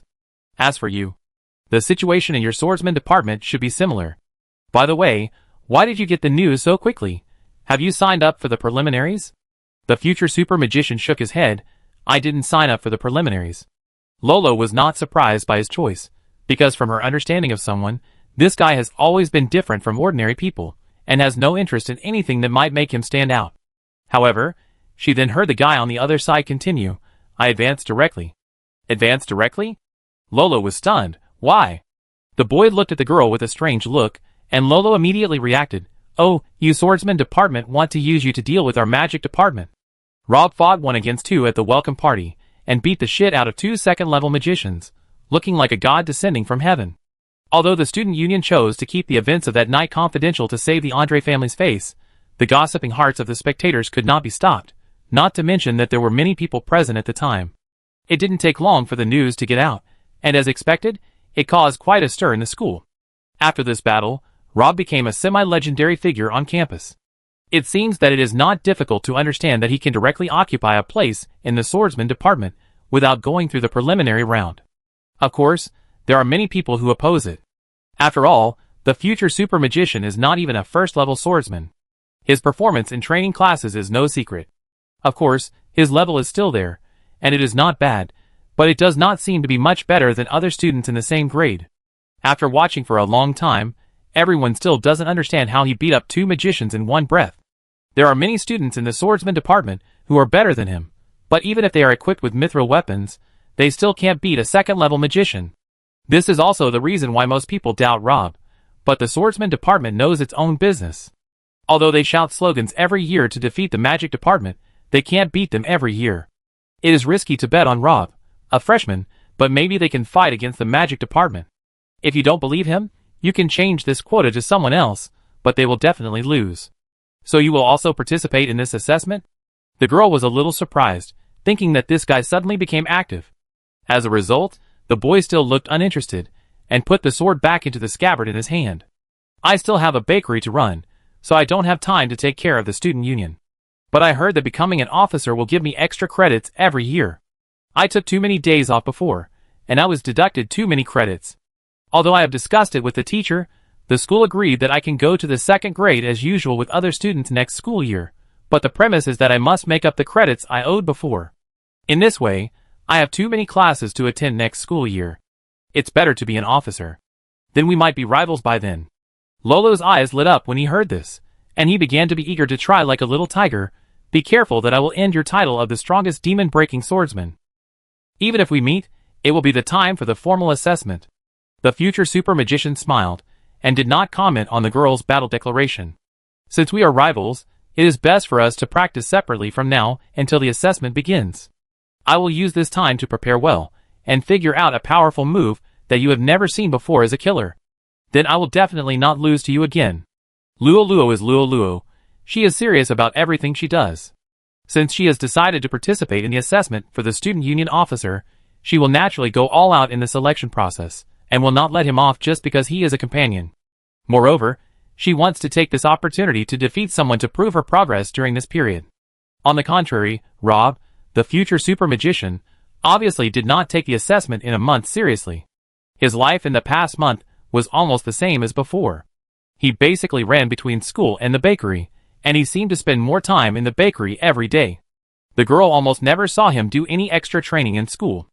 Luo Luo even began to doubt whether this guy still remembered the assessment. Oh, is this the laboratory you are using now? It looks, well, not very good. Dardarian had been to Rob's bakery before, but this was his first time in the attic. After entering the latter's secret studio, he acted like a curious baby, touching here and there. Hey, this is an extraction and separation device, right? McQuill 2? Rubbish. The reputation of the McQuill series has always been not very good. It can only be used for small and medium-sized experiments with low precision requirements. Moreover, if I remember correctly, this series has now reached the 6th type. You are too backward. As the man spoke, he saw the magic meter on the table again. Wow, a hand-cranked one? Are you kidding me? This thing is an antique. I remember that the hand-crank magic meter was already obsolete when I first went to school. When you entered school, the school didn't have this thing at all. TSK, you can find this. Should I call you a collector? The boy didn't bother to pay attention to this guy. He spent a lot of effort and money to get these things from the black market or other underground channels. Because unlike common tools such as magic carving knives, some high-end experimental instruments need to be reported to the Magician Association for sales and purchases. In order to hide his identity as much as possible and not arouse suspicion, Rob can only find some very old or scrapped equipment and use them after repairing and modifying them. Of course, the effect is relatively average. Honestly, if the teacher saw your lab, he would probably die of sadness. The president of the Magician Association looked gloating. What kind of research can you do in such a simple lab? Mimicry magic, the boy said calmly. Chapter 435. When he heard those 4 words, Dad Lion was obviously stunned, and then the president of the Magician Association repeated it again in a puzzled tone. Mimicry magic? The boy on the opposite side nodded. But wasn't this thing proven to be a dead end more than 100 years ago? Dad Lion scratched his head. What is that period of history? Oh yes, it's called the Lost Decade, right? At that time, all magicians focused their research on the topic of mimicry magic, but not only did they not make any progress, but the research on other topics was also stagnant, which ultimately led to the entire magic world having no development in those 10 years. That's because everyone has chosen the wrong direction. The orc's ancestral power and the magic used by magicians are 2 completely different things. There is almost no correlation between the 2. The future super magician shook his head and added, you can't turn water into oil out of thin air, but you can indeed turn water into ice through scientific methods. This is a famous saying by Tobias. Wait, but this research direction was scientifically proven at the time, and it was also widely accepted by the magic community. Divine arts, alchemy, ancestral power, and physical potential advocated by physical professions. Among these power systems, ancestral power is the closest to magic, both in terms of mode of action and effect, so it is also the direction in which mimicry magic is most likely to succeed. If this path is not feasible, then there is no reason for the other paths to be feasible. Rob didn't say anything this time, but waved his staff directly. Sometimes words are pale and powerless after all, and perhaps only seeing it with your own eyes can make you believe it. The next moment, a golden spear appeared in the air. Is this a 6th level light magic piercing spear? No, that's not right. I can't feel the existence of magic elements nearby. Instead, this wave feels very familiar. Damn, is it the power of the gods? Dandelion was really shocked this time. What a joke, when did you join the church? And why are you suddenly mixed with those charlatans? I haven't joined the church. This magic is called Projection Longinus Reverse Cross Spear. The future super magician explained. Wait, this is mimicry magic? The president of the Magician Association took a breath. You are too bold. You actually chose divine magic as your research direction. You know it yourself. Kidnapping the archbishop is one thing, it sounds serious, but the church will be angry for a day or two at most, and what you are doing now is subverting the foundation of the temple. If those guys know about it, it may cause a war between magicians and clergy. Although the divine code is full of exaggerations, most of it is just meaningless nonsense. The only useful thing is the exchange of faith and divine power, which is also the means used by the gods to win over believers. Well, it is somewhat similar to the alchemy law of the dwarves, except that this time it is entirely up to the seller. The gods require believers to believe in and serve them, and grant their own divine power as a reward to a small number of people with the purest faith. However, this transaction is very unfair. Most ordinary believers cannot get divine power, and the criteria for judging whether faith is pure or not are also vague. People like Mortellus can easily advance to the 8th level, while other ascetics with firm faith will only stay at the 1st level for their entire lives. No one can explain what the mechanism is. In this transaction, believers are always the weaker party, and all they can do is to work harder to believe in and serve the gods.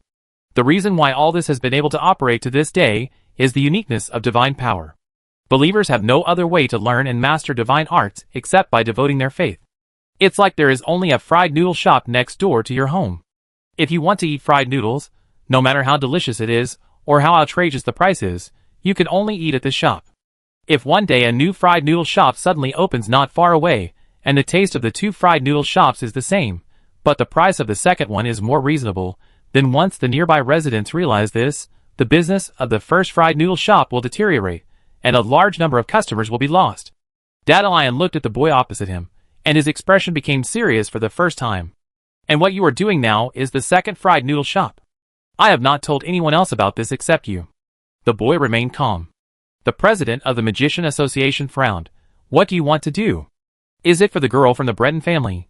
So you are preparing for the worst, and if the conflict between her and the church cannot be reconciled, you will start to destroy the temple? Use this method to disintegrate its foundation first? I studied mimicry magic before I left the Royal School of Magic of Teast. The answer of the future super magician was beyond the man's expectations. Dardarian was stunned when he heard it. Huh? Then the teacher. The teacher doesn't know yet.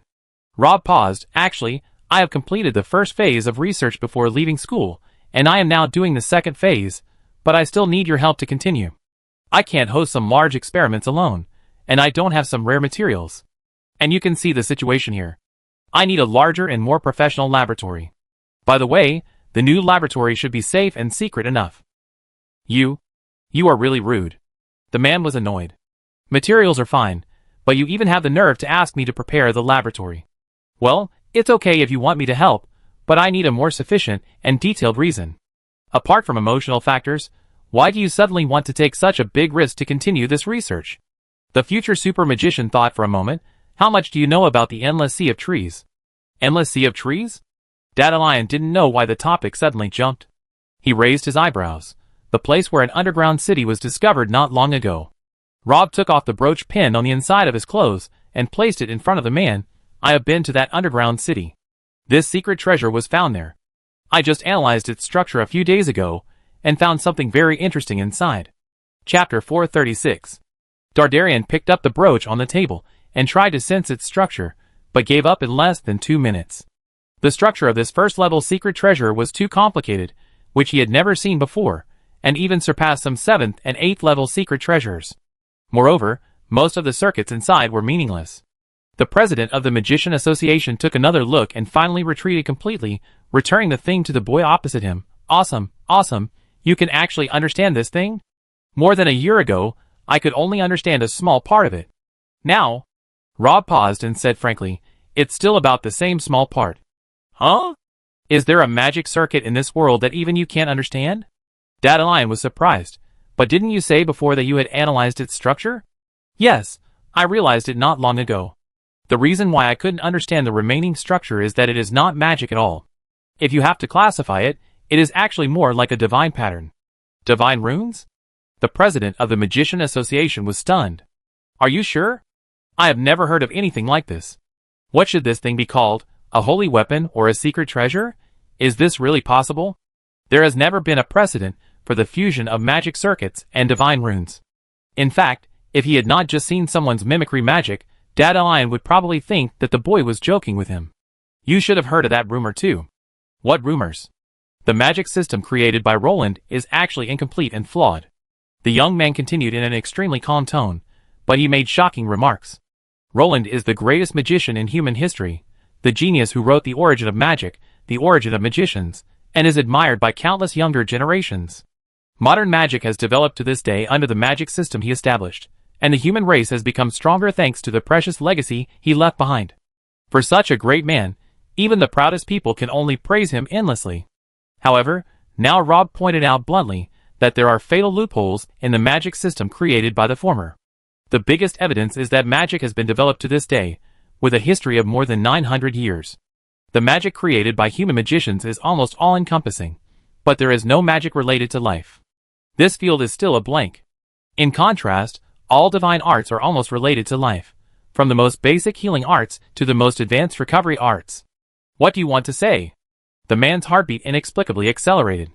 Is it possible that divine magic is the last long-lost piece of the magic system? The young man said word by word. Did you have such an idea when you were at the Royal School of Magic of DIST? Even Dandelion felt that this speculation was a bit too crazy. Although it was well known that most magicians had no faith, it did not mean that they would deny the existence of the gods, let alone try to challenge the majesty of those guys. Humans are ultimately insignificant in front of the gods. Even magicians, who are known as the strongest professionals on the Dawn continent, cannot escape the cage of death. In the eyes of the immortal gods, they are no different from ordinary mortals. Is this why you study mimicry magic? Then Dandelion seemed to have noticed something again and raised his eyebrows. Wait, you also said before that the first phase of your experiment in school was completed smoothly. If that's the case, why didn't you continue at that time? Well, because I didn't want to cause trouble at that time. So it's because of that girl after all? You knew how dangerous it would be if the temple found out about what you were doing, but you still decided to restart your previous research. In the final analysis, it was because you were worried about that girl named Luo. You are suddenly keen on improving your strength. Could it be that you have sensed some danger? The man frowned. When I went back, I also helped you check the association's files about the incident that happened to the Breton family that year. Oh! If it is really an S-level event, there is no reason why the Magician Association would not have heard of it. Unfortunately, according to my investigation, almost all the records related to that incident have disappeared. Of course, it may also be that I don't have enough authority, but either way it is not a good sign. As expected, the boy said calmly, it doesn't matter. I will go to Ogling in 2 months anyway. Are you really going there? It is said that the prisoners there are all extremely vicious criminals, each of whom has committed serious crimes in the outside world. The temple has spent a huge amount of manpower and material resources to build a steel fortress on the cliff to imprison them and isolate them from the outside world. In this way, these criminals can no longer harm others. However, as prisoners inside, no one wants to rot in this dark place and be forgotten by the world. Once the people inside find out your identity as an outsider, they will definitely catch you at all costs and force you to tell the secret passage, not to mention that there are a large number of temple guards stationed there. There is definitely danger, but this is the best opportunity to uncover the truth of what happened back then. There is no reason to give up. The future super magician looked at the man opposite him. So what do you think? Oh! Regarding the research on mimicry magic, do you plan to join in? Or do you want to treat this conversation between us as if it never happened? What a joke. It is the nature of every magician to be curious. It's okay if I don't know about this kind of thing, but how can I be willing not to study it now that I know it? Anyway, I have already kidnapped the Archbishop, and I am probably on the church's blacklist. I don't mind taking 1 or 2 more steps forward. As expected of Dad Lion, although he said that the matter was very serious, he didn't hesitate at all in his heart. He snapped his fingers and said, "Give me a list of the materials you need, and the instruments as well. I can finish the new laboratory by next week at the latest. TSK, I can't wait to start researching. By then, I want to get some divine power to play with. Those charlatans have been treating this thing as a treasure for thousands of years. I wonder what they will think when they see the divine power on me." Chapter 437. Lolo's promotion journey was smooth.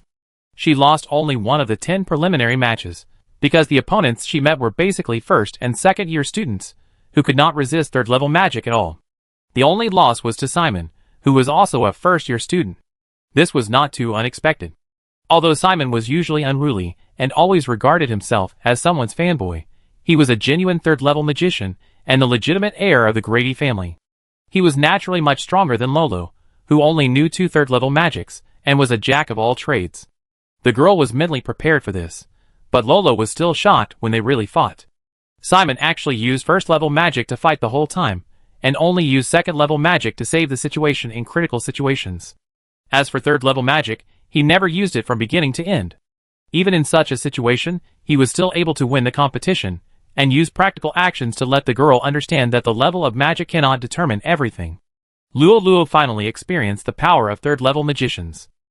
This power is not reflected in how many higher level magics they master, but in that their understanding of magic is obviously deeper than that of first and second level magicians, and low level magic can often produce unexpected effects in their hands. This was exactly Lolo's strength before. With the mysterious A-series notebook, the girl's understanding of magic was much better than that of magicians of the same level. However, after she was suddenly promoted to a third-level magician in a very short time, this advantage no longer existed. Now Simon taught her a lesson in the same way. The latter was also shocked. It was not long after the freshman competition. In just a few months, Lolo actually jumped directly from a rookie to a third-level magician. Even Rob, who was known as the strongest talent in human beings, could not achieve such a terrifying promotion speed.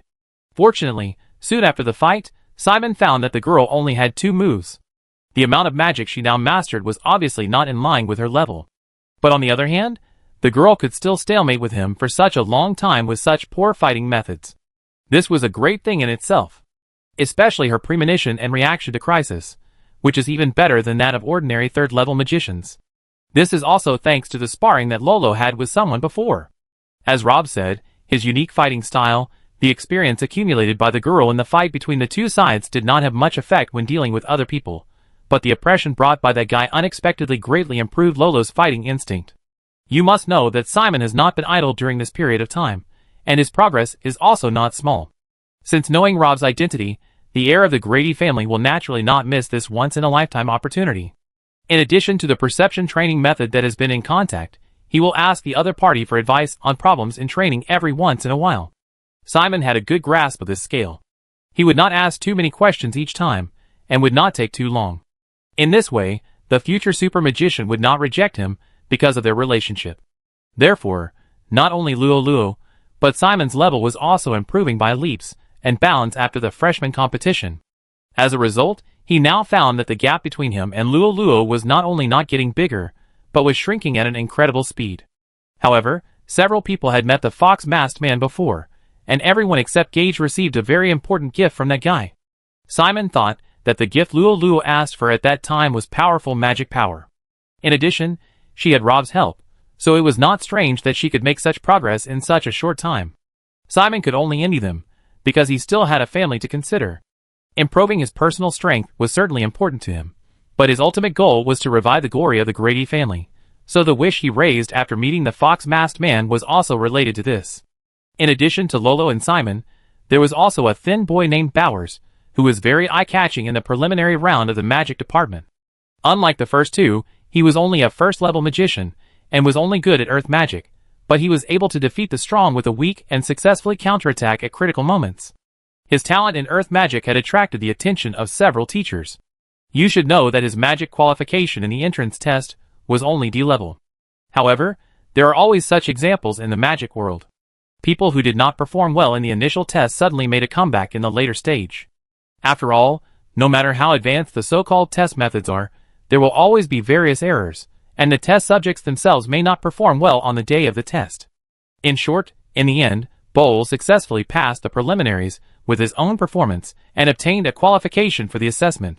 However, compared with Lolo and Simon, his record was slightly worse, with 7 wins and 3 losses. In the end, he had to play 2 rounds of playoffs before he was promoted. In addition, the level of his Group B was also worse than that of Lolo and Simon's Group A. When the list of 10 candidates for the Magic department came out, many people were surprised. They thought that after losing Caesar, there would be no decent masters among the freshmen this year, but they didn't expect that 3 first-year students would get the quota at the same time. This can be said to be a very strong freshman class in the past years. The other departments were also desperate after seeing the lineup of the Magic department. Except for Bowers, who looked a little weak, the rest of the candidates had almost no weaknesses. Judging from the list alone, this student union election will probably be dominated by the Magic department in the end. The only highlight in the end is the ownership of the president and vice president positions, which has always been an internal struggle of the Magic department. After getting the final list, the swordsman department also cried out in grief. Everyone has ambition, but in the face of absolute strength, no matter how much ambition one has, it is futile. Facing the Magic department freshmen, who are known as the most brutal in the school history, the swordsman department felt that the last glimmer of hope was ruthlessly crushed, and the person they had placed high hopes on did not make any movement. In fact, this guy is almost turning into a ghost. Apart from coming to class on time every day, he is usually not seen in the school, and no one has seen him do any training. There was news before that he was running a bakery outside the school. It is estimated that he has put all his focus on making money. From all indications, this guy has surrendered in advance. Chapter 438. The student union's term change assessment is divided into 4 parts, including actual combat, reasoning and judgment, cooperation and moral test. The moral test is special, and does not account for any score. The final result is either pass or fail. Candidates from each department can enter the next stage only if they pass the moral test. If they fail, they will be disqualified from the assessment and replaced by reserve personnel. As the name suggests, this test is mainly to prevent some people with excellent abilities, but bad intentions from sneaking into the student union. Therefore, the character test was the first to start, and it was conducted without the knowledge of the candidates. The location was not limited to the campus, and the methods were varied. For example, the character test that Rob encountered was a young girl knocking on his store door late at night. The girl who called herself Nina was wearing very cool clothes. She was not very old, but her figure was quite good. What's more, she was drunk.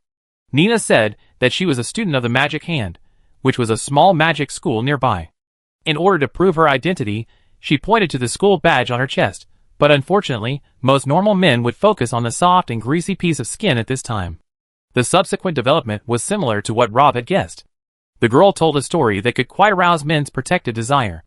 Tonight, she and her best friend were going to a single party, but her best friend and a handsome guy she just met left early, leaving her to be forced to drink by a group of men with bad intentions.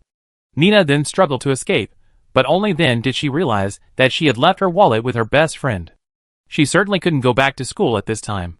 She had no money and couldn't stay in a hotel, so she could only try her luck and knocked on the door of the bakery, hoping to stay on the sofa here for one night. Now the summer has passed, and Gudries is a port city, so the temperature is still quite low at night. The girl was shivering from the cold, hugging her shoulders, looking pitiful. At this time, no man could be cruel enough to refuse her trivial request, and Rob was no exception. He not only let her in, but also brought her a blanket and made hot coffee. As a result, Nina's tears suddenly fell when she took the coffee. The bakery owner was also startled, and then, like all innocent little boys, he hurriedly took out a tissue and handed it to the other party, while carefully asking the girl why she was crying. Then Nina told another tragic and sad story. This time it was about her childhood. Her father died in an accident when she was young, and there was a younger brother in the family after her mother remarried. Her stepfather obviously didn't like her, and kept finding excuses to abuse her. She finally got older, and went out to study, but was bullied at school because of her poor talent. Unexpectedly, tonight she felt the long-lost warmth from a stranger. No one had ever been so good to her in her gloomy life. The girl was so moved that she threw herself into someone's arms, her tears soaking the boy's clothes, but in a place where Rob couldn't see, the corners of her mouth raised a strange arc. Nina was secretly proud of herself. So far, Her acting skills were perfect. With the weak attitude she showed at this moment, I believe no man can resist this temptation. Although the job she received this time only asked her to pretend to be a drunk young girl to test the guy opposite, as an outstanding graduate of the Goodrich Academy of Drama, she was not satisfied with this vulgar, exaggerated and soulless performance. The girl spent 2 full weeks researching and perfecting this fictitious identity, creating a tragic childhood story, and even carefully matching her clothes, striving to reflect her professionalism in every detail. Well, the real reason was that she had not been able to find any performance opportunities since graduation, and could only take odd jobs like this to earn a living. She had plenty of time on weekdays, and she was free anyway, so she simply took this opportunity as practice before going on stage. However, Nina herself would certainly not admit this.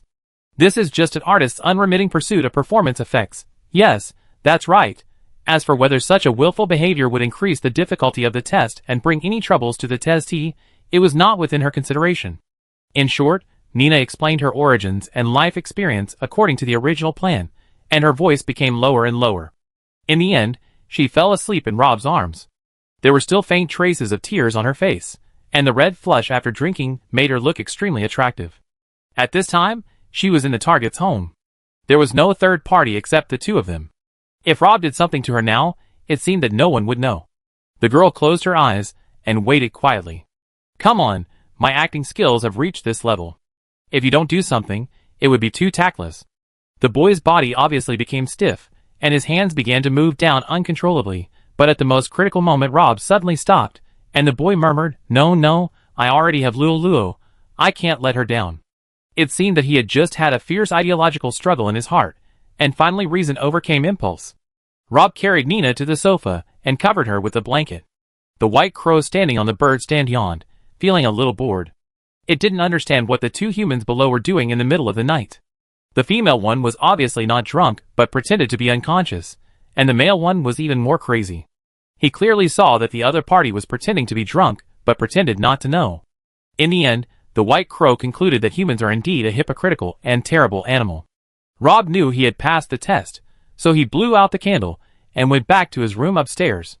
As soon as Nina entered the room, he had actually seen through the girl's identity. It was not because her performance was exposed, but simply because Nina chose the wrong identity. She had to pretend to be a magician. She might be able to deceive others with her acting skills, but Rob could tell at a glance whether she had magic elements. However, this kind of thing cannot be blamed entirely on Nina, because the target she got was just a swordsman, and it was unreasonable for a swordsman to feel the fluctuations of magic, and she had not done any physical training. She was worried that if she disguised herself as a thief or a student of the swordsman department, the other party would see some flaws from her muscular body shape. After hesitating for a long time, she finally decided to disguise herself as a magician. Not only did Rob not expose her at the first time, but he patiently cooperated with her to continue acting. Because the future super magician had received information from Lois in advance, the rules of the moral test were very interesting. If you perform poorly in the test, you will be disqualified from the assessment, but performing too well is not necessarily a good thing. You may be suspected by the organizing committee, and then undergo an additional second test. If Rob does not want to encounter this situation, he needs to act as more like an ordinary person as possible when passing the test. This is not a difficult thing for him. He still remembers the disastrous scene when he and Lolo first met. At that time, he had just escaped from the tower, and was still very immature. It turns out that love makes people grow up. Chapter 439. The next morning, Nina quietly left the bakery before dawn, and took someone's blanket with her. If it weren't for the half cup of cold coffee left on the table, Rob would even doubt whether everything that happened last night was just a dream. But no matter what, Nina has left. If nothing unexpected happens, it should be difficult for the two to meet again. With her leaving, the future super magician can also breathe a sigh of relief. He is also a little afraid of this girl. Not long after he returned to his room last night, he found that the small alarm he placed under the stairs was triggered by someone. Then Rob saw Nina creeping up to the second floor through the sentry's vision.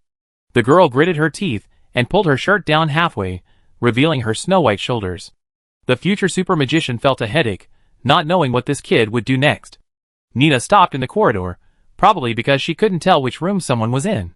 She walked around the corridor, tiptoed, and put her ears to several doors one by one to listen to the movements inside. The little actor was actually a little crazy at this moment.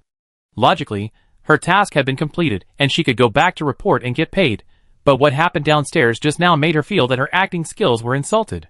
She couldn't swallow this breath over and over again, so she finally sat up from the sofa and decided to continue fighting. The future super magician is now speechless. If he had known it would be so troublesome, he might as well expose Nina's identity as soon as they met. Even if he had to take another test later, it would be better than being fooled by her all night. Fortunately, the little actor finally woke up at the last moment, and the arm hanging in front of the door did not fall after all. Nina patted her head. What was she doing? Everything she did down there could be said to be a test of someone's moral standards, but now she was sent directly to the door, which was completely different. Even if that guy did something to her, it didn't seem to prove that his character was problematic. On the contrary, if he did nothing, there might be something wrong with his lower body. Nina hesitated for a long time, and finally took her hand back, and quietly retreated downstairs. Compared with Rob, the moral test of Lolo and Simon was much simpler. The latter was just a test similar to returning lost property, and the rookie warrior passed the test without even knowing what the question was. In this way, the difficulty faced by Rob and others in the first round was not at the same level. Nina was a real actor, and she liked to add drama on her own initiative. However, there was no clear standard for moral tests. Although Caesar took the lead at the welcome party, the future super magician did slap the face of the student union, so it was not surprising that the organizing committee gave him some eye drops as revenge in this assessment within the scope allowed by the rules. The organizing committee was very efficient. Before the next assessment began, all the results of the moral tests were released. A total of 4 people were disqualified. They could not participate in the next assessment, and the vacancies were replaced by alternates from their respective departments. The 3 links after the moral tests were also the focus of previous assessments: reasoning, cooperation, and actual combat. However, the proportions of these 3 parts were different. Among them, actual combat was the highest. If the full score was calculated as 100, actual combat could account for about 70 points. This is why each department basically used combat power as the selection standard in the previous preliminaries. At the same time, this is consistent with the overbearing style of the student union. As a student management organization, if it cannot solve the problem, it should at least be able to solve the person who raised the problem. In the remaining 2 parts, the assessment of cooperation and coordination ability accounts for about 20 points, and the last 10 points belong to reasoning and judgment. Because the time for all assessments after the moral test is only 5 days, the schedule is still quite tight. As soon as the moral test results were announced, the student union organized a reasoning and judgment test the next morning, but the future super magician did not show up. Luo was very surprised that Rob was absent from the first part of the exam, because reasoning and judgment should be someone's strong point, and the form of the assessment was just an ordinary written test. There was no reason for him to give up the easy 10 points, unless the boy was sure to get high scores in the following cooperation and practical parts. Luo was very dissatisfied. This guy is a bit too arrogant. Is he so sure that he will perform well in the future? As a result, Rob rushed to school 5 minutes before the cooperation and coordination assessment was about to start in the afternoon. However, unlike what the girl imagined, someone did not look self-inflated, but looked a little embarrassed. Well, when I was leaving this morning, I ran into the old lady next door. She said she had a small appointment and asked me if I could help look after her granddaughter for 5 minutes. I believed her, but she didn't come back until noon, and I couldn't leave a few-month-old child alone at home. Rob took the sword from Gage in the dormitory helplessly. The future super magician was very glad that he only missed the first part of the assessment. The 10-point gap could still be caught up. Anyway, his goal was just to get a job as an officer and some credits. He had no interest in the position of president or vice president. Not long after he changed into the sword, the cooperation test began. This part of the assessment adopts the task cooperation system. First, everyone draws lots together, and then 2 to 4 people complete the corresponding tasks according to the results of the draw. The tasks here are very particular, and basically one person cannot complete them. Therefore, the team members' cooperation and coordination ability can be tested during the task. What is more interesting is that everyone participates in the draw this time. In other words, there is a high probability that competitors from other departments will be drawn as teammates. At this time, the situation will become complicated, especially for the magic department. As the public enemy of several other departments, their partners are likely to deliberately sabotage the task to lower the scores of the 2 people when they know that they will lose to their opponents in the actual combat stage later. Therefore, this assessment will be more challenging for candidates from the magic department. Rob was lucky enough to be paired with an archer girl. This was a two-person mission limited to male and female teams. The requirement was to find a stolen necklace within a specified time. The relationship between the archer and swordsman had always been good. Both sides had a common enemy, so there was no dirty tricks. So both of them could focus on the mission itself. The girl waved her hand generously. Let's go, senior sister will take you flying. Chapter 440. Although the archer girl was very hard-working and active, and had the demeanor of a big sister, and even turned into a robber to rob, the effect was not very ideal. The two of them worked for a long time, and didn't even see the shadow of the necklace. As the time left for them was getting shorter and shorter, the girl began to become anxious. She stood at the intersection with a bow and arrow, aiming at this and that, as if she was ready to take action at any time. Rob couldn't bear it anymore, so he could only say, well, should we ask the owner first? The owner? The girl was stunned. There is an owner? Isn't this just an assessment mission? The future super magician raised his eyebrows and smiled bitterly. Assessment missions also have mission backgrounds. But the mission information we received only contained the appearance of the necklace, not the mission background. The archer girl said naively. Rob was basically sure that this girl was not a big shot, so he could only patiently say, I wonder if you have ever thought of a possibility that the two letters J and K engraved on the necklace have meaning. Are there letters engraved on the necklace? The archer girl was shocked and quickly took out the portrait and looked at it carefully. As expected, she saw the two letters that Rob mentioned on it, so she couldn't help complaining. Why didn't you say it earlier? The future super magician was innocent. I wanted to tell you from the beginning, but you told me not to talk and just follow you. The archer girl scratched her head and laughed awkwardly.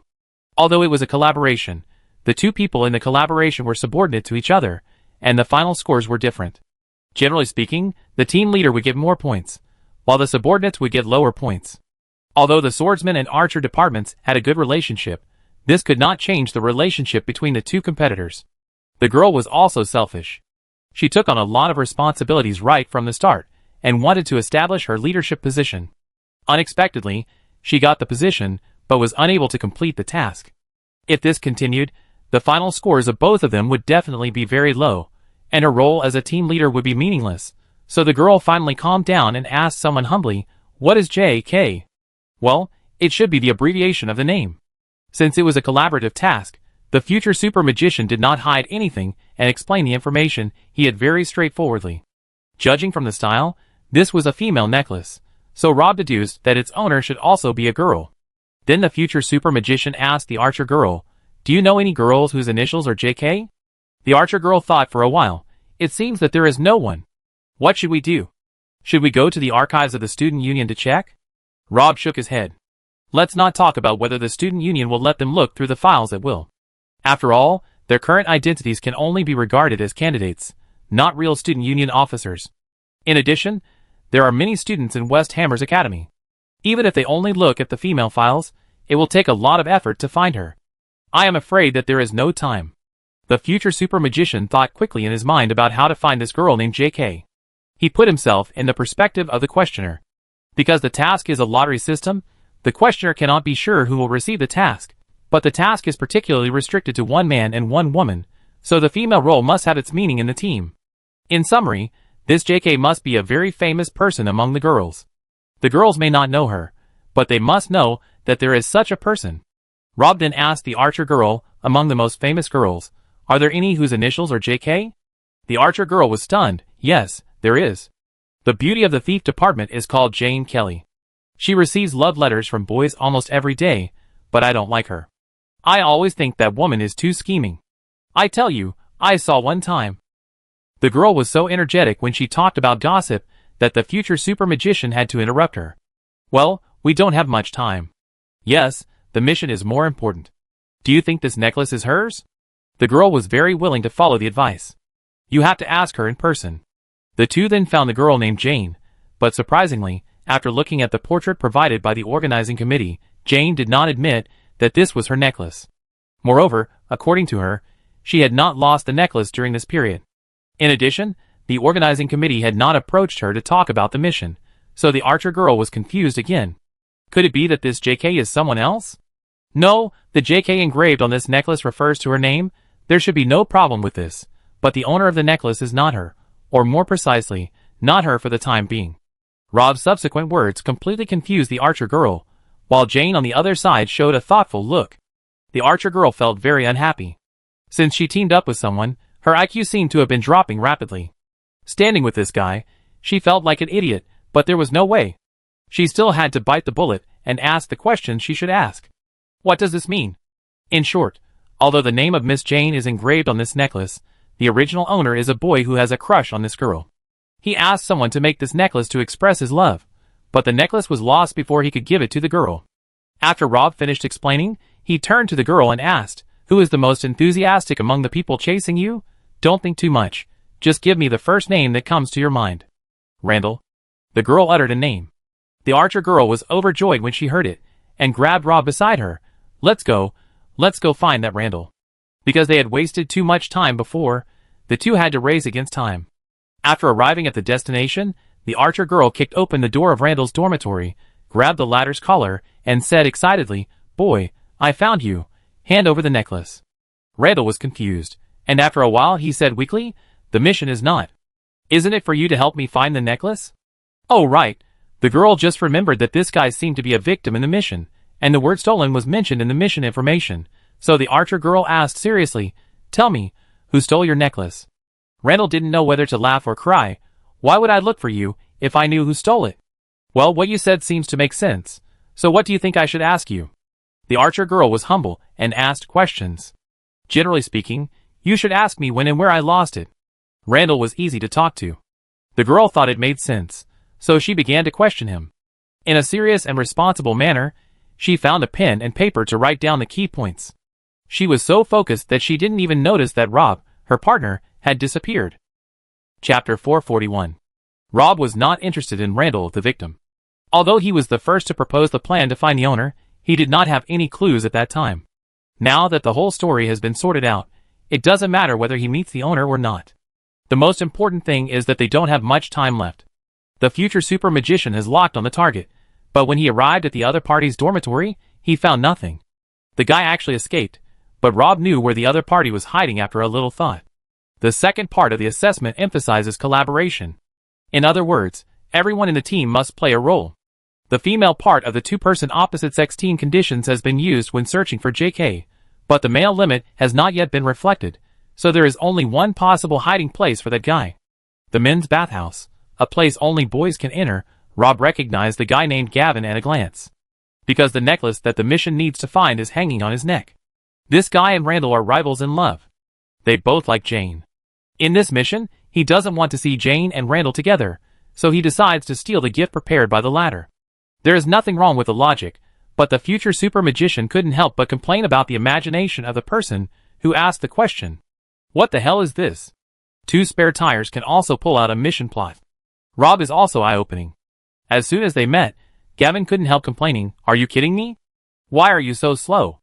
I'm almost soaked and peeled in there. Come on, I can go back earlier after the fight." As he spoke, he climbed out of the bathtub, ready to fight. The mission naturally entered the battle phase, but before the fight, Rob asked one more question out of courtesy. Don't you need to put on something first?" "Oh, we are all men, there is nothing to be embarrassed about." Gavin, who was in a vacuum state, was very generous and waved his hand. "Your mission time should be coming soon, so don't talk nonsense and get started." The future super magician nodded. "Then I won't be polite." This year is Gavin's last year in Siamus. His strength is still very good. 1 foot has already stepped into the second level. He also participated in the last student union election and was very popular. He only lost by 1 point in the end and failed to compete for the position of student union secretary. However, this is enough to prove his level, otherwise he would not have been commissioned to take charge of an assessment task. Such skills are obviously too much to deal with candidates in the first and second grades, so Rob does not need to defeat Gavin in this task. As long as he can survive 2 minutes under the opponent's hands, he will pass. It should have been a thrilling battle, but in fact, the future super magician did not feel any pressure after the two fought. Gavin was obviously slacking off. Most of the time, he just stood there and made some moves. Occasionally, he attacked a few times, but he was also weak. When the 2 minutes were up, he immediately stopped, took off the necklace from his neck very refreshingly, and handed it to Rob. "You won. Here, take it." As a result, the staff member in charge of supervision of the organizing committee on the side was not happy, and said dissatisfiedly, "What are you doing? You didn't fight seriously at all." Senior Gavin, at least you should put in a little effort. The latter was already getting dressed, and he lazily said, No, I'm just at this level, and I've been in the bathhouse for 2 hours, so I'm already exhausted. Why don't you try? The reason why Gavin let someone off the hook was simple, because he was also a student of the swordsman department. Although he was about to graduate, his feelings for the swordsman department would not change, and naturally, he would not embarrass the candidates from his department who were taking the assessment. He symbolically exchanged 2 moves and considered it a bluff, and then encouraged someone to keep going. The staff was very annoyed. They knew that this guy was talking nonsense with his eyes open, but there was no way to prove that the other party had really let him go. However, the assessment was like this. Since Gavin was invited, the organizing committee must have anticipated the current situation. In fact, it was not only here, but also other tasks that invited foreign aid might have similar things. The organizing committee explained it this way. Sometimes luck is also a part of strength. In short, Rob got the necklace, and the second part of the assessment was over. After that, the 2 staff members who had been following them would report their performance to the organizing committee truthfully, and the organizing committee would give the scores. At this time, the archer girl was still taking notes, seriously at Randall's place, recording the latter's travel trajectory in the past 2 days. Until the future super mage found her and told her that the mission had been completed, the girl was still confused. What? Is it over? But I just listed the people he had met during this period. Well, I feel that I am very close to the truth and will catch the thief. Rob sighed. He lied to you. It's useless even if you study his actions in the past 2 days. This mission was originally set by the organizing committee and borrowed some real character relationships. But the necklace was only brought to the school today. I'm afraid he hasn't even seen it. It has nothing to do with his daily life in the past 2 days. The archer girl pondered and finally came to her senses. She grabbed Randall's collar angrily. How dare you tease me? Randall looked aggrieved. You are the one who insisted on asking me what I did during this period. I said it was my own private matter and had nothing to do with your mission, but you didn't believe it. The girl argued. How do I know if your character setting in the mission is the kind that requires interrogation before you can tell the truth? When Rob finished, Lolo's assessment was also halfway through. The girl was on a hunting mission with a group of 3. The target was a magician who mastered invisibility. This mission was a bit tricky. Although the mission time was 2 magic hours, generally an invisibility spell could last for half a magic hour. The target was allowed to use invisibility spells 3 times. In other words, he could remain invisible for an hour and a half, and only appeared in front of people for half an hour. His range of activities included the entire northern campus. It was quite difficult for only 3 people to catch him. Chapter 442. The strategy adopted by Luo's team was fine, and the division of labor was also clear. At the beginning of the mission, the thief Shi's buddy with the best eyesight climbed to the roof of the library first, where he monitored the target's movements and informed his 2 companions of the target's escape direction through gestures, while Luo and another female swordsman were responsible for the next capture. So far, the 3 of them have cooperated well. Neither the thief boy nor the swordsman girl did anything to deliberately hinder them. This may be related to the fact that Luo is not too famous among the candidates for the magic department this time, so no one is targeting her for the time being. The 3 of them get along well, and all aim to pass the second part of the assessment smoothly. It wasn't long before the guys on the top of the library found the fugitive they were going to catch, and gestured to the arresting team on the ground. So Luo and the others quietly approached the target, but the other party was obviously very alert, and chose a very open place, sitting in the most central position, looking around from time to time, and would rather give up hiding than give the pursuers any chance to sneak attack.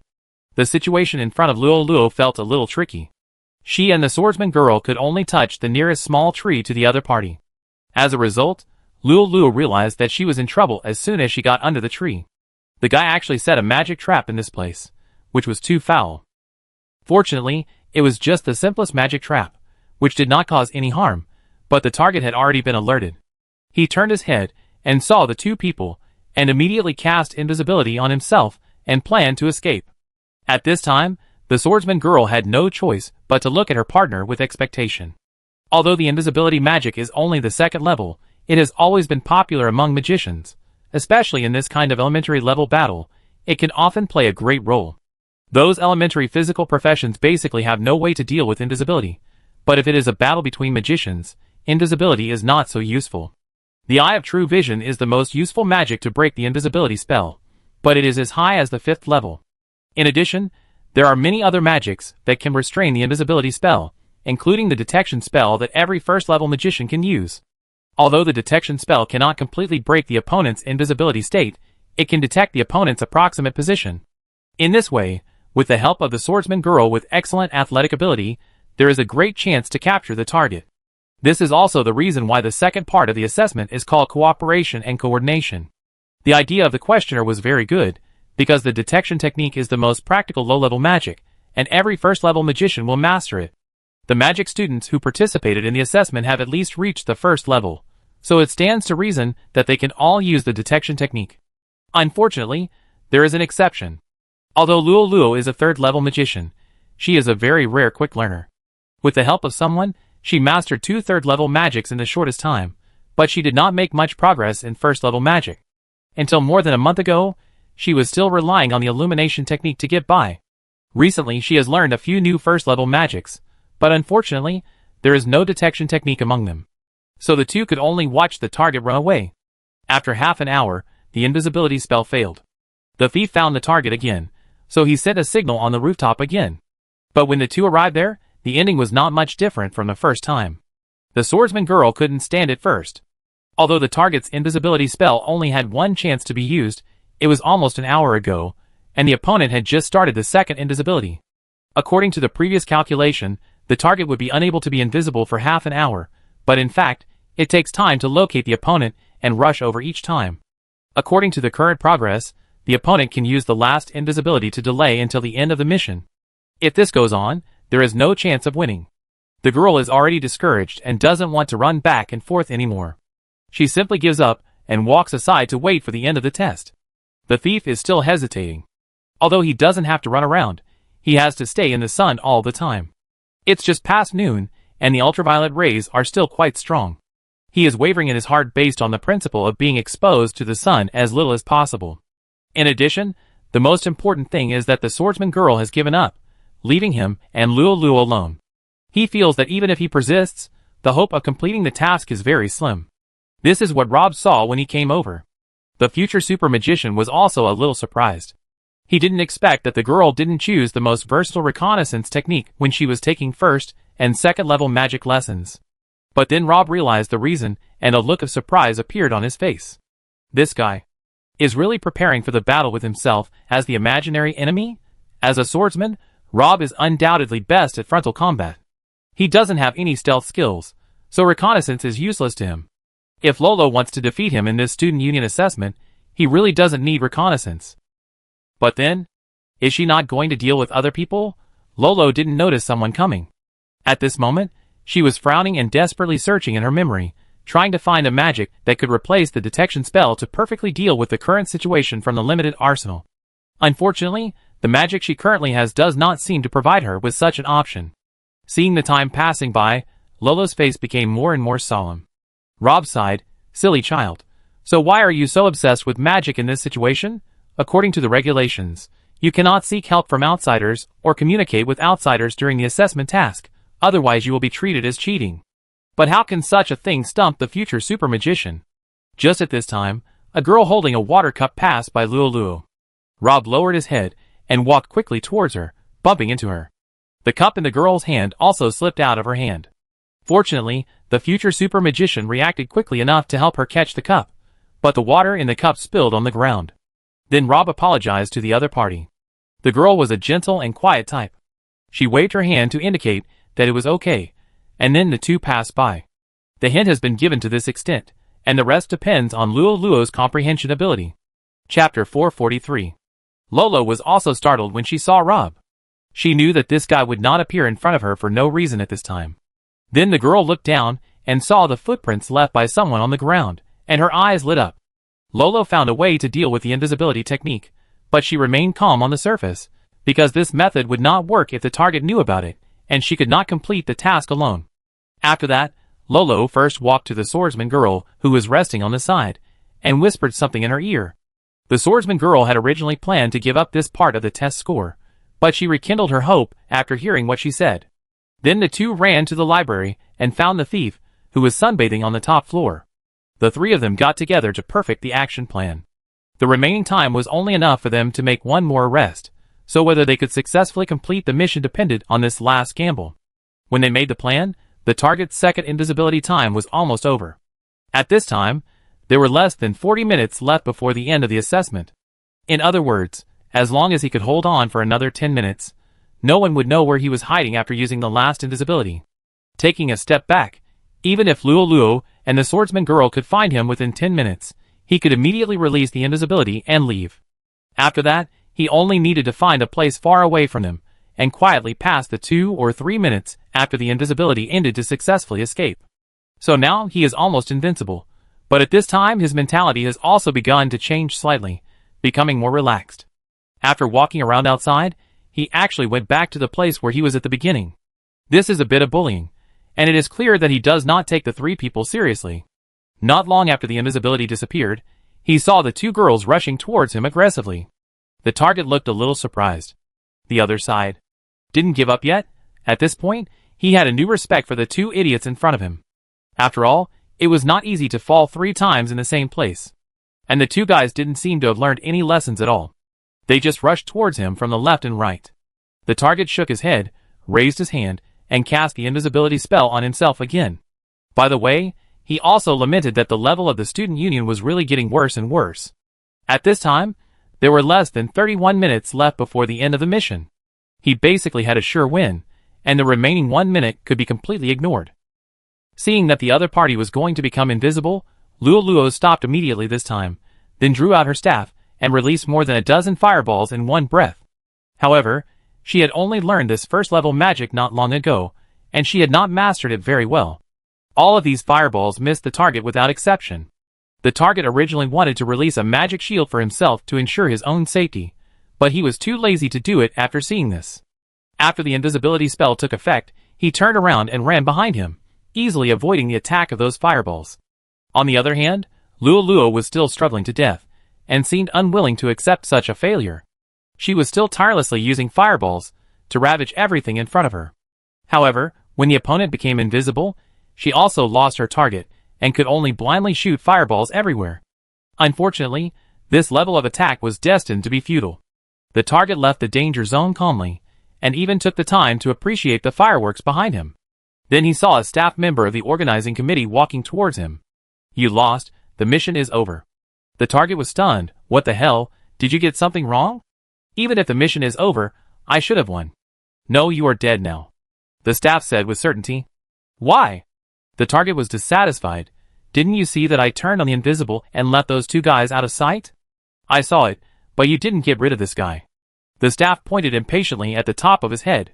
The target looked up in the direction of his finger, and saw the thief on the tree. "I have done a test with him before.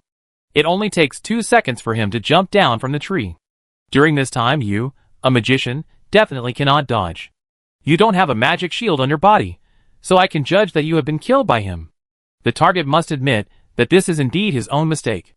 As a magician, he actually failed to guard against the ambush of the thief. This may even cost his life in actual combat.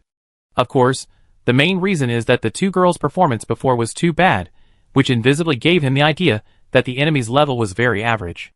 In addition, there was not much time left before the end of the mission, which made him relax a little. But even so, he had been invisible before. The thief didn't even know where he was, so how could he sneak attack successfully? The staff was too lazy to explain and pointed at his feet. The target then noticed that this section of the road was covered with a thin layer of fine sand, and shoes would leave a shallow footprint when stepped on it. "This works," the target was surprised. He didn't expect that his invisibility would be broken by such a simple method. This can't be blamed on him, because he has been paying attention to the movements of Luo and the female swordsman. The 2 didn't have any strange movements before, and subconsciously he always thought that the thief, who was monitoring his movements from a high place, would not leave the roof. But in fact, after his second invisibility ended, the thief conveyed his location to Luo and the others, so there was no need to stay on the roof. His next move will determine the success or failure of this mission. The target already knows who attacked him, and how his invisibility was broken, but he still doesn't understand how he lost.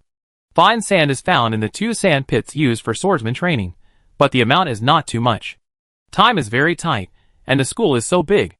Even if the thieves can arrange it in advance, they can only cover a small area of the road at most. So how did the other party know that they would definitely come here? You have to know that the place where he was at that time was very open, and he could escape in all directions. Even if two sides were blocked by Luo Luo and the girl from the swordsman department, he still had two sides to escape. So was it because of luck, and the other party just happened to bet on half of his luck? How could it be because of good luck? Luo Luo also came over at this time. The girl was in a good mood and said to the target indifferently, this guy had been very arrogant before and had laughed at the two of them, so Luo Luo would naturally not be polite to him at this time. The target thought of the series of crooked fireballs from Luo Luo before, and finally realized that it was not a mistake at all, but something that the other party had planned long ago. Those fireballs were actually restricting his escape route, and the purpose was to lure him to this road. Great. After the defeat, the target behaved very openly, swept away the arrogance before, and gave Luo Luo a thumbs up. I underestimated you. This loss is not a loss. We will have a chance to spar again, and I wish you all the best in the next assessment. Chapter 444. The organizing committee was very efficient. 2 assessments were completed on the first day, and the results were announced at night. Luo Luo led the most impressive reversal in the second part of the assessment, and performed amazingly, getting full marks in one fell swoop. As the leader of the team, Rob led the Archer girls to complete the task, and also got a high score. The only flaw was that the target was suspected of letting water in the final stage of the task. Although the organizing committee did not restrict such behavior, it was obviously not encouraged, so it still affected his final score. Rob got 17 points, which he was quite satisfied with. However, because he missed the first part of the test and got a 0, his total score now ranks only in the lower middle position among all the candidates. The first place was undoubtedly occupied by Luo Luo, who was 5 points ahead of the second place. However, Luo Luo felt a little complicated at the moment. Only she knew that the reason why she got full marks in the second part of the assessment was entirely because of another guy. That guy always appeared in front of her when she needed help the most. During the days they spent together, Luo Luo had already gotten used to his shoulder. However, when the relationship between the two became competitors, this feeling seemed a little strange, especially when she remembered that she had vowed to defeat the guy in this assessment, but in the end, she accepted his help, which made the girl even more crazy. In this way, even if she could beat him in the end, she wouldn't feel any pleasure in her heart. Ah, so that damn guy must have done it on purpose. If I had known earlier, I would have ignored his hint, but now there is a way to complete the task, but I lost it because of anger. It would only make me look more childish, especially when I thought about doing this and implicated 2 teammates. My heart was filled with guilt. Lolo now increasingly doubted whether all this was someone's conspiracy. The most surprising person among the 3 was Simon. He was the last one to complete the task, but he finished it at almost the same time as Rob. He seemed to be cheating the whole time. He completed the task alone, even though his teammates were deliberately holding him back. However, his final score was not high, only 10 points. After all, the name of this part of the assessment was cooperation. Simon didn't care about the 3 teammates with side effects at all. He directly turned on the invincible mode and forced his way through the level 1v9, which made the organizing committee very embarrassed. You say he is amazing. He managed to clear a task that was supposed to be coordinated by multiple people, as if it were a single-player dungeon. He was really amazing to be both a father and a mother. He could actually complete the work of 4 people by himself. However, this cannot cover up the fact that in an assessment that requires leadership and coordination, the team part is not seen at all. Therefore, when the final score was given, the organizing committee discussed and decided to compromise and choose a middle number as his score. Adding the full score of 10 in the reasoning and judgment part, he finally ranked 5th in the standings with a total score of 20 points. Simon was quite satisfied with the result.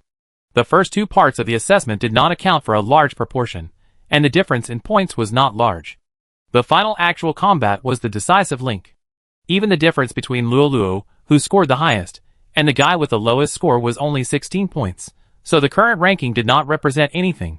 Starting tomorrow, the 4-day actual combat assessment will begin. After that, all candidates will be ranked according to the final battle results, and the corresponding scores will be given according to the rankings. The scores of different rankings will vary greatly. The organizing committee, which played a leading role in the previous 2 parts of the assessment, is only responsible for ensuring the fairness of the battle and the corresponding statistical work this time, which also minimizes human intervention and is praised as the most fair and just assessment part. Tonight is destined to be a sleepless night for many people. Becoming a member of the student union management can bring many benefits, not only related to personal future, but also will determine the distribution of benefits of each department in the school in the next 3 years, which is a major event that the whole school is paying attention to.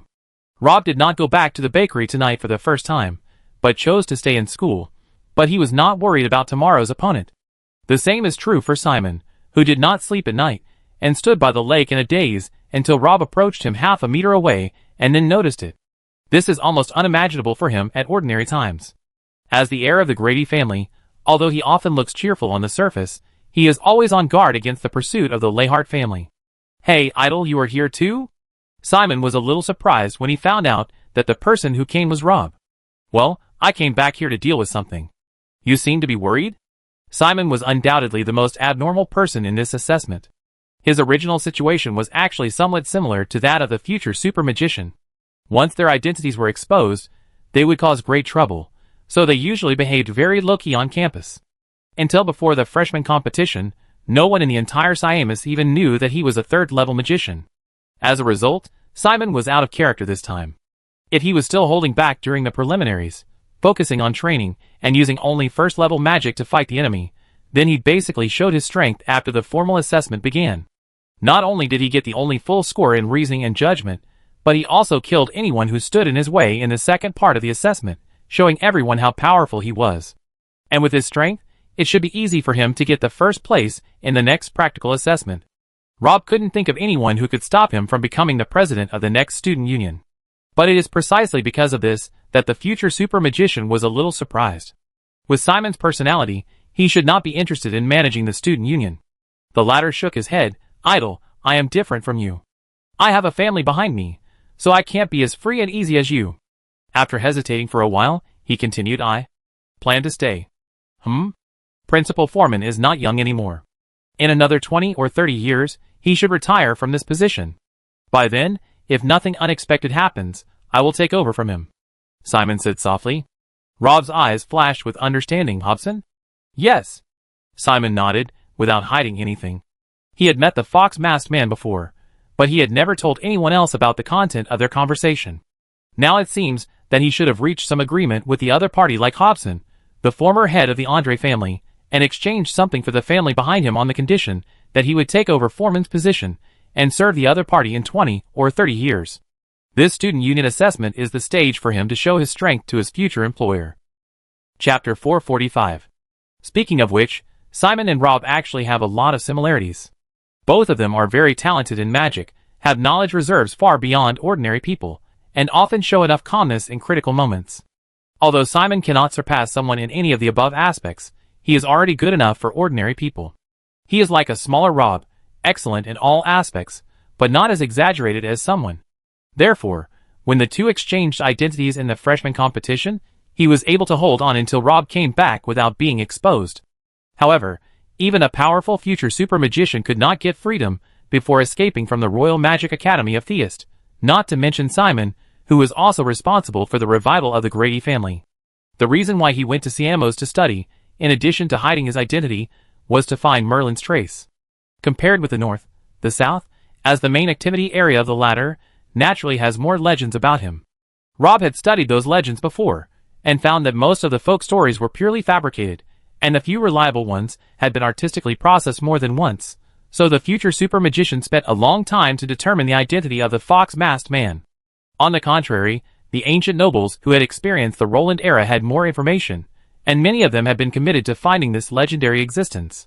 Merlin hides in the shadow of history. As a monster who has lived for more than 900 years, he has too many secrets. The nobles believe that these secrets have brought him endless wealth and power, and even given him the ability to destroy the world. From Merlin's previous attitude towards Hobson and Foreman, it can be seen that he does not mind sharing some of these little secrets with others at certain times. This is why many people go to the St. Laurent Brothers Magic School every few years. If all this is regarded as a game, then Merlin, as the designer and only referee of the game, is happy to see a group of players playing the game under the rules he created, and will also give certain rewards to the final clearer after the game. However, these so-called rewards often come at a price. Hobson 68 years ago, and Foreman 23 years ago both paid the price, and then they both got what they wanted. Now, it is Simon's turn. Actually, my situation is relatively good. The heir of the Grady family explained, "Thanks to you, my idol, I have a chance to make a request." This is also what Rob didn't understand. The future super magician raised his eyebrows. Didn't you use this opportunity to revive the family? Of course, I will not forget my responsibility. So we talked about this part first that day, and I didn't make my request until the end. At that time, I had fulfilled my obligations as the heir of the Grady family, so this is just a personal request from me. Oh! Rob was really surprised this time. What made you willing to give up your freedom? Simon scratched his head. It was actually a very embarrassing and stupid thing. When I was 15, a girl liked me. I didn't know whether I liked her or not at that time. I just thought she had a good figure and was pretty. There were many other boys chasing her at that time, so I enjoyed the feeling of being liked by her. I asked her out to play. I remember it very clearly. She was very happy that day. She dressed up for a long time before going out. Other boys' eyes were straight when they saw her, but her eyes would always fall on me alone. That day we agreed to go to the mountains to pick apples, but a spy sneaked into the tribe during that time and secretly told the killer my whereabouts. The guy wanted to use my head to collect the reward from Layhart 7. Later, she was injured in order to protect me. Although she saved her life in the end, her cheek was cut by a dagger. The dagger was coated with the juice of the poisonous fire tree, which corroded her entire face. I went to many doctors afterwards, but they were all helpless. The priest of the temple told me that her face was injured too badly, even the magic could not recover. After hearing the news, she locked herself in the room and cried every day. I was a little annoyed, so I told her what she was afraid of. I am not an irresponsible man. If you really become ugly, and no one wants you, I will marry you. Now that I think about it, I was really an idiot. I didn't expect how much harm this sentence would bring to her. I even felt good about myself at the time, and thought I was very heroic. After that, she really didn't cry again. I thought she was happy to marry me, but not long after, she left me a letter and left without saying goodbye. In the letter, she said that she really liked me, so she didn't want me to embarrass her, and I could forget her and find someone I really liked and live happily. Simon paused and said calmly, "My request is very simple. As long as that guy can find her and help me heal the wound on her face, I will have no regrets and can serve him wholeheartedly. Do you still like that girl?" Simon shook his head. "I will not meet her again. After so many years, I almost forgot what it feels like to be with her. Besides, there is no benefit for her to stay with me. She will definitely encounter various dangers in the future. If the situation like before happens again, I will not be willing to sell my life twice, so it is enough for me to know that she is living well somewhere in this world." After saying this, he looked up at Rob and said seriously, "And Idol, you have to be careful of that guy too." He asked me about you again a week ago. He seemed very interested in you, including your behavior at school, your bakery, your relationships, and your background. He also asked about your performance on the night when Mortellus was attacked, but I didn't say anything. The future super magician was not surprised by this. Especially after the two sides met, the fox-masked man would definitely find ways to find out his background. If he was alone before and had to protect Lolo, it would not take long for the other party to discover his true identity. But now with the help of Dandelion, he can hide better with the power of the Magician Association. Even Merlin can't figure out his background for a while. Chapter 446. After Simon left, Rob stood by the lake for a while, and then continued walking along the path by the lake. It was past 12 o'clock, and there was no one else beside the lake except him. Those insomniacs basically went back to their houses. Even if they couldn't sleep, it was good to lie in bed to save their energy. After all, there was a big battle waiting for them tomorrow. The future super magician walked about 300 meters and stopped again. This place was very close to the auditorium, where the student union held a welcome dance before. Rob did not go forward, but found a small tree to sit down, opened a bag of soft candy he brought with him, and admired the moonlight in the lake.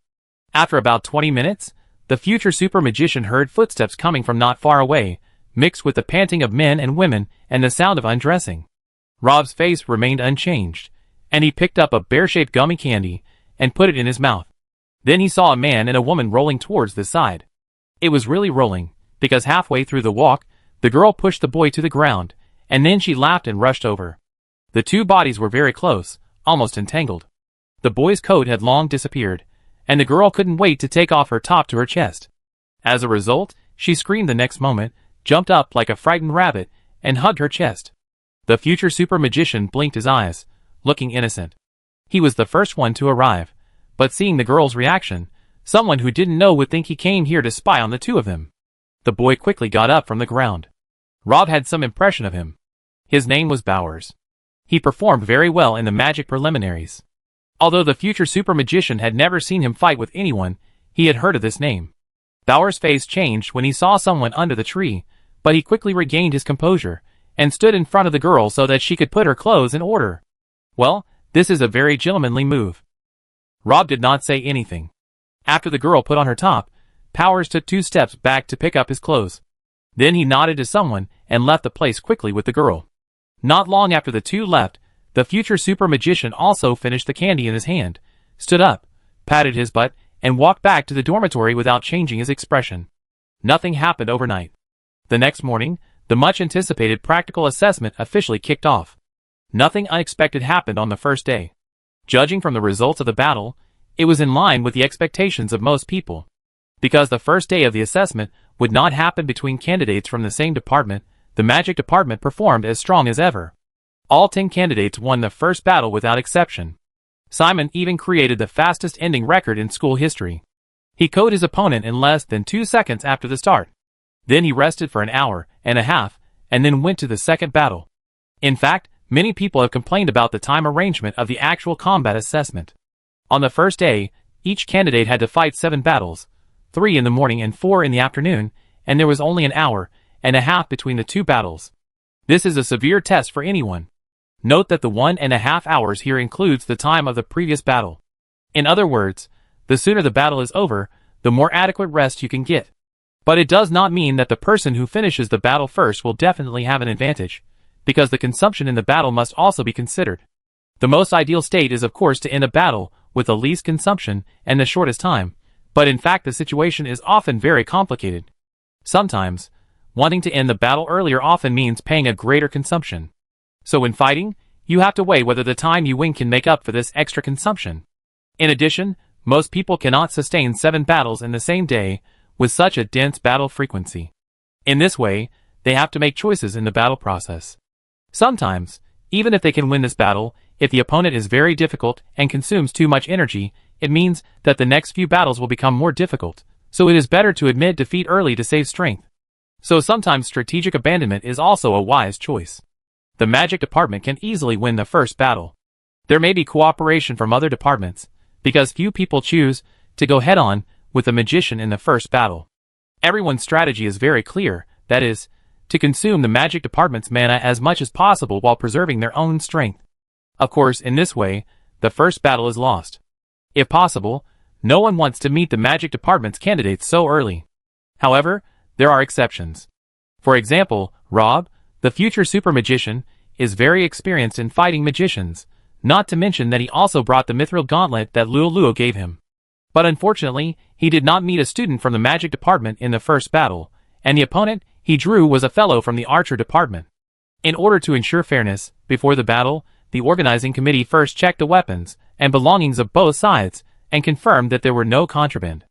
After that, everyone else withdrew from the battlefield, leaving only the 2 protagonists and a referee of this battle. Archers are not as valued as swordsmen in Siamus, and their strength is average. For example, the guy in front of Rob is only a first-level professional, so he dare not let his guard down even if he faces someone who is not even a professional. As soon as the referee announced the start of the fight, he immediately jumped back to distance himself, and then pulled the bowstring closer while jumping back, and shot 3 arrows. Rob's reaction was also very quick. He immediately turned to the right, and avoided 2 of the arrows. The 3rd arrow was blocked by his hand guard. It can be seen that the opponent was just testing the opponent in this wave of attack, and did not try his best. The speed of those arrows was not too fast. The archer did not expect to take down Rob with such an attack, but was more testing his movement and reaction speed. In fact, this open battlefield without many buildings is quite disadvantageous for archer candidates, because their fighting style is mainly long-range like the magician, but they lack the endless control methods of the magician, so they are more dependent on the terrain. An archer who occupies the commanding heights may suppress the entire swordsman team in a small battle, but once they are approached by others, they will become extremely passive, although they will not be slaughtered like the magician.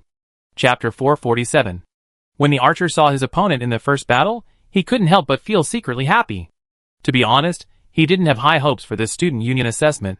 If the swordsman department could still resist the dark rule of the magic department, Then the archer department has always been the role of accompanying the prince to study. It's not that they don't work hard enough, but their own strength level is limited. An embarrassing fact: the archer department has not had a second-level professional participating in the student union's term change assessment for 27 consecutive years. Although he performed well in the first 2 assessments and got a high score, he knew very well that once he entered the actual combat stage, he would definitely be in danger. But this doesn't mean that he has no idea about the change of the student union. Especially when he found out that his first opponent was a freshman, and not even a professional, his heart suddenly warmed up again. Of course, he had heard about Rob's deeds. He knew that he had once caused a big disturbance at the student union's welcome dance and beat 2 second-level magicians alone.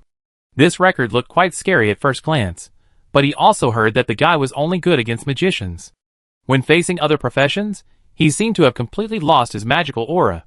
Although the swordsman department gave him the qualification to advance to the preliminaries without examination this time, they did not have much expectations for him. They hoped to use him to deal with the candidates of the magic department. The archer felt that his chance had come.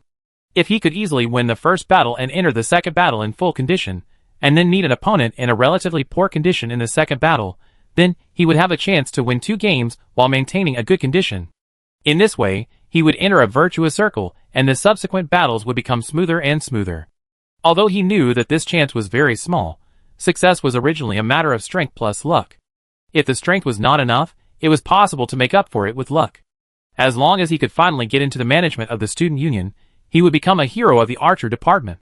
In the next 3 years, his life and school would change dramatically. Not only would many girls like him, but he would also find a job easily after graduation. Thinking of this, the archer couldn't help but get excited, but at the beginning of the battle, he was still very cautious. The more eager he was to win this battle, the more careful he became. He didn't want to let this piece of fat meat slip away, so the early fight between the two was mainly based on testing. The archer quickly measured someone's basic attributes, such as strength, speed, and agility, and found that it was just as rumored. In addition to his body movements and reaction speed slightly exceeding that of ordinary people, the guy in front of him didn't even reach the level of a first-level professional. The archer was overjoyed. If that was the case, he would accept the victory without hesitation. At this point, he finally stopped hesitating and confidently pulled the bowstring, shooting 7 arrows in a row in just 3 seconds.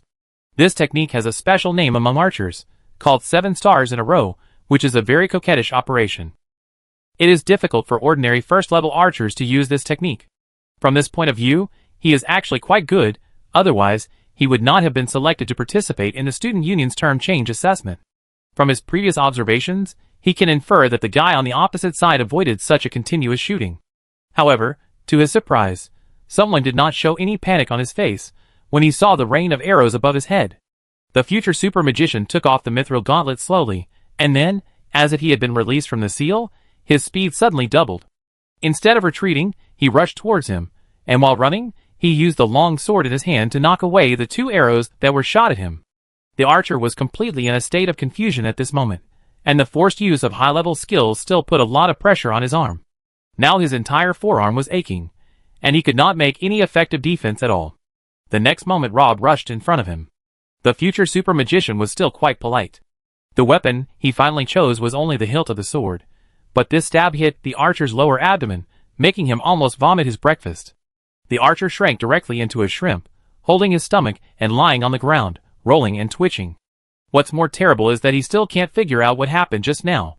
In just a moment, the guy on the opposite side seemed to have a leap in all attributes, not only speed, agility, but also strength. The stab of the hilt of the sword just now was definitely the strength level of a professional. Although it is rare, it is possible for non-professionals to surpass professionals in certain attributes, but it is absolutely impossible for them to surpass professionals in all attributes, so there is only one explanation. The archer was in so much pain that he had difficulty breathing, but he still struggled to say to the referee beside him, he cheated. The referee was also surprised to see this scene just now. He was also suspicious of someone in his heart at this time, but he still patiently asked again, "Are you sure you want to report him for cheating? If there is no problem after the inspection, then according to the rules, you will be deducted 20 points. The archer didn't care about it, because even if he didn't deduct the 20 points, he would have no chance in the rest of the round after losing so badly in the first round. It would be better to give it a try. There is still a glimmer of hope. The result? Naturally nothing was found. Did Rob cheat? The answer is of course yes. The future super magician is very clear about his strength as a swordsman. Unless he fights against magicians in every round, he will not be able to beat anyone. Since he wants to fight for a position of an official, he will not be unprepared. Micro magic device, this thing has always been on the research list of the Magician Association, but it is basically a conceptual item. There is only a theoretical model, and the production precision is outrageous. Rob can only make this new thing because he has just moved to a new laboratory, and has a batch of top-notch equipment and instruments provided by Dandelion. This soybean-sized magic device is complicated to make, expensive, and can only be used once. It seems that there is really no other use except for cheating. It is no wonder that the work of miniaturization of magic devices in the Magician Association has been slow to progress. It seems that the magicians in the association know that if the cost cannot be reduced, it will be meaningless even if a micro-magic device is made.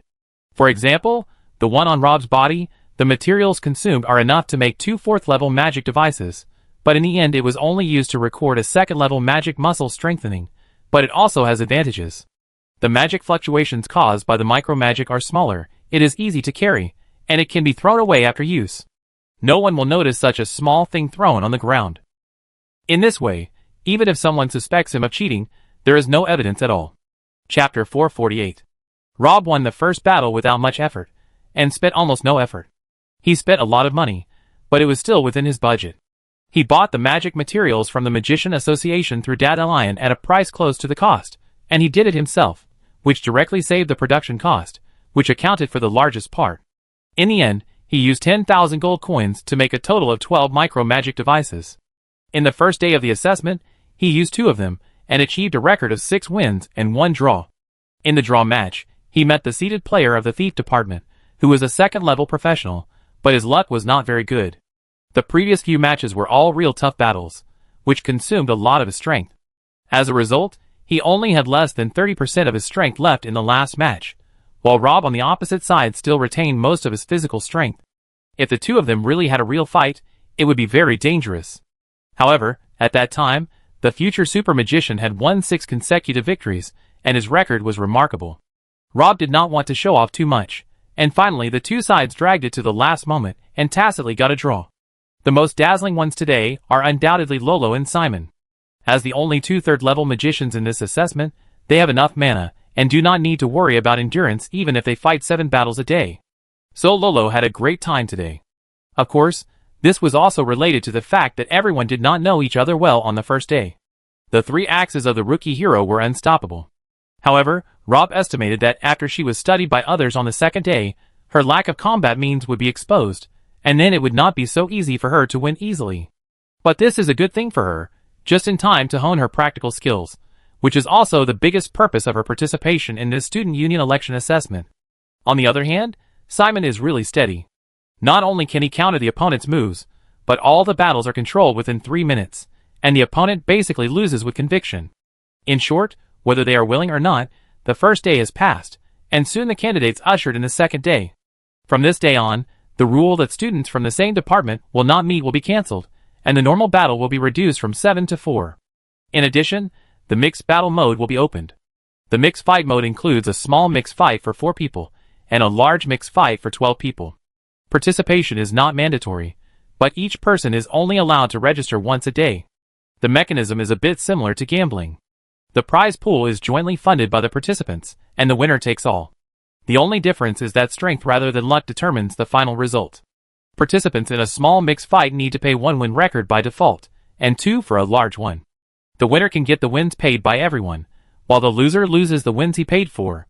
For example, Rob currently has 6 wins and 1 draw. If he participates in a small fight, his win record will become 9 wins and 1 draw after winning, and correspondingly, if he loses, he will lose wins and become 5 wins and 1 draw. It can also be seen from here that fighting is a high-risk and high-reward competitive mode, and opening up fighting will further escalate the subsequent battles and make them more intense. Although candidates can choose not to participate in the fight according to the rules, no matter who is currently ranked in the top few or the bottom few in the win record, they can hardly resist this temptation. As the last person, they naturally hope to turn things around through the fight, and the people in the front also become uneasy because of the existence of the fight. For example, Luo, even if she wins 4 battles today, the final accumulated victory record is only 11, and participating in a large-scale fight can get 24 wins, and the winner can leave her behind in one fell swoop, so she must participate even if it is to consolidate her current position. The time to participate in the fight is also very particular. Whether it is a small fight or a large fight, in order to prevent someone from taking advantage of the rules to cheat, the proportion of the number of participants in each department must be consistent, and the required number of people must be met before it can be opened, and once registered, it cannot be changed. If the above conditions are not met, the registration will be deemed invalid, and you will not be able to participate in today's fight. Theoretically, even if everyone registers, there may be a situation where they cannot be matched and thus invalidated because of the difference in size. Moreover, as the game progresses, there will definitely be a group of losers who cannot pay the entrance fee, so those who register late may not be able to participate in the fight. However, this does not mean that the earlier you register, the better, especially for those who are not outstanding, because the most popular seeded players, like Simon, will definitely register as early as possible to avoid the phenomenon of being unable to match. So the earlier you register, the more likely you are to be assigned to a group with them, so the hope of winning is very small. On the contrary, if you register a little later, you will have a high probability of being staggered with them, increasing your chances of winning, but at the same time you will also face the risk of not being able to match due to insufficient number of people. How to choose at this time is a test of everyone's strategy. And for masters like Simon, it does not mean that they can rest easy. In fact, a big news was exposed the next night. The 10 candidates of the Archer department secretly agreed the night before the assessment. When the mixed battle mode was opened, except for 3 people who gave up, the remaining 7 people all chose the small field without exception. Their collective behavior caused all the mixed battles in the large field to be aborted because they could not match. This was undoubtedly bad news for those masters who were confident in their own abilities and were planning to score points in large-scale competitions. Just when everyone was about to applaud the Archer department's brilliant team strategy, the second days when statistics were released, everyone was stunned to see that Simon, who was at the top of the list, had a win record of 14, and Rob followed closely behind with 12 wins and 1 tie. The future super magician continued his low-key style and lost one of the 4 games today, but he also won a small melee. The person who had the biggest ups and downs on the second day was Lolo. Not only did she lose one of the 4 battles, but she also lost a win in the subsequent free-for-all mode. Lolo was feeling very conflicted now, because during dinner last night, someone told her that if she wanted to grab points in the free-for-all mode, she must remember to choose the small one. The guy didn't tell her the reason, but as soon as the Archer's strategy was exposed tonight, the girl knew that the guy had guessed this in advance again, and in this way, she received help from the other party without knowing it. But this was not the most frustrating thing for her. What frustrates her the most is that she was actually grouped with someone in the subsequent melee. As a result, at the beginning of the battle, the future super magician shouted the slogan "Attack the Magic Department" with a righteous look on his face. Unfortunately, before Luo could use his trump card, he was taken away by Rob and the other 2 people who focused their fire together. Chapter 449. After Luo was eliminated, there were 3 people left on the field, and they were very wary of each other. No one wanted to start first, because they were afraid that the other person would get the upper hand, and the situation entered a stalemate. Then the thief saw the Archer girl on the side secretly gesture to him, asking him to join forces to kill the swordsman guy on the opposite side first. The thief was immediately tempted. Rob was not a professional, and the Archer was not good at single combat in open terrain, so his strength was undoubtedly the strongest among the 3. Therefore, he was the most nervous during this period, fearing that the 2 would join forces to kill him. As a result, the Archer girl actually proposed to work with him to get rid of the weakest guy on the opposite side first. The thief felt like he had ushered in spring. He hurriedly agreed, fearing that the female Archer would figure out something wrong if he thought about it for a while longer, so he took the lead and rushed towards someone with a dagger. Then, there was nothing else, and the thief was hit by an arrow in the back. The referee immediately announced that he was out. However, until the last moment, he didn't know why the female Archer turned around and attacked him. As a competitive test with only one winner in the end, he didn't really care about the covenant. He believed that the other party would not attack him, because the female Archer and the swordsman were very close. If they fought, she would be easily attacked by the other party. But in the end, not only did the Archer girl attack him openly, but Rob, as the third person, just stood there and did nothing. It seemed that the 2 of them had reached some kind of tacit understanding, and sent him out quickly.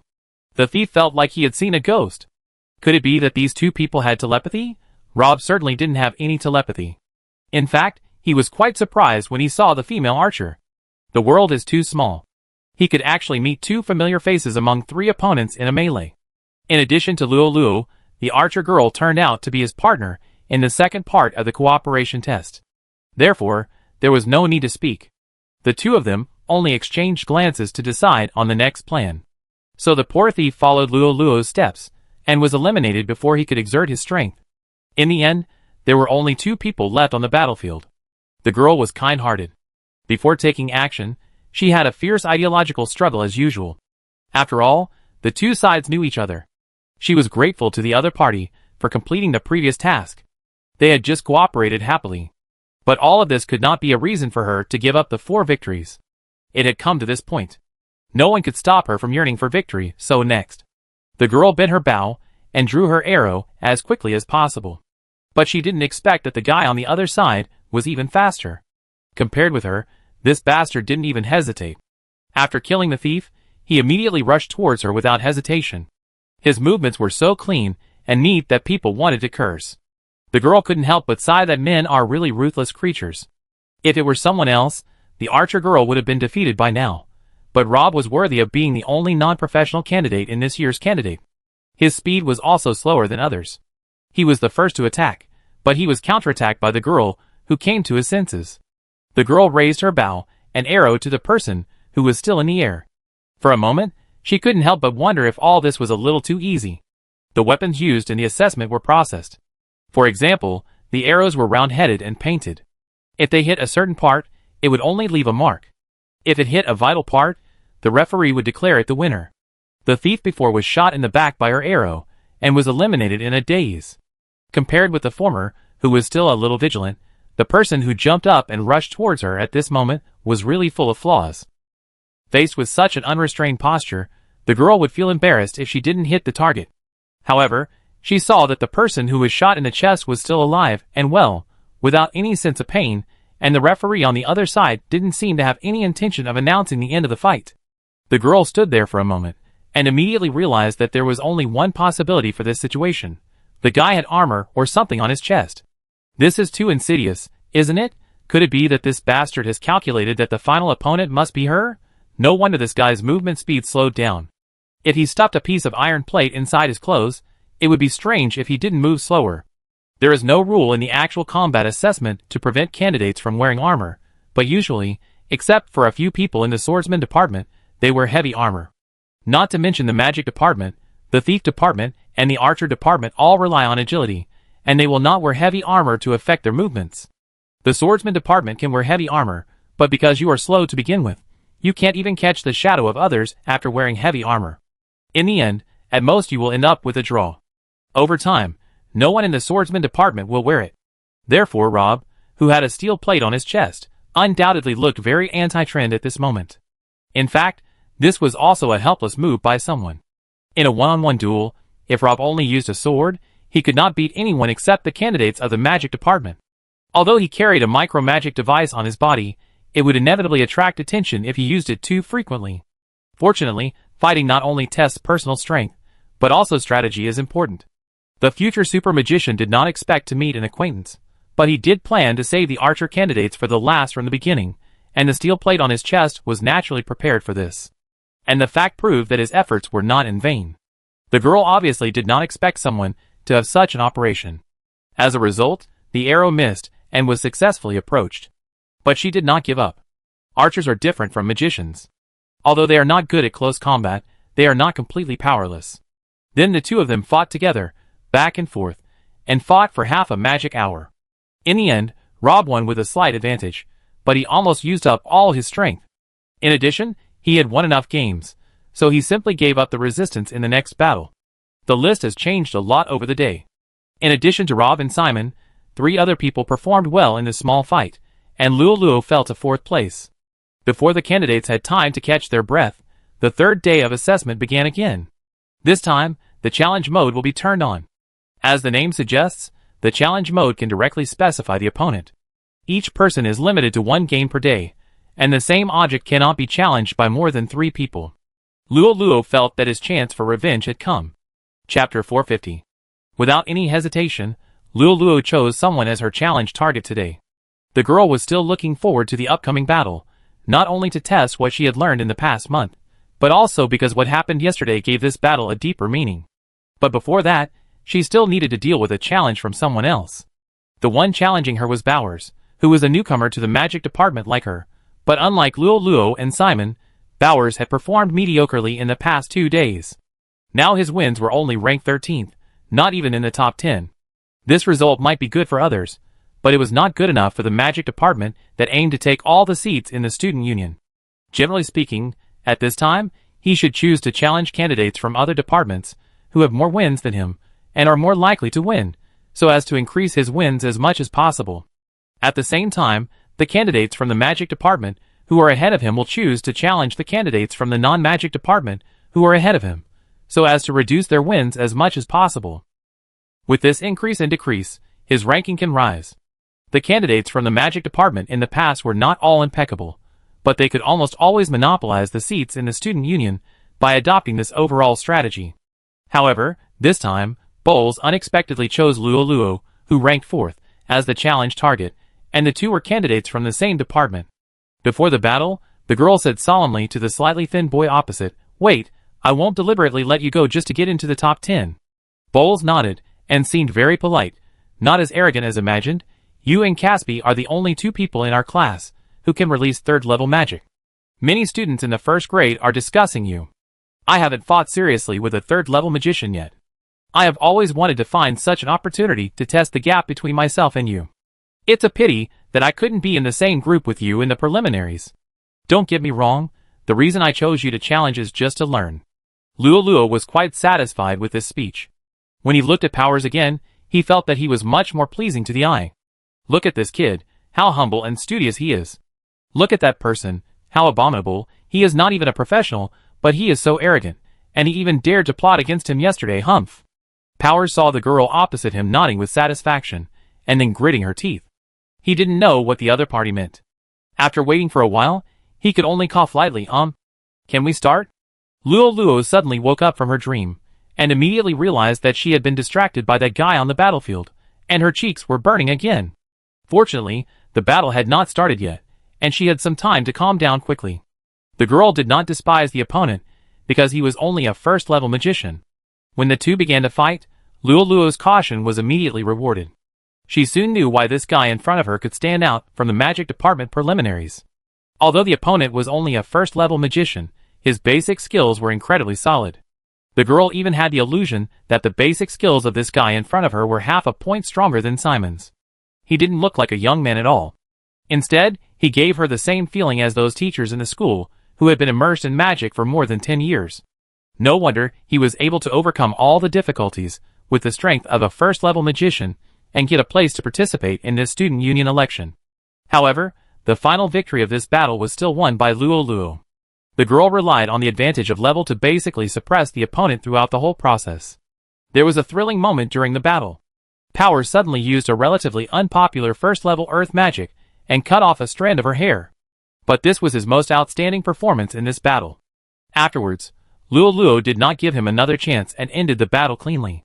After the battle, Powers came to shake her hand again and praised her. "You are worthy of being a 3rd-level magician. I also learned a lot from this battle.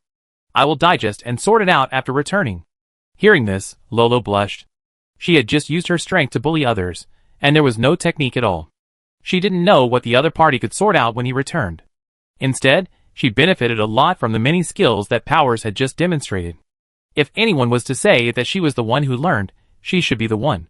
However, Lolo quickly put this matter aside for the time being, because next she was finally going to face the revenge battle she had longed for. She had trained hard for a whole month for this battle, and had also formulated a special combat strategy specifically for that guy. Now she was full of confidence. However, when the fight started, she was suddenly dumbfounded. The girl didn't find the guy on the battlefield at all. 10 minutes later, the referee announced that she won the fight directly because of the absence of her opponent. But the girl was not happy at all. She couldn't feel any joy from such a victory. It was like you clenched your fist and used all your strength, but ended up punching soft cotton. Luo almost vomited blood in anger. She wanted to find the guy and confront him face to face, but there was no sign of him on the nearby battlefields. The girl then asked several people in a row, but everyone said that they had not seen Rob's whereabouts since early morning. It was strange. Wasn't that guy quite concerned about being elected as an official? If he just wanted to stand her up, there was no reason why he hadn't shown up until now. In this case, not only would he have lost the 2 rounds of the morning battle, but he would also have missed the next fight. Wouldn't it be very likely that this guy would not get anything today? So what was he thinking now? Bowles couldn't tell what Rob was thinking from the expression on his face. The 2 of them stood quietly by the artificial lake, the breeze blew up the lake water, and Rob chewed candy calmly beside him. Coincidentally, the place where they met for the second time at the lake was the same place where they had met the night before the practical test began, but now there was no female companion beside Bowles. In fact, almost all the teachers and students in the school ran to watch the practical test in progress, and there was no one else at the lake. Bowles was silent for a long time, and finally decided to speak first. He greeted someone opposite him, as if nothing had happened, and said with a smile, "What a coincidence." "No, it's not a coincidence at all. I skipped the practical test in the morning to wait for you," Rob said lightly. Chapter 451. Bohr's heart finally sank when he heard this. He had actually had doubts in his heart long before. The encounter between the 2 that night was a bit too accidental, but he felt that he had concealed it well. He deliberately brought a girl to the lake that night as a cover, and the other party should not have discovered anything at that time. Rob seemed to be able to see through what he was thinking, shook his head and said, "It's not you who attracted me, but the thing you hid under the water." The future super magician took out another candy from the paper bag and threw it into his mouth. The low-light 3-type comparison detector can compare mineral composition, species similarity, and even the degree of blood relationship. However, this is a big guy, more than 1 person tall. This thing must not be placed in the dormitory. It is difficult to hide it from other people's eyes if it is placed anywhere else, so it's no wonder that you chose to sink it to the bottom of the water, but during this period you were not very reassured. So you ran to take a look at it the night before the actual combat assessment began. How did you know there was a Glimmer 3 in the lake? Bowles was surprised. "It's not that I don't want to tell you, but even if I told you, you wouldn't believe it," the future super mage said lightly. "Tell me about it." Bowles was very curious. "Well, 5 days ago when I was jogging by the lake in the morning, I felt a magical fluctuation under the water, so I fished it out and took a look, and found that it was a contrast detector. I wanted to know who put this thing in there, so I waited by the lake that night to see its owner, and then I saw you." Rob chose to tell the truth. However, Powers sneered at this explanation. "Oh, if you don't want to talk about it, forget it. Why are you still talking nonsense? Even high-level magicians can't feel the magic fluctuations of the Glimmer 3 type. What's more, I put it at the bottom of the lake. You can feel it just by running around the lake. The high-level magicians might as well commit suicide. So I said from the beginning that you wouldn't believe it." The future super magician sighed, but he was not surprised by this situation. He continued, "You are not Powers. You should just use his identity to move around in Siamus. Where is he now? Did you kill him? No, you obviously didn't want to attract attention, so you borrowed his identity. After the matter was accomplished, you would definitely leave Siamus. If everyone found out that Bowles was missing, it would inevitably bring you unnecessary trouble, and then your secret operation would be meaningless.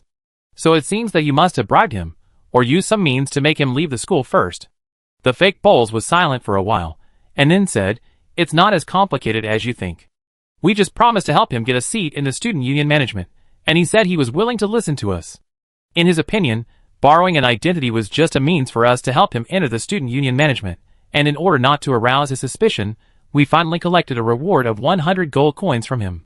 Well, this is a good idea. With this identity, you can cover your tracks. No one will know that you have been to Siamus.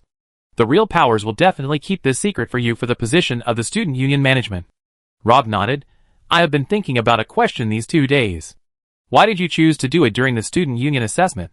Is there anything that can only be done during this period, or that will not appear unreasonable only during this period? Well, the first few parts of the assessment should not be very relevant. They are either written tests or team tasks. They are too random. Then, there is only the final practical assessment. Combined with the Glimmer 3, it is not difficult to guess your purpose. Oh! A person can change his or her appearance, voice, way of speaking, and even some habitual movements, but some innate things cannot be changed. You are looking for someone, right? As long as you get something representative of her, you can use the Glimmer 3 to compare it with what she left before to know if it is her." Rob's tone was calm. "Fake Powers did not hide this. I actually wanted to take some blood at first, because the comparison result of blood is more accurate, but blood is prohibited in the election assessment, and I was ordered to complete this test as much as possible without hurting or alarming the target, so I chose hair later. Fake ball paused, looking a little regretful. I originally hoped to run into her in the battles of the first 2 days. This would be more natural, and even if someone got suspicious afterwards, they wouldn't know who I was looking for. But it seems that my luck hasn't been very good recently. I haven't been able to fight her these days, so I can only choose to challenge her after the challenge mode is turned on the 3rd day. But this way you know who my target is. Well, it's inevitable to be angry when someone ruins my plan like this, but when I think about it carefully, I find that I admire you a little bit now. At least your insight and analytical ability are indeed extraordinary. It's a pity. What a pity. The fake powers smiled. It's a pity that you seem to be standing in the wrong position, and you are too confident in yourself. You dare to wait for me by the lake alone even though you know I am a fake. Do you really think I dare not do it in Siamus? The future super magician raised his eyebrows. Aren't you afraid of exposing your identity if you kill me? It would be best if you can complete the task without alerting others, but if your identity is really leaked, I can only activate the backup plan in this situation. What's your backup plan? Kill all the people who get in the way, and then kidnap the target directly. The fake powers grinned, revealing a somewhat sinister smile. Personally, I prefer this simple plan. The next moment, he raised the staff in his hand without hesitation. However, before he could even start chanting, he was deprived of all the sound, and then he was horrified to find that he had lost his sense of smell and ability to move, and then even his vision became blurred. Until this moment, the fake power's heart was finally occupied by fear. Rob's voice seemed to come from far away. Well, since we are talking about confidence, what you said before is not wrong. Sometimes it is better not to be too confident in yourself. And this was the last sentence he could hear. The next moment, the fake powers fell into endless darkness. Chapter 452. The long-awaited duel was stood up, and Luo was naturally very upset. She felt that the big move she had carefully saved for a month was in vain. But after that, she didn't see the guy for a whole day, and the girl couldn't help but worry about him again. Especially at noon, she asked Gage to run to the bakery, but there was no sign of Rob there. So the girl became a little absent-minded in the next 2 battles. After experiencing the first losing streak in these days, she didn't have the mood to look at the victory list after the assessment. After saying hello to Ginny, she hurried to the bakery. Luo was worried that he would not see that familiar face after opening the door, or that he would suddenly fall in a pool of blood like he did last time in the hotel. But the guy just sat on the sofa and drank black tea leisurely. Hey, are you done? Rob put down the teacup. It just so happens that I just baked a cake. Do you want to try it together? He stood up from the sofa and walked towards the kitchen. As a result, Luo gave him a long-lost knee attack without saying a word. Someone who was hit hard suddenly spat out the tea that he hadn't swallowed yet. He held his stomach with one hand and supported the ground with the other hand, breathing in deep breaths. Hiss. You are seeking revenge. I just beat you once yesterday, so I'm going to pay you back today. Rob gasped in pain. What do you mean by pay me back? It's obvious that you are afraid of losing to me, so you sneaked away. Lolo pulled up someone's collar and said dissatisfiedly, and you made me worry about you. You lost 2 games in a row this afternoon, and at least one of them. No, both of them could have been won. The future super magician smiled bitterly. Mental quality is also a part of the battle. When he saw the girl raising her fist, he changed his words decisively. I'm sorry, I distracted you, but I'm actually quite happy to know that you care about me so much in your heart. What are you talking about? I'm just a little worried because you're too weak. Lolo blushed and raised her fist again. She looked fierce as if she was going to fight someone to death. However, the harder she tried to explain, the more guilty she seemed, so she had to change the subject in a panic. Where did you go today? Why weren't you at school or the store this morning? Could it be that the old lady next door asked you to help take care of her granddaughter? Humph, it seems her granddaughter is very pretty. Rob smiled and said gently, I really didn't mean to stand you up this morning. I had to leave because I had to deal with something. I didn't intend to hide this from you, but before that, let's eat the cake first, okay? If it's baked again, it will burn. Luo is a typical person who is soft-hearted and not hard-hearted. Although he hated a guy before, he now has no resistance to this gentle look of someone and sat on the sofa in a daze. By the time she came to her senses, Rob had already cut the cake and brought it up, and even picked up a piece with a fork and put it to her mouth. The girl shrank back warily. What are you doing? Freshly baked cakes taste the best. The future super magician said calmly. That's not what I'm asking. Luo went crazy and snatched the fork from someone's hand. I can eat it by myself. I can eat it. From now on, don't move around anymore. Oh, what would you like to drink? Rob's service was very attentive. Ah, I'm not here to have a candlelight dinner with you. Lolo couldn't stand the waves of attacks from someone, so she threw away her fork, grabbed the plate of cake, and stuffed it all into her mouth in one breath, mumbling, quickly, now show me Sang-woo's private affair. She did this deliberately to destroy the current ambiguous atmosphere. Eating fast is the natural enemy of romance, but the price is that her mouth is now full of cake, and she looks like a squirrel with puffed cheeks, which is a different kind of cuteness. Rob was not in a hurry. He poured a cup of black tea for the girl first, and then asked leisurely, "Is it delicious?" Lolo wanted to be firm in his belief, and not let this guy mess around again, but when he thought about the cake that he baked for him personally, and maybe he had prepared it for a long time, he would be a bit sorry for this tenderness if he swallowed it whole. Thinking of this, Luo couldn't help but feel a little sorry in his heart. He couldn't bear to say the words that were on his lips. After taking the black tea, he hesitated for a while, but nodded. As a result, someone's next word startled her. "If you like it, there's still some in the oven." "Ha, just kidding, but we probably have to leave here for a while, so it won't be easy for you to eat my baked cake again." The boy reached out and touched the girl's head. "Are you ready?" "Huh?" Lolo raised his head. Rob's tone was as calm as ever. There was a little accident. "Originally, I planned to stay with you in Siamis for at least 2 years, but I didn't expect those guys to come a little faster than expected. There was one more thing that the future super mage didn't say, which also meant that he really valued Lolo. The S-level sequence event that Motley said was not a lie." The girl was startled when she heard it. "Is it the temple? They found me?" "It's not the temple, but it's almost the same. It's the Ferdinand family." Rob didn't hide it. He caught the fake Bowers in the morning and interrogated him in the other world in the afternoon. The future super mage was not polite this time, and even used some taboo methods. As a result, he collected a lot of information in just 1 hour. This guy admitted that he was from the Ferdinand family. From him, the future super mage also got some not-so-good news.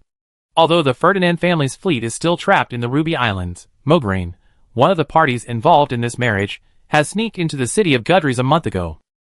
Fake Bowers was the first one of Ferdinand's family to enter the university city, half a month earlier than Mograine, but he had not seen the latter in Gudries, because only Mograine could contact them, but they could not contact each other. No wonder the guy was ordered to verify her identity, without alarming Lolo as much as possible. Rob felt a little regretful. If he could find Mograine, the future super magician would not mind taking this opportunity to kill him. No matter if it was the guy's original intention or the temple was behind it, Rob would not have any good feelings towards the guy who dared to steal his wife. But the other party was obviously also very vigilant. Although he abandoned the fleet and came to Gudries alone, after discovering the hostility of Dardalian towards him, he had been very careful to hide his whereabouts, and even these subordinates did not know where he was. Rob couldn't find him for a while, and since the Ferdinand family could find Siamis, it meant that they had doubts about Lolo's identity.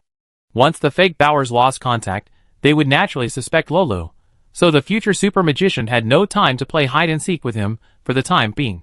Chapter 453. Lolo's mind was a little confused now, so much so that she even forgot to swallow the cake in her mouth. She was not unprepared for the arrival of this day. The temple had been hunting her, so it was destined that she could not stay in one place forever. The marriage had sounded the alarm for her. The fleet of the Ferdinand family was eyeing the Ruby Islands, and could appear outside the port of Gudries at any time. However, when this day really came, she was still a little confused. More than half a year had passed since they entered Siamos. She gradually got used to the campus life. There was no hunting, no surveillance from the temple, and no need to sleep in the open air as an adventurer. She buried herself in books and classes, trying to absorb knowledge related to magic. In addition, she made some very good friends. Sometimes they ate together, attended classes, and discussed where to find delicious snacks and beautiful clothes. Just like all ordinary girls, at some point, she would even forget the dangers lurking in the darkness behind her. However, she is different from other students in this school. She is the current head of the Breton family, the daughter of the Scarlet Sword, and the secret wanted criminal of the temple. She should have had an enviable life, but her mother's unexpected death changed everything. The Scarlet Sword spent more than 10 years investigating, but eventually disappeared. So she took over this responsibility, escaped from home in order to find the truth, and resolutely embarked on this difficult road. Lolo had long been aware of this, so when this day came, she had no complaints. But what about him? The girl looked at someone. This guy had said before that his dream was to open a bakery and live a quiet and simple life in a remote place. Well, although Gudrun's can't be considered remote, his dream has come true now, at least half of it. But now, he has to give up everything he has finally got because of her. This is not fair to him. Don't let your imagination run wild. The boy's hand did not leave her head. Everyone has important things to do. For you, it is to find out the truth about your mother's murder. For this matter, you can give up your previous life. For me, it is to protect you. In my heart, this matter is more important than anything else. The bakery can be opened again, but if you are gone, I don't know what the world will be like. You are also very important to me. Lolo lowered her head, her voice was smaller than a mosquito. So you have the responsibility to keep my world going.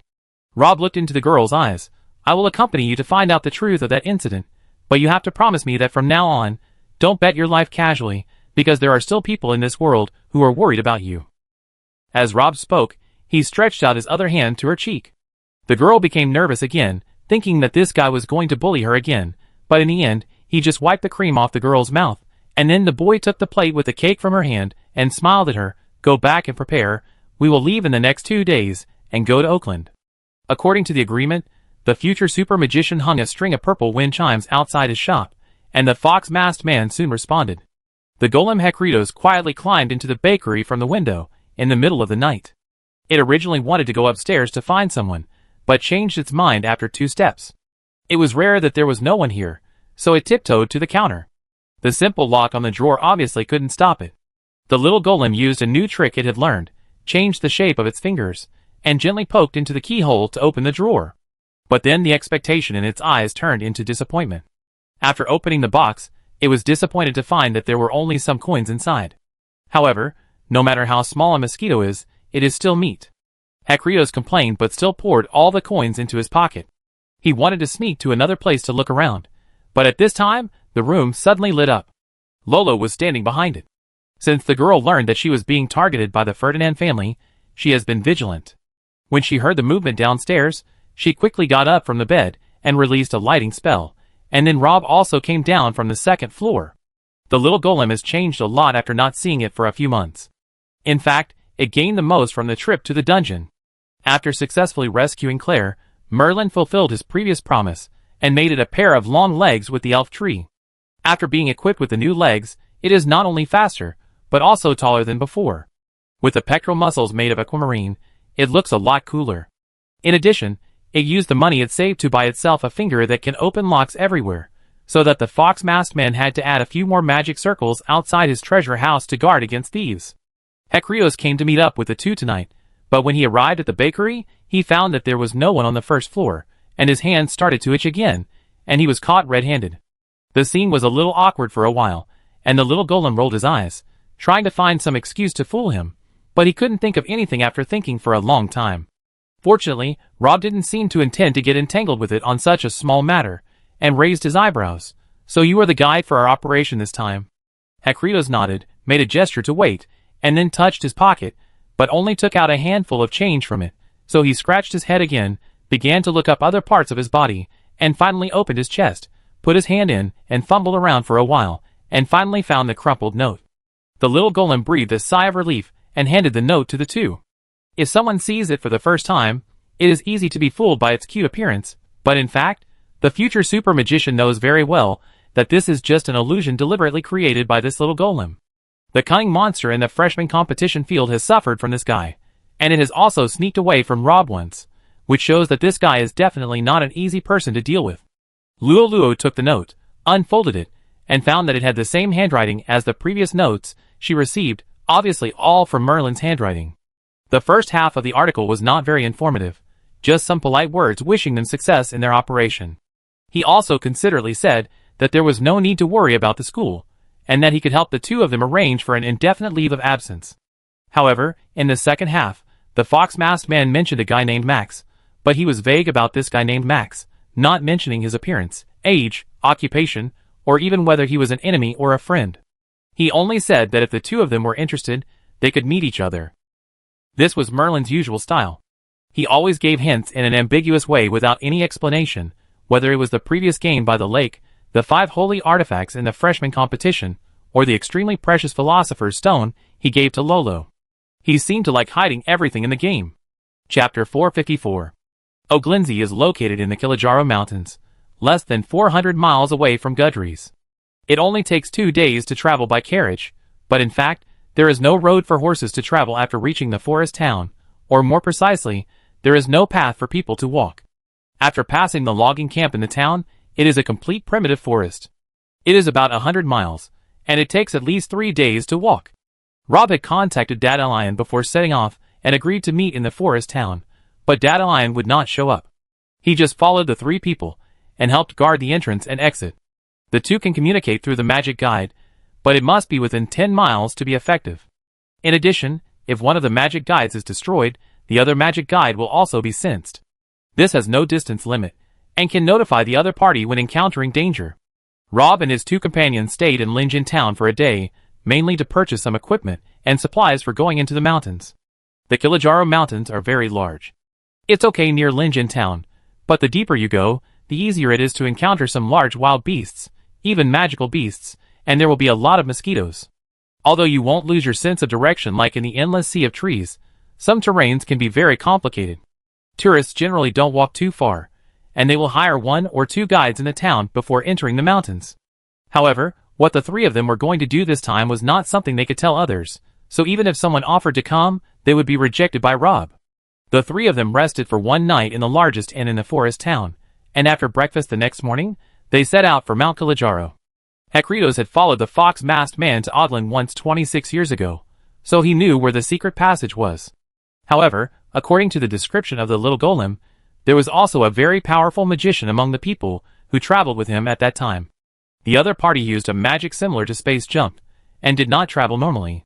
It took less than 2 magic hours to get from the inn room in the forest town to the prison gate in the south of the temple. Then the fox-masked man and the guy went in with something, and they returned to the forest town at night. So you mean you don't know how to get to Odlin from here? Lolo looked at the little golem. The latter shrugged with an innocent expression. It doesn't matter. I bought a map in the town before. As long as the general direction is correct, at least it will be no problem to find the door. Rob spread out the map in his hand, and pointed to the place marked as dangerous in red. According to the records, Odlin should be in this area. In addition, the prison is built on the copper and iron mine. Once it is close to the magnetic field, it will also change. The future super magician took out 2 small bottles from his body while speaking, and threw one of them to Luoluo. Apply this on your body. It contains the juice boiled from the ash grass, which can prevent some mosquitoes. The girl widened her eyes. Wow, why are you so well prepared? We only had 1 day to pack before we set off? Oh, since I met that guy, I started to collect information related to Odlin, and also prepared some things that might be used on the road in advance. Rob poured another bottle on himself, and said lightly, but he did much more for this operation. The president of the Gudry City Magician Association is still behind them. The 3 of them followed the stream into the depths of the forest. The lush trees on both sides made Luoluo feel like he was back to exploring the endless sea of trees with someone 2 years ago. However, the Kilimanjaro Mountains are just ordinary primeval forests, and the oldest trees are only about 1,000 years old. They are naturally incomparable to those strange old monsters in the endless sea of trees that have lived for tens of thousands of years. But correspondingly, there is no gloomy and weird atmosphere here like the endless sea of trees. The sun shines through the mottled shadows of the trees, the grass is dotted with clusters of unknown wild flowers, and the sound of the gurgling stream comes to the ears. Such beautiful scenery cannot be seen in the town. No wonder many tourists come here every year. However, the forest is not always so peaceful and beautiful. At dusk on the first day, the 3 people encountered danger, but this danger was not directed at them. Not far from them, there was a brown bear more than 1 meter tall. It was slapping a small tree frantically, and a sweaty dwarf on the tree was hugging a shaky small branch. The dwarf's eyes lit up when he saw them, and he wanted to shout, but he was afraid of attracting the beast below to the direction of the 3 people, so he finally held back and just looked over here with expectation. Lolo quickly took out his staff. Rob didn't want to get involved, but seeing that the guy was kind, he didn't stop the girl. Then Lolo waved his hand handsomely, and the 3rd-level fire magic burst rain fell from the sky. Although the brown bear was born with thick skin and flesh, it couldn't resist the terrifying attack from the magician. It only had time to let out a wail before being swallowed by the flames. As a result, the dwarf was not happy but shocked when he saw this scene. He stamped his feet in anger and quickly slid down from the tree. He didn't even have time to thank his savior. He took off his clothes and put out the fire on the brown bear. While putting out the fire, he cursed, "You magicians, you only know how to mess around all day long." Lolo was stunned when he saw this. What's going on? Didn't he cast this magic to save people? Could it be that the brown bear is actually the dwarf's pet friend or something? But it didn't look like that. The guy was about to fall into the bear's mouth and was about to cry for his parents. The dwarf put out the fire for a while, but found that it was useless and almost burned his clothes, so he changed his strategy, took out the knife hanging behind his buttocks, and cut off 2 bear paws. The dwarf checked a pair of bear paws and breathed a sigh of relief. Fortunately, this place is not burnt. Then he raised his head and asked the 3 people who cast the magic just now. When he said this, he actually turned his eyes to Luo. Because Rob was obviously dressed as a swordsman, Hekritos was just a golem, and only Lolo held a staff in his hand. The girl was also muttering in her heart, this guy might be playing a trap in the deep mountains and old forests. Judging from his appearance, the next sentence might be to ask the 3 of them to pay for the bear. In the end, the dwarf just expressed his gratitude to her, but after thanking her, he couldn't help but mutter, "Aren't you a magician? Why do you have to use 3rd-level magic to deal with a bear?" Luo looked embarrassed. She did master a few 1st and 2nd-level magics, but they didn't seem to be suitable for the situation just now, so she could only use her ultimate move. According to the dwarf himself, he was a gourmet who was traveling around. The reason why he was dissatisfied with the girl just now was mainly because he originally wanted to make a delicacy to repay his lifesaver. However, Luo's 3rd-level magic directly overcooked the grizzly bear meat, but fortunately, he still saved a pair of bear paws. Chapter 455. As a thank you to the 3 for saving his life, the dwarf quickly started to cook the bear paws. He took out the kitchen utensils and seasonings he brought with him, picked up dry firewood from nearby to make a fire, peeled the skin and cut the meat, and looked very organized. However, although this guy had repeatedly emphasized that he was a gourmet, Rob did not have too high expectations of him, because the dwarves were also famous for bragging. Basically, any 1-point certainty can be exaggerated by them to 5 points, and 5 points of certainty probably means certainty in the dwarf's dictionary. However, this time, the dwarf named Santa used his cooking skills to justify the reputation of the dwarfs. The bear paws he cooked were indeed very delicious, and even the future super magician praised them after tasting them. The next morning, when he left, the dwarf left a bag of freshly collected matsutake mushrooms and half a bottle of wild honey. The bottle of wild honey was the reason why he was chased by the brown bear before. From this perspective of preferring food to life, he really lived up to the name of a gourmet. After bidding farewell to the dwarf, the 3 of them spent about a day and a half to finally reach the dangerous area marked on the map. The journey was smooth, and there were no other accidents except for an encounter with a group of wild wolves. There are actually some powerful monsters in the Kilimanjaro Mountains, but most of them are relatively gentle and not so aggressive. Generally speaking, as long as you don't take the initiative to step into their territory, they won't attack travelers out of boredom. But after entering that dangerous area, the situation has obviously changed. After bypassing the huge limestone, it's like entering another world. The density and ferocity of the monsters on this side of the limestone have increased significantly. Now the 3 of them were hiding behind a banyan tree covered with vines. In just a moment, several predators passed by their eyes. Rob poked his head out to observe for a while, and said, the monsters here should have been transformed by someone. Their temperaments have changed a lot. They are much more brutal than those monsters outside, and their strength is also much stronger. Was it done by the temple? Luo asked. Well, changing the habits of species in an area, no one else can do this except them, but this is also good news for us, which means we are closer to Oakling. These mutated monsters outside should be used to prevent outsiders from approaching the prison. In addition, they can also prevent the prisoners inside from escaping from here. In short, we must be careful in the next action and try not to be entangled by them. If we can't end the battle in a short time, it may cause more trouble. The future super mage pointed to a place not far away where an earth bear was fighting with 2 wind cheetahs. The noise and bloody smell from their fight soon attracted new predators. In the end, after a fierce battle, only 1 wind cheetah managed to escape with a limp, and the earth bear and its companion were eaten by another more powerful monster. Rob frowned when he saw this. Before, in the endless forest, He had intimidated a two-headed monster wolf with his momentum, making it tuck its tail between its legs and turn into a husky. However, this trick obviously didn't work here, because the monsters in this area were obviously more manic and less rational. From the battle just now, it can be seen that when the Earth Bear and the Wind Cheetah faced a monster that was obviously stronger than themselves, their first reaction was not to flee, but to fight head-on. This decision was undoubtedly extremely stupid, and they soon paid the price for their recklessness. However, for the future super mage, the situation in front of him only looked more dangerous. Rob could easily sense the magic fluctuations in the air nearby. With him leading the way, the three of them successfully avoided those crazy monsters and passed through this dangerous area without any danger. Soon they saw the destination of this trip. The temple was in Oglin, the largest prison in the south. It is located on the steepest cliff. From this angle, it looks like a black giant beast lying on the top of the mountain. The towering iron walls on all sides isolate it from the outside world. The only thing higher than the iron wall is a gray giant tower that is 100 meters high. When the three of them arrived at the foot of the mountain, the sky darkened.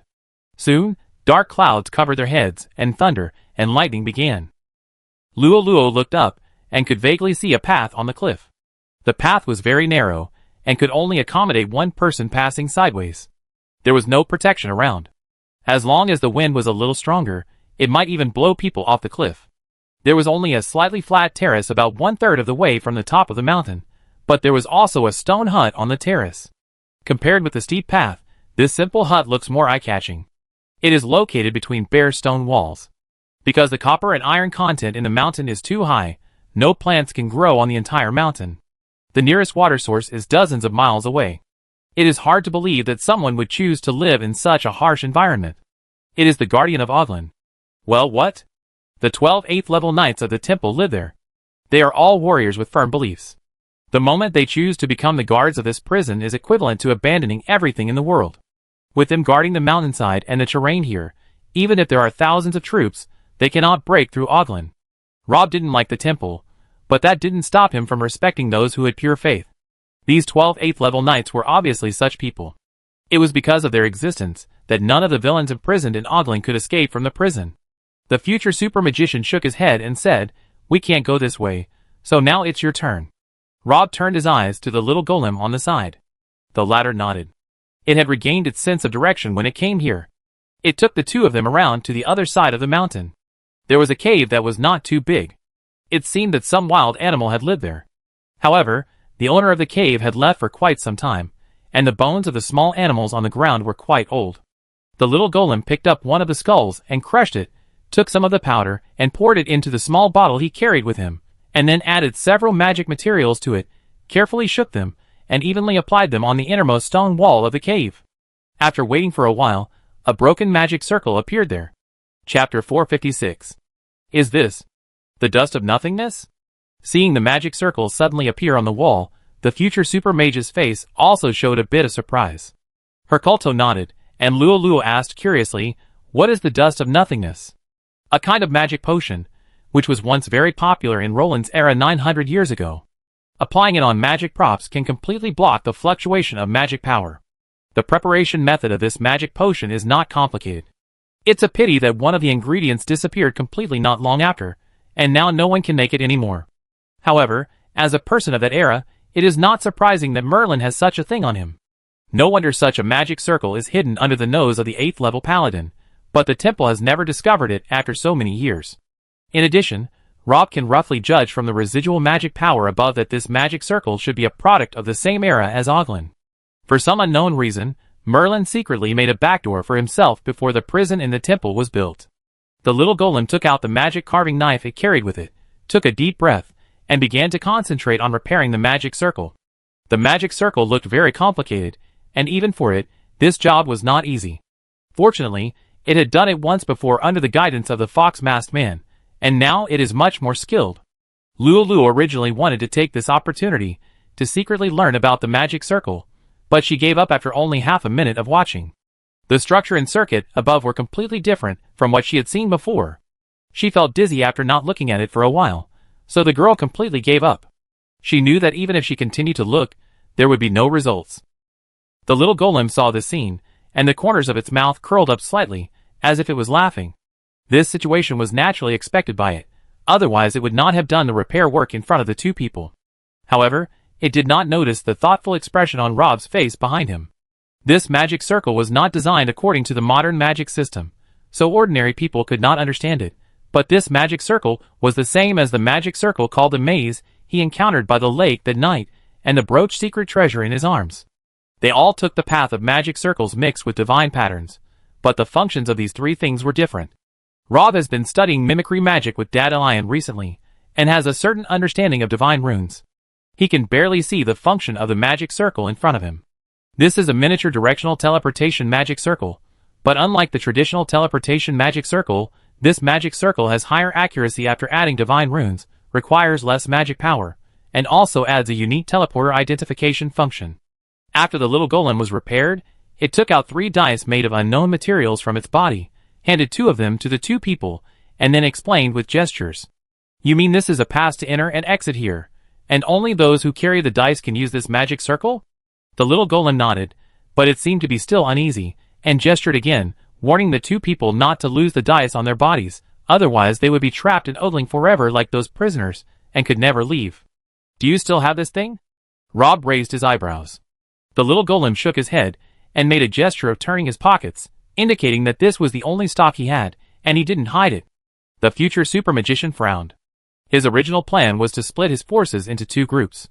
On the surface, he and Lolo would explore Odlin together, while Dandelion would be the hidden force in the dark, guarding the entrance of the secret passage to maintain mobility.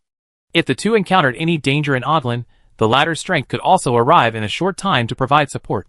But now only those who hold the dice can use the magic circle, and Dandelion who stays outside is isolated. Fortunately, Rob is not completely unprepared for such a situation. The role of the president of the Magician Association was originally mainly to guard against Merlin. Although he can't provide support now, he can at least guarantee the safety of the only retreat. And Rob didn't just have this trump card. While the little golem was still busy repairing the teleportation array, the future super magician called Lulu aside, and put the ancient coin called Lucky, that he had obtained from the goblin in the girl's hand, and then whispered in her ear, "Keep it. If you encounter danger, throw it into the fire." Although Lulu didn't know what the coin in her hand was for, she could tell from someone's expression that this thing was not ordinary. Maybe it was the guy's way to save his life, so she subconsciously wanted to refuse, but Rob shook his head. "You keep it. This thing is dispensable to me, and is not very useful." Lulu wanted to say something else, but the little golem had already finished repairing the magic circle, and ran towards the 2 of them excitedly. The girl knew that someone had called her aside, because he didn't want others to know the existence of the coin, so she could only temporarily put the thing in her arms. But the girl had made up her mind to return the coin to Rob when she found a suitable opportunity after entering Odlin. Then the 3 of them stood in front of the stone wall with the magic circle carved on it.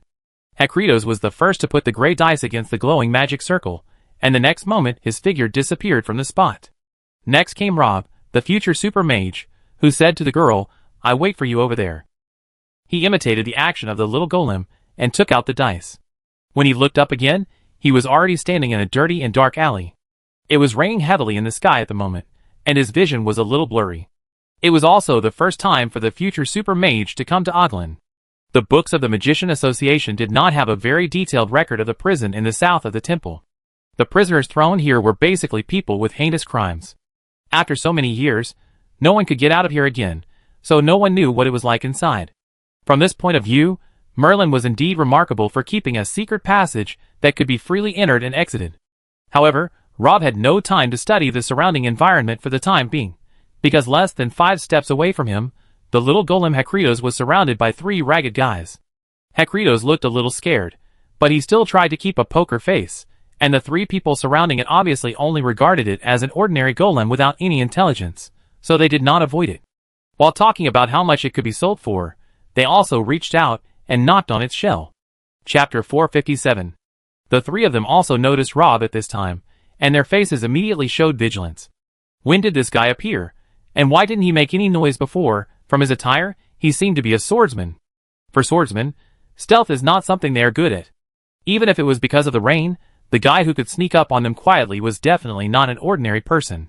And more importantly, his attire. The 3 of them looked at each other, and saw a trace of uneasiness in each other's eyes. However, They were unwilling to let the duck fly away like this. Magic materials are hot goods in Oglin, and the little golem is very conceited, which makes it look very good now. If it can be dismantled and sold, then the three of them will not have to worry about the problem of supplies for a long time. The man with the scar on his left eye had a ruthless look in his eyes. He took a half step forward and said angrily, "Can't you see that the brothers are doing business? All those who have nothing to do with me, get out of here." Accompanied by the rumbling thunder, his words seemed quite powerful. However, the future super magician did not change his expression, looked into the other party's eyes, and said calmly, "The golem in your hand is mine." The other party's tone was obviously not very tough, and his voice was not very loud, and there was not even a threatening word in it, but for some reason, when he said this, the hearts of the three people were chilled. A thief with a red cloth wrapped around his head said boldly, "Little kid, you are kidding me. How can a swordsman like you own a golem?" Rob was too lazy to talk this time, and walked straight towards the golem. When he took the second step, the psychological defenses of the three people had been broken. They didn't even bother to say the last harsh words. They turned their heads and rushed out of the alley. In fact, their actions were somewhat beyond Rob's expectations. Generally speaking, ordinary people would at least choose to try in this situation. However, the speed at which the three gave up was faster than he thought. It was a bit too unbearable, especially considering that the three people's strength level was not weak. Although they dressed like beggars, each of them had the strength of the second level or above. Such strength in the outside world could have led a mercenary team as a captain or occupied a small place as a king. However, here they were as panicked as dogs that had lost their homes. In addition, the future super magician noticed that the three of them had a very obvious commonality in their bodies, that is, thinness. This thinness was not natural, but full of illness, as if they had not eaten for a long time. The most obvious one was the thief with a red scarf on his head. His bones could be seen faintly under his skin. When they looked at the little golem, their greed was like looking at a piece of ham. Although they generally had strength above the second level, it was hard to say whether they could exert half of their level in real combat. This was probably the reason why they ran away when they were scared. The original intention of the temple to build Oglin was to create a place for those extremely vicious prisoners in the spirit of love and humanity, to isolate them from the outside world, to ensure that they would not cause any harm to society, so that there would be no need to take their lives. This is why this prison exists. However, the church obviously did not intend to provide for the retirement of these people. The designers of Oglin chose a desperate place, surrounded by cliffs, and the soil was full of metals such as copper and iron. They fully considered the safety of the prison, but they did not seem to have enough consideration for the necessary living conditions, or they realized it but did not care at all. There was no water source or crops or livestock here, and the necessary materials for survival almost all depended on external transportation, and the temple was not very interested in transporting materials to the prison. Therefore, the living environment here is not ordinary bad. Hekritos breathed a sigh of relief after escaping the disaster, but before he could thank Rob, he was grabbed by the ladder and pressed against the wall. The next moment, the future super magician drew the sword from his waist and pointed it at the head of the little golem, where its core was. Just like the human heart, once the core is destroyed, it means that it will lose its life. If the fear of the little golem when it was surrounded by three people before was still a disguise, then the fear in its eyes now is real, because it feels a strong murderous intent from the man in front of it. "What did you do?" Rob looked at the two gemstone eyes of the little golem and spoke word by word. At this moment, the future super magician did not hold back his momentum. An extremely powerful and terrifying magic wave spread out from his body to all directions, like a hurricane passing through. Even the lightning that symbolizes the power of nature retreated wherever it passed. Raindrops hovered in the air. The time in this space seemed to be completely still. Everyone felt great fear from the bottom of their hearts. Professionals below the 4th level did not even have the courage to escape. As the center of the storm, the little golem Hekritos was paralyzed by fear. Although for a golem, as long as the core structure is not damaged and there is still power in the body, then theoretically there should be no paralysis, but at this moment, Hekritos really couldn't move even a little finger on his body. The strong pressure made it feel like a small boat in a storm, which could be torn apart by the waves at any time. This was the first time that Rob showed his power to the world without reservation, after leaving the Royal Magic Academy of Theist. Before, no matter what he faced, he was very calm, and the people around him were already used to his calmness. However, this time, the human guardian showed a rare emotion called anger. It had been 3 minutes since he completed the teleportation. Logically, Lolo should have appeared here a long time ago, But he had not seen the girl until now. Rob had already let go of all his senses, and there was no trace of Lolo nearby. Before that, he had just used the magic device on his body to contact Dandelion, and got the news from the latter that the girl followed him to teleport. The president of the Magician Association saw her disappear in front of the stone wall with his own eyes, so the first reaction of the future super magician was that Merlin had done something wrong again. Chapter 458. Herculto had never been so scared before. As the only self-aware golem in the world, its life was destined to be accompanied by danger since the day it gained wisdom. However, even so, it had never felt the threat of death as strongly as it did at this moment. The little golem waved its hands desperately, indicating that it had nothing to do with Luo's accidental disappearance. However, the future super magician was indifferent. Rob only let anger control himself for a moment after discovering that Luo was missing, and then he calmed down again, because the future super magician knew that anger could not solve any problems. He even became calmer than ever before, but this calmness itself was also an unusual signal. He looked into Herculto's eyes, and said coldly, "You have 1 minute now. I need a reasonable explanation." The little golem was still begging, but Rob didn't say a word no matter how pitiful its expression was. So half a minute later, Herculto finally understood the truth. If he couldn't find the reason for the girl's disappearance in the next 20 seconds, the fox-masked man would probably go to its grave at this time next year, provided that the guy was in a good mood at that time.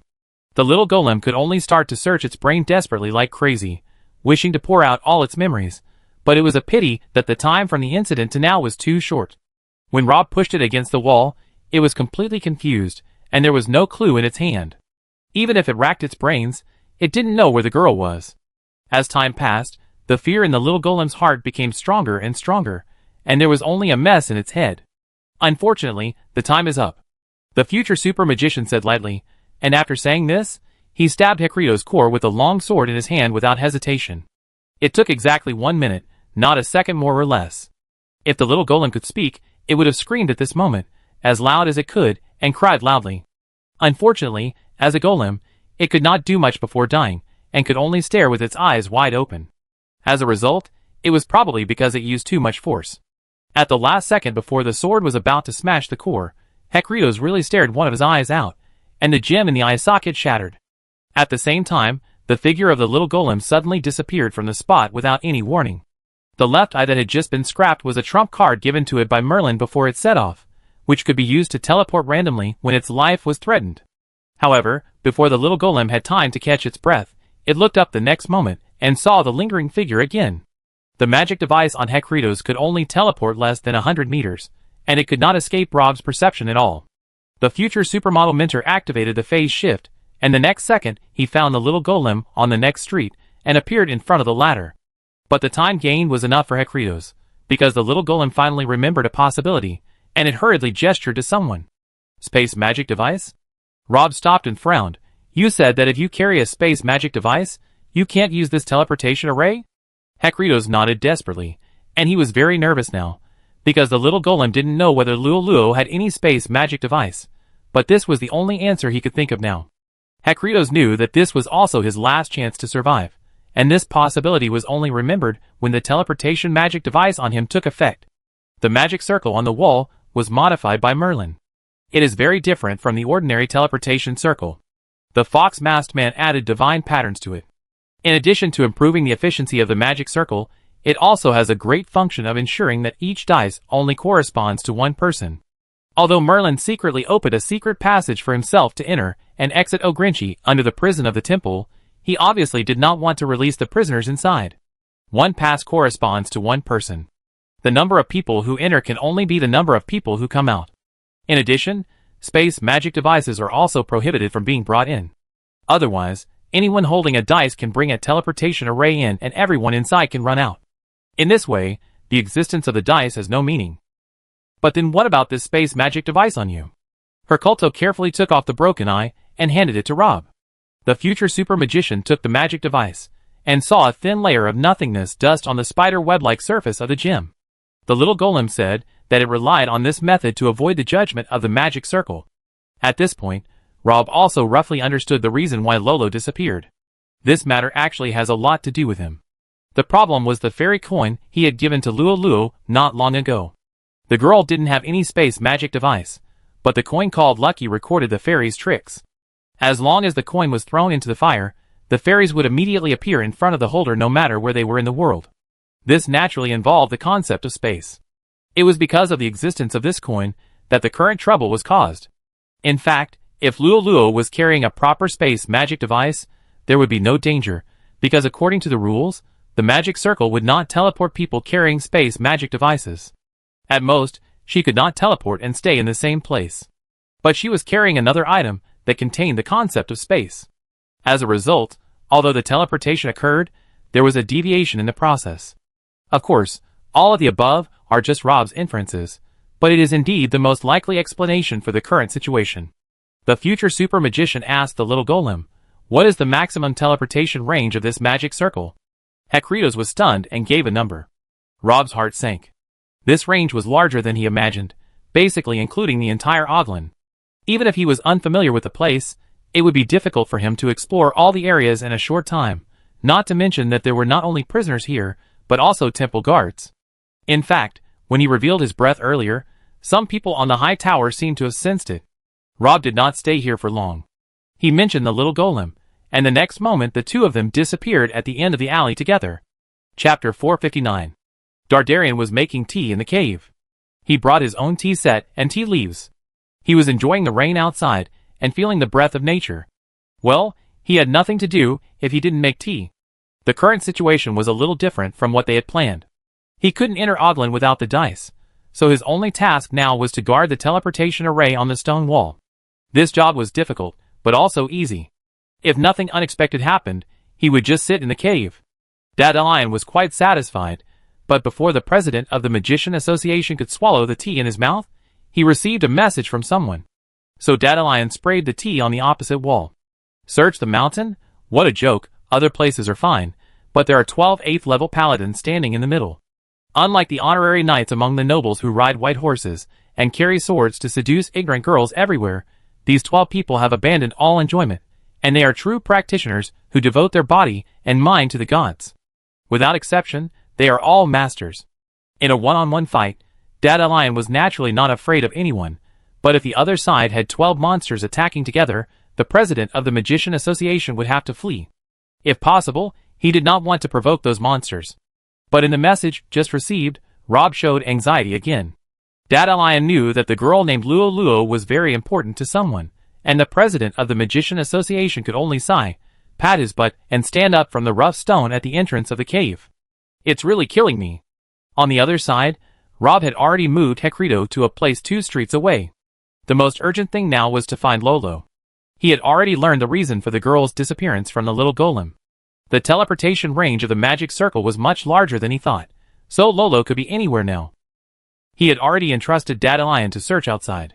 As long as she was not teleported to the stone house on the mountainside, there should not be too much danger. Rob was really worried that the girl would appear in other places in the prison, and at present, this possibility was the highest. These people in Oglin are not good men and women. Most of them are evil guys in the outside world. They were caught by the temple and imprisoned in this dark place. In order to snatch the extremely scarce resources here, they have become more vicious and cunning. The only consolation is that Luo has now become a 3rd-level magician.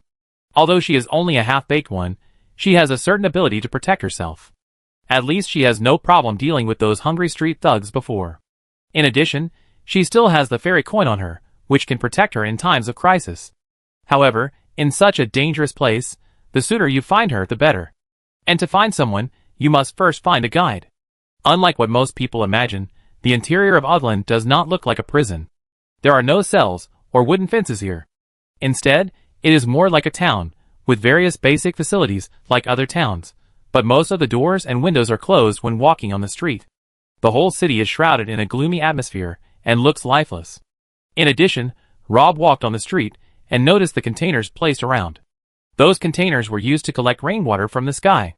For Oglin, which has no water source, any precipitation is precious, because you don't know when the next rain will come. It may be tomorrow, a week later, or a month later. If there is not enough storage, it is likely that you will not be able to survive until the next rain. The environment here is undoubtedly much more complicated than that of ordinary towns. The entire Oglin is divided into 2 levels, ground and underground. Without a guide, it is not easy for even Rob to search. The future super magician did not waste time and directly pushed open the door of a tavern called Grey Mouse. Not wanting to alarm the people in the tower again, Rob put away his terrifying momentum early in the morning. Now he is like an ordinary swordsman, and the little golem Hekritos has completely changed since he came to Oglin. His face is always dull, just like his fellows without any wisdom. However, the golem in Oglin is still too eye-catching. Although there are magicians here, there are almost no magic props. The reason is very simple, because there are no magic materials here, and the most important thing is that there are no magic crystals, so things like golems are very rare here. What's more, this golem is accompanied by a swordsman, which makes the combination look even weirder. Rob ignored the whispers in the tavern or the malicious eyes on him, and walked straight to the bar. "What would you like to drink, handsome boy?" The owner of the tavern is a golden cat with blonde hair and blue eyes. You can feel the laziness in her eyes from a distance of several meters. She has a mature charm that every man can't refuse. The future super magician shook his head. "I don't want to drink, I just want you." His simple answer made the whole bar explode. The men whistled and clapped their hands on the table crazily. A figure like an iron tower stood up from not far away and looked at the boy with a cold expression. The proprietress paused for about 2 or 3 seconds. During this time, there was no expression on her face. Then she started laughing as if she had heard the funniest joke. She was laughing so hard that she fell backwards. This might be a very rude thing for others to do, but it would not be offensive to her. Instead, it added a wild charm to her. The female boss laughed for about half a minute before she gradually stopped and waved to the big man next to her. The man sat back down again. Then she smiled again and said, sorry, I haven't seen such an interesting young man in Ogden for a long time. Just for this matter, I will also treat you to a glass of water filtered, just like the well water outside." Rob shook his head again and repeated, "I didn't come here to drink, I want you to be my person." The female boss nodded, leaned against the wall, took out a cigarette from her pocket, lit it, and exhaled gently.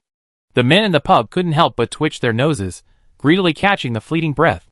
You know, cigarettes are more precious than gold in Odlin, and most of the people sitting here haven't smoked for a long time. This refreshing smell seems to remind them of their former days in the outside world. "I don't care. You are pretty and clean. You are my type, but the premise is that you can take me out of here." The boss lady giggled. The next moment, everyone in the bar stood up, and the men's figures blocked the windows and the door. Chapter 460. The little golem quietly retreated to a corner where no one was. After seeing the terrifying momentum, it had already begun to mourn for the people in the tavern. The next moment, Rob's right hand also grasped number 2. The future super magician did not intend to delay time here. In Oglin, which was isolated from the outside world, he did not need to worry about his identity being exposed. Even if these people guessed who he was, it would be useless. The only one who was more troublesome was Hekrito. He had already shown his strength in front of the little golem, who would definitely tell Merlin everything that happened here after returning. He was always wary of the fox-masked man Rob, but he would only consider this after he got out. The most important thing at the moment was to find Lolo first. There was a reason why Rob asked the proprietress to be his guide. First, she owned the only tavern in the city, and taverns were a mixed bag anywhere. As the owner of the place, she had to deal with all kinds of people every day, and her social circle was very wide. With her help, it would be faster to find people. Secondly, she was beautiful enough. Don't get me wrong, the future super mage is not looking for a vase to please his body and mind. Beauty is a weapon for women, but in the lawless Oglin, beauty can also bring disaster. From the moment Rob entered the tavern, he was silently observing the other people in the room. The iron tower-like sturdy man was obviously the female boss's subordinate. Then, there was the chef who was sitting in the kitchen peeling rat meat. Like most chefs, he also had a round belly. In addition, there was an ugly woman with scars all over her face, who was cutting her nails with a dagger near the window. The future super mage was not sure what her duties in the tavern were, but she and the female boss obviously had a relationship. If there was a conflict, she would stand on the latter's side without hesitation. The weakest among the group was the big man who stood up with a bad look just now, but he was also a 4th-level professional, and the woman with a scar on her face was a 6th-level thief. Although they were dressed very ordinary compared to the outside world, they were in good spirits, at least not hungry like the group of skinny hooligans before, which was a symbol of strength in Oglin, a prison with extremely scarce resources. With them, it was no wonder that although the drinkers in the tavern were noisy, no one dared to make trouble. But it was not enough. In a place like Oglin, It was impossible to win over subordinates with pure favor or benefits, because this was a cruel world where the strong preyed on the weak, and people's desires were always expanding. People who were satisfied with having a full meal yesterday might want to eat meat today, and might want to be the master tomorrow. Favors were fragile after all. Rob noticed that there was also a trace of greed in the eyes of the strong man and the cook when they looked at the female boss, but that greed was only buried in the deepest and most secret place in their hearts. How can a beautiful woman survive in such a dangerous environment? There is one possibility, that is, she is strong enough. Only lions can intimidate jackals and use them for their own purposes. Sheep cannot control wolves. The blonde, blue-eyed, lazy woman in front of him is the most powerful person in this room. Even Rob can't see her true strength. The men are ready to move, and their figures have surrounded them.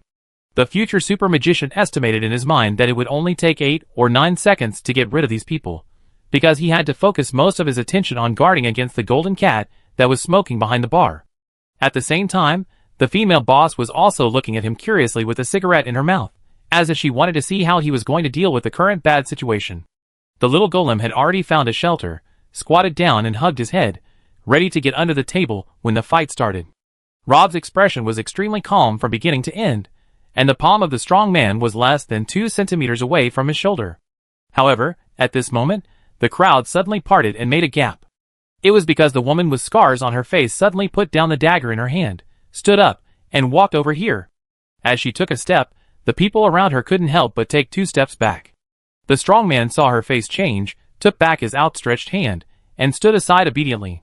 So the ugly woman walked to the bar, picked up the empty wine glass on the table, snapped her fingers, and said to the golden cat, "Please give me a glass of the best wine you have." The female boss smiled, took out a bottle of wine made of unknown ingredients, and poured it into her glass. "Ugly woman, do you have any happy events today?" "There are many happy events, but there are many funerals. If I don't drink this wine now, I'm afraid I won't have the chance to drink it again," the woman with scars on her face said lightly. The female boss was stunned when she heard this, and her smile became a little forced. "Ugly woman, are you joking?" The ugly woman, whose name is as good as her, said, "I hope I'm joking. To be honest, I like this place very much. But an agreement is an agreement. You said that when I decide to leave, you will settle my wages for this period of time with me." The boss bit her lip. "Are you leaving today?" "Not today, I'm leaving now." The ugly woman emphasized again also, "This wine is a gift from you, don't count it in the wages." The boss's eyes were misty, and then she made a move that made all the men in the room swallow their saliva. She took the other's hand and placed it on her soft chest and said sadly, "Are you so heartless? You didn't say that when you were lying on my bed last night. You said you would protect me forever." The ugly girl whistled. "I say this to every girl I like, just like every rich guy you hook up with. But the biggest difference between me and them is that I think sleeping with you is good, but staying alive is more important." The female boss snorted. "You are a ballless guy. Are you going to watch me being bullied by others?" "I am a ballless guy anyway." The ugly girl drank the wine in the glass, then turned her head, and said sincerely to Rob beside her, "You have to be careful of her. This woman is full of tricks, don't believe anything she says." After saying that, she glanced at the group of guys who were eager to try behind her and murmured, "Men, why do you always like to think with your lower body? Can't you see that she has long known that she is not easy to deal with, so she plans to use you to test her quality?"